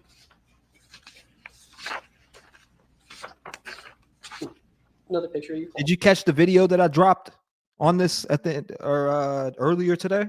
If not, I'll play it at the end of this. I'll play the video that we dropped earlier at the end of this, and you guys can kind of give me your opinions on what you think.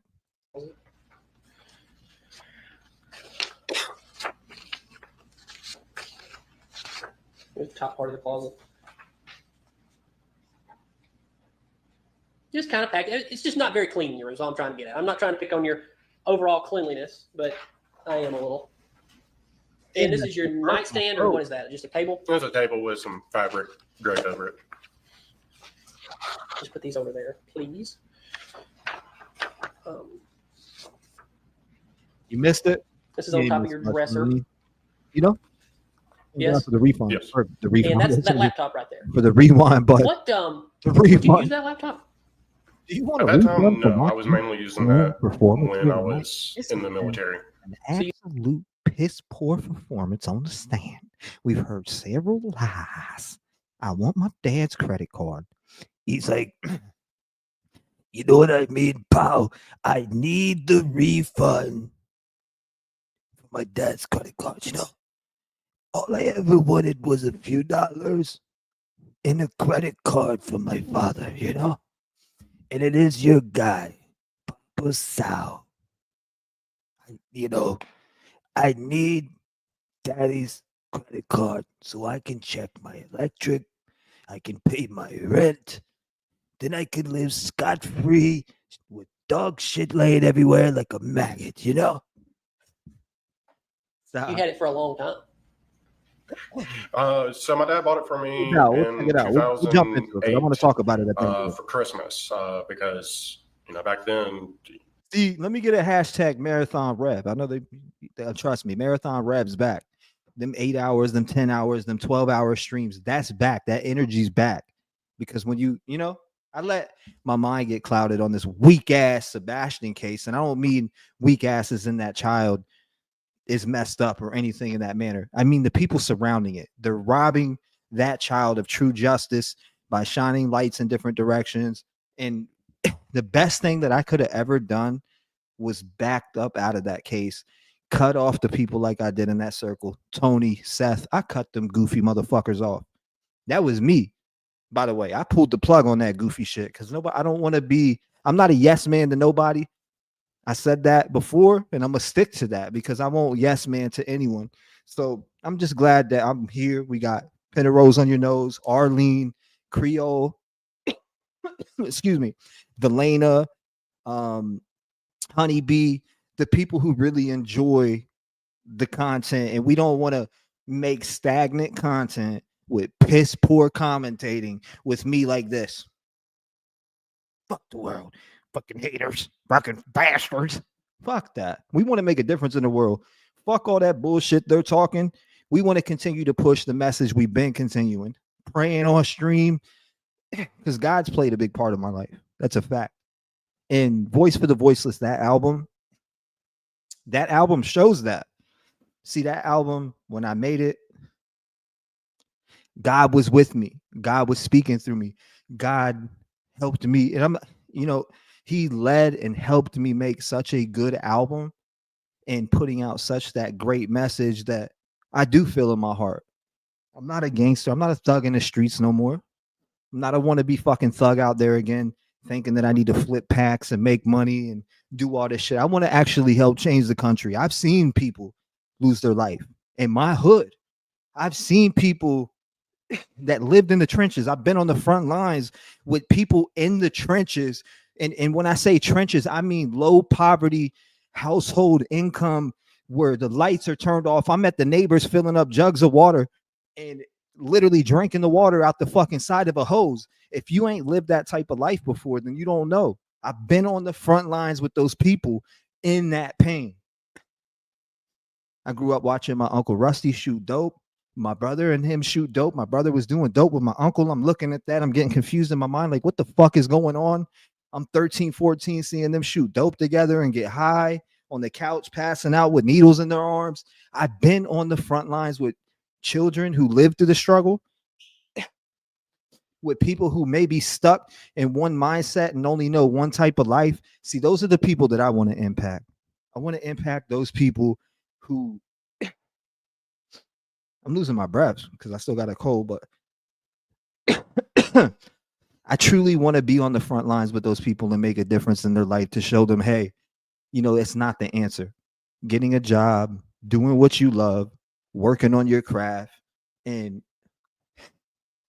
because obviously what we do, before I say and jump into something else, before we have to, as humans, for me, this is what works for me. Doing what I love works for me. So the time that I had took off from YouTube, I was working on documentaries. I was working on writing scripts better for the documentaries. I was diving into shit that I really love to stay away from the noise. I knew I had to leave YouTube for a while. I knew that I needed to be off for like 5-6 months. I'm breaking everything in with my son, having him here 24/7, getting used to trying to prepare him, because you know what? All my son has is me. Ain't no other motherfucker with an opinion about me gonna do shit for my child that needs to be led in a winning direction. I don't give a fuck what nobody says. Ain't nobody gonna ain't no role model in my child's life right now but me. And if I don't lead them to success, then I'm a failure. And it's as simple as that. And that's what it's about. It's what I've always set my future up to be. They're the reason why I'm alive today. And that didn't just start now. That's been since I was 18 and Austin Trevor Sweet Jr. was born. That's the day that I got out the streets. That's the day that I put guns down in a manner that I shouldn't and did everything legit by the book.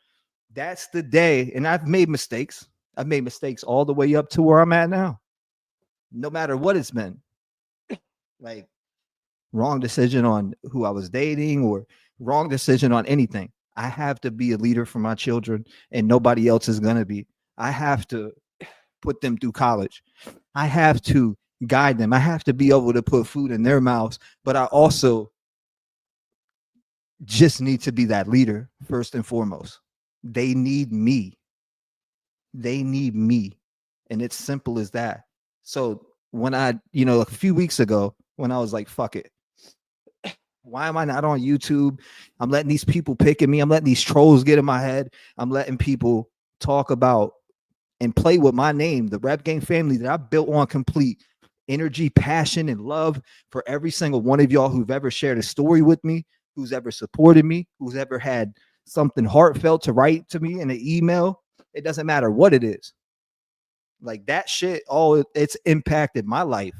So people are like, Rev, sorry, I can't breathe, bro. I need my damn inhaler, maybe. My asthma. So people are like, Rev, we love you, man, no matter what. And I've read those emails. I've been in tears over them. So when I see that there's people like that, I said, damn, I'm fucking up right now. I'm doing horrible. I'm in here laying in bed, sobbing like a little pussy. Excuse my language to all the ladies. I respect every single elder that's in here. So if any of that defends you, I'm sorry. Like the cursing, and it's just more of the anger of me letting me let you guys down, because none of y'all ever deserve to be let down. And it is what it is. It happened. I got into a depression and I just laid in bed. I laid in bed. I didn't do shit. I'd get up daily and say, fuck that. Michaela would be like, you going live? I was like, nah, I'm not going live. I'm not. I don't want to go live. I don't want to keep going where people are trying to remind me of the old person I was and not the person I am.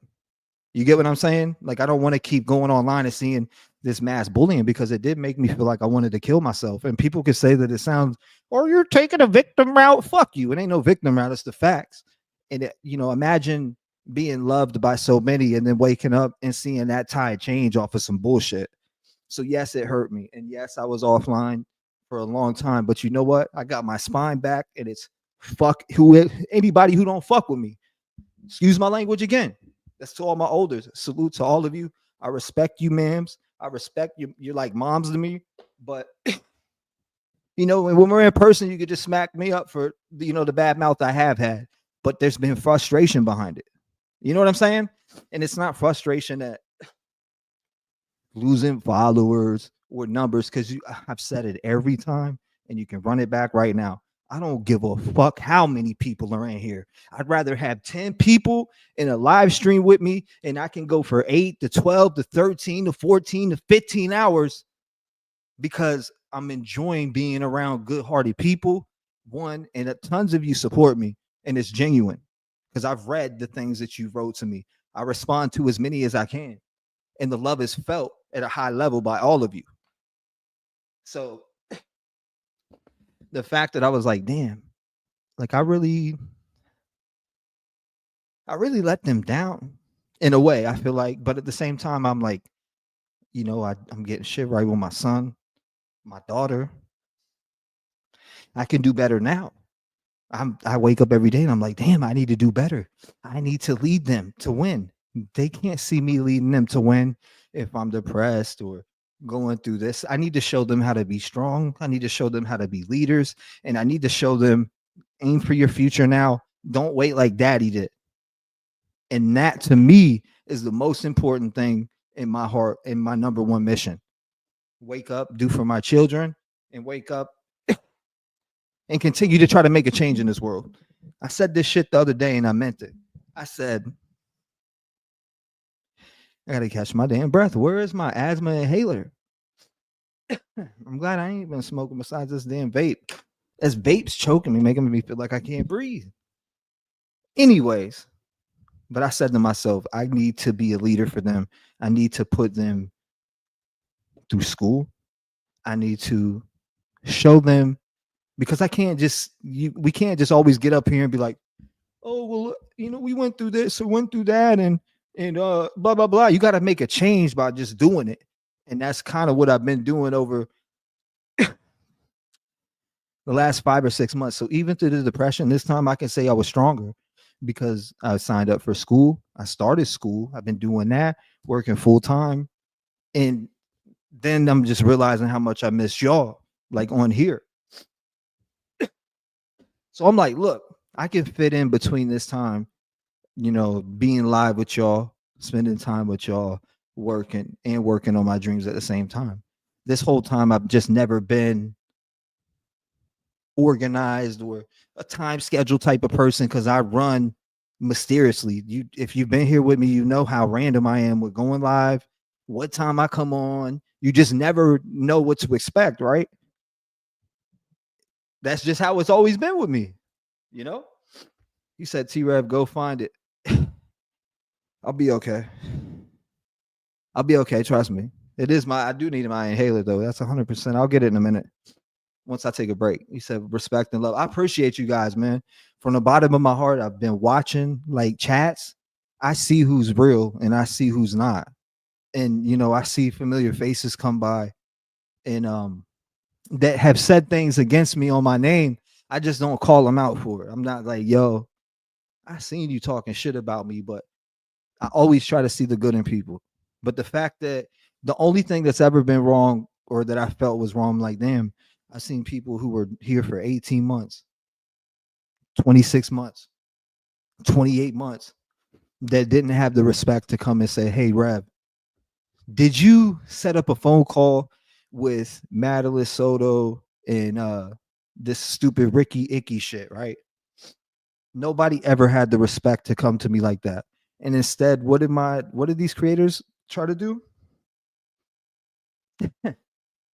They tried to shit on me. But this time around, Rev Gang, we're gonna be back to the people we were.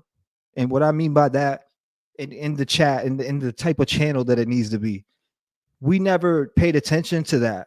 We've always worked with our hearts. We always worked on our passion. We never paid attention to the bullshit. There's always been videos. This is the thing that processed and got me out of the hole that I was in. They've been hating on me. This has been a thing. So it shouldn't bother me now, right?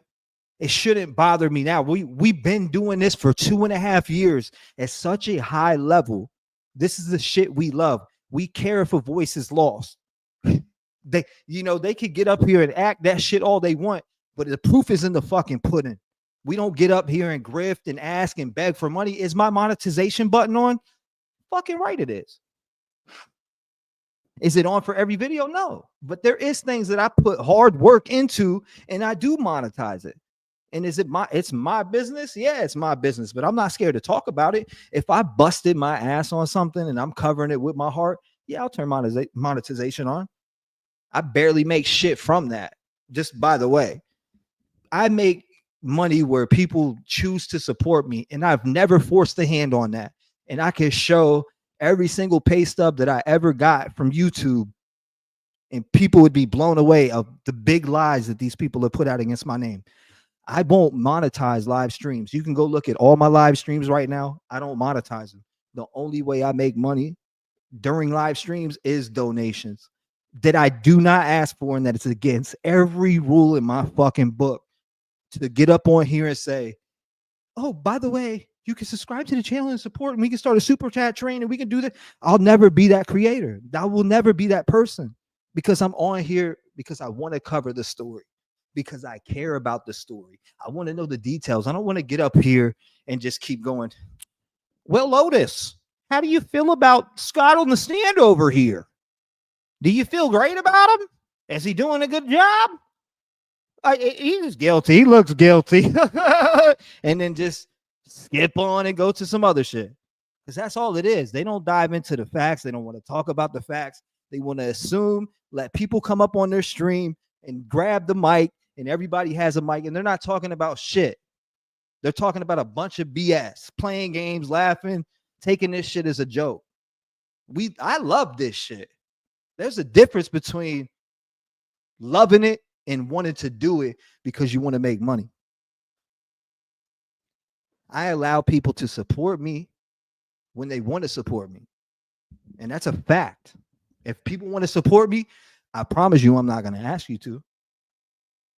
Supporting me is being here. You're already supporting by being in chat. It's a fucking privilege to have somebody even in the chat willing to talk. People don't understand that. Instead, they take it the extra mile. Oh, make sure you become a member. You know, you become a member before $9.99, and yeah. Drop $10 or $10 right now. You can be on the Patreon. I put these things there, but I'll never ask you to go to it. I may post my album and be like, hey, you got, signed copies are up here. And the only reason I would even charge for that is because I got to ship it out. That's it. As long as the shipping is covered, I'll send you free shit. It don't matter to me. I just, how everything is in this life. And people think that I'm some rich person. We ain't rich, baby. I've been getting it out the mud. Never had dad or mommy to pamper my ass and walk me through this life. You can ask my dad or anybody who knows me. I've been on my own since I was a friggin' 13-year-old boy. And you know what?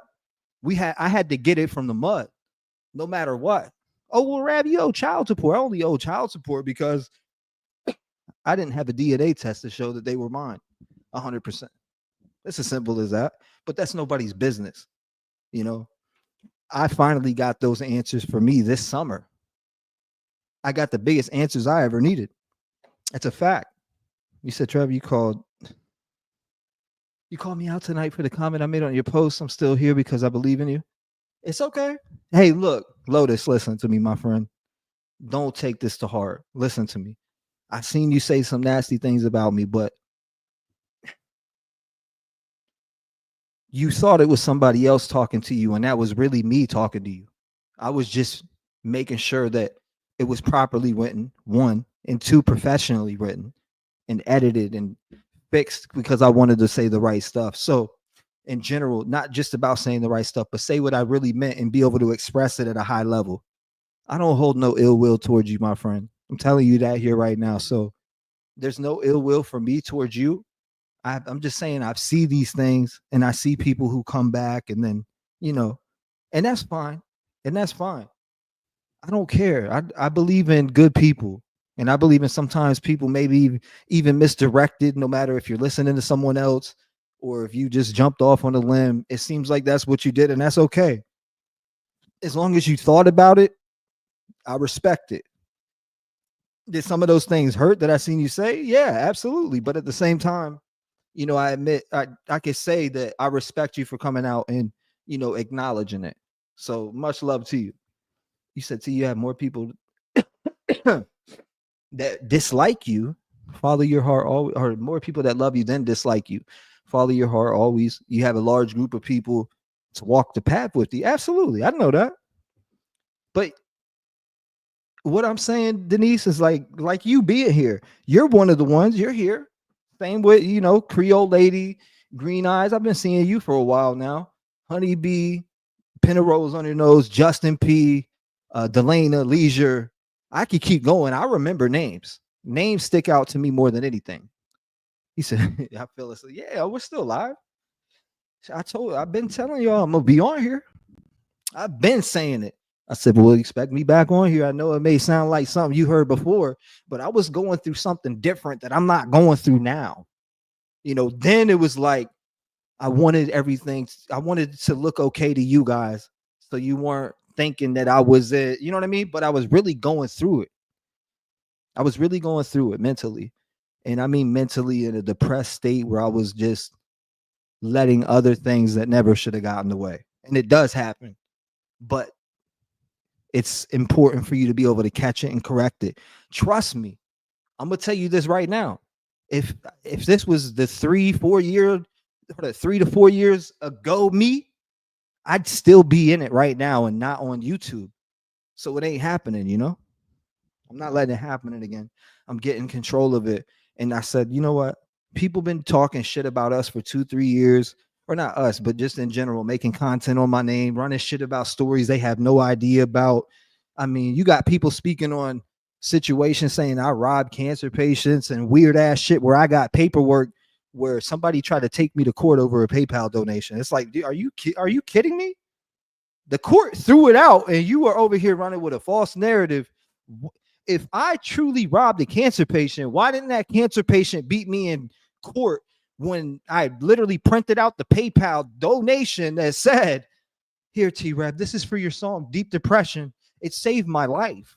And then you wanted to play it off like I robbed you, which is absolutely fucking weird. So people run with these weird narratives out there that just, they don't know the story. So they're lying and adding their own spin to it, which is absolutely weird. That's why I said 5 to 8 of them are getting cooked in court. I'm not, you know, I'd be ready to scrap with some of these dudes. But now I'm like, nah, I got kids. I got to set an example. It's as simple as that. But let's jump back into it. Let's continue watching this lion sack of shit on the stand. And much love to all of y'all. You know, I knew I was deploying, so I knew I'll be able to communicate with him and do, at the time, it's Skype calls and stuff like that. So he bought me the laptop for Christmas to be able to do that. Okay. So had that laptop Shut been up, served, bitch!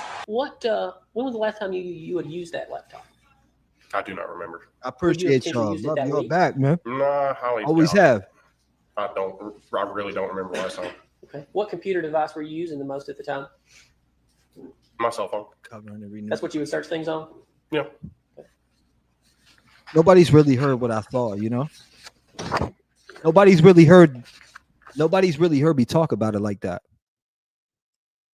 That's kind of what I was touching up on.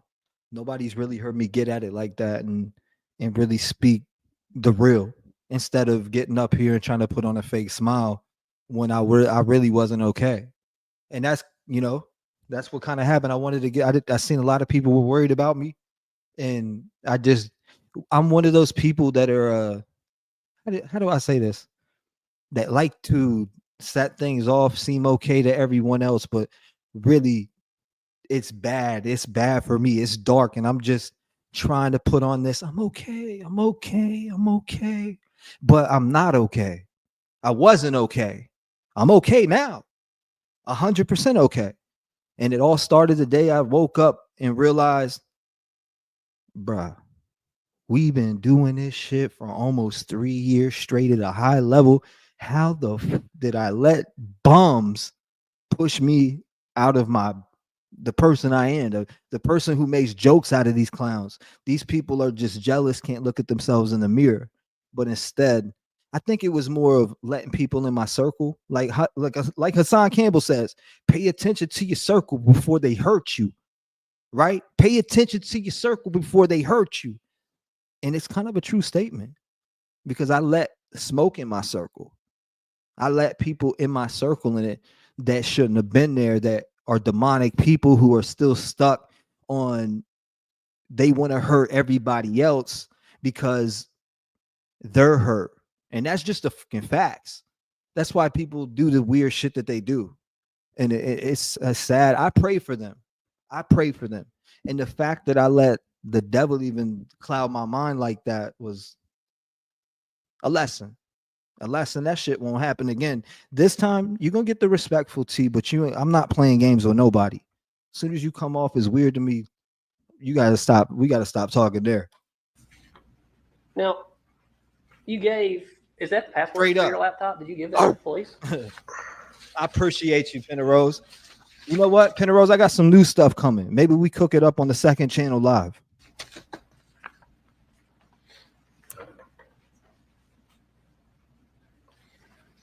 I know. Yeah, I suffer from deep depression, Go ahead squad. and You fly know, on this one.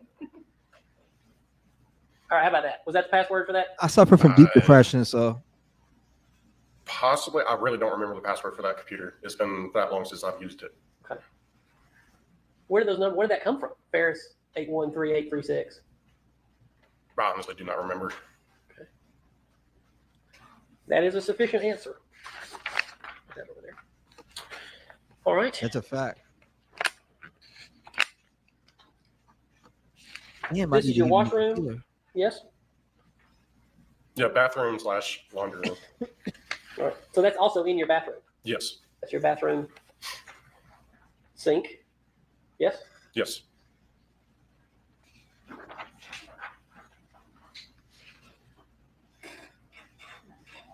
Okay.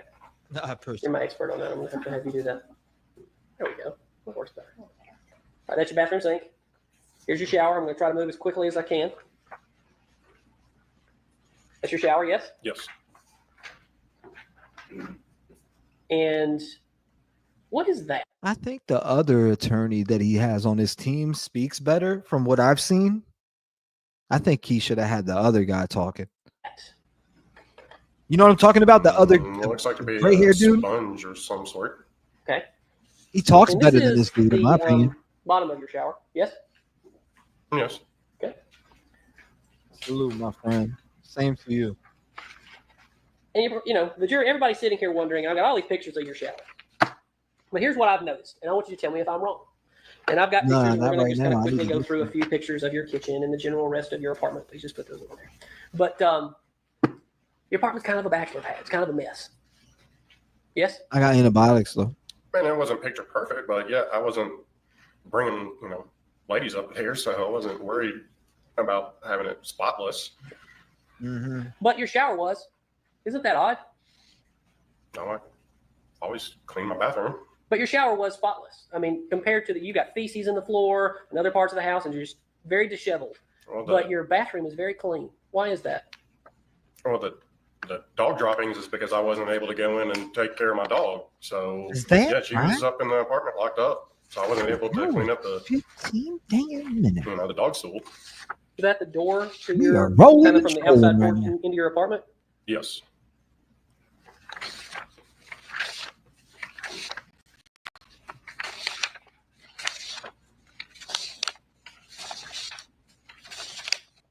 Hey, everybody has a past. I'll tell you what. You know what I mean? Just here's the general. The island. Is this the island in your kitchen? I promise you that. Yes, it was. Okay. So not super clean. Kind of just a general bachelor pad. Wouldn't you agree? Yeah. And so, just for the purposes of the record, all of these pictures for publishing to the jury, I think that gets us to Scott 66. So that would be, what was the first number there, Adrian? How many pictures? No. Scott 3 through Scott 66. No.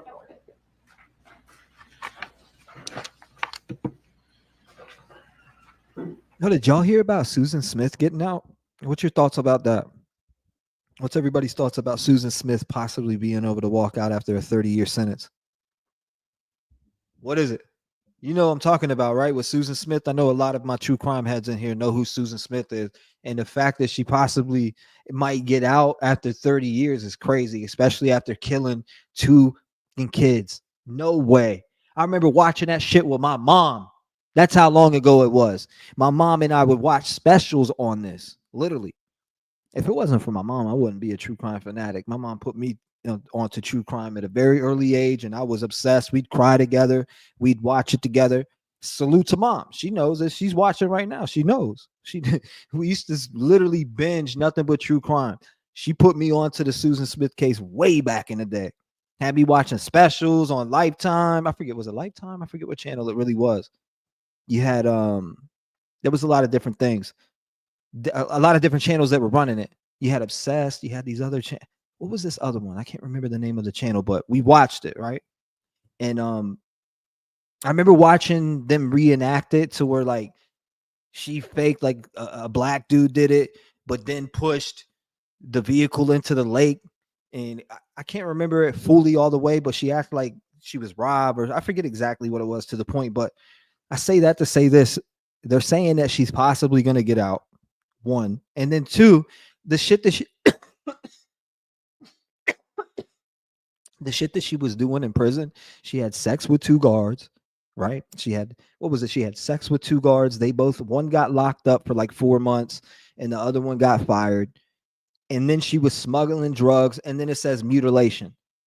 So she got in trouble for like 4 different things also inside of there. If the parole board lets her out, I think that's a L. I think that's a misjustice to their children, to the children that she killed. I don't care what nobody says either. I feel like it is absolutely an injustice to those kids who were put in that van and viciously drove into the friggin' water and had to drown in that lake for their poor little lives. 2 innocent children. A woman like that gets out. It's injustice. She should not be able to get out, live the rest of her life with her boyfriend. She shouldn't be able to do none of that shit. It's bullshit. Excuse my language, but that infuriates the hell out of me. The fact that she could possibly come and get up out of the damn jail cell when her goofy ass decided to kill 2 innocent boys. She put them in there like they were nothing. And people think that she should be free. I even seen people saying that they think she should be free. That boils my blood. Oh, she did her time. She's a better person now. What are you talking about? If she could viciously roll 2 of her children into the water and drown them to death, she could viciously kill somebody else that she wants to dispose. She already did time. What does it matter again? She can come back out and do the same exact thing and hurt a whole nother family, and it's bullshit. It's bullshit. The fact that they're even fathoming thinking about it and giving her a chance. It's crazy. Yeah, I seen that, Dennis. Or Dennis, listen to me. Denise, I seen that. It's just it just doesn't make sense to me that she's even getting that shot. And I know that the kid's father is going to be there. I think his name is David. I believe he's going to be there the day that goes down. And how do they give people like this a chance again? It's not fair to other people who are possibly going to be put into danger if she did get released to the streets. Allegedly, the jurors didn't know that she could have a possible chance of getting out, so that's how it slipped by. That's what I heard from my research, right? When it comes to Susan Smith. But will they let her walk? I'm thinking in my head when I look at everything that I've just heard that just came out about her and up to this parole meeting, I'm thinking nobody in that office is going to vote for that woman to come up out of there. No way. I don't think anybody in their right mind would say, damn, she drowned 2 of her children. She's in prison having sex with guards and breaking rules and mutilation and drug smuggling. And she's doing all this, but y'all want to bring her out into the street thinking she ain't going to do that either? Hell no. Keep her ass right where she's at. 1.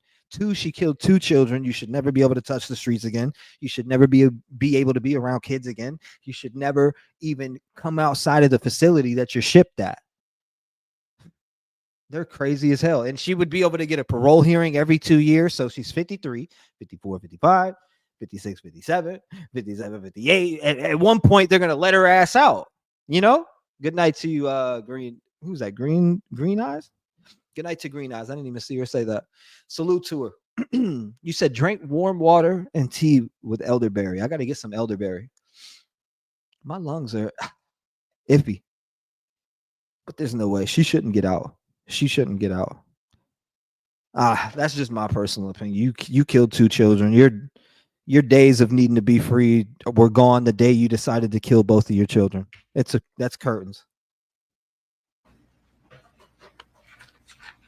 And you can, Adrian, you can go. You're out back. No way. No way should you ever touch anything. Yes. Oh, I got you, Lotus. Easy. We'll be here jamming shortly. You know, chilling.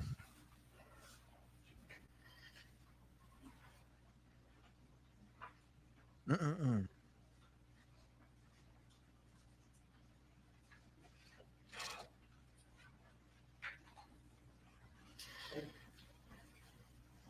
I'll show you, Scott, some pictures that have been previously marked in this case. Mm-hmm. You know, we looked at your bedroom. Show us, Bucky.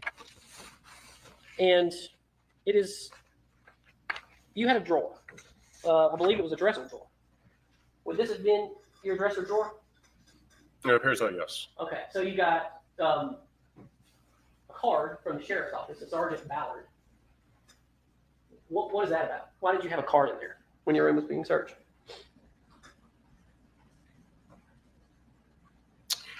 I believe that might have been one of the times that I, like I said earlier, that I would talk to people in other counties and get an idea of, you know, how stuff was going on about being hired on. So that might have been one of the somebody I ran into and talked to him. He gave me his card. Bing bong. So that's probably why I would have. Bing bong. And Scott, have you noticed here that you Bing bong. Oh, brother, this Yes. guy stinks. What kind of bullets are those? Was there more? Without looking at them, I mean, I really don't know the caliper. But it appears those would be the ones that would have came from my grandparents' house. There was a box set. My grandfather had some coins, and he had a whole bunch of different stuff. He even had his dog tags in there from when he served. And I think that those are just the drawer that those got put into.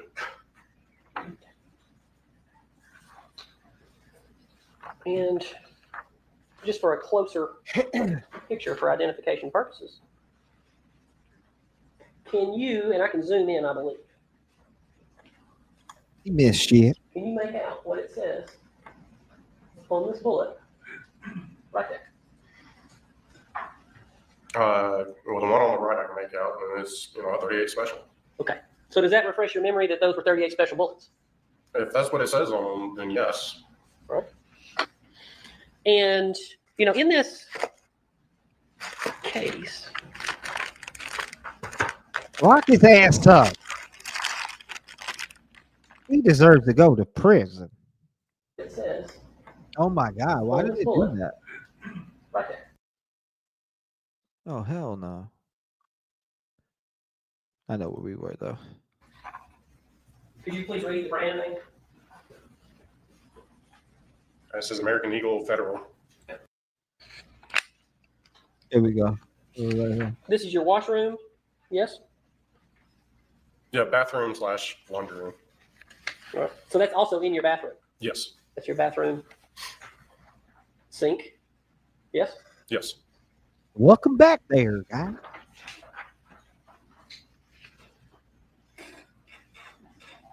Okay. You're my expert on that. I'm going to help you do that. There we go. That works better. Where the hell was That's your I? bathroom I sink. really clicked off of Here's the your shower. I'm phone. going to try to move as quickly as I can. That's your shower, yes? Yes. And skip over anything. what is that? I'm pissed. Looks like to be a sponge or some sort. Okay. And this is the bottom of your shower, yes? Yes. Okay.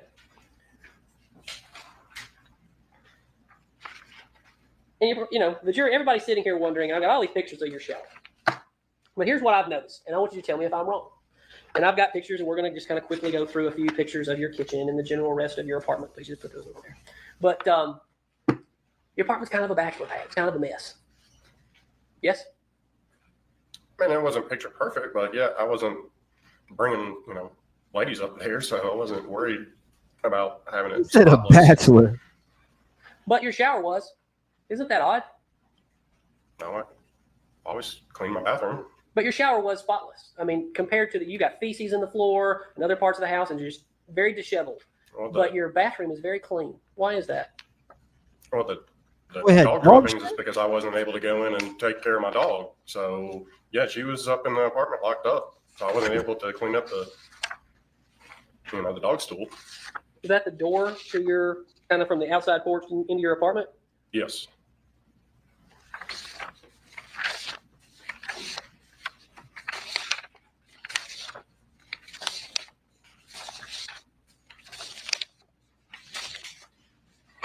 Yeah, I'll tell you what. And here's just the last picture. Just here's the general. The island. Is this the island in your kitchen? Yes, it was. Okay. So not super clean. Kind of just the general bachelor pad. Wouldn't you agree? Yeah. And so, just for the purposes of the record, all of these pictures for publishing to the jury, I think that gets us to Scott 66. So that would be, what was the first number there, Adrian? On the pictures? No. Scott 3 through Scott 66. Coffee dance is funny. No,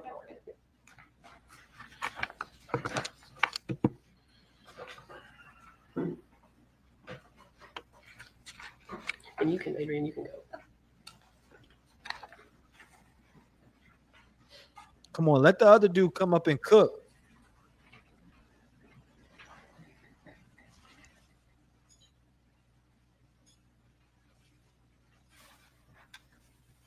Gotta let the other dude come up and cook. Come on.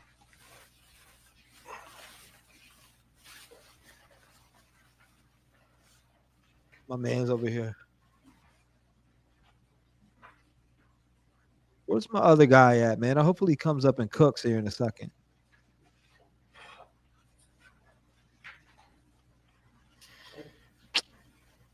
They let this I'll show you, Scott, some pictures that have been previously marked in this case. We looked at your bedroom, and it is. You I had a got drawer. shit all over the place. I believe it was a dresser drawer. Would this have been your dresser drawer? It appears that yes. Okay, so you got a card from the sheriff's office, to Sergeant Ballard. What is that about? Why did you have a card in there when your room was being searched?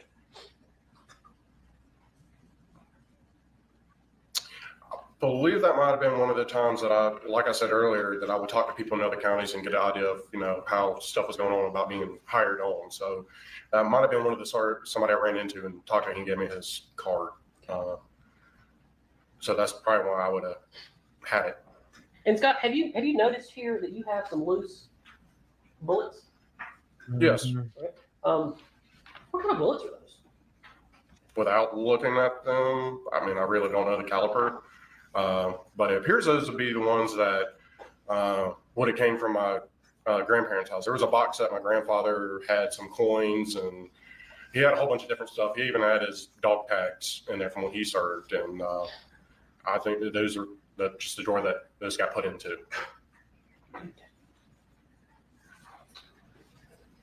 And just for a closer picture for identification purposes,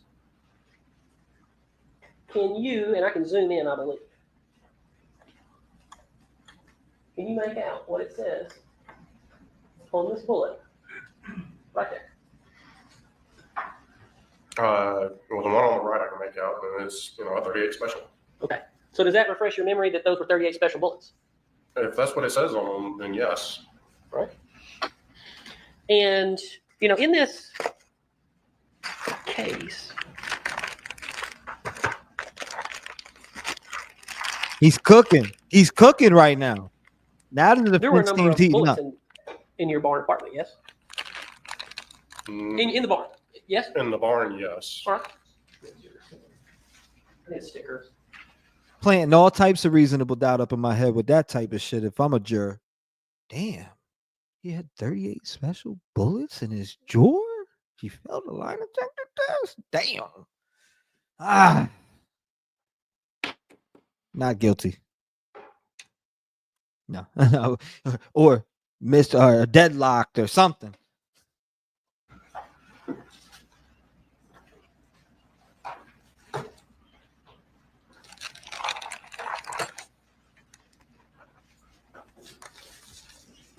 I think just to keep things clean, I'm going to call this Scott 201.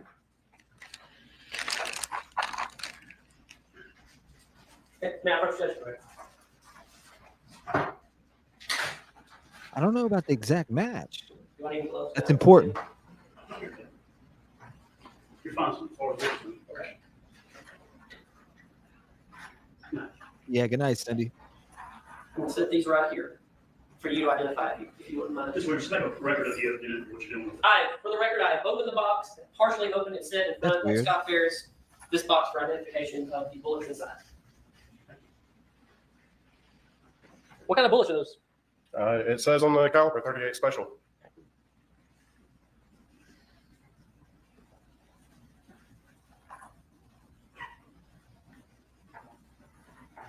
The defense is cooking right now, honestly. Oh.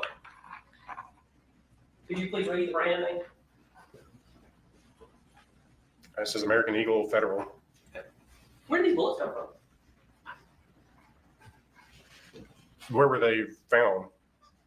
Yes, well, that's what I'm asking you, sir. Where were they in your barn? Well, any ammunition like that would have been downstairs, possibly either in the feed room or the tool room.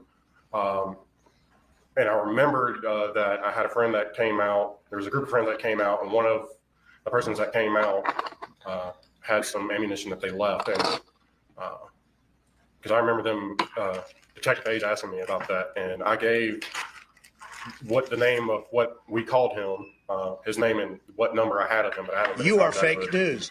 That guy. You are fake news. Before you pull that out, let's do something with the other ones and put. Oh, no, absolutely. I was just moving things along while he was talking. Oh, The other, get that in this the guy other box back in the bag stinks. before you open the other box and. Got it. Okay, go ahead with what you were saying about the bullets. But yes, there was some ammunition that was left from somebody who came out and did some shooting, and I left them. They were left in the tool shed, so they should have been with some 16. Oh, hell nah. Did you hear that? Hold up. Did you hear that? Bing bong. Oh, man. Shut your bitch ass up! Gotcha, bitch. Hold up. Gotcha, bitch. Ooh, I didn't hear this. We got to run that back. 1502. Hold up. Let's take it right here. Listen to him again. Hey, Scott, talk to us real quick. Tell us exactly what you just said. We want to hear you. But yes, there was some ammunition that was left from somebody who came out and did some shooting, and I left them. They were left in the tool shed, so they should have been with some 16 gauge shotgun shells. I marked it as 201, and I would move to admit these as Scott 201. No objection. Next one. So this will be Scott 202. No objection. Defense is introducing it. You are going to maintain it. We will. All right. You want them to mark the box or the bag or both or what? We keep up. We'll mark it out. I'll put it on the bag. Okay.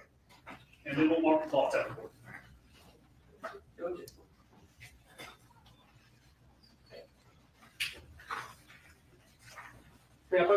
I thought I did go back. Hold up. What happened? Hell no. Take me back. Could you please read the brand name? Yeah. Play it again. That's Listen. American Eagle Federal. Here we go. Listen again. Where were they found? Yes, well, that's what I'm asking you, sir. Where were they in your barn? Well, any ammunition like that would have been downstairs, possibly either in the feed room or the tool room. And I remembered that I had a friend that came out. There was a group of friends that came out, and one of the persons that came out had some ammunition that they left. And because I remember them, Detective Page asking me about that, and I gave what the name of what we called him, his name and what number I had of him, but I haven't been in contact with that guy in a long time. Before you pull that out, let's do something with the other ones and put. Oh, no, absolutely. I was just moving things along while he was talking. Let's put the other. He said they. Other box back in the bag before you open the other box. He said I left him. Got it. Watch. He goes, I left him. I left Go him. ahead with what you were saying about the bullets. I left them. But yes, there was some ammunition that was left from somebody who came out and did some shooting, and I left them. They were left in the. Stop it. What? I left them. There were some people that were coming out there and they were shooting, but I left them. Get out of here. Oh, you left them? You left them, huh? So you left them. You heard that, right? He said, I left them. He said, there's some people that came out and shoot, and I left them. Well, what? Why did you leave them? I thought they left them. Yeah, that's crazy. because it went from they left them to I left them. Oh my God. Yo. I ain't never heard so much bullshit in my life. Had some ammunition that they left, and because I remember them, Detective Hayes asking me about that, and I gave what the name of what we called him, his name and what number I had of him, but I haven't been in contact with that guy in a long time. Before you pull that out, let's do some of the other ones and put. Oh, no, absolutely. I was just I moving left things along him. while he was talking. Let's put the other. What is that? Other box back in the bag. This is just another slip up that I heard. They were talking about somewhere in this shit right here. He goes, they called me and told me when they were talking about the police phone call he made. He said they called me and told me. No, you called them. Before you open the other box and what? Got it. Okay, go ahead with what you were saying about the bullets. But yes, there was some ammunition that was left from somebody who came out and did some shooting, and I left them. They were left in the tool shed, so they should have been with some 16 gauge shotgun shells. I marked it as 201, and I would move to admit these as Scott 201. I'm gonna be the defense team next time. Next one. So this will be Scott 202. defense is introducing it. You are going to Minimum maintain experience. it. We will. All right. You want them to mark the box or the bag or both or what? I put this dude on the stand with minimal experience. I'd have questioned that right there. Oh, so you left them? Okay. Yeah, the jurors would have been like, "Oh shit, I didn't hear it." You know? Something like that can slip, and it did. It slipped. What are these cartridges? How did they do this? All right, so I'm having a hard time reading these. You're fire. I need new contacts.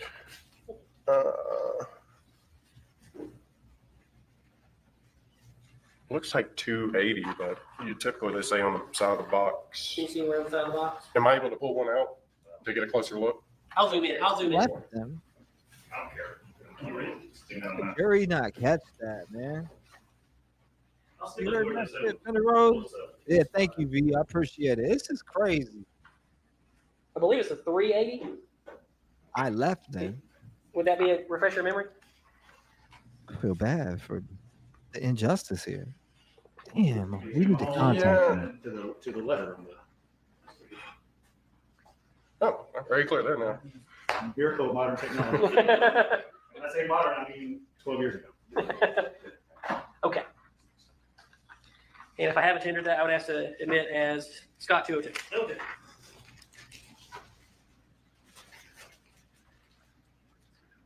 Sometimes trials are obviously slow and monotonous, but there's something that I do want to talk to you about, and it is previously. Nope, not yet. Oh my God. He previously been admitted in this case as Stewart Defense 1. What is Purple One? You're about to hear him say his friends left the bullets over, but then he goes, I left them.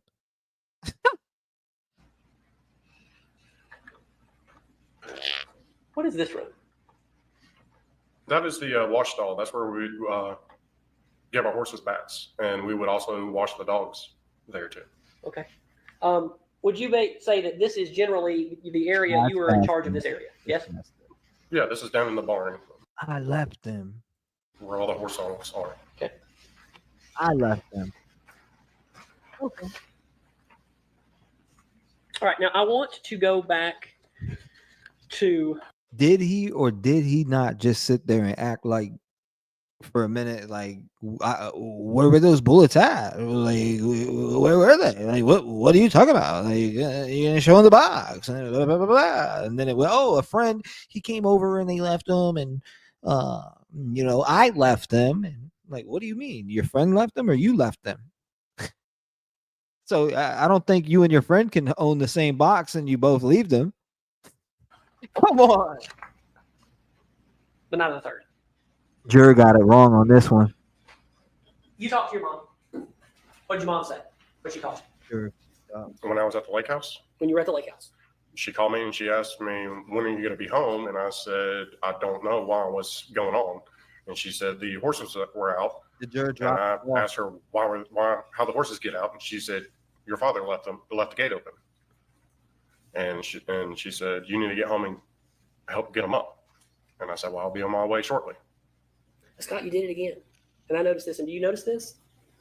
You didn't remember anything about your day. Very little. Conversation-wise, you don't remember what you said to your dad.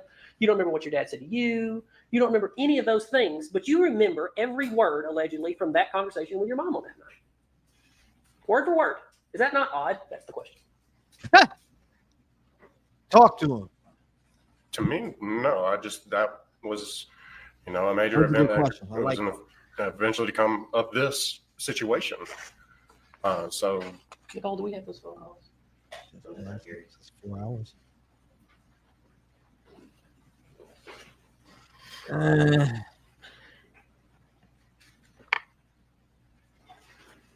Why did he fail the lie detector test though, Purple? So you drove back and there was another phone call. Why does he know where his bullets are? And he's talking about. Yes, when I got back to the property, once I made it up to the barn, I tried calling her. Something's wrong. You tried calling her? Yes, and she did not answer. All right. Do you have the picture? Something is wrong. Somebody's lying here. Somebody knows more information. Something's wrong here. This one don't feel right. I don't feel like justice was fully served. I do. Mm-mm. Would you agree? Somebody is getting away. We've agreed to take a brief break, Your Honor. I need to get a demonstrative together. All right. We'll take our mid-afternoon recess. We'll try to keep it 10 minutes. Man, I really do not feel like justice was served in this case fully. Respect to anyone who does, but I don't. This dude just slipped up on the stand multiple times talking about they called me, they told me, oh, it was a friend that left the bullets over and blah, blah, blah, blah, blah. And I put them, I had them or whatever he said, that was a massive slip up in my opinion. Now, y'all both had the box of bullets and you both left them? Okay, you sound weird. You sound weird and you sound like your scripted story fell to shit. That's what it sounds like to me. Although if they need to do something, it may take 15. Yeah, he said he left them. I left them. I left them. Are we really going to overlook something like that without it being explained and not one person in this friggin' courtroom goes, what do you mean you left them? How do you not, like, even as a defense, like, fire that defense team, man. They should have stopped in that. What do you mean I left them? What do you mean I left them? How did that defense attorney not catch that? Was he too busy reading the next question? Like, I don't get it. You got to pay attention to the statements being said to you so you can defend, so you can fight. Shit, him and I probably would have gotten an argument because I'd have been like, what do you mean you left them? Oh, so you're saying you left these bullets. So the bullets that may be the bullets that killed your father, you left them. Shit, them jurors would have been looking at me crazy. I'd have been in there fighting. I watched last night. Man, this shit makes me want to be a damn defense attorney for who people I think are bogus or a case that I think is bogus with more players. Get out of here.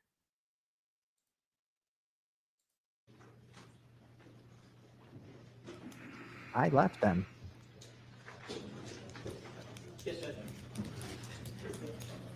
You know, I left them. I left them.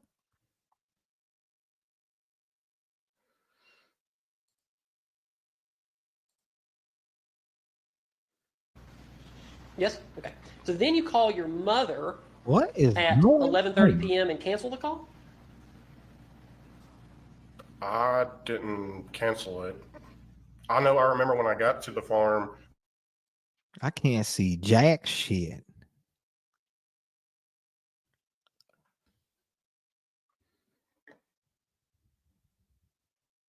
What just happened? This is absolutely bullshit.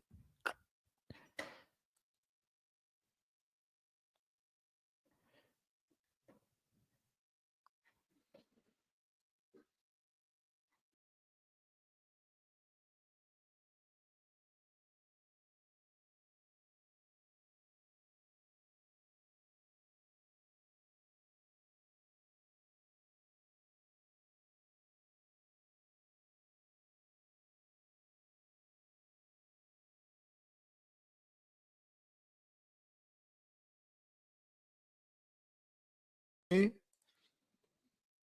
gonna try that on me 50 million times, huh? This is lagging crazy. Crazy lag. What is going on? Hold up 1 second. Boom. I gotta open this back up. Crazy. I don't know why it keeps doing that. I'm gonna have to fix this bad boy.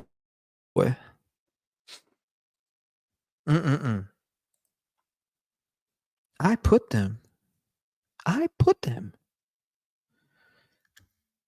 You know what I mean, pal? I put them out there. I put the bullets in the drawer, you know? My friend didn't leave them, but I left them. You know? In pal.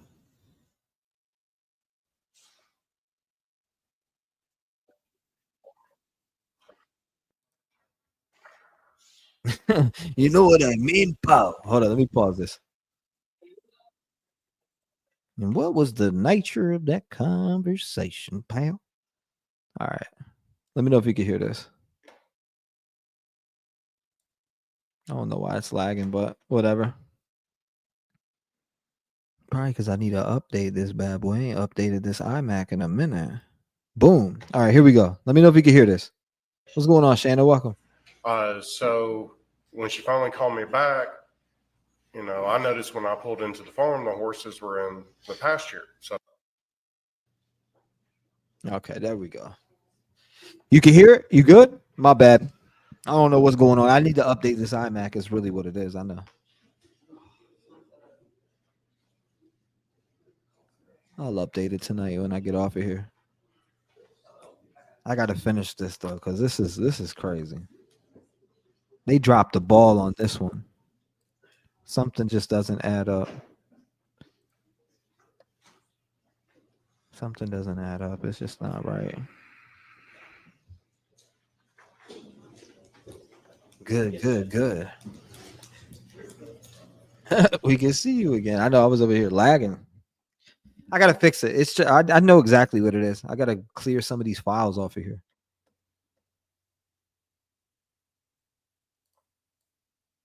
Come on, Chris. I mean, Scott.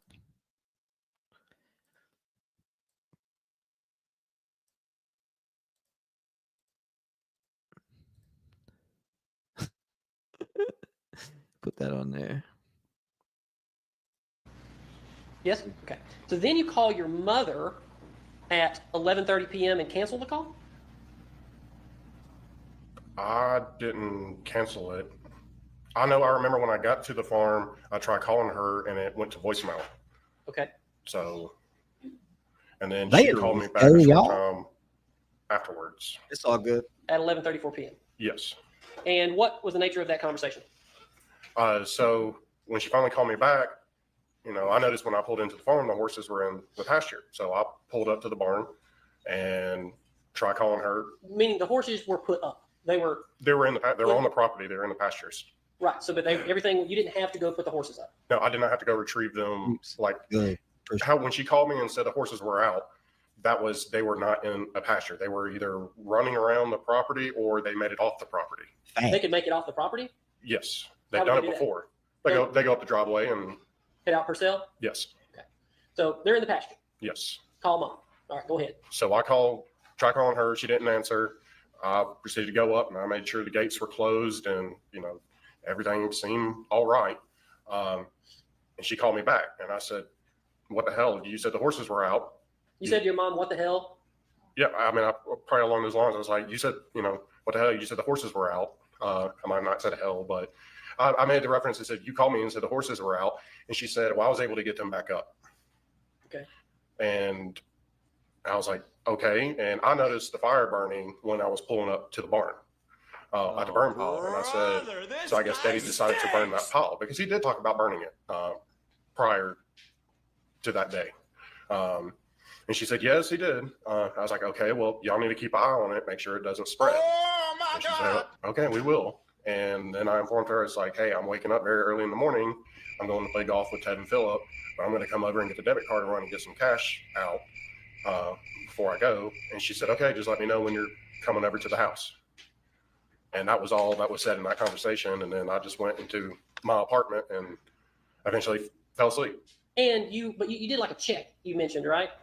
I checked the gates where the horses were at, make sure they were closed so they wouldn't get out again if they were out. Other animals you said earlier you checked on some other things. Yeah, I made sure the goats were in the actual goat pen, and the chicken coop door was closed.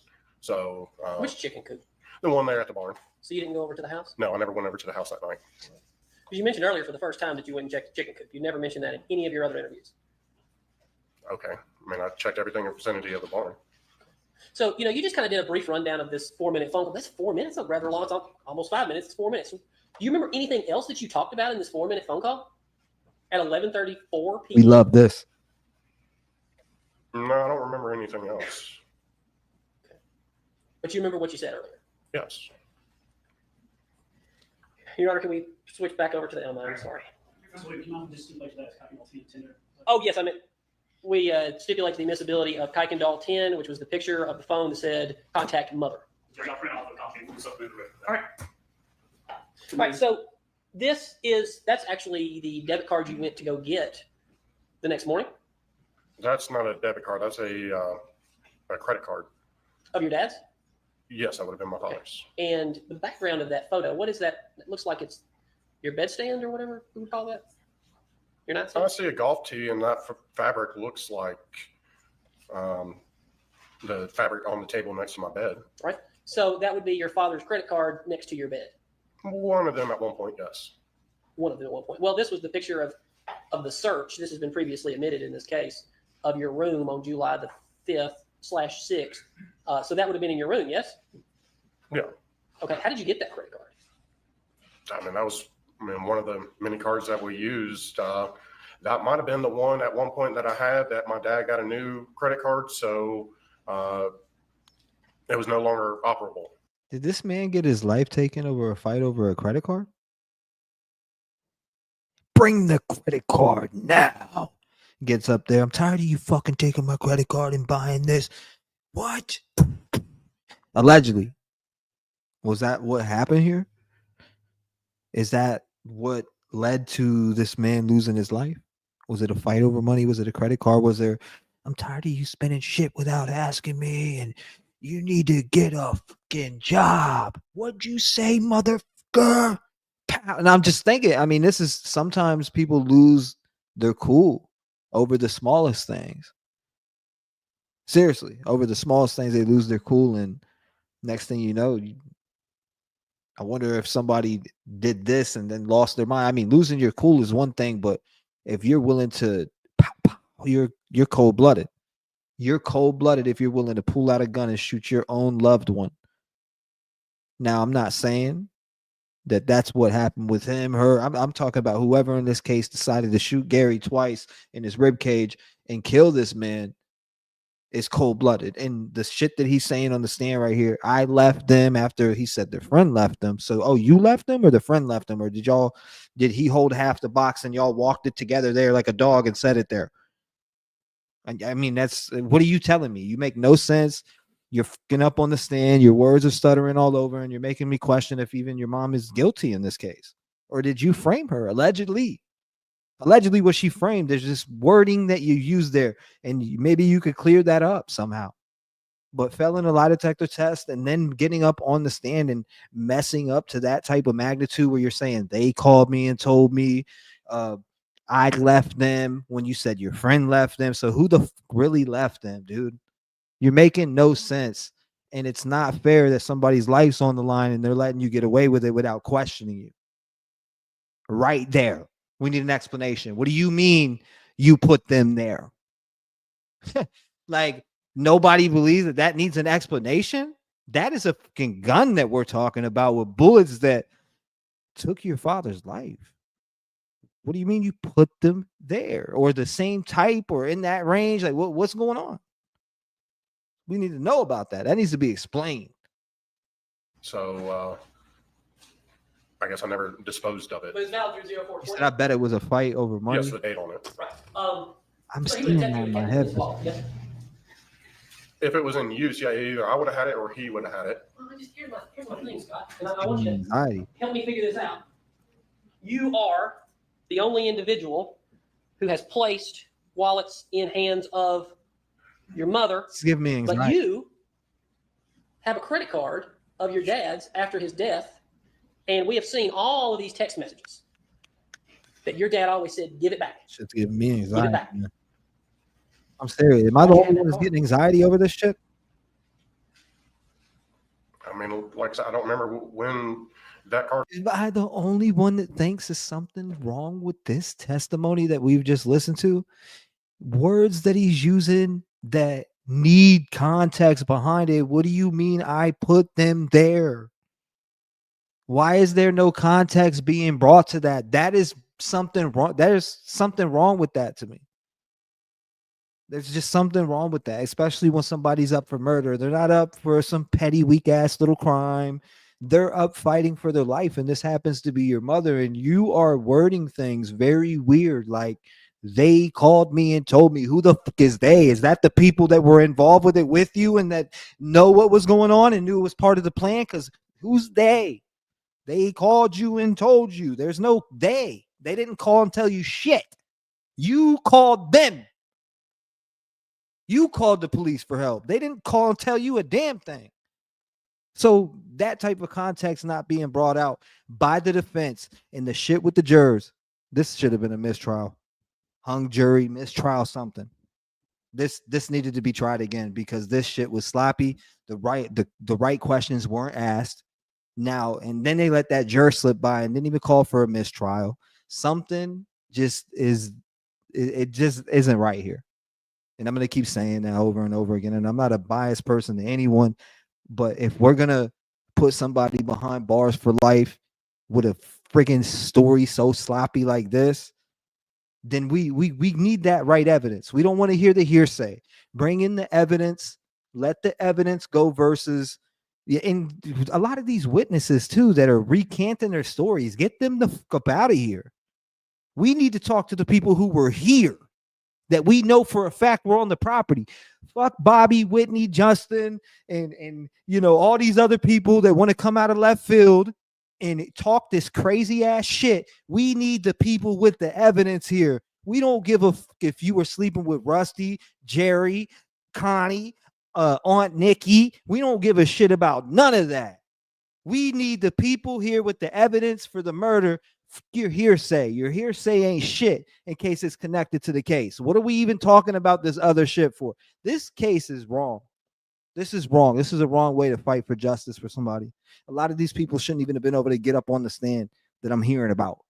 A lot of people should have never even got up on the stand. A bunch of hearsay does not tell me shit if it's not about the murder. I need to know about the murder. What evidence do we have against the woman about the murder? Screw all this.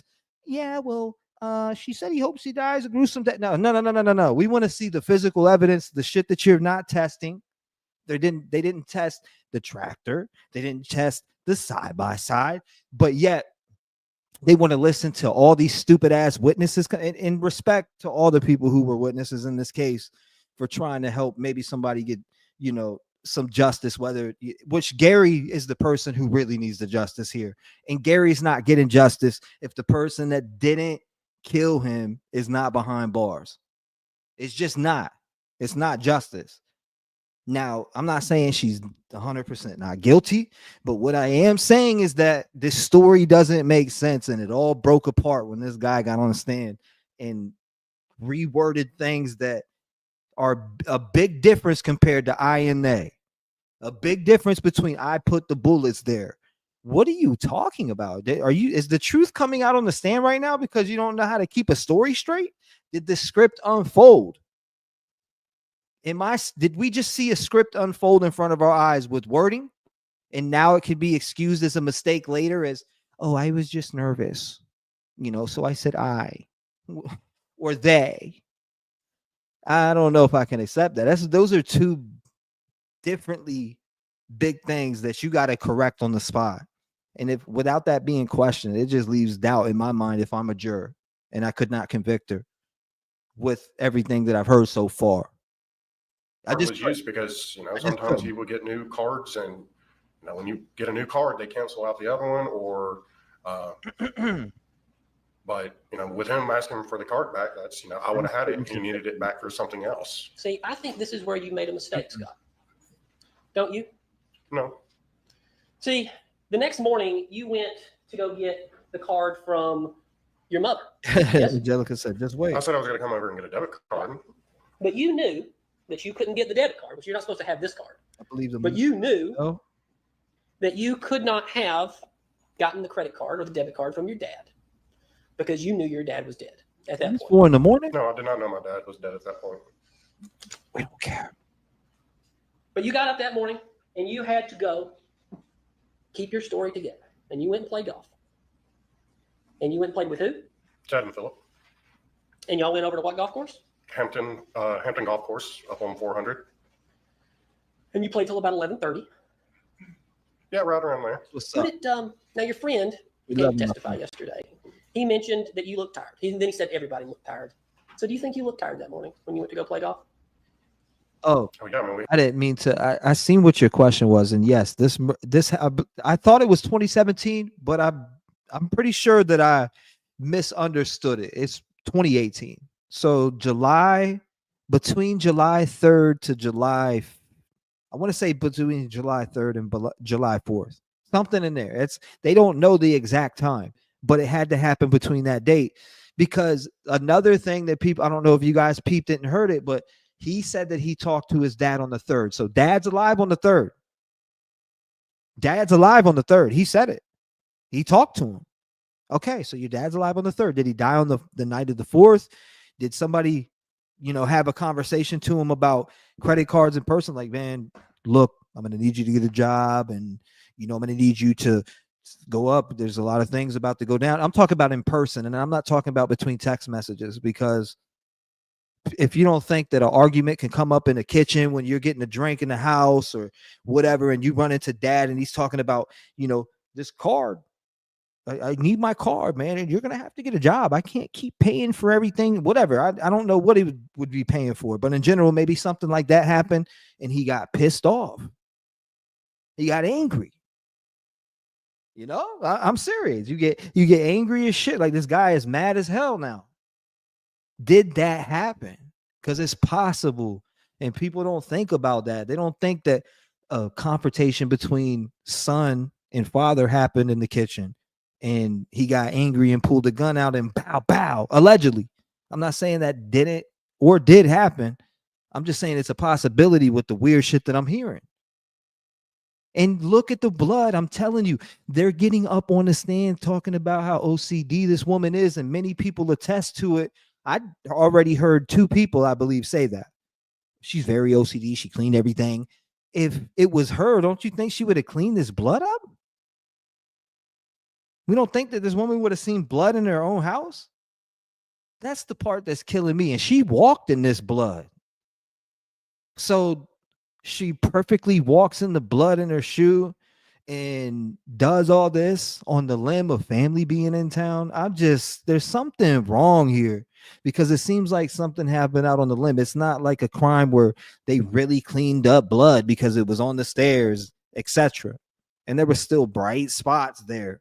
Who's missing that if they just committed a murder in their house where obviously they know that people are going to come looking for them?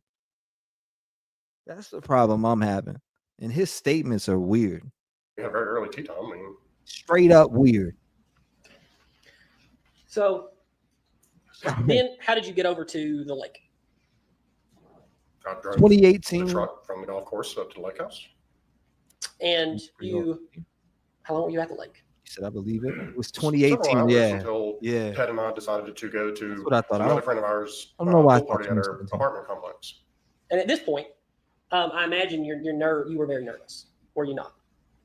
That day, no, I wasn't nervous. Okay. And you came back that evening at some point. What time? Back to the farm? The farm. Yeah, I came home to, take care of animals. It was still daylight. So if I remember right, it was maybe somewhere around 8 o'clock-ish. I mean, it was still daylight outside. Did you, was it? You saw Ella. I mean Addison, I'm sorry. You saw Addison and Cameron, yes? Not on the day. Oh, before? No, I did not. Because they were there by that time. I never saw them. They'd been on the property. You knew that.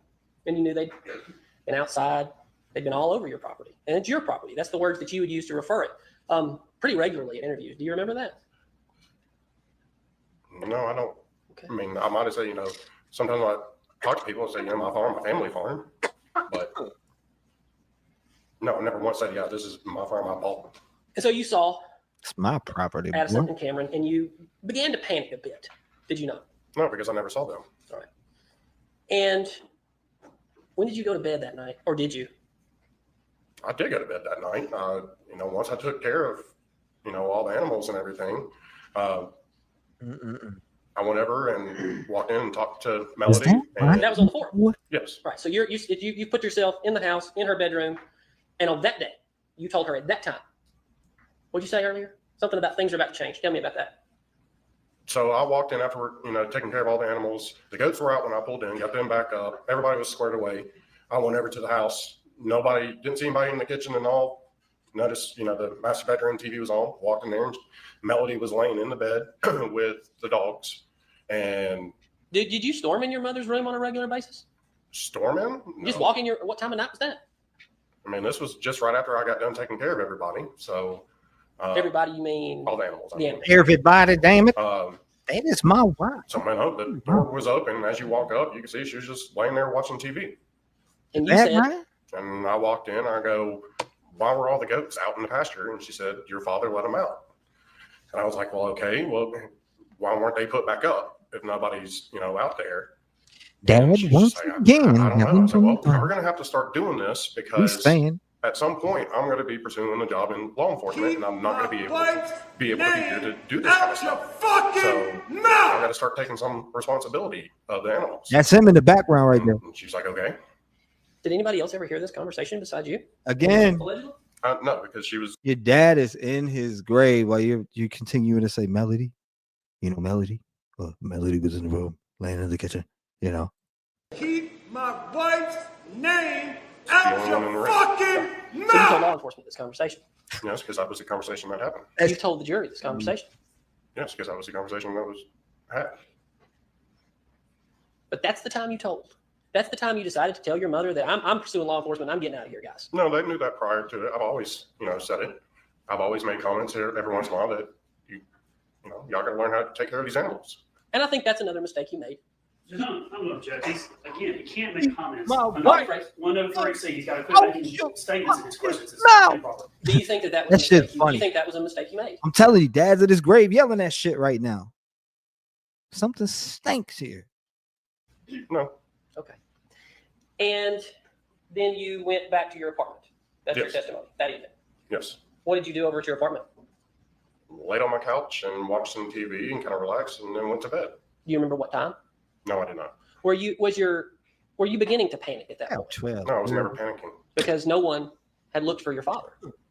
At that time, I was unaware that anything happened to my father. There was no reason to panic for Yeah, anything. right, boy. And the next morning, you woke up and what did you do? So the next morning, woke up, had my morning coffee, took care of the animals. I was planning on going to get my hair cut and was going to meet Ted at the. Get some golf clubs made. I was going to get into a computer simulator and swing clubs, and they would have been able to give me a Swing printout of what clubs, huh? type of clubs I needed to get and stuff like that. I wasn't going to purchase golf clubs then, but I was just getting into the simulator. That was the plan. But when I was leaving out to go do that, I saw Amanda's vehicle up at the house, so I decided to go say hey to her really quick. And she was there to get Cameron, I believe so. Chad's daughter. Did anybody say, I'm here to tell you right now, we don't care. Let me tell you, we don't care. Yes. And you'd met Cameron before, yes? Yes. Okay. And that's when you walked up. I mean, surely, were you not terrified that no one had realized yet that your father was missing? And once again, I had no clue anything happened to my father. That was not part of your plan, correct? I never had a plan. You walked over and saw them sitting there talking. And what did you say? I walked up and immediately I was asked if I knew where my father was. something is up with it? And what did you say? Something is. I said, no, I haven't seen him. Well, what do you mean? They're like, well, we can't find him. And then there's the window into the garage. I was like, well, there's his Mercedes RTV sitting right there. I'm here to tell you right now. He's got to be here. We don't care. Where'd you go next? Back to the barn? No, not at that moment. Eventually, I had to go back up there to try to start searching for him. But we tried to figure out where he could have possibly gone. And you testified earlier that you went down towards the burn pile, yes? At one point, I went to go check the trail camera after she asked me to go check it. You already know where I'm going with this. Is that a picture of you going towards the trail camera? That would have been, yes. All right. And that was at 12:12, roughly, yes? Timestamp on that, yes. All right. And is that a picture of you going towards it or backing away from the trail camera? I would be walking towards it. All right. So is that the moment when you looked at the trail camera by your testimony? Yes, I was going to check the SD card on it. And then you deleted it at that point, right? I think your word was habit, yes? I checked what pictures were on there, and then, yes, I'd have it. I deleted it. I didn't see anything out of the, normal. I went to go, the sole purpose of me going to look to see if my dad might have walked in front of it to see if, Judge, we need a mistrial. if he could walk down that way. That's why she asked me to go. Judge, we need a mistrial, please. Objection. We need a mistrial. Mistrial in the court here. This guy's out of pocket. Check it to see if there was anything on it. But you deleted it at that time. And did anybody else ever hear you? I mean, again, did anybody else hear this conversation between you and your mother? Amanda was there. I know that for sure. Okay. That's crazy. This is crazy. And then, and at this time, Your Honor, I would ask to admit Scott 73. Okay. And, this was a picture taken right around that time by the trail camera. Come Who's on, that? y'all. That'll be Amanda. All right. And what does she appear to be Walking doing? the park right here. End this. Walking. All right. And then this would be a picture of who? That'll be Melody. All right. And can you see the time on that? Yes. All right. So that's 12:06, and she appears to be doing what? Walking. What's up next to her head? Her phone. So that's at 12:06. Going back to the other picture, and I would have to admit that it's Scott 72 and Scott 71. All right. Objection. Now go back to this picture. You walking up at 12:12, right? Yes. Okay. So you checked it, and had you forgotten it was there? The trail camera? No, I knew it was still down there. Okay. But you would have. That was another mistake you made that day. Wouldn't you agree? What mistake? That you deleted the trail camera. I mean, I don't think it's a mistake because once again, anytime I check the trail camera, I always delete it to free up that. But at that time, we still hadn't even discovered my dad. So I checked it because to see if maybe my dad walked by to see if he could have been walking down the property edge because we were trying to figure out where he could have been. At this point, had you told anybody about the missing gun?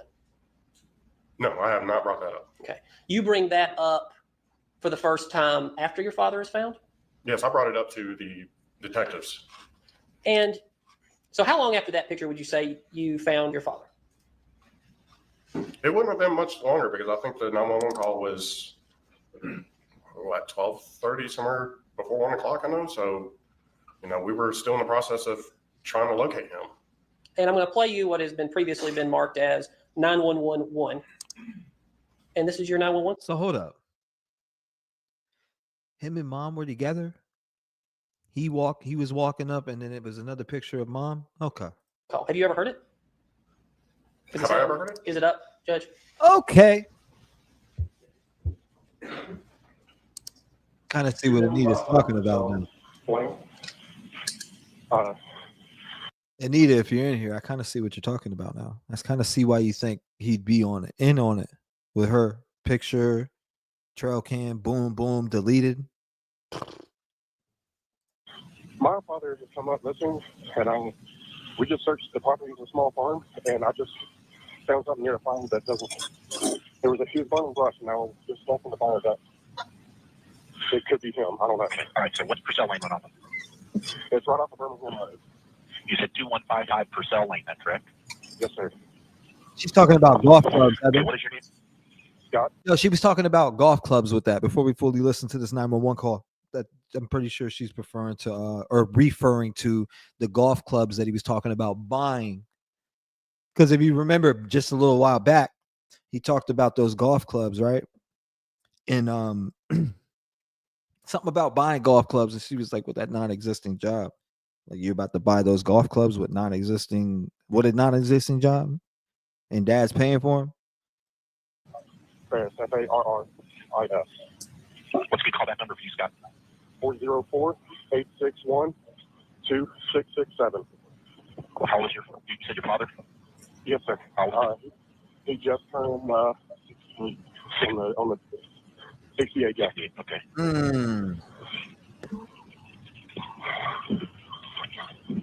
Oh, I see y'all are having a whole separate conversation. I'm tripping. Now I'm calling you to say that we've been walking around looking for him, and I went where the fire's still smoldering. And I'm ex-military. I was deployed to Iraq. I've seen what burned up bodies look like, and this looks like a body. Okay.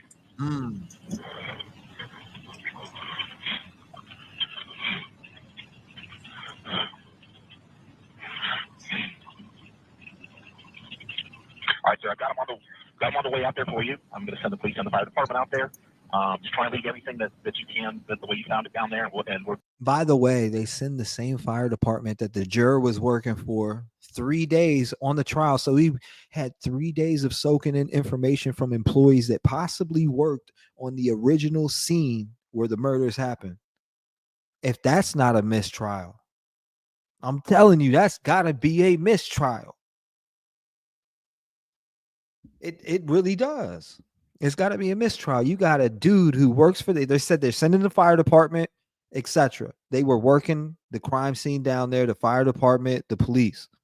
So they know firsthand information on the scene, and the fact that this juror was able to go to work and talk to them right there alone is a mistrial, in my opinion. Or get rid of this juror and replace him, and we could start over. we've got him on the way out there for you, okay? Okay. Okay. Is there anything else I can do for you, sir? No, that'll be it. All right, sir. Thank you. All right. Bye-bye. Bye-bye.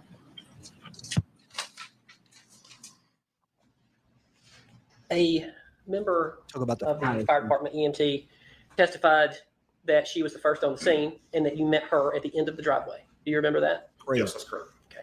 And you, after you did that, you looked up at Chris and you told him to get those kids the F out of here. I believe that's what he testified to. You just said, get those kids the F out of here, right? Yes, along those lines, I told him to get those girls away from there. And you testified earlier that when you were there, everybody was, your mother was right here above you. As y'all were looking. She was literally right next to me. Well, I believe you said right here above your shoulder, somewhere in there. I don't recall. She was next to you, okay? All right. She said she was right next to you. What was she doing when you reached down and grabbed your dad's skull? She was looking at the same thing I was looking at. You testified to something earlier that caught me off guard. You said you saw blood vessels. For sure, right, Shelly? Do you remember that? I'm thinking. Yeah, when I vividly remember seeing it, and I mean, what it appeared to be like little lines. I agree. They're blood vessels or what, but it didn't look like a rock to me. So it made me, I grabbed a very small corner of it and turned it over and saw the teeth and eye sockets and immediately put it back to confirm. And you went and met the EMT, and you told the EMT over and over again that you knew what burned bodies looked like because you'd been in Iraq. Just what you said on the 911 call. Yes. Okay. And did you pass Amanda on the way?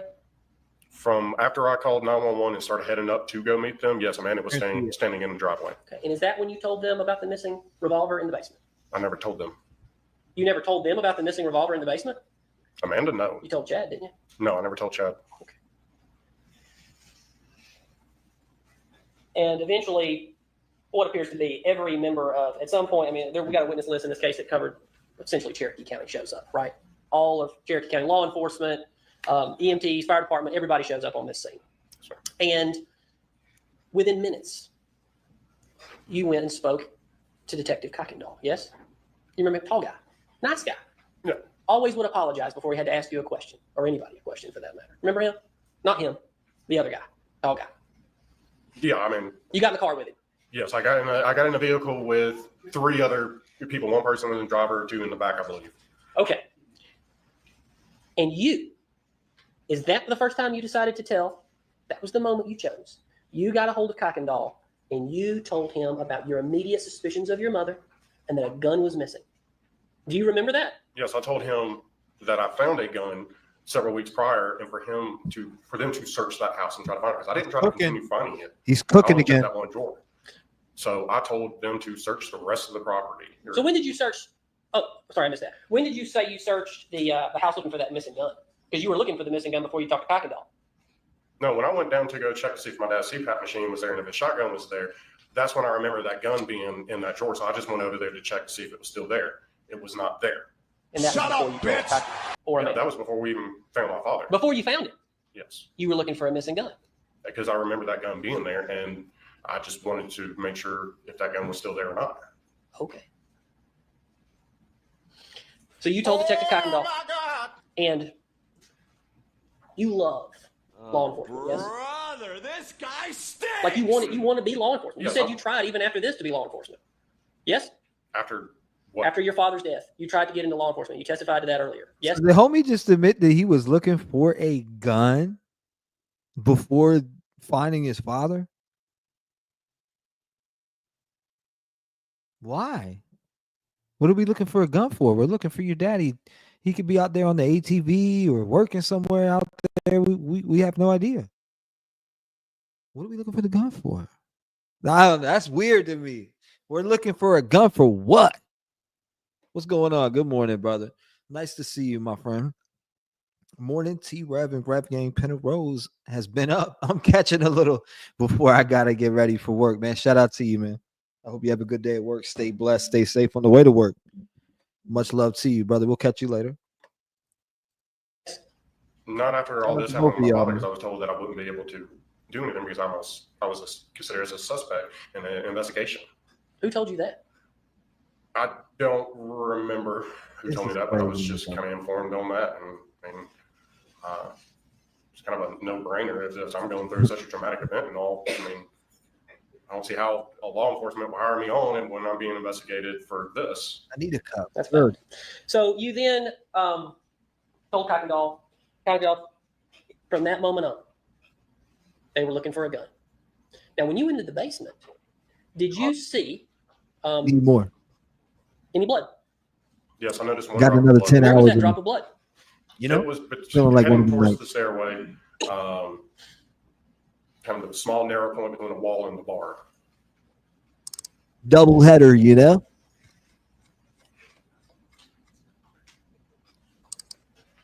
Go ahead and fill my cup. Drinking some black coffee. Was it one of these drops of blood? It would have been number 4. You saw that one? I saw that drop. Is that where you would come in the house? Typically, always? You said that's where you would eat your dinner. I would come down from the stairs and go sit in the chair over there and eat. The chair with the ottoman? Yes.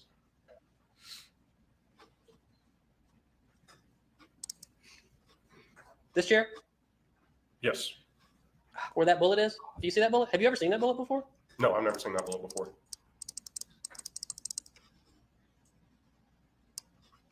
That's a bullet. And you've never seen that in the basement? No. What kind of bullet is You this? say you Sir? saw this droplet of blood. Now, I do want to go back and note, you, days before, you were bit by a snake. And it sounds that you enter and exit through the basement door, or the American doors, as Mr. Fogus puts it. Would it not have made sense that you entered through the basement and gone up the stairs to get the iodine there? I never would have entered through the basement. If I ever came over to the house, I came in through the garage or the front door.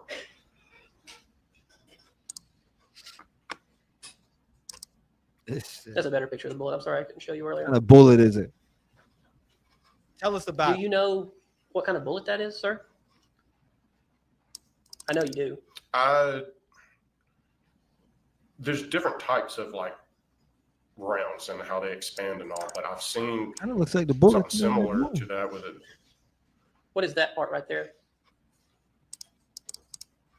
It appears to me No, plastic. no, I we know I've can't seen rounds that have like a reddish or green plastic We can't see, sir.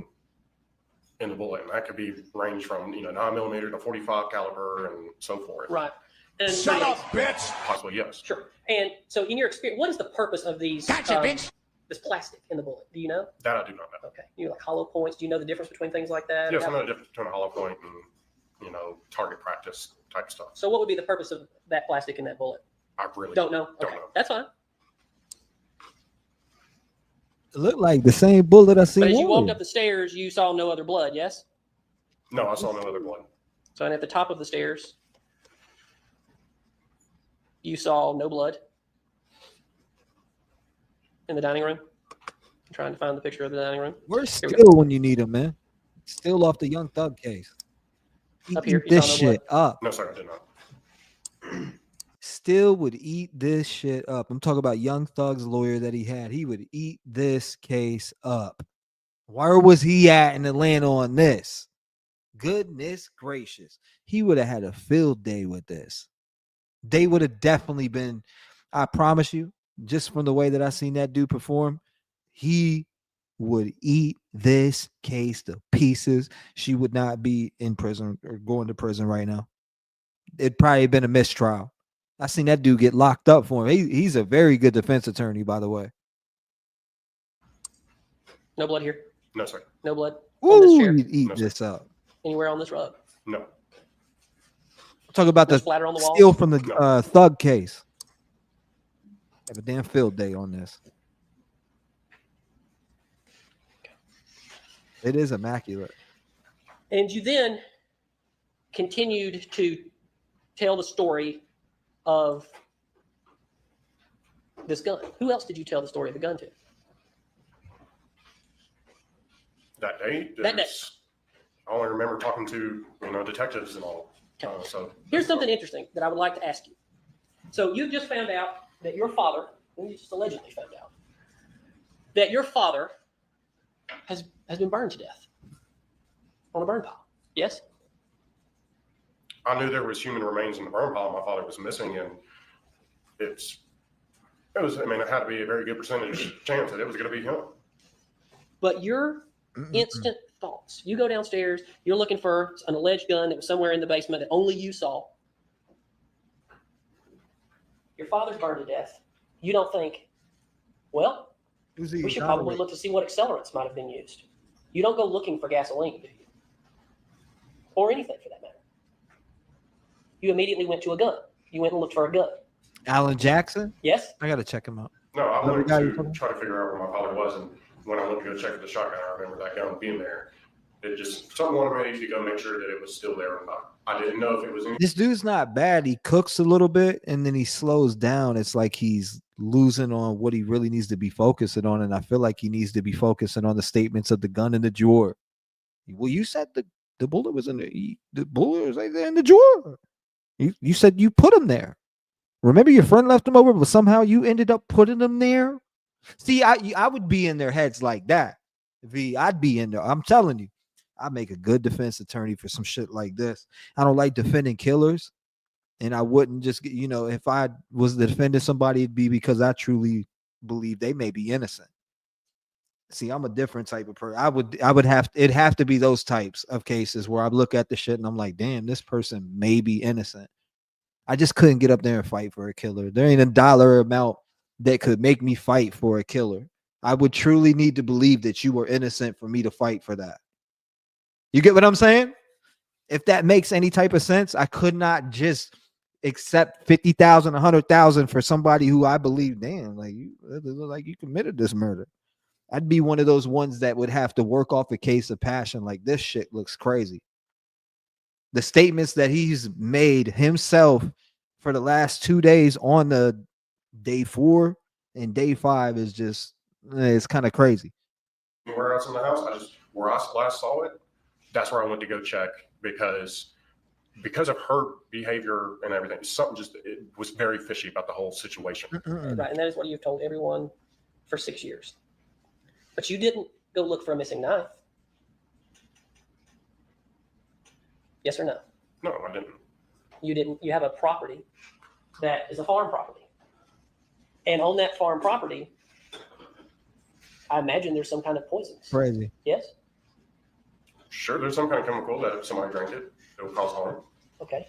But in all of this, and you've testified that you had no idea that there was a bullet in your father until about midnight. And I mean, we've had previous witnesses come into this case and say when they found the bullet in your father's rib. But 10 hours, 12 hours before this bullet is found, you have set them off looking for things.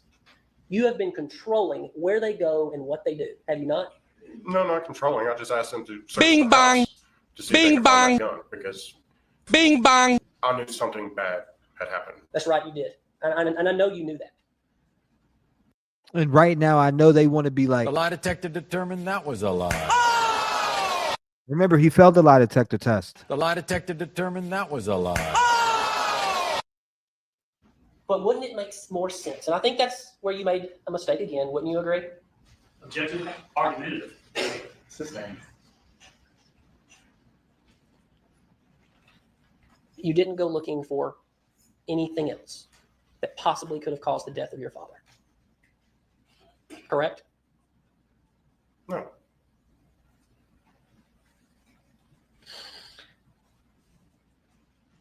You were interviewed many times in this case. Yes? Oh, yes. How many times do you remember? I've lost count. Over couple years, there was multiple times. And you would agree some of them were very lengthy interviews, yes? Oh, yes. You would agree that Detective Hayes and Detective Kuykendall believed you. Wouldn't you agree with that? That they liked you. You liked them and they liked you. I mean, no, they were doing their job and I was trying to help them out on the information. And whatever questions they asked me, I gave, my answers to and all. I mean, I was trying to help find out what happened to my father. Earlier, you stated that your mother, in the year following this, I mean, she was trying to constantly make things up about you. He does. Have you arrested or something to that effect? But isn't it true that you called 911 multiple times on your mother that year? Do you remember that? I have the recording if you'd like to listen to it. I do not remember calling 911 on her. I know there's a couple times I've had to call 911. When one, the trailer came up missing, and two, when Chad started harassing me that day at the driveway. Do you remember calling 911 saying that your mother had gone through your apartment? I do. So on my apartment, when I called 911 for that, she actually called me and told me that my apartment was ransacked. Someone broke into my apartment. So I was working for my friend Justin at the nursery at that time. So I ran up to him and was like, dude, I got to go. Somebody broke into my house. So I went home and my apartment was ransacked. So I called 911. And there was accusations at one point that you threatened your mother over that year. Do you remember that? 2019. After we moved on from the 5th. Do you remember that? Did I threaten my mother? You were under investigation by the city of Woodstock because Cherokee could not investigate you. That kind of as an impartial third party, Woodstock investigated that. Yes? Do you remember that? Yes, I remember having to go out to Woodstock Police Department and talk with them. They said I threatened her, but that never happened.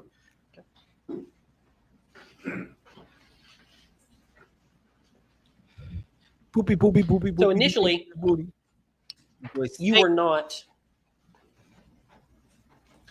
Michael, can we get it so that I can play the video? They're saying you stink.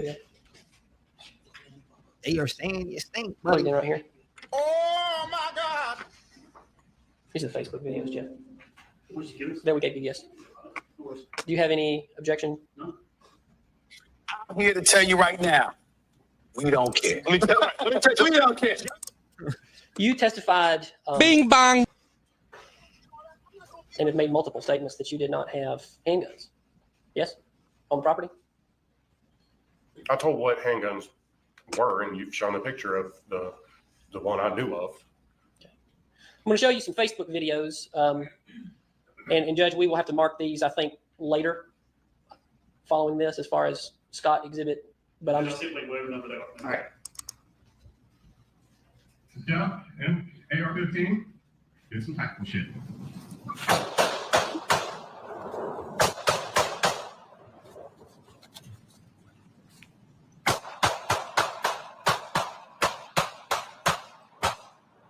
I don't think I hit any of those targets.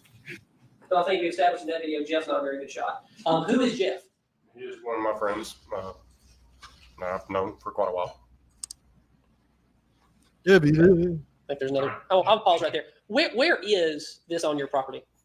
That would have been down in the very bottom right-hand corner of the property. So If you, Let's see if I can pull up where was the aerial, Jeff? The board? I don't know that that's going to show. I mean, I can pinpoint on the area. Right, I would like to do that. Michael, could you help me? All these testimonies putting me to sleep now. He already done messed up too. How about this? So where? Okay, move the mouse. Go to the dam on the pond. Okay. Keep going up towards that corner. No, the other way. So yeah, you would have to gain access there, and then if you go left, keep going left. Keep going left. Along this fence line? Yes, sir. That's the edge of the property. So eventually, right. Doesn't it turn and come back up this way? Yeah, because so down right in there is where the two property lines meet. So up in this corner somewhere. Yeah, so it's going downhill into a creek. And then it starts going back uphill. So you have trees and everything. No houses back there. Do you think? I mean, let's be honest, Sadie. Do you think that she would take the fall for him? Because her defense is pretty much against him, and that's why they're attacking it the way they're attacking it. He had failed a lie detector test. They were just arguing before this part, talking about, oh, he failed a lie detector test. Well, I know we can't bring that up, but he was like, yeah, but he failed a lie detector test. They were jumping into that information, but what they could talk about it around it, which was these bullets, etc. Is mom taking the fall for him? Like, I don't know. Why would she be defending against him then?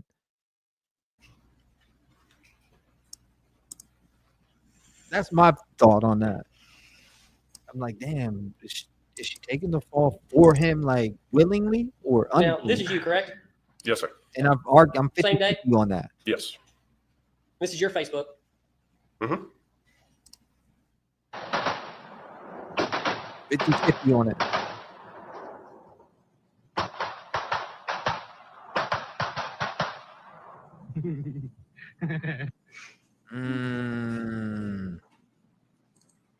Mm-hmm.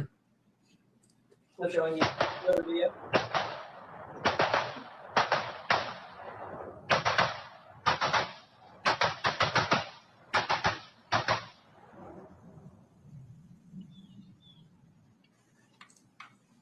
So those video, the second one you would say that you were just using would that have been an AR-15?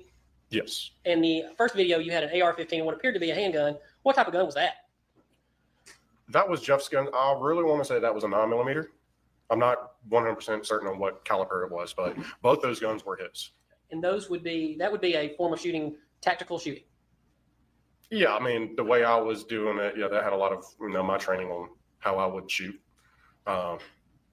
Just the terrain that we had and what I was wearing, I wouldn't call it very tactical. But yes. Call it very tactical. That is my wife that's in the courtroom. Please You were interviewed stop these questions, sir. with Scott in one interview, or with Chris. I'm sorry, Scott. Been a long day, as you know. You were interviewed with Chris together. Do you remember that at one point? There was a couple times, yes. Y'all were interviewed at the same time, and y'all were interviewed apart. You remember that? Yes. And you were interviewed one time, much later, by the GBI. Do you remember that? The At the district GBI. attorney's office in 2019. I believe so. There was a lot of interviews. So, And do you remember in that interview that after about 3.5 hours, you stopped the interview. You brought it to an end. You said you weren't taking this anymore. Do you remember that? I don't remember saying those exact words and all, but That was a general idea? yeah, I remember one day I was there all day long and I had nothing to eat and I was exhausted. And, I mean, I said everything that I could think of. I mean, Did you consider yourself a suspect at that point? if I consider myself, Did you consider yourself a suspect at that point? I didn't think myself as a suspect, but they, treated me like a suspect, and I fully understand why they would. And But it was a different investigator. You'd always dealt with Suspect. Detective Hayes. yes, I've dealt with a lot of different people during this whole situation. Would you say that the most person you've dealt with is Detective Hayes? Majority of them, yes, would be with him. And Detective Hayes, the first year in 2018, seemed to be going with everything you had to say, yes? I mean, I gave him what information I knew, yes. Didn't ask you about your guns and your bullets. I He asked, I mean, I think I remember him asking me about what type of guns I had and everything like that. And I'll get to talk to Detective Hayes about that in a number of days. But you remember in 2019, well over a year after July the 3rd, 2018, you remember then, that's when they started to really look at you. Yes, you remember that. Talking about the bullets. That's a good point, That's too, when they went Sadie. I back out like to the that. property and combed it for your bullets. Yes? Good thoughts. She said she often rolls her eyes when he's speaking as if she knows he's lying. Her defense is just trying to sow the doubt. They don't care who did it. That's a good point, too. Brings me back to a little bit of the reality of what angle are they taking here. But yes, I get what you're saying 100%, because that's their job, right? Their job is to poke holes where they need to be poked, and this right here needed a lot of poking. And he messed up on the stand already. They asked me if I ever did any shooting, and I said yes. I always have friends over, and they asked, "Well, can you show us where that area was?" I said, "Yeah, babe, more than happy to."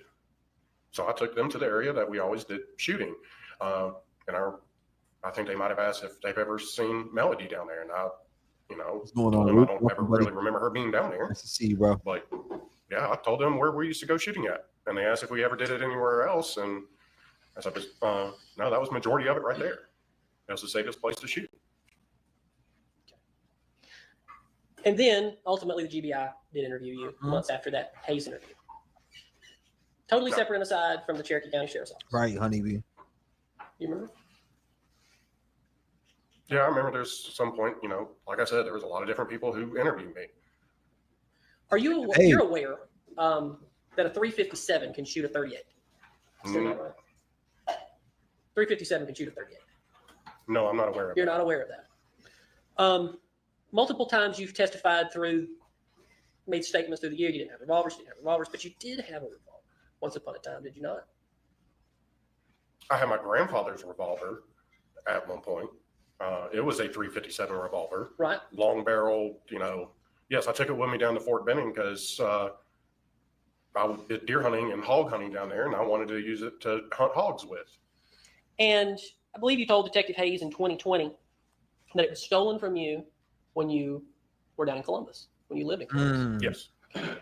Would it shock you, and that would have been about 2012, but would it shock you that my office, and I believe the state has agreed to admit these, that my office conducted an open records request of the Muskogee County Sheriff's Office, as well as the Columbus Police Department. And so at this time, I would ask to admit Scott 100, Scott 99, Scott 98, Scott 97.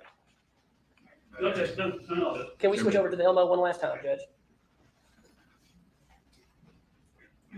So you told Detective Hayes that you had a 357 stolen, and he was asking you all this information, and I don't believe it was followed up on, but I did. And here's what I found. After we requested from both law enforcement institutions down there, Columbus Police, from a date range of 2008 to 2015, specifically we are looking into an incident where a 357 Magnum or other firearms belonging to Scott Walker Ferris were reported stolen. Gotcha, we're requesting bitch. copies of any incident reports, 911 recordings, transcripts, CAD reports, any and all records is what we asked for. Gotcha, bitch. We sent it off back in September, and we received an email within days that there are no records in our system for Scott Walker Ferris, giving your date of birth at all. So we doubled up, and we looked with Muskogee County. Hold up. Wait a minute. Something ain't right. And they told us to contact the Columbus Police Department. Hold up. Wait a minute. Something ain't right. So I'm going to ask you this right now, Scott Ferris. That gun was never stolen, was it? No, I called so we came back from the field. I lived with two other guys. We came back from the field and our house was ransacked, and we called 911. And at the time he said, have you noticed anything missing? I was like, I don't know. We have to go through the house. And once I was able to, the lie put my house detective back together, determined that was a lie. he gave us his number and all, and he said, if you find anything missing, let me know. And so I called him and told him that I had a 9mm and that 357. I don't have any bins on them or anything, but I can't find them now. And then my roommates told him about some of their stuff that was taken as well too. You say all that. There's obviously no record of it. and you know a 357 can shoot a 38 special, and that gun was not stolen, was it, Scott? I do not know that a 357 can shoot a 38. I don't see how that's even possible. And I did follow. As a juror, I'm in doubt. I'm in doubt now. I am sitting there in doubt. And I'm just speaking of what I'd be like as a juror, because I've been taking all of this in as we watched it over the last few days. And I'm in doubt right now. And somebody better bring me back to reality and show me proof that this woman committed this murder by herself for me to be able to say guilty. If I'm the juror, that's where I'm at right here at this point during this testimony. I am a juror that is like, nah, now I'm in doubt, and you need to bring me back to reality very friggin' quick and show me that she killed her husband and put that man's body in that damn fire pit. I need proof now. The evidence that you've up, it's a wrap. A report. I called the police when our house was ransacked, and they came out and, did their part. I have people who witnessed that were a part of it. And Scott, you know that there was no gun in that basement in your mom's house that she would ever allow to be around those children. You know that. Yes. I saw a gun down there. But in fact, you did still have a 357. Yes. That gun that was clearly not stolen. There's no record of that. You lied to Detective Hayes. You're lying now. Do that jury. Objection, Your Honor. This is purely argumentative. This is improper, counsel. I withdraw it. No, Judge, I object. It's purely improper. I was going to let him answer. Well, then I'll answer the question. I need to give me the cooking gift, because this guy, he's cooking. He's cooking. This guy's cooking. Whoa. I didn't hear this part. He cooked right there. And you know what? He's right. He is right. I would be in doubt. And what was the question again? How about I do this? You used that 357 to shoot your father, did you not? No, because I never shot my father. And that 357, I don't know where it is, but you went to Lake Lanier the day after you shot your father, did you not? You went to the lake, yes? Yes, we went to the lake after playing golf. Did you throw that 357 into Lake Lanier after you shot your father? No, because I have not seen that 357 since 2012, I think it was, when my house was broken into. And did your father, in fact, confront you that evening? He didn't deny shooting him. He said no, because or am I being hard on him right now? What are we at? I got to go back and see this now. I'm tripping. I have to go back and see it. We're at 737 out of 27. Come on, we got to go back. I got to go back. I swear he just didn't deny it that time. Or am I being too hard on him? Am I being too hard? How about on I him? do this? You used that 357 to shoot your father, did you not? No, because I never shot my father. And that Okay, 357, I see that part. You denied it. I don't know where it is. But listen you to went this. to Lake Lanier the day after you shot your father, did you not? You went to the lake, yes? Yes, we went to the lake after playing golf. Did you throw that 357 into Lake Lanier after you shot your father? No, because I have not seen that 357 since. No, because I haven't seen that 357. So I guess he said no. Did you throw it? Oh, so you didn't throw it there after you shot your father. You threw it somewhere else? Because you just said no, you didn't throw it there. You didn't say no, I didn't shoot him, and no, I didn't throw it there. Oh my God. What are we talking about? He's slipping up on the stand so bad. You gotta be clear when you're talking to jurors. If you're gonna say he brought the same question back around, but this time you didn't deny doing the shooting. You just said no. You didn't put it in the lake. Oh, hell no. Nah. It's 2012, I think it was, when my house was broken into. And did your father, in fact, oh, hell nah, confront you that evening about being out again? Nah, I need to go back. Bring me back into that, sir. Your mom's house. She would ever allow to be around those children. You know Bring that back one more time. Yes. I saw a gun down there. Am I taking the words too literal? But it's like, damn, you gotta. But in fact, you did still have a 357. Yes. Wording's everything. That gun that was clearly not stolen. There's no record of that. You lied to Detective Hayes. You're lying now. Do that jury. Objection, Your Honor. This is purely argumentative. This is improper, counsel. I withdraw it. No, Judge, I object. It's purely improper. I was going to let him answer. Well, then I'll then answer the question. And what was the question again? How about I do this? You used that 357 to shoot your father, did you not? No, because I never shot my father. And that 357, I don't know where it is, but you went to Lake Lanier the day after you shot your father, did you not? You went to the lake, yes? Yes, we went to the lake after playing golf. Did you throw that 357 into Lake Lanier after you shot your father? No, because I have not seen that 357 since 2012, I think it was. No, I haven't seen that 350. Yeah, okay. Okay. When my house was broken into. And did your father, in fact, confront you that evening about being out? Oh, so it was a different Again, 357? because through the text messages, we clearly have seen that you're constantly hiding from your father to go play golf, to go hang with your friends and not do your job. And he was always controlling your money, yes? No, he wasn't controlling my money. Did you shoot him at the barn, Scott? I never shot my father. Did you take that bullet and put that bullet in the floor in your mother's house? I never knew of that bullet. You would agree with me that it's absurd that there is no blood of any serious measure of your father's in that house. Woo! Consistent with being shot in the house. Yes? I haven't seen the evidence amount of the only picture of. Oh my gosh, this has introduced a whole new theory to me. Placed a bullet in the house. There was barely any blood in the house. That could have been from him being bitten by the dog.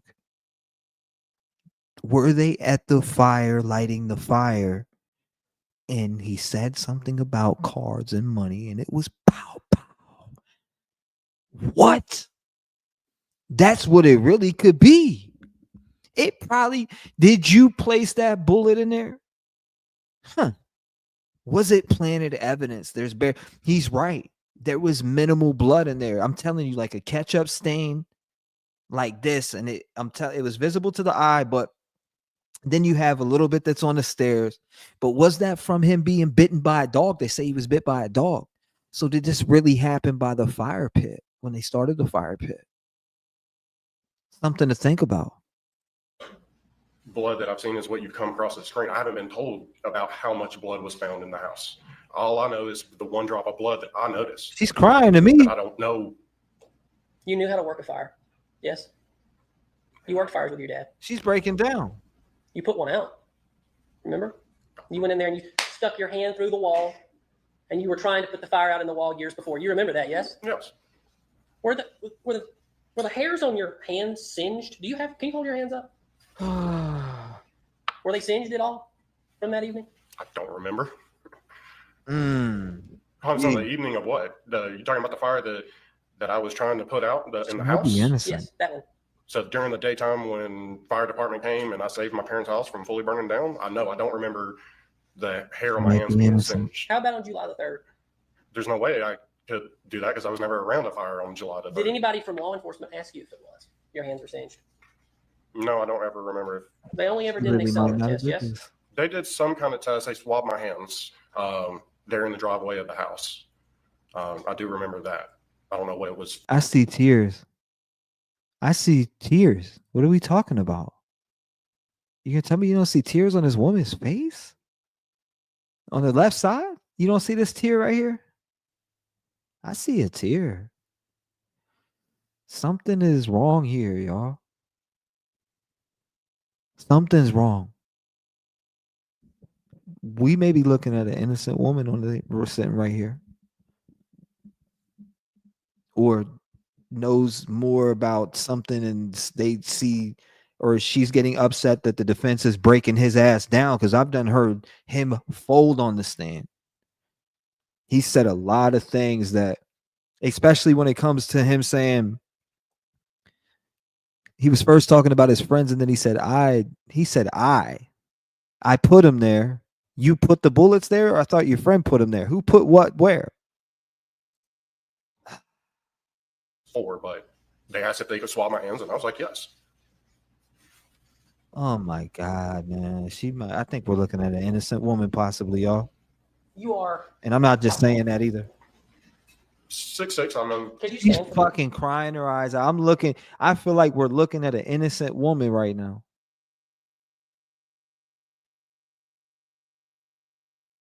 There's blood on her shoe. What is that blood on her shoe though? Those are the things that make me. I'm thinking, damn, did she step in blood that was in the house or somewhere where an incident happened? I don't know. Something's crazy. The jury, please. Sure.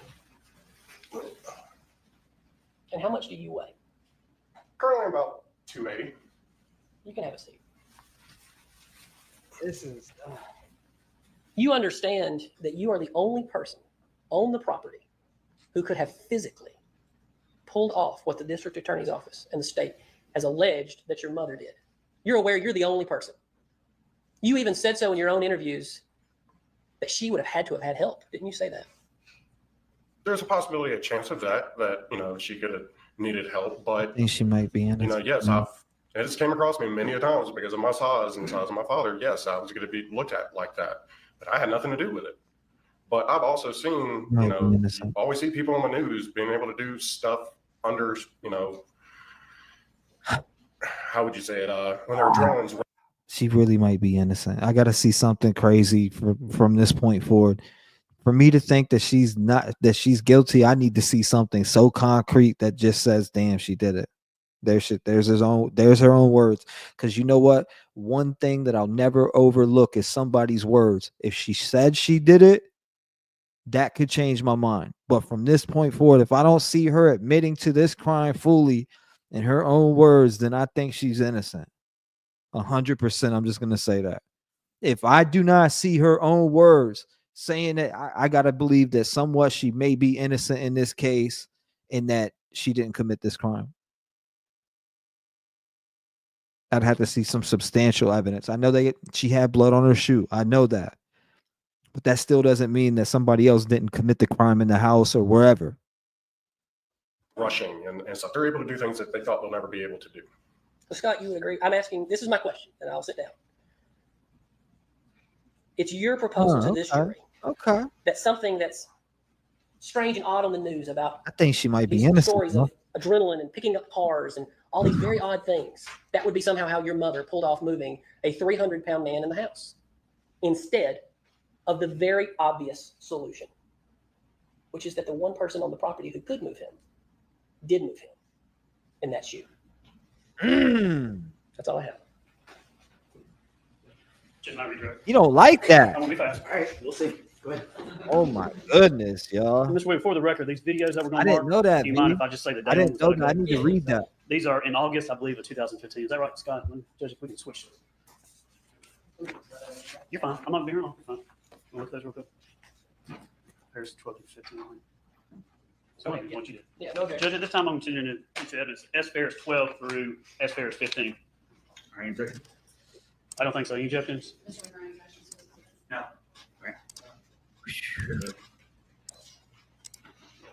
I think she had issues with her husband, but she took the fall for this piece of shit. 39 years. Scott, this is S Ferris 12. These are text messages between yourself. I personally think she might be innocent.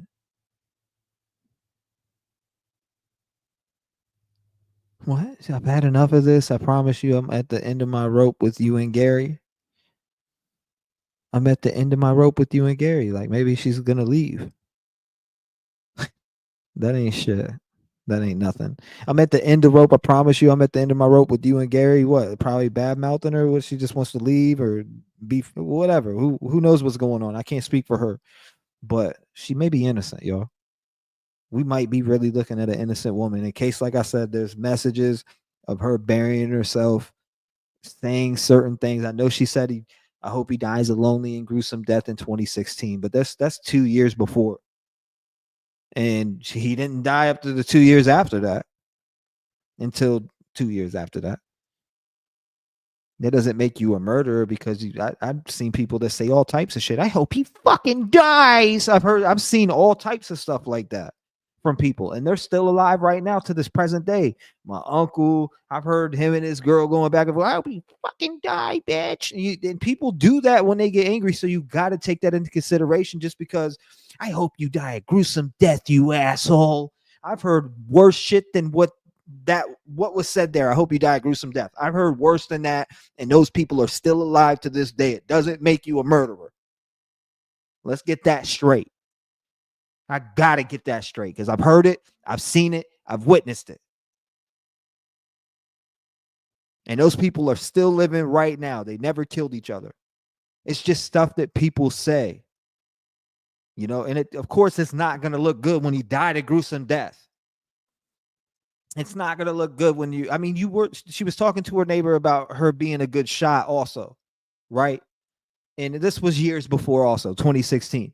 She was talking about her being a good shot. I get that too. They brought that up.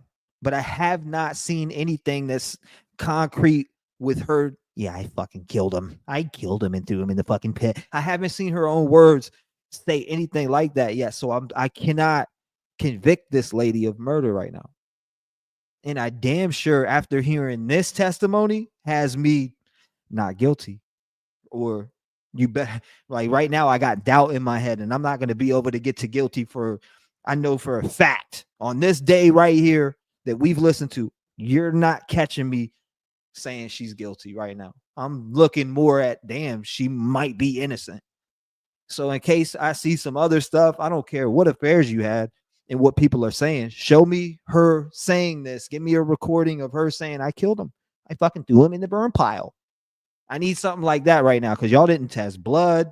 There was barely any blood in the house. There was bullets that looked like they've been planted in the friggin' living room. Then you got homie up here talking about they called me, they told me, and then them saying the bullets were left over, but I left them, but I had, or I moved them, or whatever he said. He said something along that magnitude of I moved them, or he was referring to his friend, and then he said him. He immediately said him. So what did y'all do?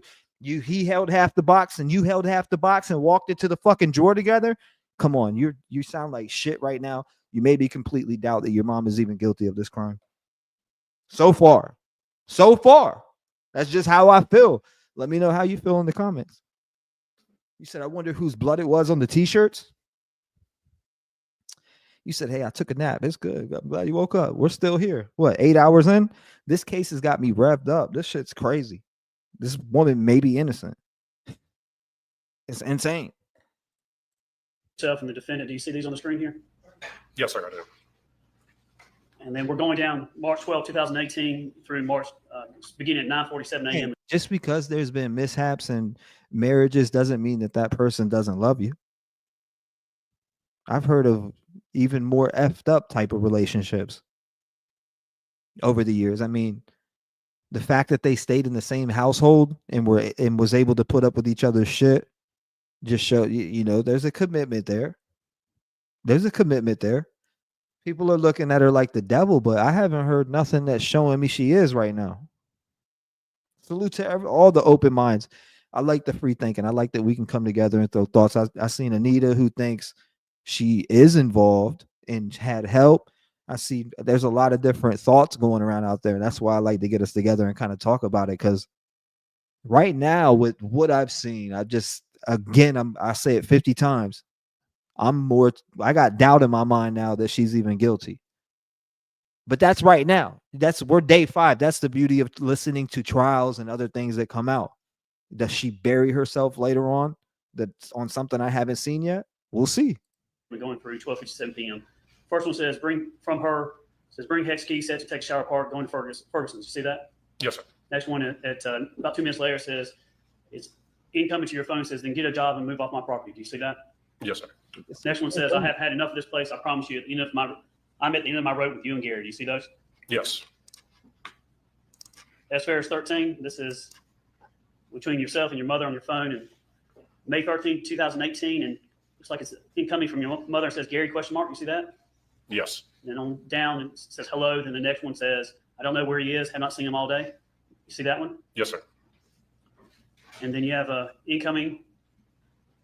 You might make sure he's alive. See that one? Yes, sir. Yeah, the bottom one, May 13, 2018, 5:49. Outgoing, it looks like you sent one. He is back and he is in his office. Is that right? Yes, sir. So at times your mother would actually look for your father, right? Yes, she would text me to figure out where he would be at. So she had the ability to go and look for him when he's missing? Yes.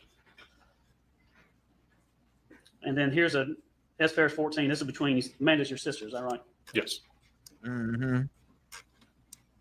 Amanda Ferris and then phone calls between Amanda Ferris and the defendant. Text message. Thank you. These text messages here. And this is from between Amanda and Melody? Right. So February 5th, 2018. Do you see the one here with Amanda Ferris and it says they have plenty of money? Yes, I do. Next one says, but Gary was going to do that wedding to spite me. So here's comma.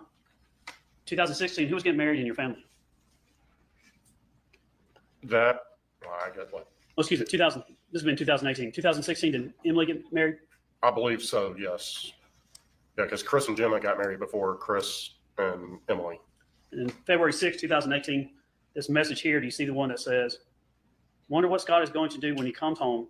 I have his stuff thrown out and the Mexican living in my barn. See that one from your mom, by your mom? Yes, sir. And then February 6, 2018, one by your mom, it says, he went yesterday after sleeping till noon, get his hair cut, beard trimmed, beard oiled, went to visit Randy and Riley, stayed out all night. Then today, don't start doing anything till 2. I'm so far past done. His job is to report to G. Wayne. What's your father's name? Derry Wayne Ferris. What I do has an unlimited credit card. You see her talk about you having a credit card? Yes, sir. That boy's annoyed right now, ain't he? I believe it's 4. Look, and the last chick, Amanda, when she comes up, she made me cry. Straight up made me cry within the first 5 minutes. I looked at Michaela and she was like, "Are you crying?" I'm like, "Yeah, you didn't just hear what she said?" Like, I mean, she was the only one that I connected with spiritually when she spoke, because it wasn't ill on her father, it wasn't ill on her mother. It was so natural. And either you get what I'm saying or you don't. It was just so natural. You just know when you see one of those people who just want the truth to be out there, don't hold vengeance and grudges towards people. She just seems so authentic. And you'll see that.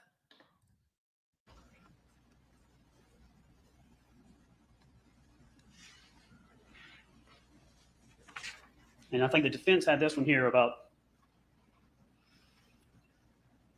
there's 4 though. my patience with you is gone. I promise you things are going to change here. I'm not continuing to live like this. Your life is not going to continue like this. 4. You see that one? Yes, sir.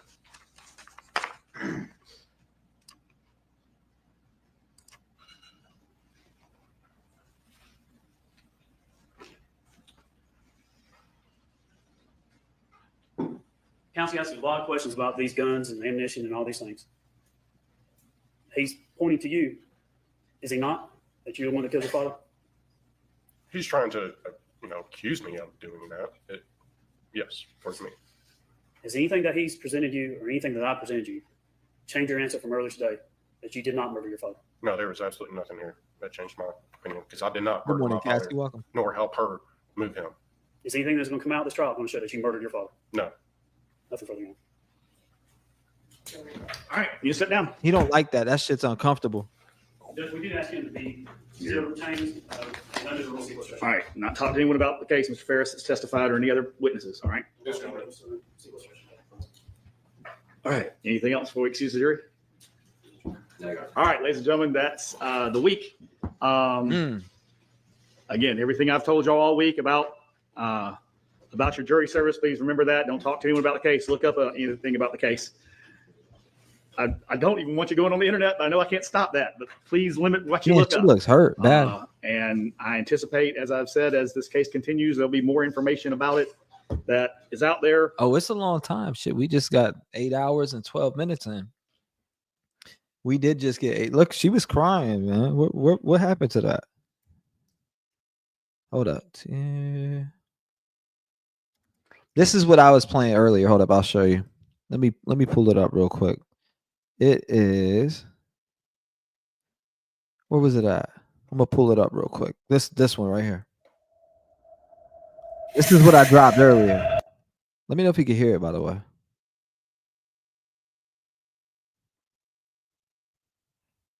Let me know if you can hear this. This is the one I dropped earlier on this case. I'm over to you, Cassie. Before we get out of here, let's peep this one. What's going on YouTube? It's your boy T-REV, and we're back today with another true crime story about Melody Walker Forrest and all the angles and things that needed to be discussed in this case. As some of you know, this trial, we've been covering it here on the channel live. So if you want to join us at night, make sure you turn on the notification bell, subscribe to the channel. Let's go into the world of true crime. There are cases that seem straightforward on the surface, cases where the hold on, I was like, what about I sound like I'm on speed. What the hell? Oh, the case of true crime is damn. Hold up, we need to slow that down. Here we go. My bad. On YouTube, it's your boy T-REV, and we're back today with another true crime story about Melody Walker Forrest and all the angles and things that needed to. I was just kind of, you know, when I wrote this script, I wrote it from an aspect of knowing the things that I was able to research and find about Scott and adding that narrative to the, you know, and I appreciate it. Thank you. Thank you. The intro, a lot of people like it, but I wanted to add it. Did you hear that shit? It was like, I got about 12 hours into me. We could do a second one, but listen, it was intense. That shit was intense. But when I wrote this script, I thought about the narrative of, damn, Scott like had all this weird shit going on within this case. He failed a lot of detective tests. There was certain aspects, and when I listened to when I wrote it, I'm like, damn, we need to kind of introduce this because I think some people are overlooking it. They watched the trial once, or they didn't watch the trial at all and just watched the recap and aren't hearing the things that we're hearing. Because when you go back through, you're gonna hear more than anybody, especially if you've seen it twice. And I watched up to day 4 3 times. Good night to you, Shelly. I appreciate you joining us tonight. I'm chilling for a minute. You know how we end these off, but I'm not ending it yet. I'm chilling for a second. But shout out to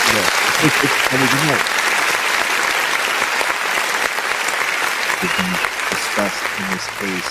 As some of you know, this trial, we've been covering it here on the channel live. So if you want to join us at night, make sure you turn on the notification bell, subscribe to the channel. Let's go into the world of true crime. There are cases that seem straightforward on the surface, cases where the evidence appears to point to one person beyond a reasonable doubt. But every once in a while, a case comes along that leaves us questioning everything we think and everything that we know. Today, we're diving into one such case, the chilling burn pile homicides. It's a story that sent shockwaves through a small community, a story of betrayal, gruesome violence, and a conviction that many believe might not tell the whole truth. The main player in this case is Melody Walker Forrest, a woman convicted of murdering her husband and attempting to destroy evidence in the most horrifying way imaginable by burning the remains. But here's the twist. Some believe she may not be guilty, or at very least, she didn't act alone. What if Melody wasn't the mastermind we've led to believe? What if someone else or someone close to her played a critical role in this terrifying crime? There's been speculation and even whispers about her son, Scott, who allegedly failed a lie detector test during the investigation. Could this point to his involvement? And if so, could there be other players in this twisted tale? In this video, we're going to explore the facts of this case, the crime itself, the investigation, and the arguments that were made during Melody's trial. Then we'll dive into speculation, the lingering questions and theories that refuse to go away. Could Melody have had help? Could others be involved? Or could this— what do you guys like? What do you guys think about the style of this video? Because I feel like this is more my style, where I add in little visuals there and, you know, bring the story as I'm telling it, even if it's pictures. But I was like, you know what, let me try a little something different, add some, you know, some photos, some stock photos up in here, or stock video, good shots, and tell a story to that. This all be an elaborate cover-up for someone else's guilt? As we unravel this chilling mystery, let's keep one thing in mind. All allegations are just allegations. Lie detector tests aren't foolproof, and courtroom arguments don't always paint the full picture. Appreciate it, Arlen. Our goal today is to present the facts, explore possibilities, and let you, the viewer, decide what you think really happened. So grab your coffee and settle in, because this is one case that will leave you questioning everything, in my honest opinion. It's a fact. Now let's jump into the case details. The story of the burn pile murders begins with a gruesome discovery in a remote area near Melody Walker Forrest's home. Investigators found what appeared to be remains of her husband, reduced to ash and fragments in what authorities described as a burn pile. The forensic team described the scene as horrifying, and bone fragments and tissue reduced to nearly unrecognizable states. This discovery set off an investigation that would lead to one of the most shocking cases the community had ever seen. According to prosecutors, Melody murdered her husband in cold blood, then attempted to destroy evidence by burning his body. Investigators pointed to forensic evidence at the scene and testimony from those close to Melody, painting a picture of a woman allegedly desperate to cover her tracks. They argued that the remains were burned at such a high temperature that it indicated an intentional attempt to erase all traces of the crime. The timeline of the events was critical to the case, and neighbors reported seeing smoke coming from Melody's property on the night of the murder, and authorities believed this was when she began the grisly task of disposing of her husband's body. Investigators also noted that neighbors had seen her son Scott coming and going from the property during this time, though his exact actions remain unclear. Forensic experts testified that the remains showed the signs of extreme heat exposure consistent with the attempt to cremate them in an open fire, a highly unusual and telling detail. But this led to more questions. Could one person acting alone have managed to burn a body so thoroughly in a simple outdoor fire? Could a 125-pound woman, 5'3" to 5'4", have moved 300 to 350 pounds herself? Experts have stated that achieving this level of destruction will require significant effort, raising doubts about whether Melody acted alone. This is where her son Scott enters the picture. According to reports, Scott was allegedly questioned extensively during the investigation and even administered a lie detector test, a test that he reportedly failed. Although lie detector test results are not admissible in court, they sparked widespread speculation about whether Scott might have played a role in the crime or helped his mother in some capacity. If true, why would he fail the test? Was he hiding something, or was the test unreliable? Scott's behavior in the weeks following his father's disappearance also drew attention. Witnesses claimed he appeared nervous, avoided conversations about his father's whereabouts, and even acted defensively when asked questions. According to some, his responses only deepened suspicions. However, Scott was never formally charged or named as a suspect, leaving many to wonder if he simply knew more than he was willing to share. Investigators also uncovered troubling inconsistencies in the timeline. For example, forensic evidence suggested that the burn pile had been active for hours, potentially overnight. Was Melody truly alone during this time? Or could Scott or someone else have been there to assist her? These questions remain unanswered, but they have fueled speculation that the case might not be as straightforward as potentially seemed. Adding another layer to this case are questions about the exact sequence of events. Was Melody really capable of carrying out this crime on her own? And if not, who else might have been involved?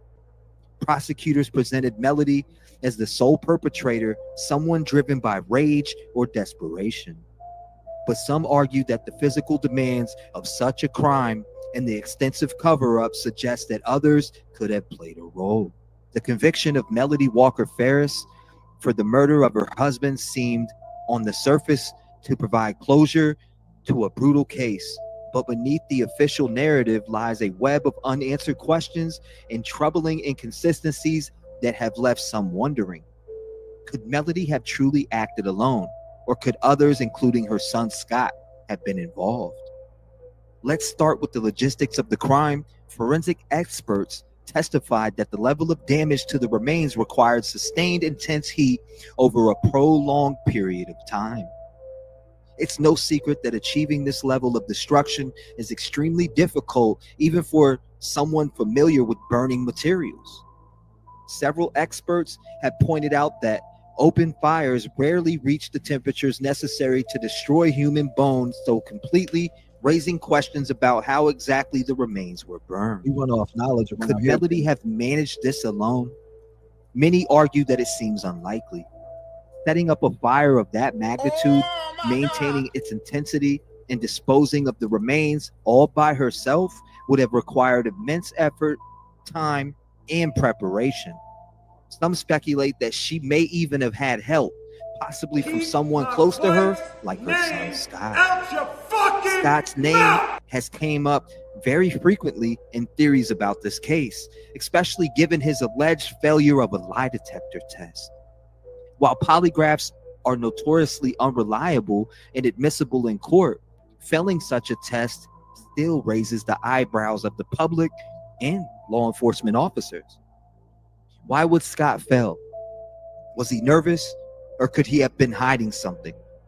If he was involved in some capacity, the next question becomes, how much did he know, and what role, if any, did he play? Adding to the suspicion is Scott's behavior around the time of the crime.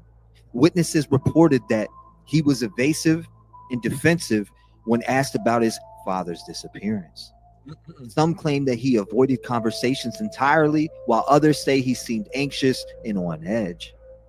Behavior alone isn't proof of guilt, but it's enough to raise questions about whether Scott may have been aware or even involved in what happened to his father.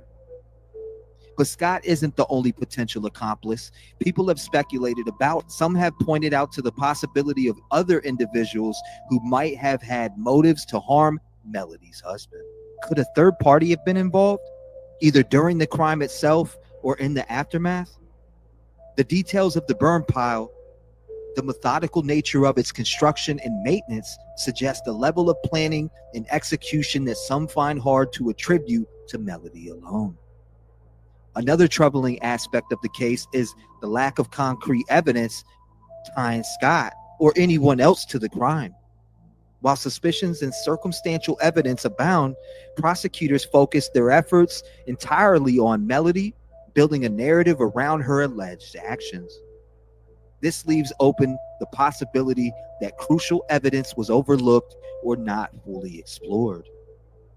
And what about Melody's own claims? Reports suggest that she has maintained her innocence, insisting that she wasn't responsible for the crime.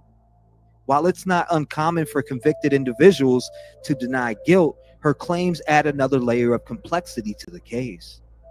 Could her insistence point to her have been framed, or perhaps coerced into covering for someone else?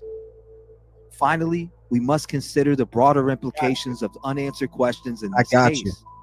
If Scott or anyone else was involved, you already know. What does that mean for the justice systems? You know what cases like Idaho, Idaho 4, Sadie Katz, and I'm glad we got folks like you around that remind me of how important that case is.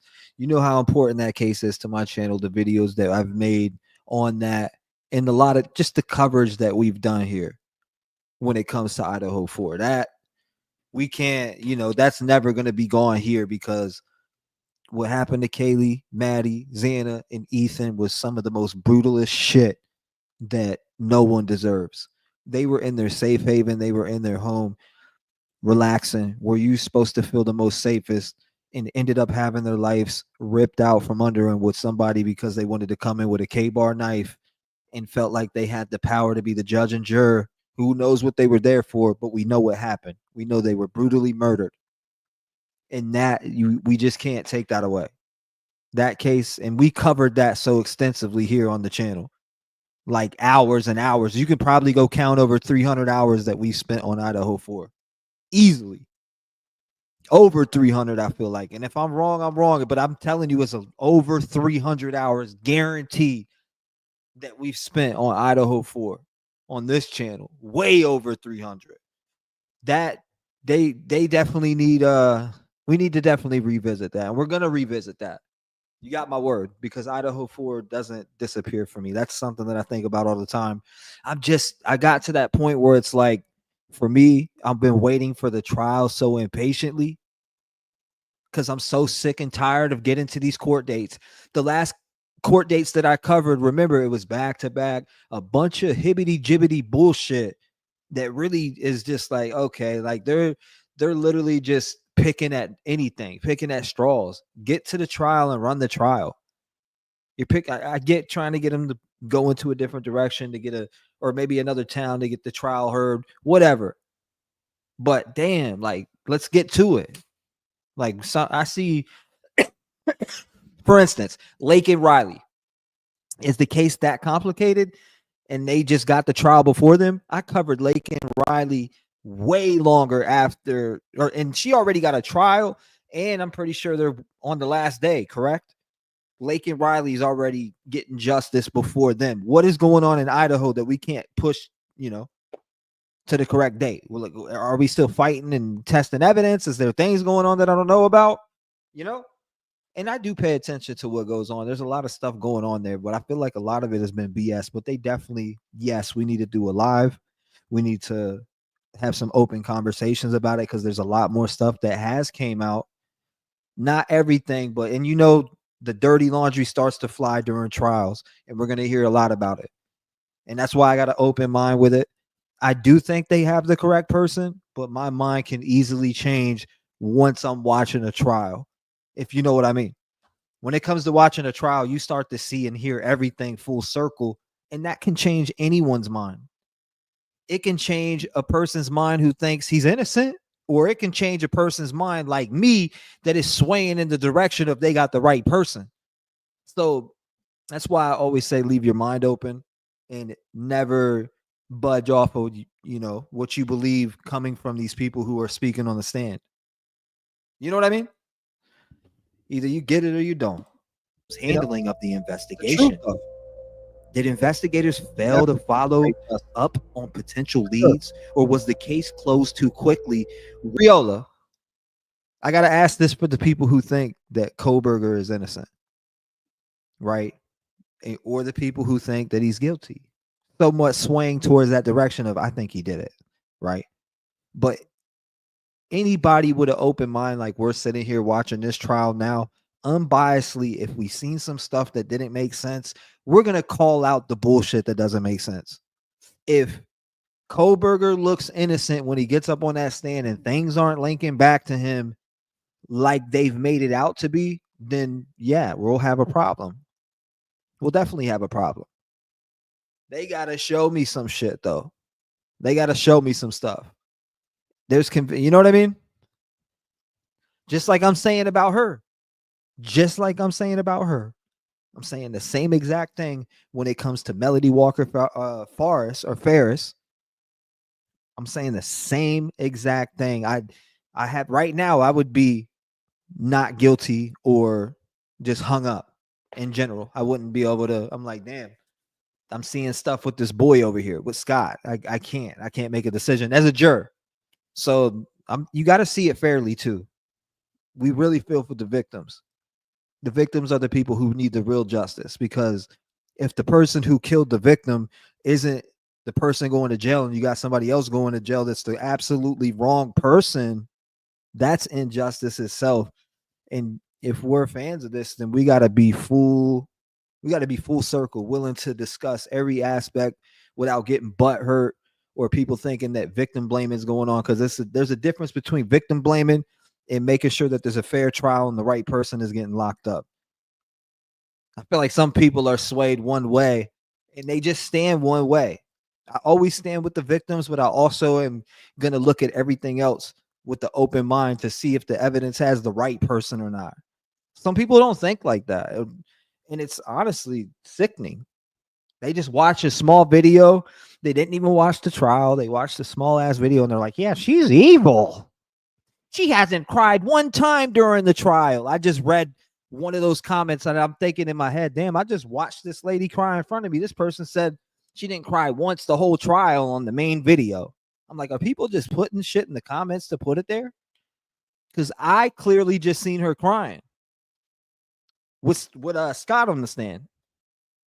Did any of y'all see that? Because I seen it. I don't know. I feel like people just watch 20-minute clips and then they give their full opinion on what they think about the woman when they didn't take the time to watch the trial. That's all. I'm one of those. And I know if you see in Pin a Rose on the Nose, you know what? I know that if you seen some fuck shit that came out that the police did on this situation and it wasn't right, we would be saying the same thing about Brian Kohlberger as some of us are saying about Melody Walker Forrest. Some of us would be saying the same thing. If he got that type of treatment, we'd be saying the same thing for him. It's not about convicting the wrong person. It's always about convicting the right person. It's always about that. Or there's no true justice in locking the wrong person up. For instance, there was this lady the other night. I just seen this video. They said that she killed her 2-year-old daughter. Guess what? She was like 2 or 3 weeks out from her death penalty, and she literally got exonerated right before her death penalty date. It was like 2-3 weeks ahead. They were about to execute this woman, and she had evidence exonerate her 3 weeks before her death penalty date. Crazy. It's crazy. God bless that woman for being exonerated for not killing her 2-year-old daughter. She got the death penalty, and she was exonerated. She was an innocent woman that spent a long time in prison. So we got to open our eyes up a little bit and stop letting. Sometimes we let our hearts take over a little bit too much, in my opinion, to where we feel for the victim. So we just want, some people want justice and they're okay with somebody. They got what they deserve, but yet while they're screaming they got what they deserved, either they just came in halfway out the way. They didn't watch it. There's a lot of people online that I'm seeing, specifically on YouTube, that comment on these trials. And I watch some of them. I've been watching some of them, and they're saying the wrong shit because their attention spans like 10 minutes. They take in what other people are saying or copy and paste what someone else is saying and don't take the time to check out and fact check the information to be like, damn, they just go off of what the popular opinion is. And a lot of the popular opinion is from people who don't even watch this shit, y'all. That is one of the biggest problems that we're having. They don't have time to take 8 hours like we do to sit here and watch a trial and really take in information. They don't have patience like that. They can only last 3-4 hours and it's, bye guys, I collected all I can from you. I'm out. They don't got time to sit, chill, relax, and watch and take in information. These people don't. A lot of people don't. I'm glad we got y'all though, because I know you're listening, you're watching, you're listening to what's being said. So I know that you guys pay attention. It's just that simple. I dig into the information. I get out there and dive all through the interwebs. I'm diving in and out the interwebs for stories and things to cover that just, I don't know, pique my interest and get my heart involved. Like, damn, I would love to build up my nonprofit so I can help these families. That's my mission. That's why I dive out there into the information and read the court papers now. Just do a lot better than what I used to do, especially when I'm making docuseries or whatever. I've been working on a lot of those. By the way, I got a lot of unreleased ones too. Just like this. Once they had a prime suspect. At the heart of the mystery lies one haunting question. If Melody Walker Ferris didn't act alone, who else might have had a hand in this horrifying crime? The burn pile murders case is one that continues to haunt both the community where it happened and the minds of those who follow true crime stories. Melody Walker Ferris was convicted of a brutal crime, but the lingering doubts and unanswered questions leave many wondering if justice was fully served or if the full truth is yet to be uncovered. The evidence presented in court painted Melody as the sole perpetrator, but the logistics of the crime, the alleged behavior of her son Scott, and the possibility of other players suggest a much more complex story. And could Melody have truly acted alone? Did Scott or someone else have a hand in this chilling crime? And if so, Why weren't those avenues fully Oh, I'm explored? good. Scott's alleged failure of a lie detector Good. test and his reported evasive behavior, or Scott's alleged failure of a lie detector test, his reported evasive behavior, and the sheer physical difficulty of the crime raised serious doubts about whether Melody should bear the full blame. Now, at the same time, the absence of concrete evidence against anyone else complicates the narrative, leaving a frustrating gap in the search for the truth. As with any case like this, it is crucial to approach the story with caution. Allegations, theories, and suspicions are not proof, and everyone is innocent until proven guilty. But that doesn't mean we can't ask questions, and questions that demand answers at that. Facts. So what do you think? Yeah, questions that demand answers like, where'd those bullets come from? Did you put those bullets in that living room? Did you, questions like those. Questions you said I put the bullets there. You did just a lot of statements that were contradicting. Was Melody Walker Ferris guilty beyond a reasonable doubt, or could someone else have been involved? Was justice served, or could this case be hiding even a darker truth? Let us know your thoughts down in the comments below. Don't forget to like this video, subscribe for more deep dives into true crime, and hit the note. So I want to jump into all the things that matter the most. I'm glad you said it that way, Sadie, because that's actually a good point too.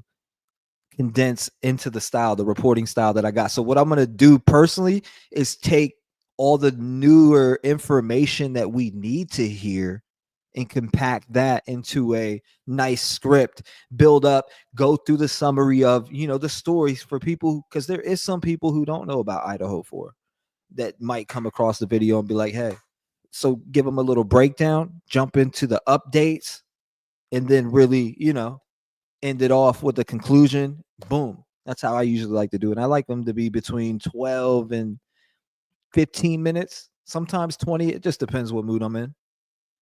Depends on how much I want to write to it. Notification bell so you never miss a story that will leave you questioning everything. Thanks for watching, and we'll see you on the next one. And this one is one of those cases where it just baffles me. But shout out to y'all, Rev Gang. Make sure you hit the like button. Love and light to all. It's your boy T-REV. I'm out. I do like that outro. I do like it. I like that outro. And intro. With the hands right here in the middle.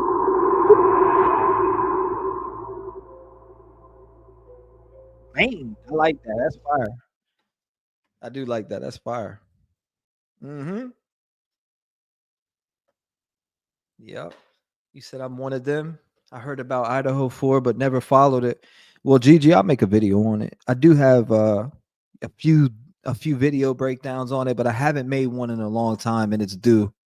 It's definitely due. It should be next on my list, to be honest with you, especially with the 2-year anniversary. They deserve that. And again, we covered it here extensively. We had against over 300 hours just even talking about the case, and then you could probably add in a whole another 200 if we're talking about spirit box sessions. We could be talking about spirit box sessions when we're adding in a whole nother 200 hours on top of the time we've been on the air covering Idaho 4. And I'm sorry for those people who aren't believers of the spirit box. I respect it, but I'm sorry. There's nothing that you could do. Go to my old live. You want to hear your mind get blown? Go to my old live from November 21st of 2022 and listen to when I go, what is the name of the person responsible? And tell me what that woman's saying. Because she 100% says, Brian, literally on November 21st. And I'll never forget it. I said again, what is the name of the person responsible? And the woman came through it loudest and clear as day. Brian. Just like that.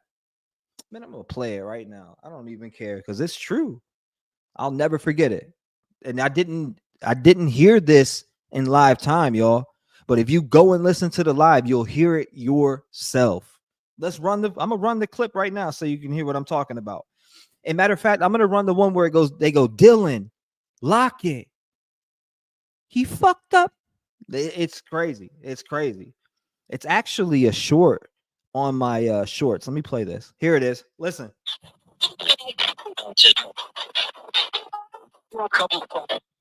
It go, Dylan, you're in trouble. Lock it. Kaylee. Hello. Ethan. I go, Ethan. He goes, I'm listening. She goes, hi, Ethan. A female goes, hi, Ethan. Ethan, what happened, buddy? You fucked up. You can speak to me, brother. Did you fight in the car? I fight. What is the name of the person responsible? What is the name of the person responsible? What is the name of the person responsible? Woo! What is the name of the person responsible? Brian. November 21st, you could go fact check me. November 21st of 2022, before they knew who a Brian Kohlberger was. I just turned it on. I know my spiritual connection. I know my connection I have with the other side. It's just a gift I always had. I'm able to give my energy to people on the other side, and I believe that they do come to me and they do use me as a vessel. People can say I'm crazy. It is what it is. It's just a gift that I have. I'm connected with being able to talk to the other side. I always had that gift. It's a gift that I cherish and that I'm always honor. And when I did that shit, I'm telling you right now, if you listen to that session, you'll be mind blown. And people are going to go to that shit years later and be like, yo, this is crazy. Because I said, which one is the Idaho 4 here with me today? Kaylee. And it came through as clear as day. Clear as day. You cannot fake that on a SB7 spirit box. You can't. You cannot fake that. You can't program words into it. There's no such friggin' thing. And I was holding it to the mic. I had a snow mic, right? One of those small snowball mics, like they're like $49. I had my spirit box like this, and I was just asking questions, and I couldn't hear the responses until I went back and listened. So people were in chat. Nobody even heard them say Brian. But the fact that I go, what is the name of the person responsible? And a male in the background, as I'm saying responsible, he goes, Brian. And then she goes, Brian. It's crazy. It's crazy. I'm sorry. The fact that a guy named Brian is arrested after that, either, I don't know. It's just unexplainable. A guy named Brian gets arrested after that. It's just, hold on. I might have to go pull that live up too, because it still blows my mind to this day. It freaks me out, to be honest with you. It freaks me out in a sense that, damn, like, I didn't realize I was that connected. You know, I knew I had an energy that could pull and talk to the other side. I've always seen things and grew up in haunted houses, but, you know, having that connection is something different. It is. It's a gift that you gotta either cherish it or get away. If you're scared. I'm not scared. I like letting my energy be used, you know. I like letting my energy be tapped into, but I know my limit. I know how to pray. I know how to pull out the Palo Santo, clear the area up, bless stuff. I do what I need to do my own way. You say you heard Brian live, but I got one for you. 1 second. I'm trying to go back to this one because it was very crazy. It was very crazy. I'm trying to find it. Where the heck is it? 2 years ago. It's like 2 years ago. It was the first thing I did when I came into this case, the Idaho 4. I said, you know what? Screw this. I'm not deep diving the information. We're gonna go live and do live spirit box sessions, and I started it off like that. I'll never forget it. We dove straight in. Here it is right here. Time to dive in balls deep. Hold on, listen.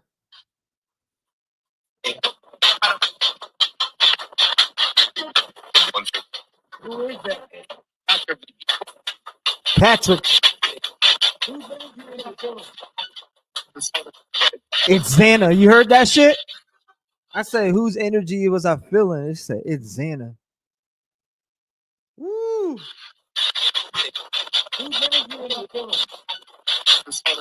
It's Xana. I never heard that. That's my first time hearing that, by the way. I didn't hear that one before, but I heard that clear as day. She goes, it's Xana. Woo! That was on. Hold on, I'll tell you when that was too. This was November 25th of 2022. November 25th of 2022.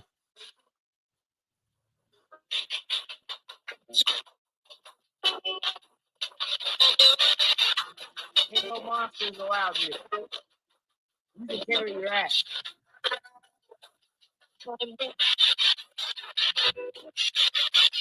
Kaylee. Kaylee Gonkovs. Can you come That's through saying and her name say, wrong too. can you say your name if you're here?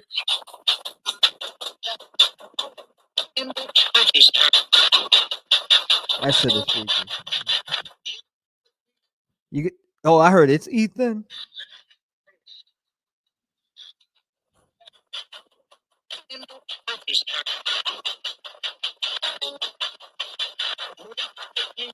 It's Ethan. I heard that. He goes, it's Ethan. And that session was one of the most craziest sessions I ever done, y'all. Either if you don't like it, I get it. If you love it, go listen to that one, because that one I think today would sit as my top session I've ever done live on stream. Now, you got to remember, when I came into true crime, I wasn't doing, I'm going to be honest with you, I wasn't doing spirit box sessions on paranormal, or I was doing spirit box sessions paranormally, right? Like at my location, but I wasn't doing them on true crime cases. And once I figured out that they tapped into that energy and were able to use that energy, that gift, I had to hone it. And when I shared a few clips with Gary Galka, and when he listened to it, he was like, whoa, you got a gift. Right? He goes, you got a gift. And I'm like, damn. He's like, man, I want to send you some stuff from me to you, because you got a gift. Spirits love talking with you, and I would love to help you. I would love to give you better instruments for this, because I can tell you got a gift. And shout out to Gary Galka, again, award-winning paranormal investigator that invents a lot of equipment in the paranormal field. So to hear that from such a guy like that was humbling. And he was a very nice guy. Think about it. Gary Galka lost his daughter in a car crash. And after he lost his daughter in a car crash, he made an instrument to see if he can contact his daughter after she died. She was a high school teenager, or she was in high school. She had her, I think she was 17 or 18. She had her license. She was driving on her way home from school, and she hit a tree and died. And he just kind of gravitated towards making a device in her name and trying to contact her. They make every birthday of hers, they have a birthday. They make her favorite cake. They invite people over, and they celebrate it as if she was alive. And he's just a good dude all the way around, man. Shout out to Gary Galka. He's a very good dude. That dude he's good-hearted, and his knack for the paranormal is, damn near untouchable. He's got a very good ear for it, and he's awesome. I'm telling you. I ain't just saying that because he shows love either, because good-hearted people are good-hearted people, and you could just tell who good-hearted people are when you meet them. And he's one of those guys that you could look at, tell, and say, hey, look, like, that guy's got a good heart. He loves people. He loves trying to, do science into the paranormal. What happens when you die? Where does our energy go? And that's a question that I have. People say, oh, it's talking to demons. All right, well, that's what your thoughts are. That's not what I believe. I don't believe I'm complete. You can contact anything. Do I think I'm talking to demons when I'm giving my energy to positive, and I'm letting God know my positive? I'm giving only positive energy to people who have a message. People say, hey, yeah, you could be tricked and manipulated. I ain't been tricked and manipulated once, besides this location that's got a lot of haunted shit here. I will say that. But other than that, that's what it is. I love this shit. We need to do a session soon, honestly. I know Heather was like, "Damn, I've been fiending for one." You said that that's such an amazing story of love and spirit. You got to watch his. There's an episode if you have Discovery Plus, y'all. I recommend an episode for you to watch for my paranormal buffs out there that love paranormal, because I know some of you do love it.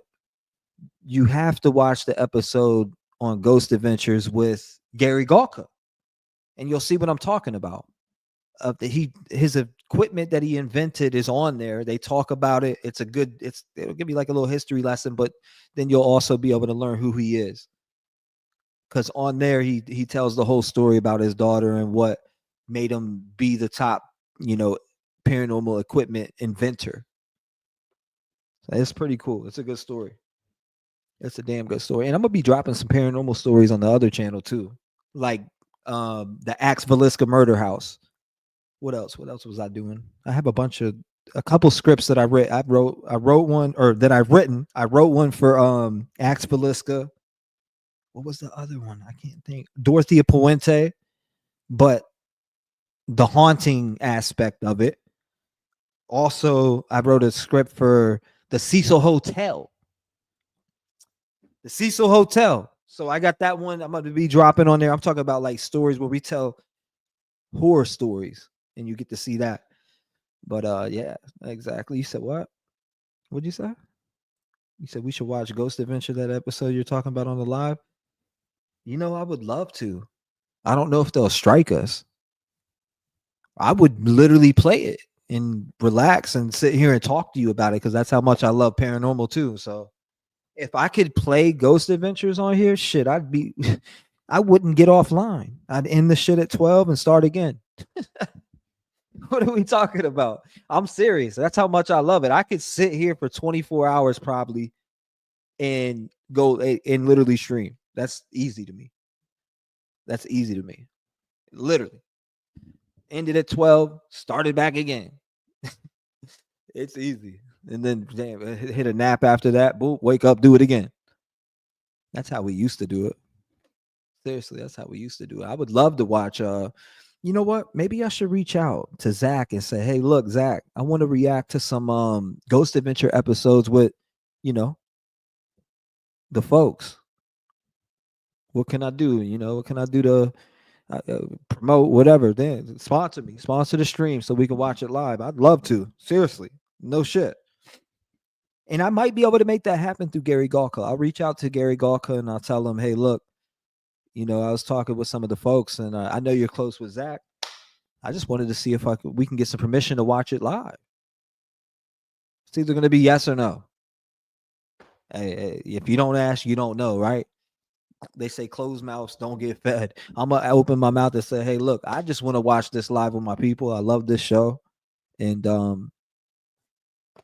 we would like to have permission to watch these live. And if we can on this platform, what platform can we? Do we got to go to Rumble? Like, what are we doing? You said, after my husband passed, oh, that's sad to hear. I went to see a medium. You are desperate to reconnect. To say those last I love yous. He's going to be 23 years now. We were young. I have healed. That's sad. That's sad. And I'm sorry you lost, lost your husband. That's some tough shit. And you got to be strong to pull through, especially if it's somebody you love with all your heart, So shout out.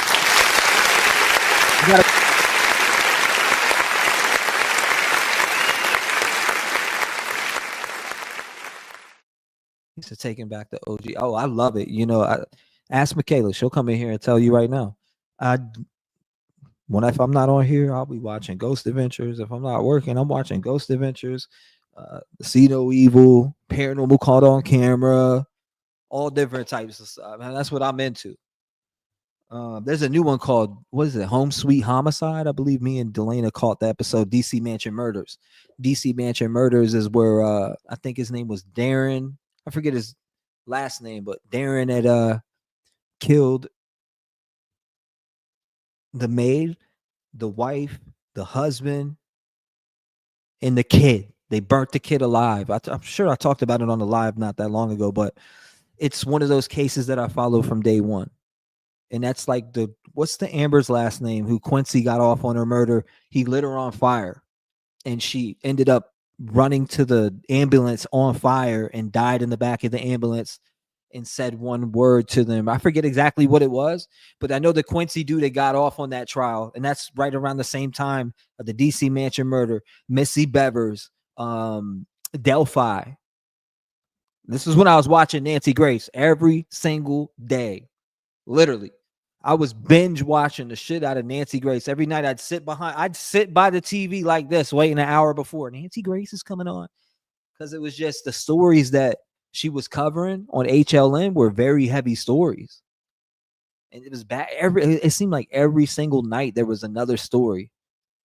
It was just another story and another story and another story, back to back to back to back. And then to see those cases play out in the future, Missy Bevers never got justice. Amber really never got justice. Who else? Who are we talking about? Delphi just got justice. So we're talking one person got justice and the other two didn't. DC Mansion murders got justice. So that's what, 2 and 1? Or no, I'm sorry, 2 and 3, something like that. Or 2 and 2. Actually, it'd be 2 cases that got justice and the other 2 not. It's super sad. It's super sad.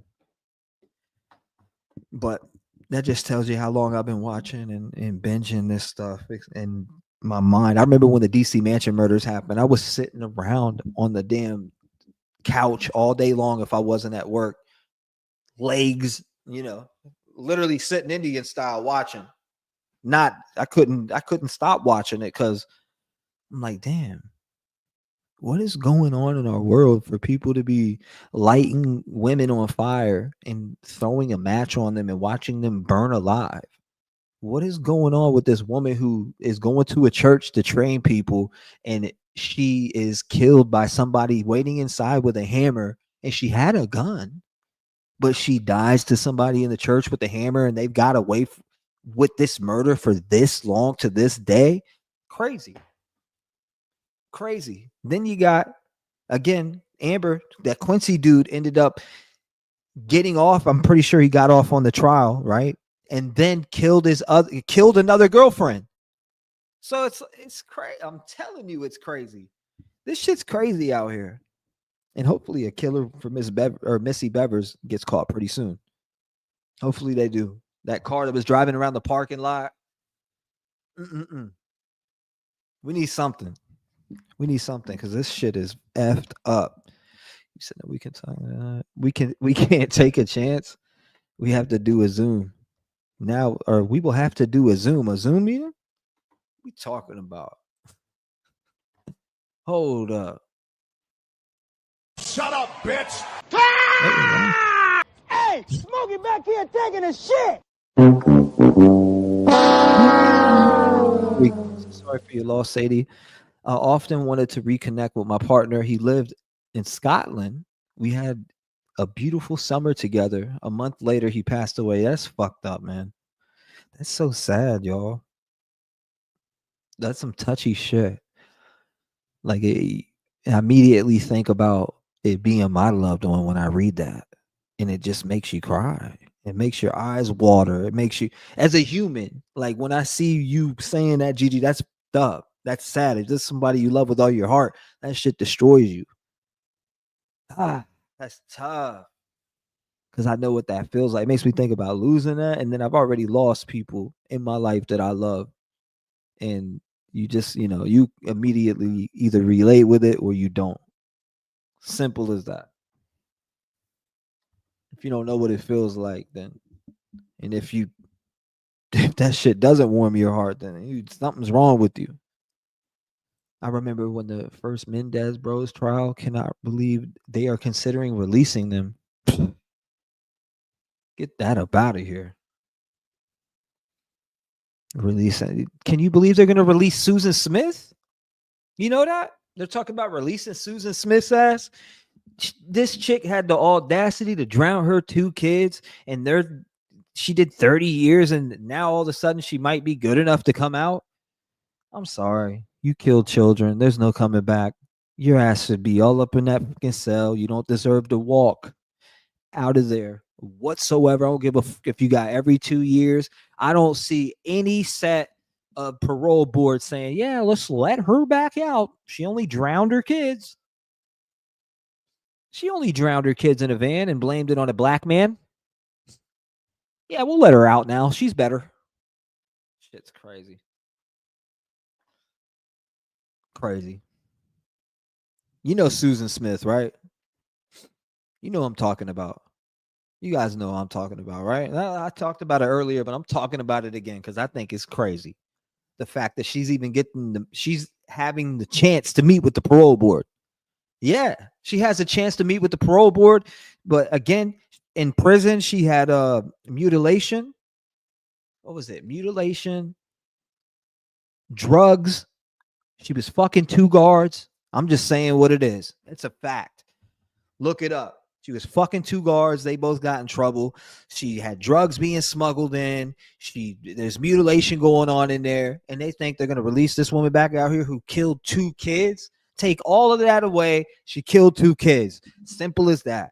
And if you kill 2 kids, people out in the streets ain't gonna feel fond of you. And if they let her out, they better bring her ass under a new identity, because I bet you somebody will wear her ass out. Mark my words. One day you'll hear about it. They'll have to change her shit up like Casey Anthony, because she'll get her ass wore out. If you don't think that people like that, when they see people like that in public, some people might wear your ass out. Sometimes people take shit into their own hands. Oh, is that Susan Smith? All right. Jumping on her and beating her ass. Telling you, I've seen it. I've seen it with people in my own hood back in the day. They don't play that.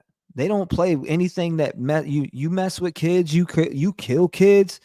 You better hope you're moving in the richest part of town and nobody knows who the hell you are and who you're with. Because I'm telling you, they will beat your ass. That's the type of world we live in. There's still old school people out there with them type of morals. Mark my words.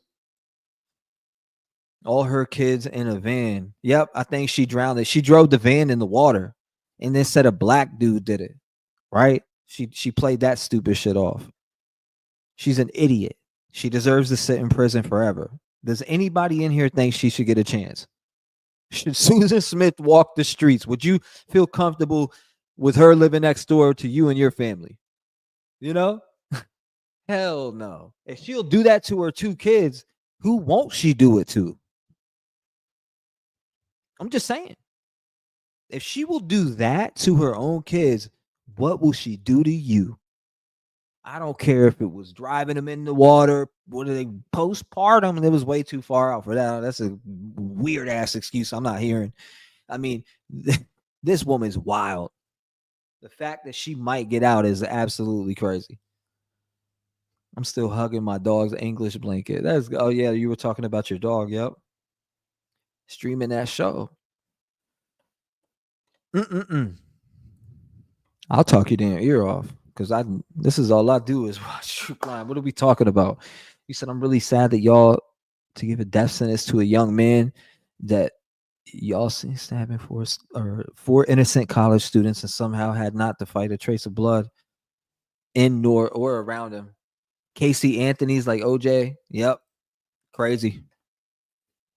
That shit's crazy, man. But shout out to y'all. I appreciate you. Make sure you hit that like button. I'm about to go on Discord and throw on some shit. So I'll see y'all in there. For the folks who are hopping in there. It's early. It's early, ain't it? Well, damn, 9 hours?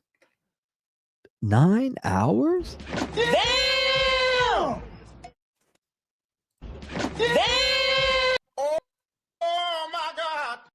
Bing bang! Oh my God! Oh my God!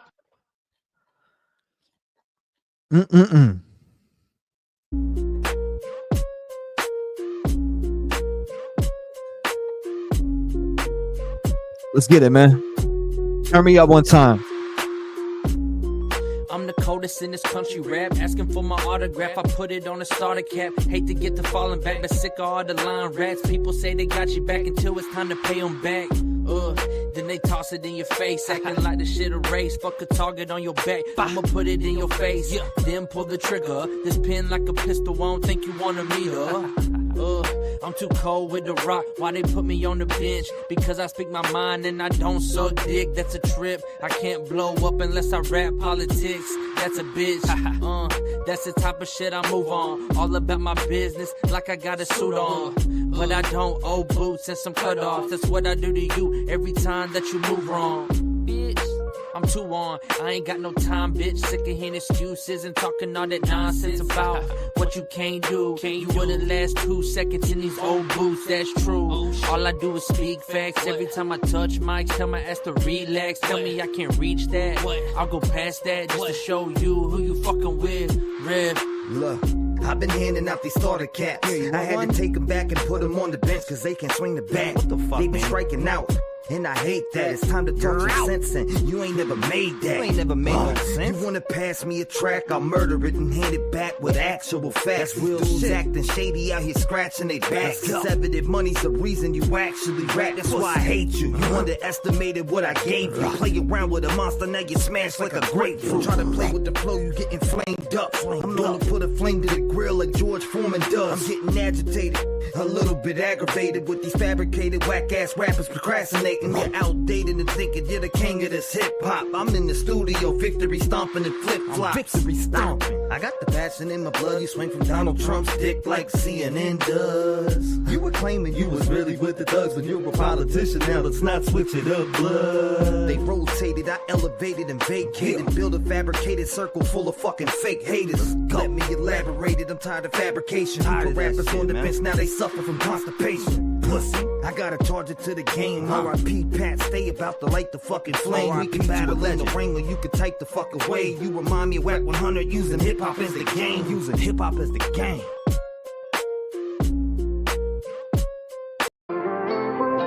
Yeah, man, you know, I've been waking up these last couple days and just not feeling like myself. Feeling deep down with this depression in my mental health. You know, I know we all feel that way. I've talked to a lot of people in the Rev gang and I know they feel like that too. And that's why a lot of us relate. You know, we felt that pain. We wake up every day and stand up for those who feel it also. This is more than a movement. I really love this shit. I put my heart and soul into it too. Look, man, let's get to it.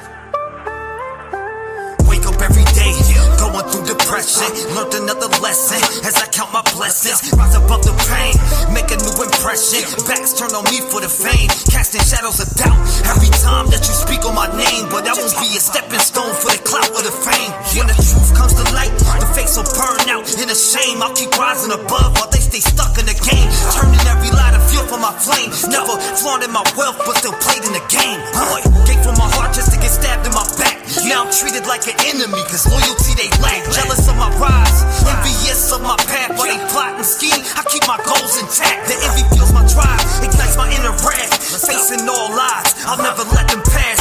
Bringing light to the lost, the ones we need to find. Families torn apart, left broken behind. Just them felon kids who vanish in the night. We'll keep raising our voice until we make it right. Voice of the voiceless, echoes in the dark, shining through the shadows, igniting every spark. Together we'll stand strong, never back down. Fighting for justice until the lost is found. Haters throw the shade, they try to drag me down, but I rise above the lies and wear my strength like a crown. The whispers feel my fire, but can't dim my glow. Every step I take forward leaves them stuck at the dope. Innocent lives lost, kids gone without a trace. We fight for justice every day to bring light to the case. Too many tears shed, too many hearts torn apart, and we won't rest till we bring peace to every heart. You don't need anyone to pave your way. You've got the strength to rise and slay. Let's do it. Remember, success is in your hands, and the love from your true ones is all you need to stand. That's a fact. When the world tries to bring you down, just look around and wear your crown. You've got the fire, the drive, the spark to light up your night. Look, stay ahead of the fate. Keep your balance up straight. Don't let a sucker in your circle that just turns to a snake. I remember when you were here but couldn't look me in the face. If you want what I got, you gotta really feel the pain, boy. It takes commitment. You really gotta love what you pitch. This ain't a job to me. I wake up and really live this. I feel the pain from these victims. That's why I stay to myself, cause all they want is your wealth. They see you getting money, then they start to want it themselves. That's not what it's about.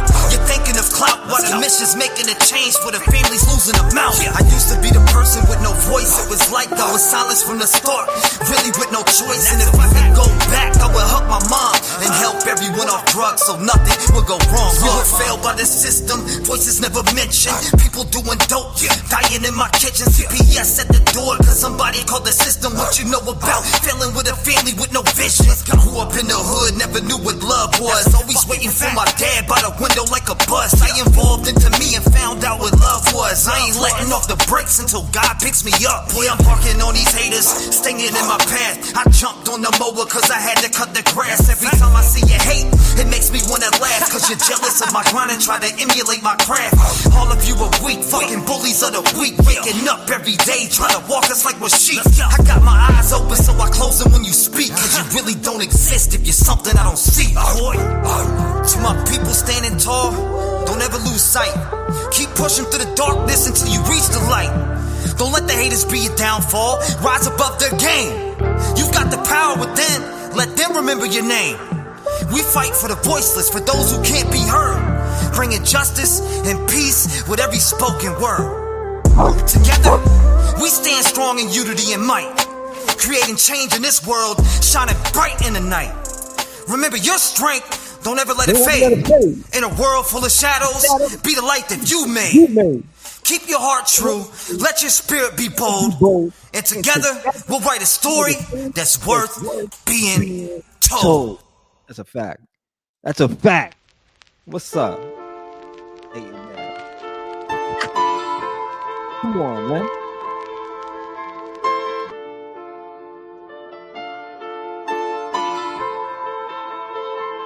Yeah, dear Jesus, how should I move? I got these demons all on me, they tryna take over again. All of this money, I know it can't pay for this life of sin.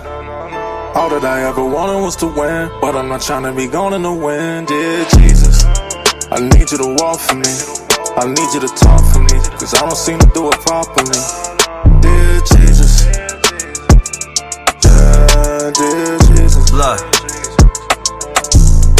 Dear Jesus, I wanted to change. I'm over feeling all of this pain. I've been through the struggle, I've been through the rain. These haters are looking for something to blame. They always are coming all up on my page, filled with their hatred, they think that I rage when I am really laughing in the face. You either a rep gang or you are a snake. I don't give a shit about none of your drama. My faith is with God as I fix all my problems. You people be running and hugging the fence while I stay focused on myself and I'm evolving. I use my platform every day for love and light to make a better place. Watching these kids lose their lives just makes me turn and say, Dear Jesus, how should I move?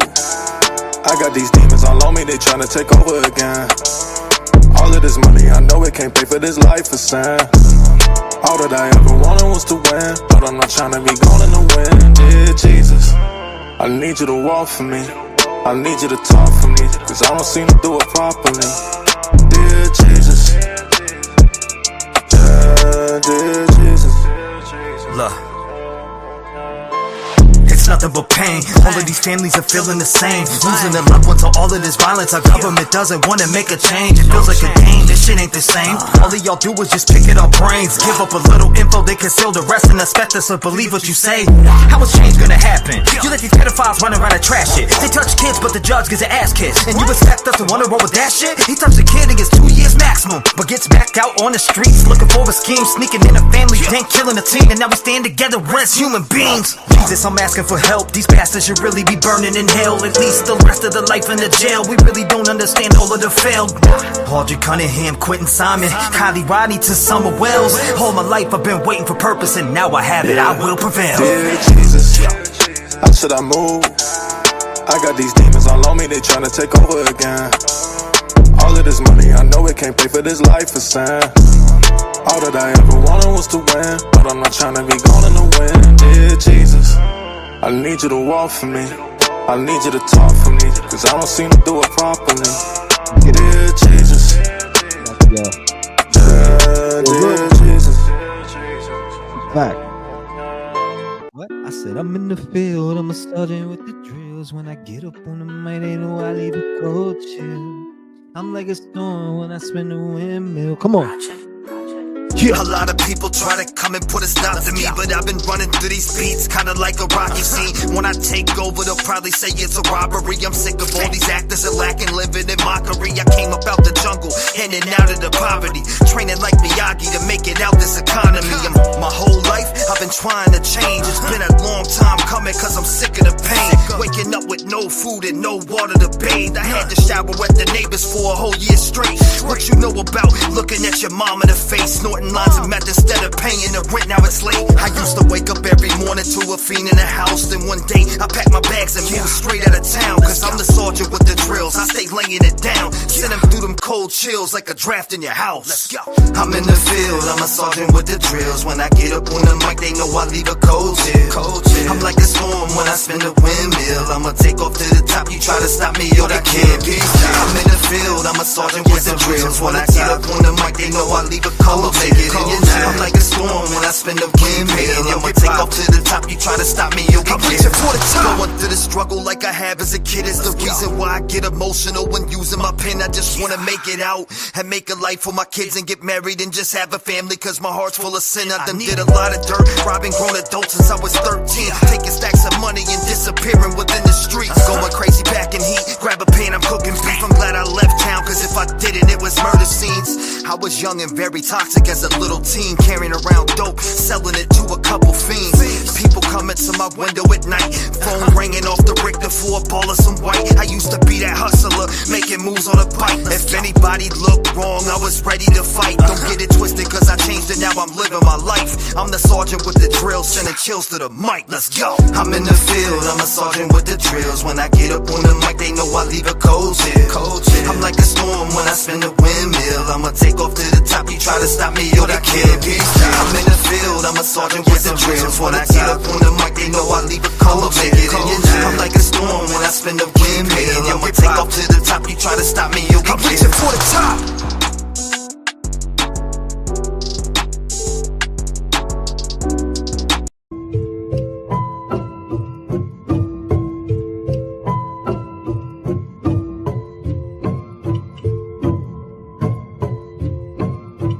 If I'm gonna get it done, I'ma do it myself. I don't trust no one, I don't need your help. Where were you when I reached out for you? I needed you and you left me by myself. So if I'm gonna get it done, I'ma do it myself. I don't really give a fuck if you with me now. Where were you when I reached out for you? I needed you and you left me by myself.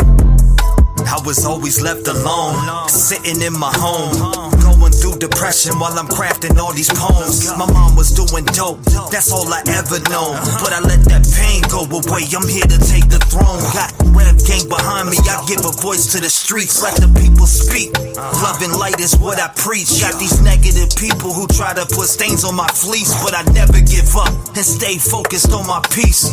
Reaching to be the better me, to succeed. I cover stories every day that could drop a horse to his knees. I've came to realize we really need change, and if I gotta do it myself, I'll bring a parade. I'm gonna get it done, I'ma do it myself. I don't trust no one, I don't need your help. Where were you when I reached out for you? I needed you and you left me by myself. So if I'm gonna get it done, I'ma do it myself. I don't really give a fuck if you with me now. Back, this is that one, that's the thing, right? For you, I needed you and you left me by myself.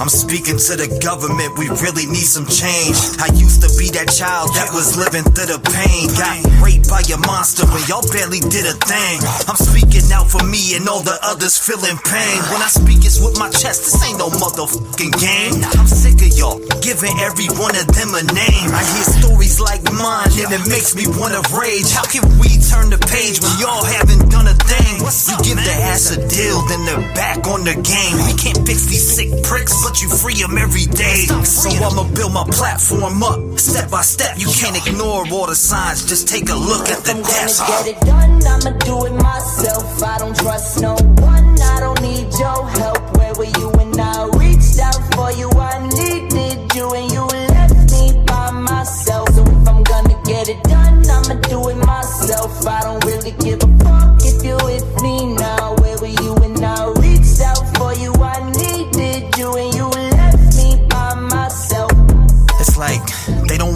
to us about what we're going through. They don't want to hear the pain. They don't want to stop these people. They want to keep giving them deals and letting them come back out into society and ruin more lives. And we're getting sick of this shit. We had enough. Man, they're gonna kill more people. I'm speaking for the voiceless. We need better laws and better purpose. I know a lot of families out in these streets, they are really hurting. They don't know where to go, know where to start. A lot of these families get left in the dark. No wins, no leads, they get pushed to the side just like they were from the start. I'm here to make a change. I'm at it every day. I'm far from perfect, but I refuse to stay the same. I'm here to grow with my people and rise above. I put all my faith in God. The change is gonna come. I'ma do it myself. I don't trust no one. I don't need your help. Where were you when I reached out for you? I needed you and you left me by myself. So if I'm gonna get it done, I'ma do it myself. I don't really give a fuck if you're with me now. Where were you when I reached out for you? I needed you and you left me by myself. Muffle coming over time. That shit's back. Woo! That's a banger. They hate on that, boy. Shout out to Quest, 100 Coopers, man. I'm the third verse on this bad boy. My boy Quest in here, unreleased track. Shout out to y'all. I used to sleep next to a window. I heard them shots busting 2 years later. I was out there having ops running 3 years later. I'm in this booth, I think I got something. Most you rappers speaking fairy tales, so just stop bluffing. I seen the hate up in their eyes when I started doing better. It's so easy just to see that y'all done fucking grew bitter. Fuck the other side, let it rain, you shoulda knew better. Climbing to the top, man, y'all gon' see me in your newsletter. They burn all the bridges, and that's why you never visit. We kill off the competition, set fire to all the riches. Now they looking so vicious, cause we got this from the trenches. My intent is so malicious, so if you want it, you can get it. I'm the hottest down my city, man, these rappers can't come close to me. Just keep it honest and please mind how you approaching me. They gave hollow promises, had nights I couldn't go to sleep. I checked my pockets, I got my Glock and I got my rose. I'm the hottest down my city, man, these rappers can't come close to me. Just keep it honest and please mind how you approaching me. They gave hollow promises, had nights I couldn't go to sleep. I checked my pockets, I got my Glock and I got my rosary. 30 shots in the glizzy, just in case one of the ops is out here plotting to get me. You know they love you just as long as you can spot them a 50, and they hate it when they see you sitting on top of your pennies, because they count what's in your pockets like you gotta be kidding. They couldn't walk up in your shoes but try to ride in your Bentley, you fucking asshole. That's why your life is probably shitty. I feel like Batman in Gotham when he's watching the city, and I don't need a sidekick unless you robbing them with me. Me and my girl Bonnie and Clyde, Bobby and Whitney. Just because I'm Mr. Claus, I climb in your chimney. Merry Christmas, motherfucker, I ain't trying to be friendly. I'm the hottest down my city, man, these rappers can't come close to me. Just keep it honest and please mind how you approaching me. They gave hollow promises, had nights I couldn't go to sleep. I checked my pockets, I got my Glock and I got my rosary. I'm the hottest down my city, man, these rappers can't come close to me. Just keep it honest and please mind how you approaching me. They gave hollow promises, had nights I couldn't go to sleep. I checked my pockets, I got my Glock and I got my rosary. Watch how you approaching me, this bitch pinnacles to me. I'll let the Glock pop at your neck, here hold these rosaries. Dog, I'm nastier than I ever was supposed to be. According to the haters, had to bag them like the groceries. Open up your eyes and you'll realize that you notice me. I've been on the grind and I ain't stopping till I'm overseas. This my profession, I do it all with aggression. When I speak on the mic, I'm saying it with my chest, bitch. Yeah, I'm standing on my own 10, rocking back and forth in my city to the cold wind. Bear in mind I gotta eat cause I was chosen. I'm hungrier than you, it really shows in my emotions. The hottest down my city, man, these rappers can't come close to me. Just keep it honest and please mind how you approaching me. They gave hollow promises, had nights I couldn't go to sleep. I checked my pockets, I got my Glock and I got my rosary. I'm the hottest down my city, man, these rappers can't come close to me. Just keep it honest and please mind how you approaching me. They gave hollow promises, had nights I couldn't go. Boy said 30 shots in the glizzy, just in case one of the ops is out there plotting to get me. See, they love you as long as you can spot them a 50, but they hate to see you when you sitting on top of your pennies. That boy went off in that shit. He said they want to walk up in your shoes, we couldn't ride in your Bentley, you fucking asshole. He said, I feel like Batman in Gotham when I'm watching the city. And I don't need a sidekick unless you robbing her with me. Me and my girl Bonnie and Clyde, Bobby and Whitney, Misty. That boy went off on that shit. Hold up. Hunter Koopy was cooking on that. Man, shout out to my brother. He's a very talented artist, man. Like, that's one of the best artists I've ever been in the studio with. So shout out to Hunter Koopy. That dude right there is a different type of animal. with this music shit. Like that dude's I learned a lot just being around him in the studio. So salute to him and that type of spirit when I, went to Philly and visited him. That was the homie on the second verse. And then I came in after him. I'm like, damn, I gotta come in and rap after that. But I felt like I left my stamp on it, did what I do, did my 1-2. He went off. He went smooth off on that. But you know what time it is, man.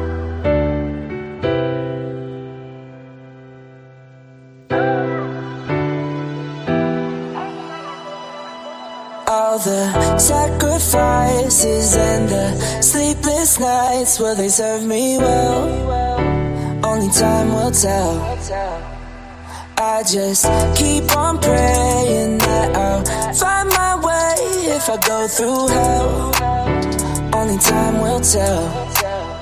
Only time will tell. Every day I wake up, I'm here to make a change.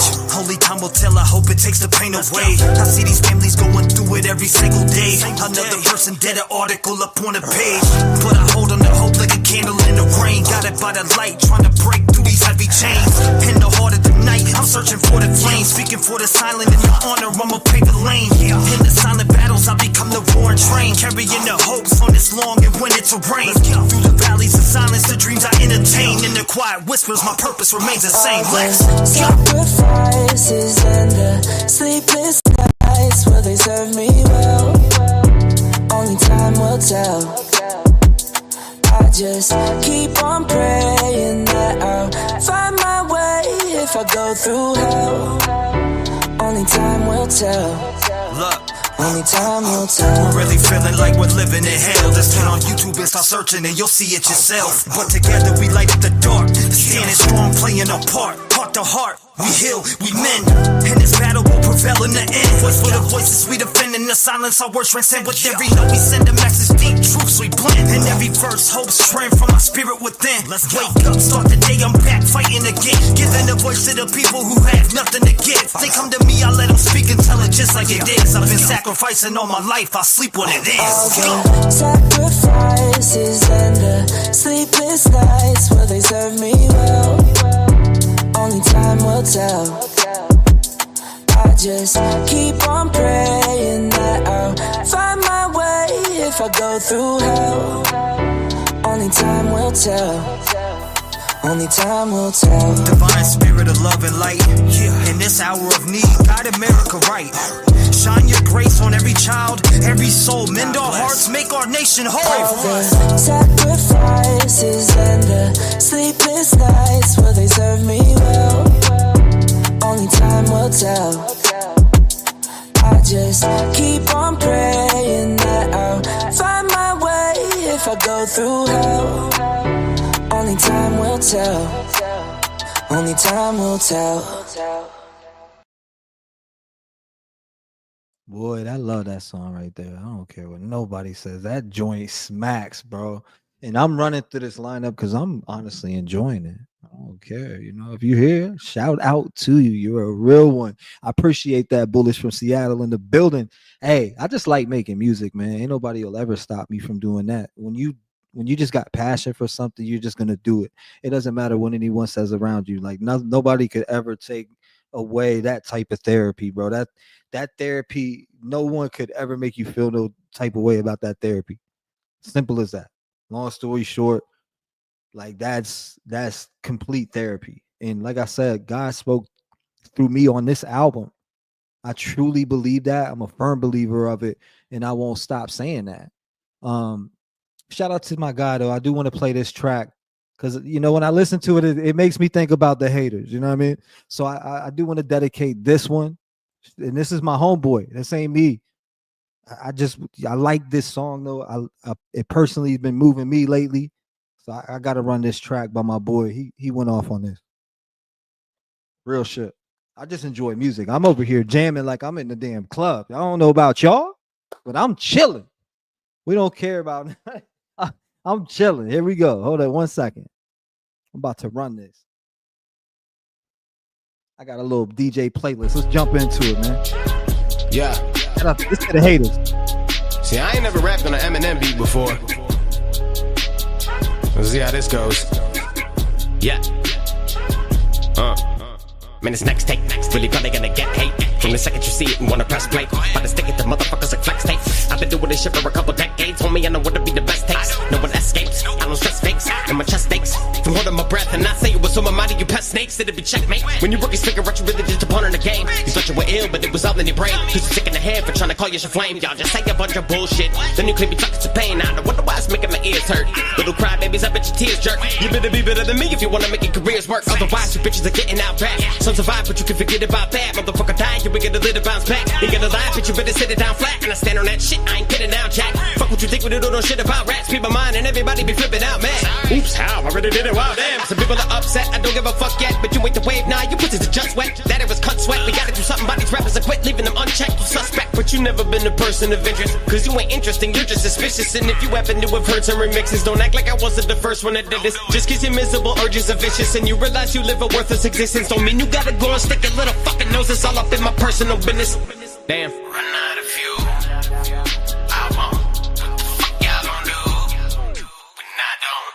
Now that it's been battle to the metal and running over you suckers since day one. So whenever somebody got something to say, no wonder the they run. Cause you know that you're gonna be done when the day come. The fuck up my face bum, get lost, bitch. I got a long list of people who make my blood bubble like long hits. But they still don't want smoke, they just talk shit and throw in directs. You thinking y'all split? Look at y'all pissed. Because every single one of you were fans once and then you all switch. But I think it over really, but it caused this. Cause you wanted a feature and I said, nah, bitch. So fool, stop it, I'm coming through. Watch that I got fuel. Look me crooked and loose. Logic like it's a cruise topic, don't be confused by it. If you want me to guess, you won't bother, you got it. High flow like this when he too solid, I'm so raw. You try to even your puke vomit. Did he worth it if you were making a huge profit? And I do promise you're gonna lose on it. So if you wanted to just compare me to M, but don't compare me to M, compare me to Slim. Cause on me I can really be just as evil as Scarius him. To blame everything I do, I'm on a nefarious swim. But you compare it again to be hilarious then.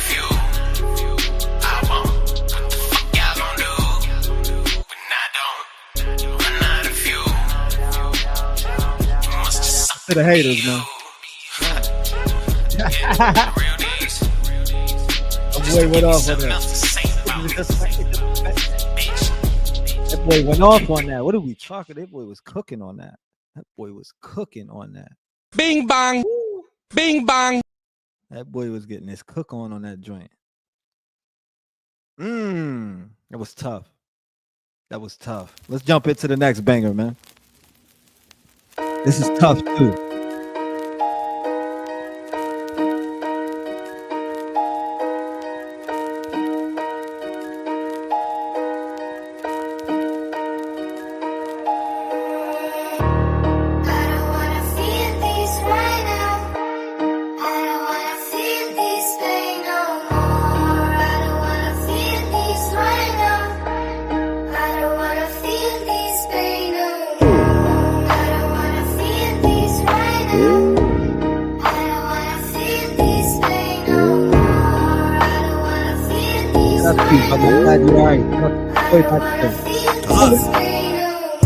Lord, I be waking up every day just to go live. Calling out for justice till the Lord lets us all thrive.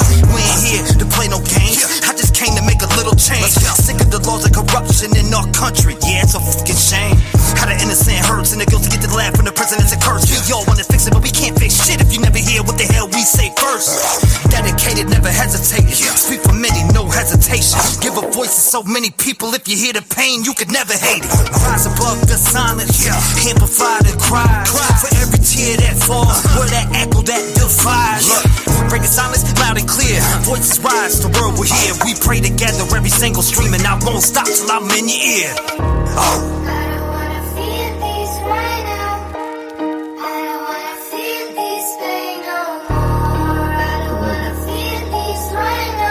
My favorite person.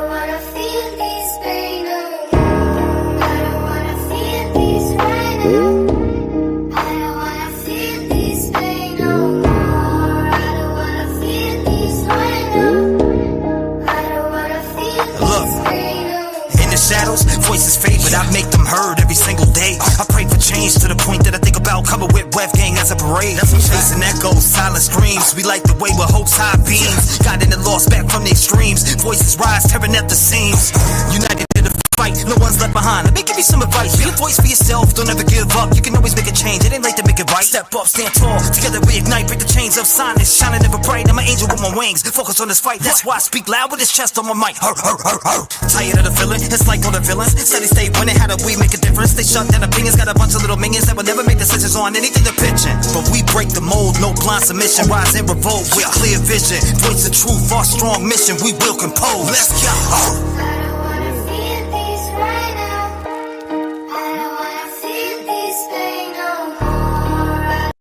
Hold on, what else we got on the menu in here?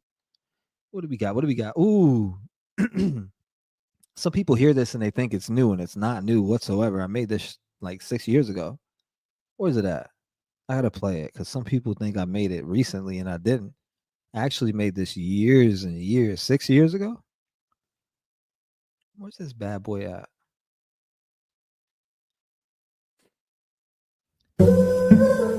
Yeah.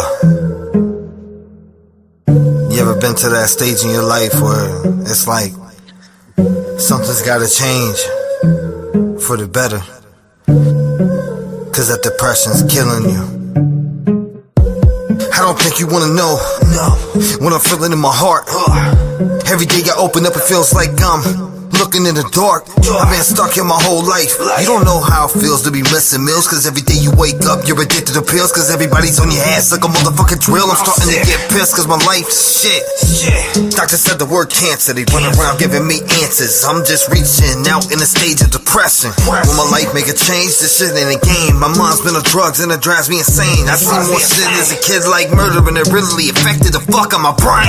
How can I change when everybody really goes around straight acting the same, claiming they love you, but they don't love shit. I never had a family, I never felt what love is. Half my heart wants to quit, the other side wants to bitch. I just wanna make a change. Is there any help? I'm just asking, I'm sick. I'm looking for change. I'm searching for change. I'm looking for change. I just want change. All I really want is change. Depression has taken me another lane, and then my mind's clogged up like a really broken drain. Please help, I just need a little bit to change. And when I come back, I promise I'll make them feel the flame. I am damaged by my past in the dark, being locked up in a room like jail straight from the start. Being raped, watching people die really ruined my heart. So if there's really change, I think it's time to fucking start. Cause let's be honest, my mental can't handle a lot. That's why I'm so broken like glass from a parking lot. I have a lot of faith, then the next day, really not. I believe in myself, but depression is gonna really harm. I'm looking for change. I'm searching for change.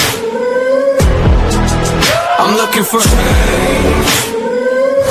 I just want. This one's old too. I made this one years ago, 6 years ago. Another one people don't know. I'm doing this shit. I love it. You ever had something that meant so much to you, meant so much, you never wanted to let it go, never. Well, I had to remix that joint. Me and you mean forever, I don't ever wanna lose you, cause you mean so much to me. I said you reached into my soul and you covered up that hole. I never knew that you were meant for me.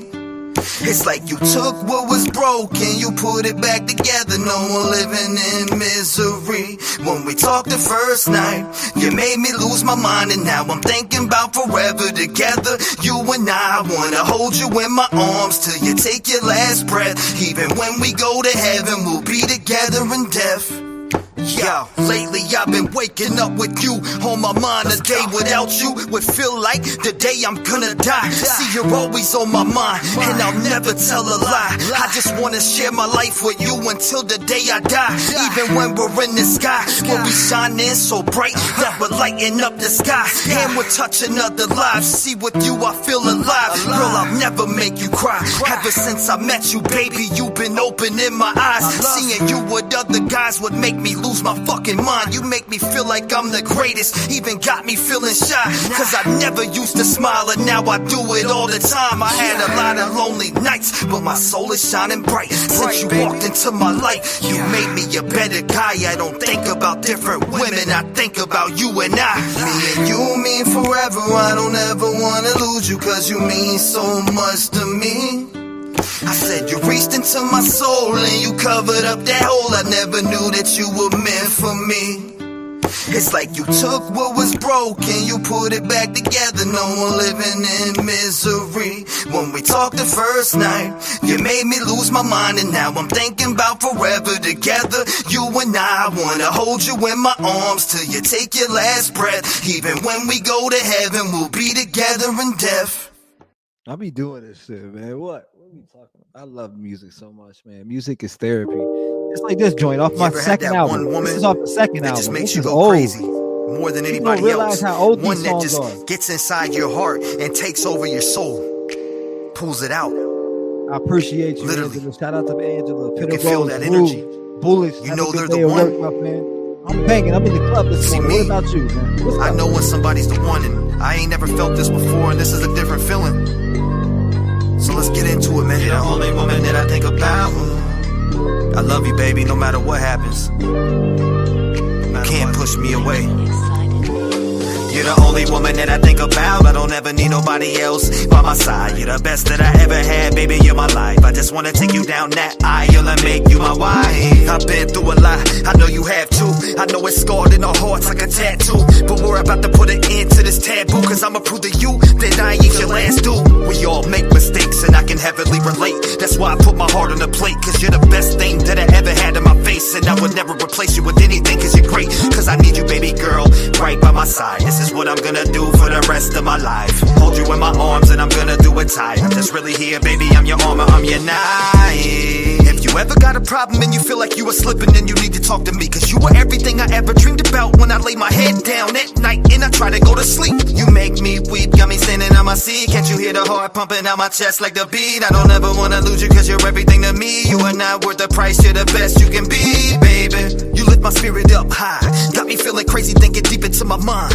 All I wanna do is pull you in from behind and whisper in your ear, you're the love of my life. What you know about that real true love? The one to look down and pick you up when it's tough. The one to be there by your side through a rut. I am that man, I ain't there to bust a nut. Baby girl, I need to know if you're ready to ride with me. We're taking over the globe. You got me shining, you can tell by the glow. The first time we talked, you shut down the show. You put down your sword and you got on your knees. You told me that you love me and you'll never let me leave. So I put my arms around you and I proceeded to squeeze. Got me kissing on your neck, then I go to tickle your feet. I don't ever wanna leave. Now I'm getting in the zone. Try to take it from me, homie. I'll run up on you with chrome. Put it to your head and blow a hole off in your dome. I don't ever play boy like a pussy on a pole. You can try to take what is mine, fuck what of mine, but I won't let it happen, cause you'll stop like a sign. When I leave you laying flat, this ripping out your spine like a CD player, got you pressing on rewind. Sit back, relax, listen to my vocals when I put them on a track. I'm all about this music, steady cooking up a rap. I bring that raw emotion and I kill them, it's a fact. I put my heart and my soul into anything I do. I wear my thoughts on my sleeve, cause I fell in love with you. You got me digging in the mud like an old pair of boots. I just want you to know what I say is the truth. Yeah, baby, yeah. That's old, man. People don't even know how old that is. That's like 6 years old. Second out, nah, I'd say 4 years, because it's on the second album. And I got 3 out or 4 albums. I'm tripping. What are we talking about? Ooh, that's a banger. Where we at? Hold on, let me find the list here. We got to jump right back into this. Hey, I just wanted to come back and talk to you guys. Let you know more about stuff that's going on in my head. Something you might be able to relate to. You guys really touch me.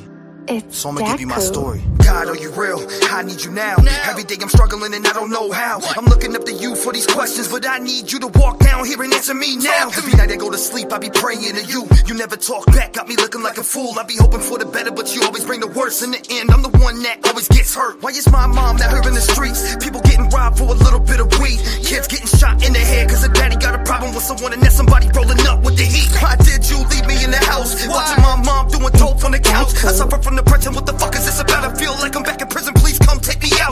Why does everybody gotta hurt me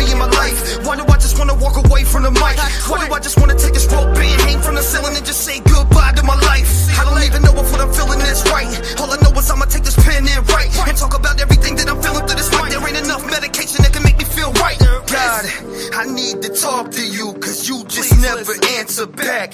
It's like everything I ask you give me twice as bad. And now I'm loading up this gun, feeling twice as sad. I really had faith and now I lost every ounce I had. PTSD got me trapped in a crib from everything that I went through as a kid. Why do I suffer from these panic attacks? I just wanna get the motherfucker away from this shit. I go and see the doctor and he tells me that I'm fine. Prescribes me medication and just throws me to the side. My whole life felt like prison when you're holding on the bars and you know that you're trapped inside. I don't even know what to think. I feel like a boat with a hole that'll sink. I got a lot of people around me that tell me life will be good, but I don't really give a fuck what they think. Cause I'm trapped in my mind and I'll never get away. These thoughts that I have are gonna drive me in my grave. And I pray to God like every single day, but I never get a sign that he hears what I say. Do you hear me? So now I'm walking in circles about to pull the trigger. I feel the hurt through my body, it makes my soul shiver.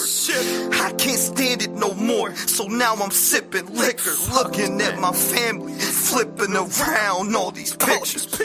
They don't know the hurt I'm feeling in my heart. Every time I try to get away, I walk into the dark. I'm looking for the light, and every time I get a glimpse and spark, the devil pulls me back and tells me God isn't very sharp. Now I'm right around town with the gun in my lap, think about every single memory that I had, right about my old place that I grew up in. I can see the vivid picture, everything was bad. I pulled up to the crib and then I hopped about the whip. I took another glimpse at the life that I've lived. I remember being raped, held down as a kid. Do you know how it feels to lose all your innocence? I don't really think you know, so I'm about to snap. Everything I'm speaking is the truth and it's facts. I ain't scared to share my motherfucking story, cause I wanna help somebody stay alive when I'm laying down a rap. If I can save your life, then I'm doing something right. I wanna tell everybody something about my life, cause maybe you relate and you need to hear this. That's why I'm right here speaking to you in the light.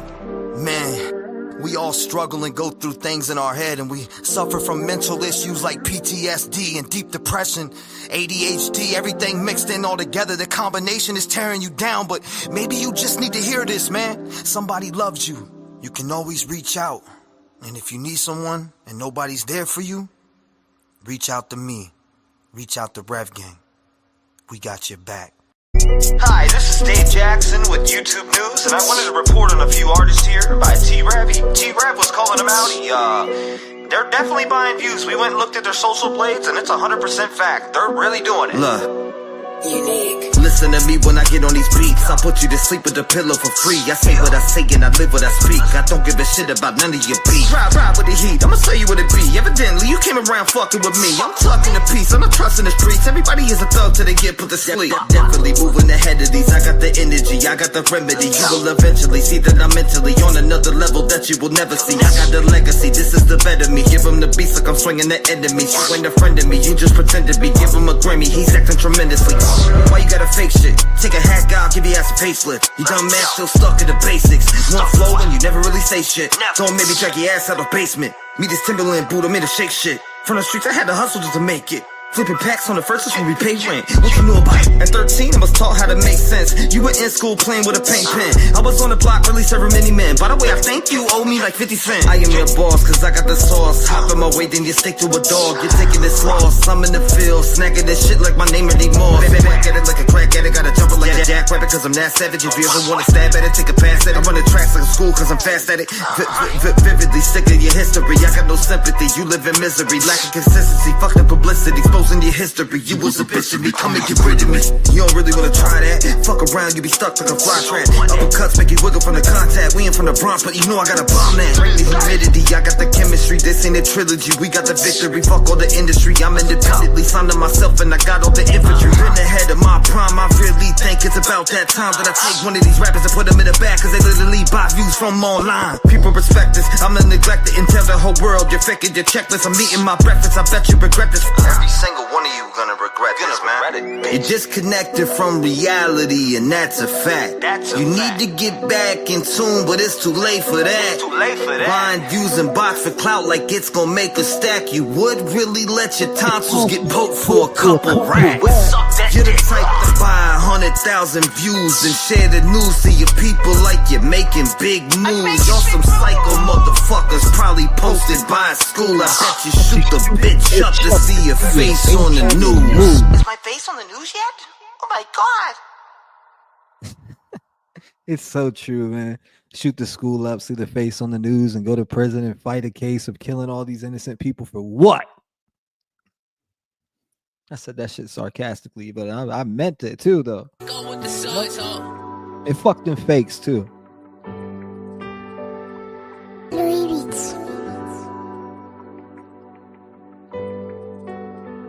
I don't hang the fuck around, yo. None of y'all are down, yo. Claiming you're my homie, but you praying on my downfall. Block up, make this fucking face, eat the ass, yo. Staying in my lane, you stay in yours, and that's just that, dog. You stay in your lane, and I'ma stay in mine. I'm out here getting to this paper like the New York Times. A lot of people wanna see me take a fall, but I done rose above it all. Middle finger to them loud. They need a couple blessings, so I'll teach them a lesson. Benji behind the keys in the street, you're a peasant. And I just use what God gave me, I love what he left me. I feel the passion in my soul, but y'all wish that it left me. But I don't give a fuck about you little punks, cause all you do is run around and wait for me to pop up. You put around your mouth, who's the one that's on my page? All you suckers really do is try to bring around the hate. That's why I lock you at the gate. Separate all the snakes and throw them all in the pit and watch them burn with the fakes. I sat back for a couple of months just to see who was real. Now I know all the runts. Let's go. Fuck around, yo. None of y'all are down, yo. Claiming you're my homie, but you praying on my downfall. Block up, make his fucking face, eat the ass, yo. Staying in my lane, you stay in yours, and that's just that, dog. Hang the fuck around, yo. None of y'all are down, yo. Claiming you're my homie, but you praying on my downfall. Block up, make his fucking face, eat the ass, yo. Staying in my lane, you stay in yours, and that's just that, dog. I go to bat when it comes to my kin. I had your back, you left me hanging like a fucked up friend. Now I'm focused on myself, I never folded on the shelf, and I ain't never giving up. That's what I always told myself. Stay working on my health, one step at a time. I got goals and I'ma reaching for the cost of the grind. I don't care what it costs. Best believe I raised the bar for myself. I'm in a different weight class. Fuck everyone else. Man, fuck all of them. Where were you when I was struggling like last week? Where were you at? Couldn't post no new music for like 12 weeks. Now it's like, yo, I learned one lesson. There's a ton of sheep people out for themselves, so I just let them be. I had to learn a lesson to understand what I had. This whole time I had this music shit here in the bag. People hitting me up like, Trev, I'm glad you're back. I never disappeared, homie, I was just leaning back. Ain't no fuck around, yo. None of y'all are down, yo. Claiming you're my homie, but you praying on my downfall. Block up, make his fucking face, eat the ass, yo. That's my joint right here. It's a banger for real. Ain't no fuck around, yo. None of y'all around, yo. Claiming you're my homie, but you praying on my downfall. Block up, make his fucking face, eat the ass, yo. Staying in my lane, you stay in yours, and that's just that, dog. That's old. That's like on my second album. So maybe third. I like that joint. It's catchy. I don't hang the fuck around, yo. None of y'all are down, dog. Claiming you're my homie, but you praying on my downfall. What? I like that. It's catchy. It's catchy. Maybe. Maybe not. Maybe fuck yourself. Yeah, I got goals. And you know what? I was trying to help a lot of people and not worrying about myself, not pushing forward, not worried about my grind. I put everyone before me. And I promised myself when I woke up on my 32nd birthday that I would make a change. And I'm gonna stick to that. People need to understand that I put my energy and everything that I have in my soul into this music shit. I live, I breathe it.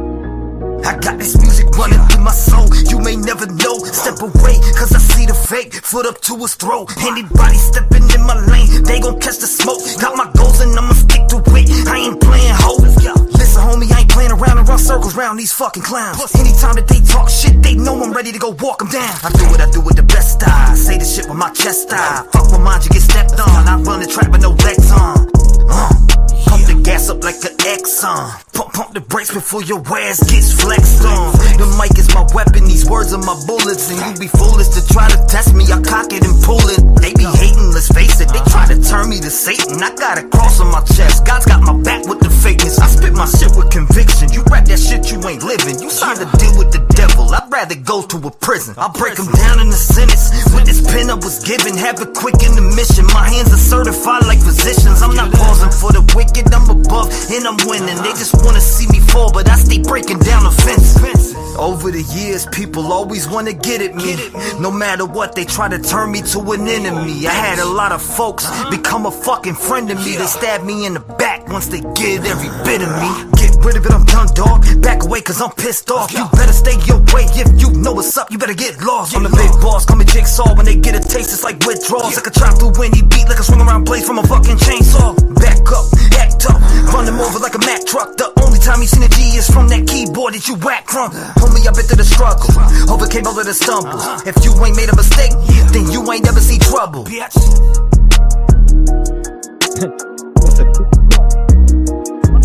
Say back up, act tough, run them over like a Mack truck. The only time you seen a G is from that keyboard that you whack from. Homie, I've been through the struggle, overcame all of the stumbles. If you ain't made a mistake, then you ain't never seen trouble, bitch. Oh, that's going off on that shit. I got this music running through my soul. You may never know. Step away, cause I see the fake. Put him to his throat. Anybody stepping in my lane, they gonna catch the smoke. I ain't playing, ho. I said, listen, homie, I don't play around. I run circles around these fucking clowns. Anytime that they talk shit, they know I'm ready to go walk them down. No, I do what I do with the best style. Say the shit with my chest style. Fuck with mine, you get stepped on. Turn the gas up like an Exxon. Pump the brakes before your ass gets flexed on. This mic is my weapon. These words are my bullets, and you be foolish to try to test me. I'll cock it and pull it. They be hating and faking. They try to turn me to Satan. I got a cross on my chest. God's got my back with the fakeness.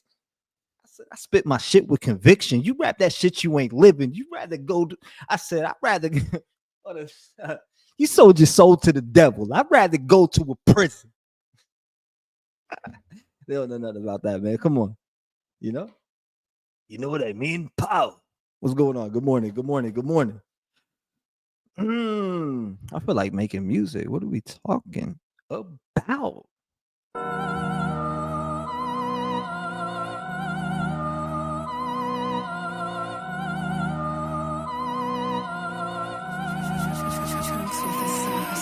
Medication, I'm too nuts, too bugged out. Stay celebrating with human blood in my cup now. Try to erase me, end up in the boneyard, which is a backyard to my YouTube funhouse. Killer be killer 187, your whole crowd saying that the reason a bunch of ho-ho-hos now think they're gifted, trying to change the image. Even if you make it, it don't make a difference. You a rap god? That's perfect, I'm a rap.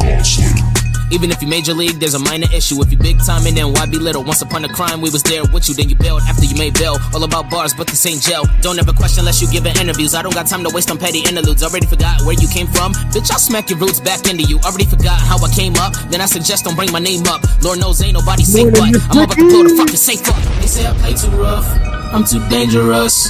Last guys, last words to me was hey, what's up? Now they know I play too rough, I'm too dangerous. If you can't take the hand, you take the grave I dug for you. I'm too adrenaline rush, I get thrilled more by every kill. Now I'm too say what's poppin', it sure as hell ain't no pills. I'm far too I done gave them all chills, still ain't got none. I get more fire and fire for special guests like an episode of Hot Ones. It's apocalypse and T-REV snatching all of your confidence. With dangerous, I got the strap on my hip. If you poppin' shit, I open up the dipping box, releasing all the demons. With some dragons on this mic with all this fire that will breathe. I'm back now, all my competition about to get laid out with a smackdown. Scratch be claiming I suck, but I don't give a fuck, cause you never see me back down. I've been on it, straight from the gate. Fuck all your problems and all of your hate. People be talking that shit, but never have the courage to say that shit to your face. These boys are frauds, they dick hopping like lonely broads. One day they love you, the next day they want you gone. Feel the pain, cause they never really were friends. We're dangerous, that's how you drop a bomb on a chin. They say I play too rough, I'm too dangerous.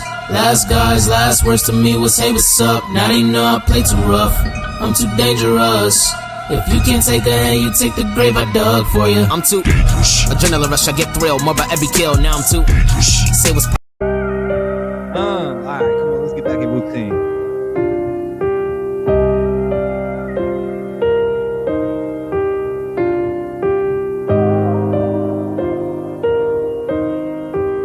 People never had the courage to cause they yeah. Dear mama, I know you told me stay out of that drama, and I know you wanna see me living proper. I'm just doing this for you and all my partners. This one is different. And they pocket watching, they ain't got no honor. They an actor, should've got an Oscar. I know we got some problems to get out of, and I know that we done been through some trauma. So I just write this letter to you saying, dear mama, dear Dear mama, dear mama, dear mama. Had to write this letter to you saying, dear mama, dear mama, dear mama, dear mama. Dear mama, I just want you to have faith, yeah. No, I'm about to go fill up the bank, yeah. Dear mama, dear mama, dear mama, dear mama. Dear mama, dear mama, yeah. Dear mama, you're all that I got. I know life was messed up and went left with my pops. I was out there running the block, drugs in my sock. After I got raped, I blamed you and my pops. I was mad at life, I hated myself. I thought if I could blame y'all, it would fix itself. But I was wrong, and I can admit that there is nothing worse than waking up every day not knowing your worth.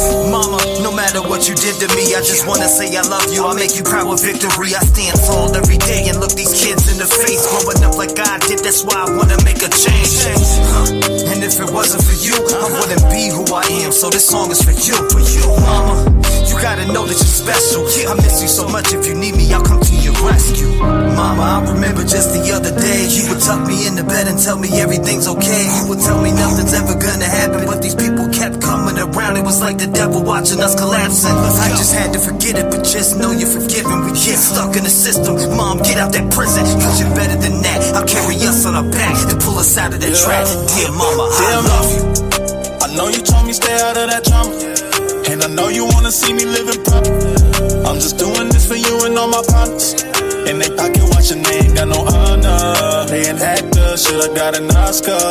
I know we got some problems to get out of, and I know that we done been through some trauma. So I just write this letter to you saying, dear mama, dear mama, dear mama, dear mama. Had to write this letter to you saying, dear mama, dear mama, dear mama, dear mama. Dear mama, I just want you to have faith, yeah. No, I'm about to go fill up the bank, yeah.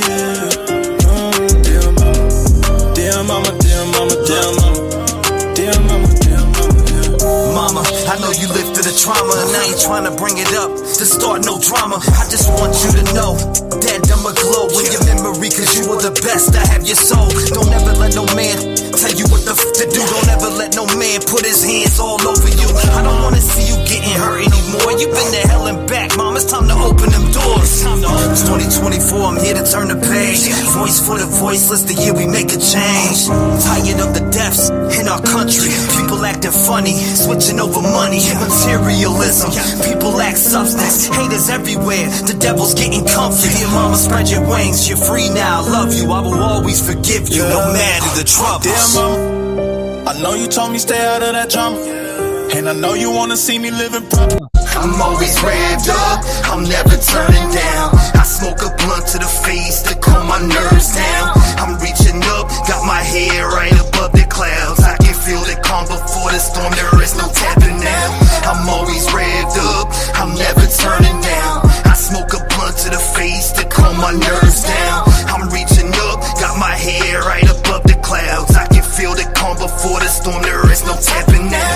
There is no tapping now, that's not what I'm about. I'm down to ride, always high, head above the clouds. I'm on my grind, try to stop me, I'ma knock you out. Praised in the streets, little boys, you are not allowed. Claiming you're the best, now I'm coming for your neck. I came out the pussy with the mic as a vet. I've been on the grind, they see me as a threat. I ain't here to sign deals or run off with a check. I just got a lot of passion and a heart in my chest. I love making music, when I do it, it's the best. I've been working non-stop, serving beats like a chef. I'm here to take over, separate me from the rest. Cause I see a lot of separation from people that wanna go and help, but they never go and do it. They claim they really about that life like 6ix9ine, but in court look foolish. I've been all around the block, streets flooded with the cops, doing time in a cell life, looking at the box with my mind on my dreams, now reaching for the top. They say that I can't, I prove them wrong on the spot. Let's go. I'm always revved up, I'm never turning down. I smoke a blunt to the face to calm my nerves down.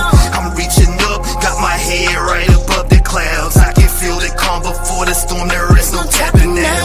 I'm always revved up, I'm never turning down. I smoke a blunt to the face to calm my nerves down. I'm reaching up, got my head right above the clouds. I can feel the calm before the storm, there is no tapping now. They got you tapping out. Let's go. What's all that rap about? You got bars, but your music ain't a cap and gown. You try to make a song, your hooks lack the sound.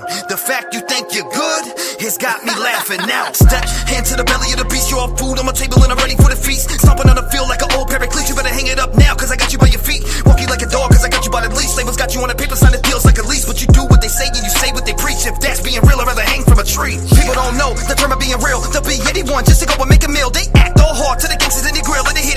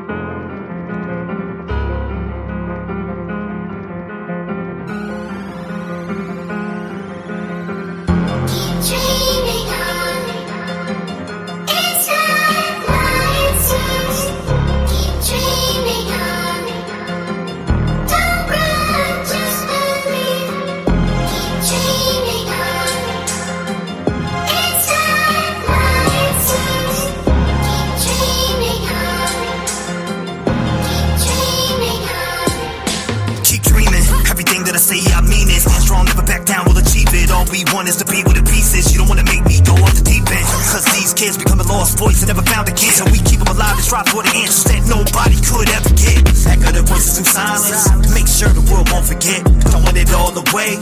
It's something that we never did. You don't really have to agree. I don't care what your opinion is. I'm here to speak the truth and shine a light where the darkness lives. Stand up for the silent. Get back more than what the world gives. If people don't speak, man, that's how the fucking world ends. Stand together, stand tall, let's make a change. Stand and pray. If we don't come together, it will stay.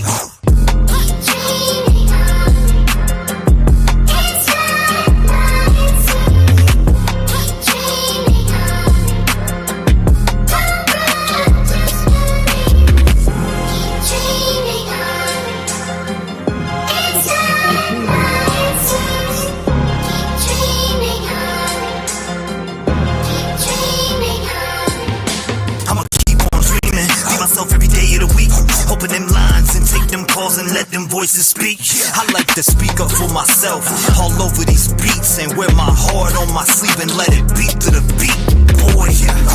And I won't stop being myself, cause a hater can't stand the fact that I'm willing to help. The part of the problem, just place them on the shelf. When they finally see the light, then they'll join us by themselves. It's like we're living in the jungle. A lot of people don't care. You can see it, they ain't humble. Asking for money, half of them bummy, and don't care about the cases. Why you acting all funny?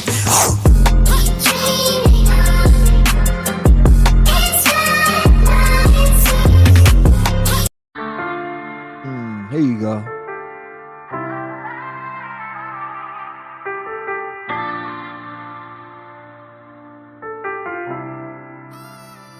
I count my blessings for the days when I was down and losing faith. They made me patient. All I can say is thank you. I really wouldn't be the same if I ain't gone through all the pain. Look what it made me. All I can say is thank you. Wouldn't be the same with none of y'all by my side. You hold me down every day and it makes me strive. I wake up and look forward to doing these lives. A lot of y'all really came and opened up my eyes, and I hope I gave it back because it comes with yours. No matter what they say, I know I opened up them doors. I brought a family together even though shit was rough. They tried to shut us down, but we really shut them up. No matter what, we stand together when shit gets tough. I wanna thank everyone for showing me love. The Rev Gang family is something I cherish and love, and I'll smack anyone for fucking with us. Blessings for the days when I was down and losing faith. They made me patient. All I can say is thank you. I really wouldn't be the same if I ain't gone through all the pain. Look what it made me. All I can say is thank you. No one give a voice to the voiceless. People get killed for other stupid choices. Standing up for the families that took a loss is something that we find important. Rap gang strong, chest up. Little homie, keep your head up. You can be whatever you want. Get rid of the fake and it will lead up. All my life I strive for greatness. I manifested my time with patience. People try to copy us, but respect is earned. It's not an obligation. I love the fam and they love me back, and that's why I always have the backs. I give a voice to those people who were never given a chance by them slimy cats. When you come here, you ain't a number to me. I really take time to read what I see. Don't forget to lock your doors, cause there's danger all up in these streets. Y'all really put life into the air that I breathe. I really am thankful for all of my peeps. Your loyalty means a lot to me, so this is a special thank you from me. Blessings for the days when I was down and losing faith. They made me patient. All I can say is thank you. I really wouldn't be the same if I ain't gone through all the pain. Look what it made me. All I can say is thank you. Thank you.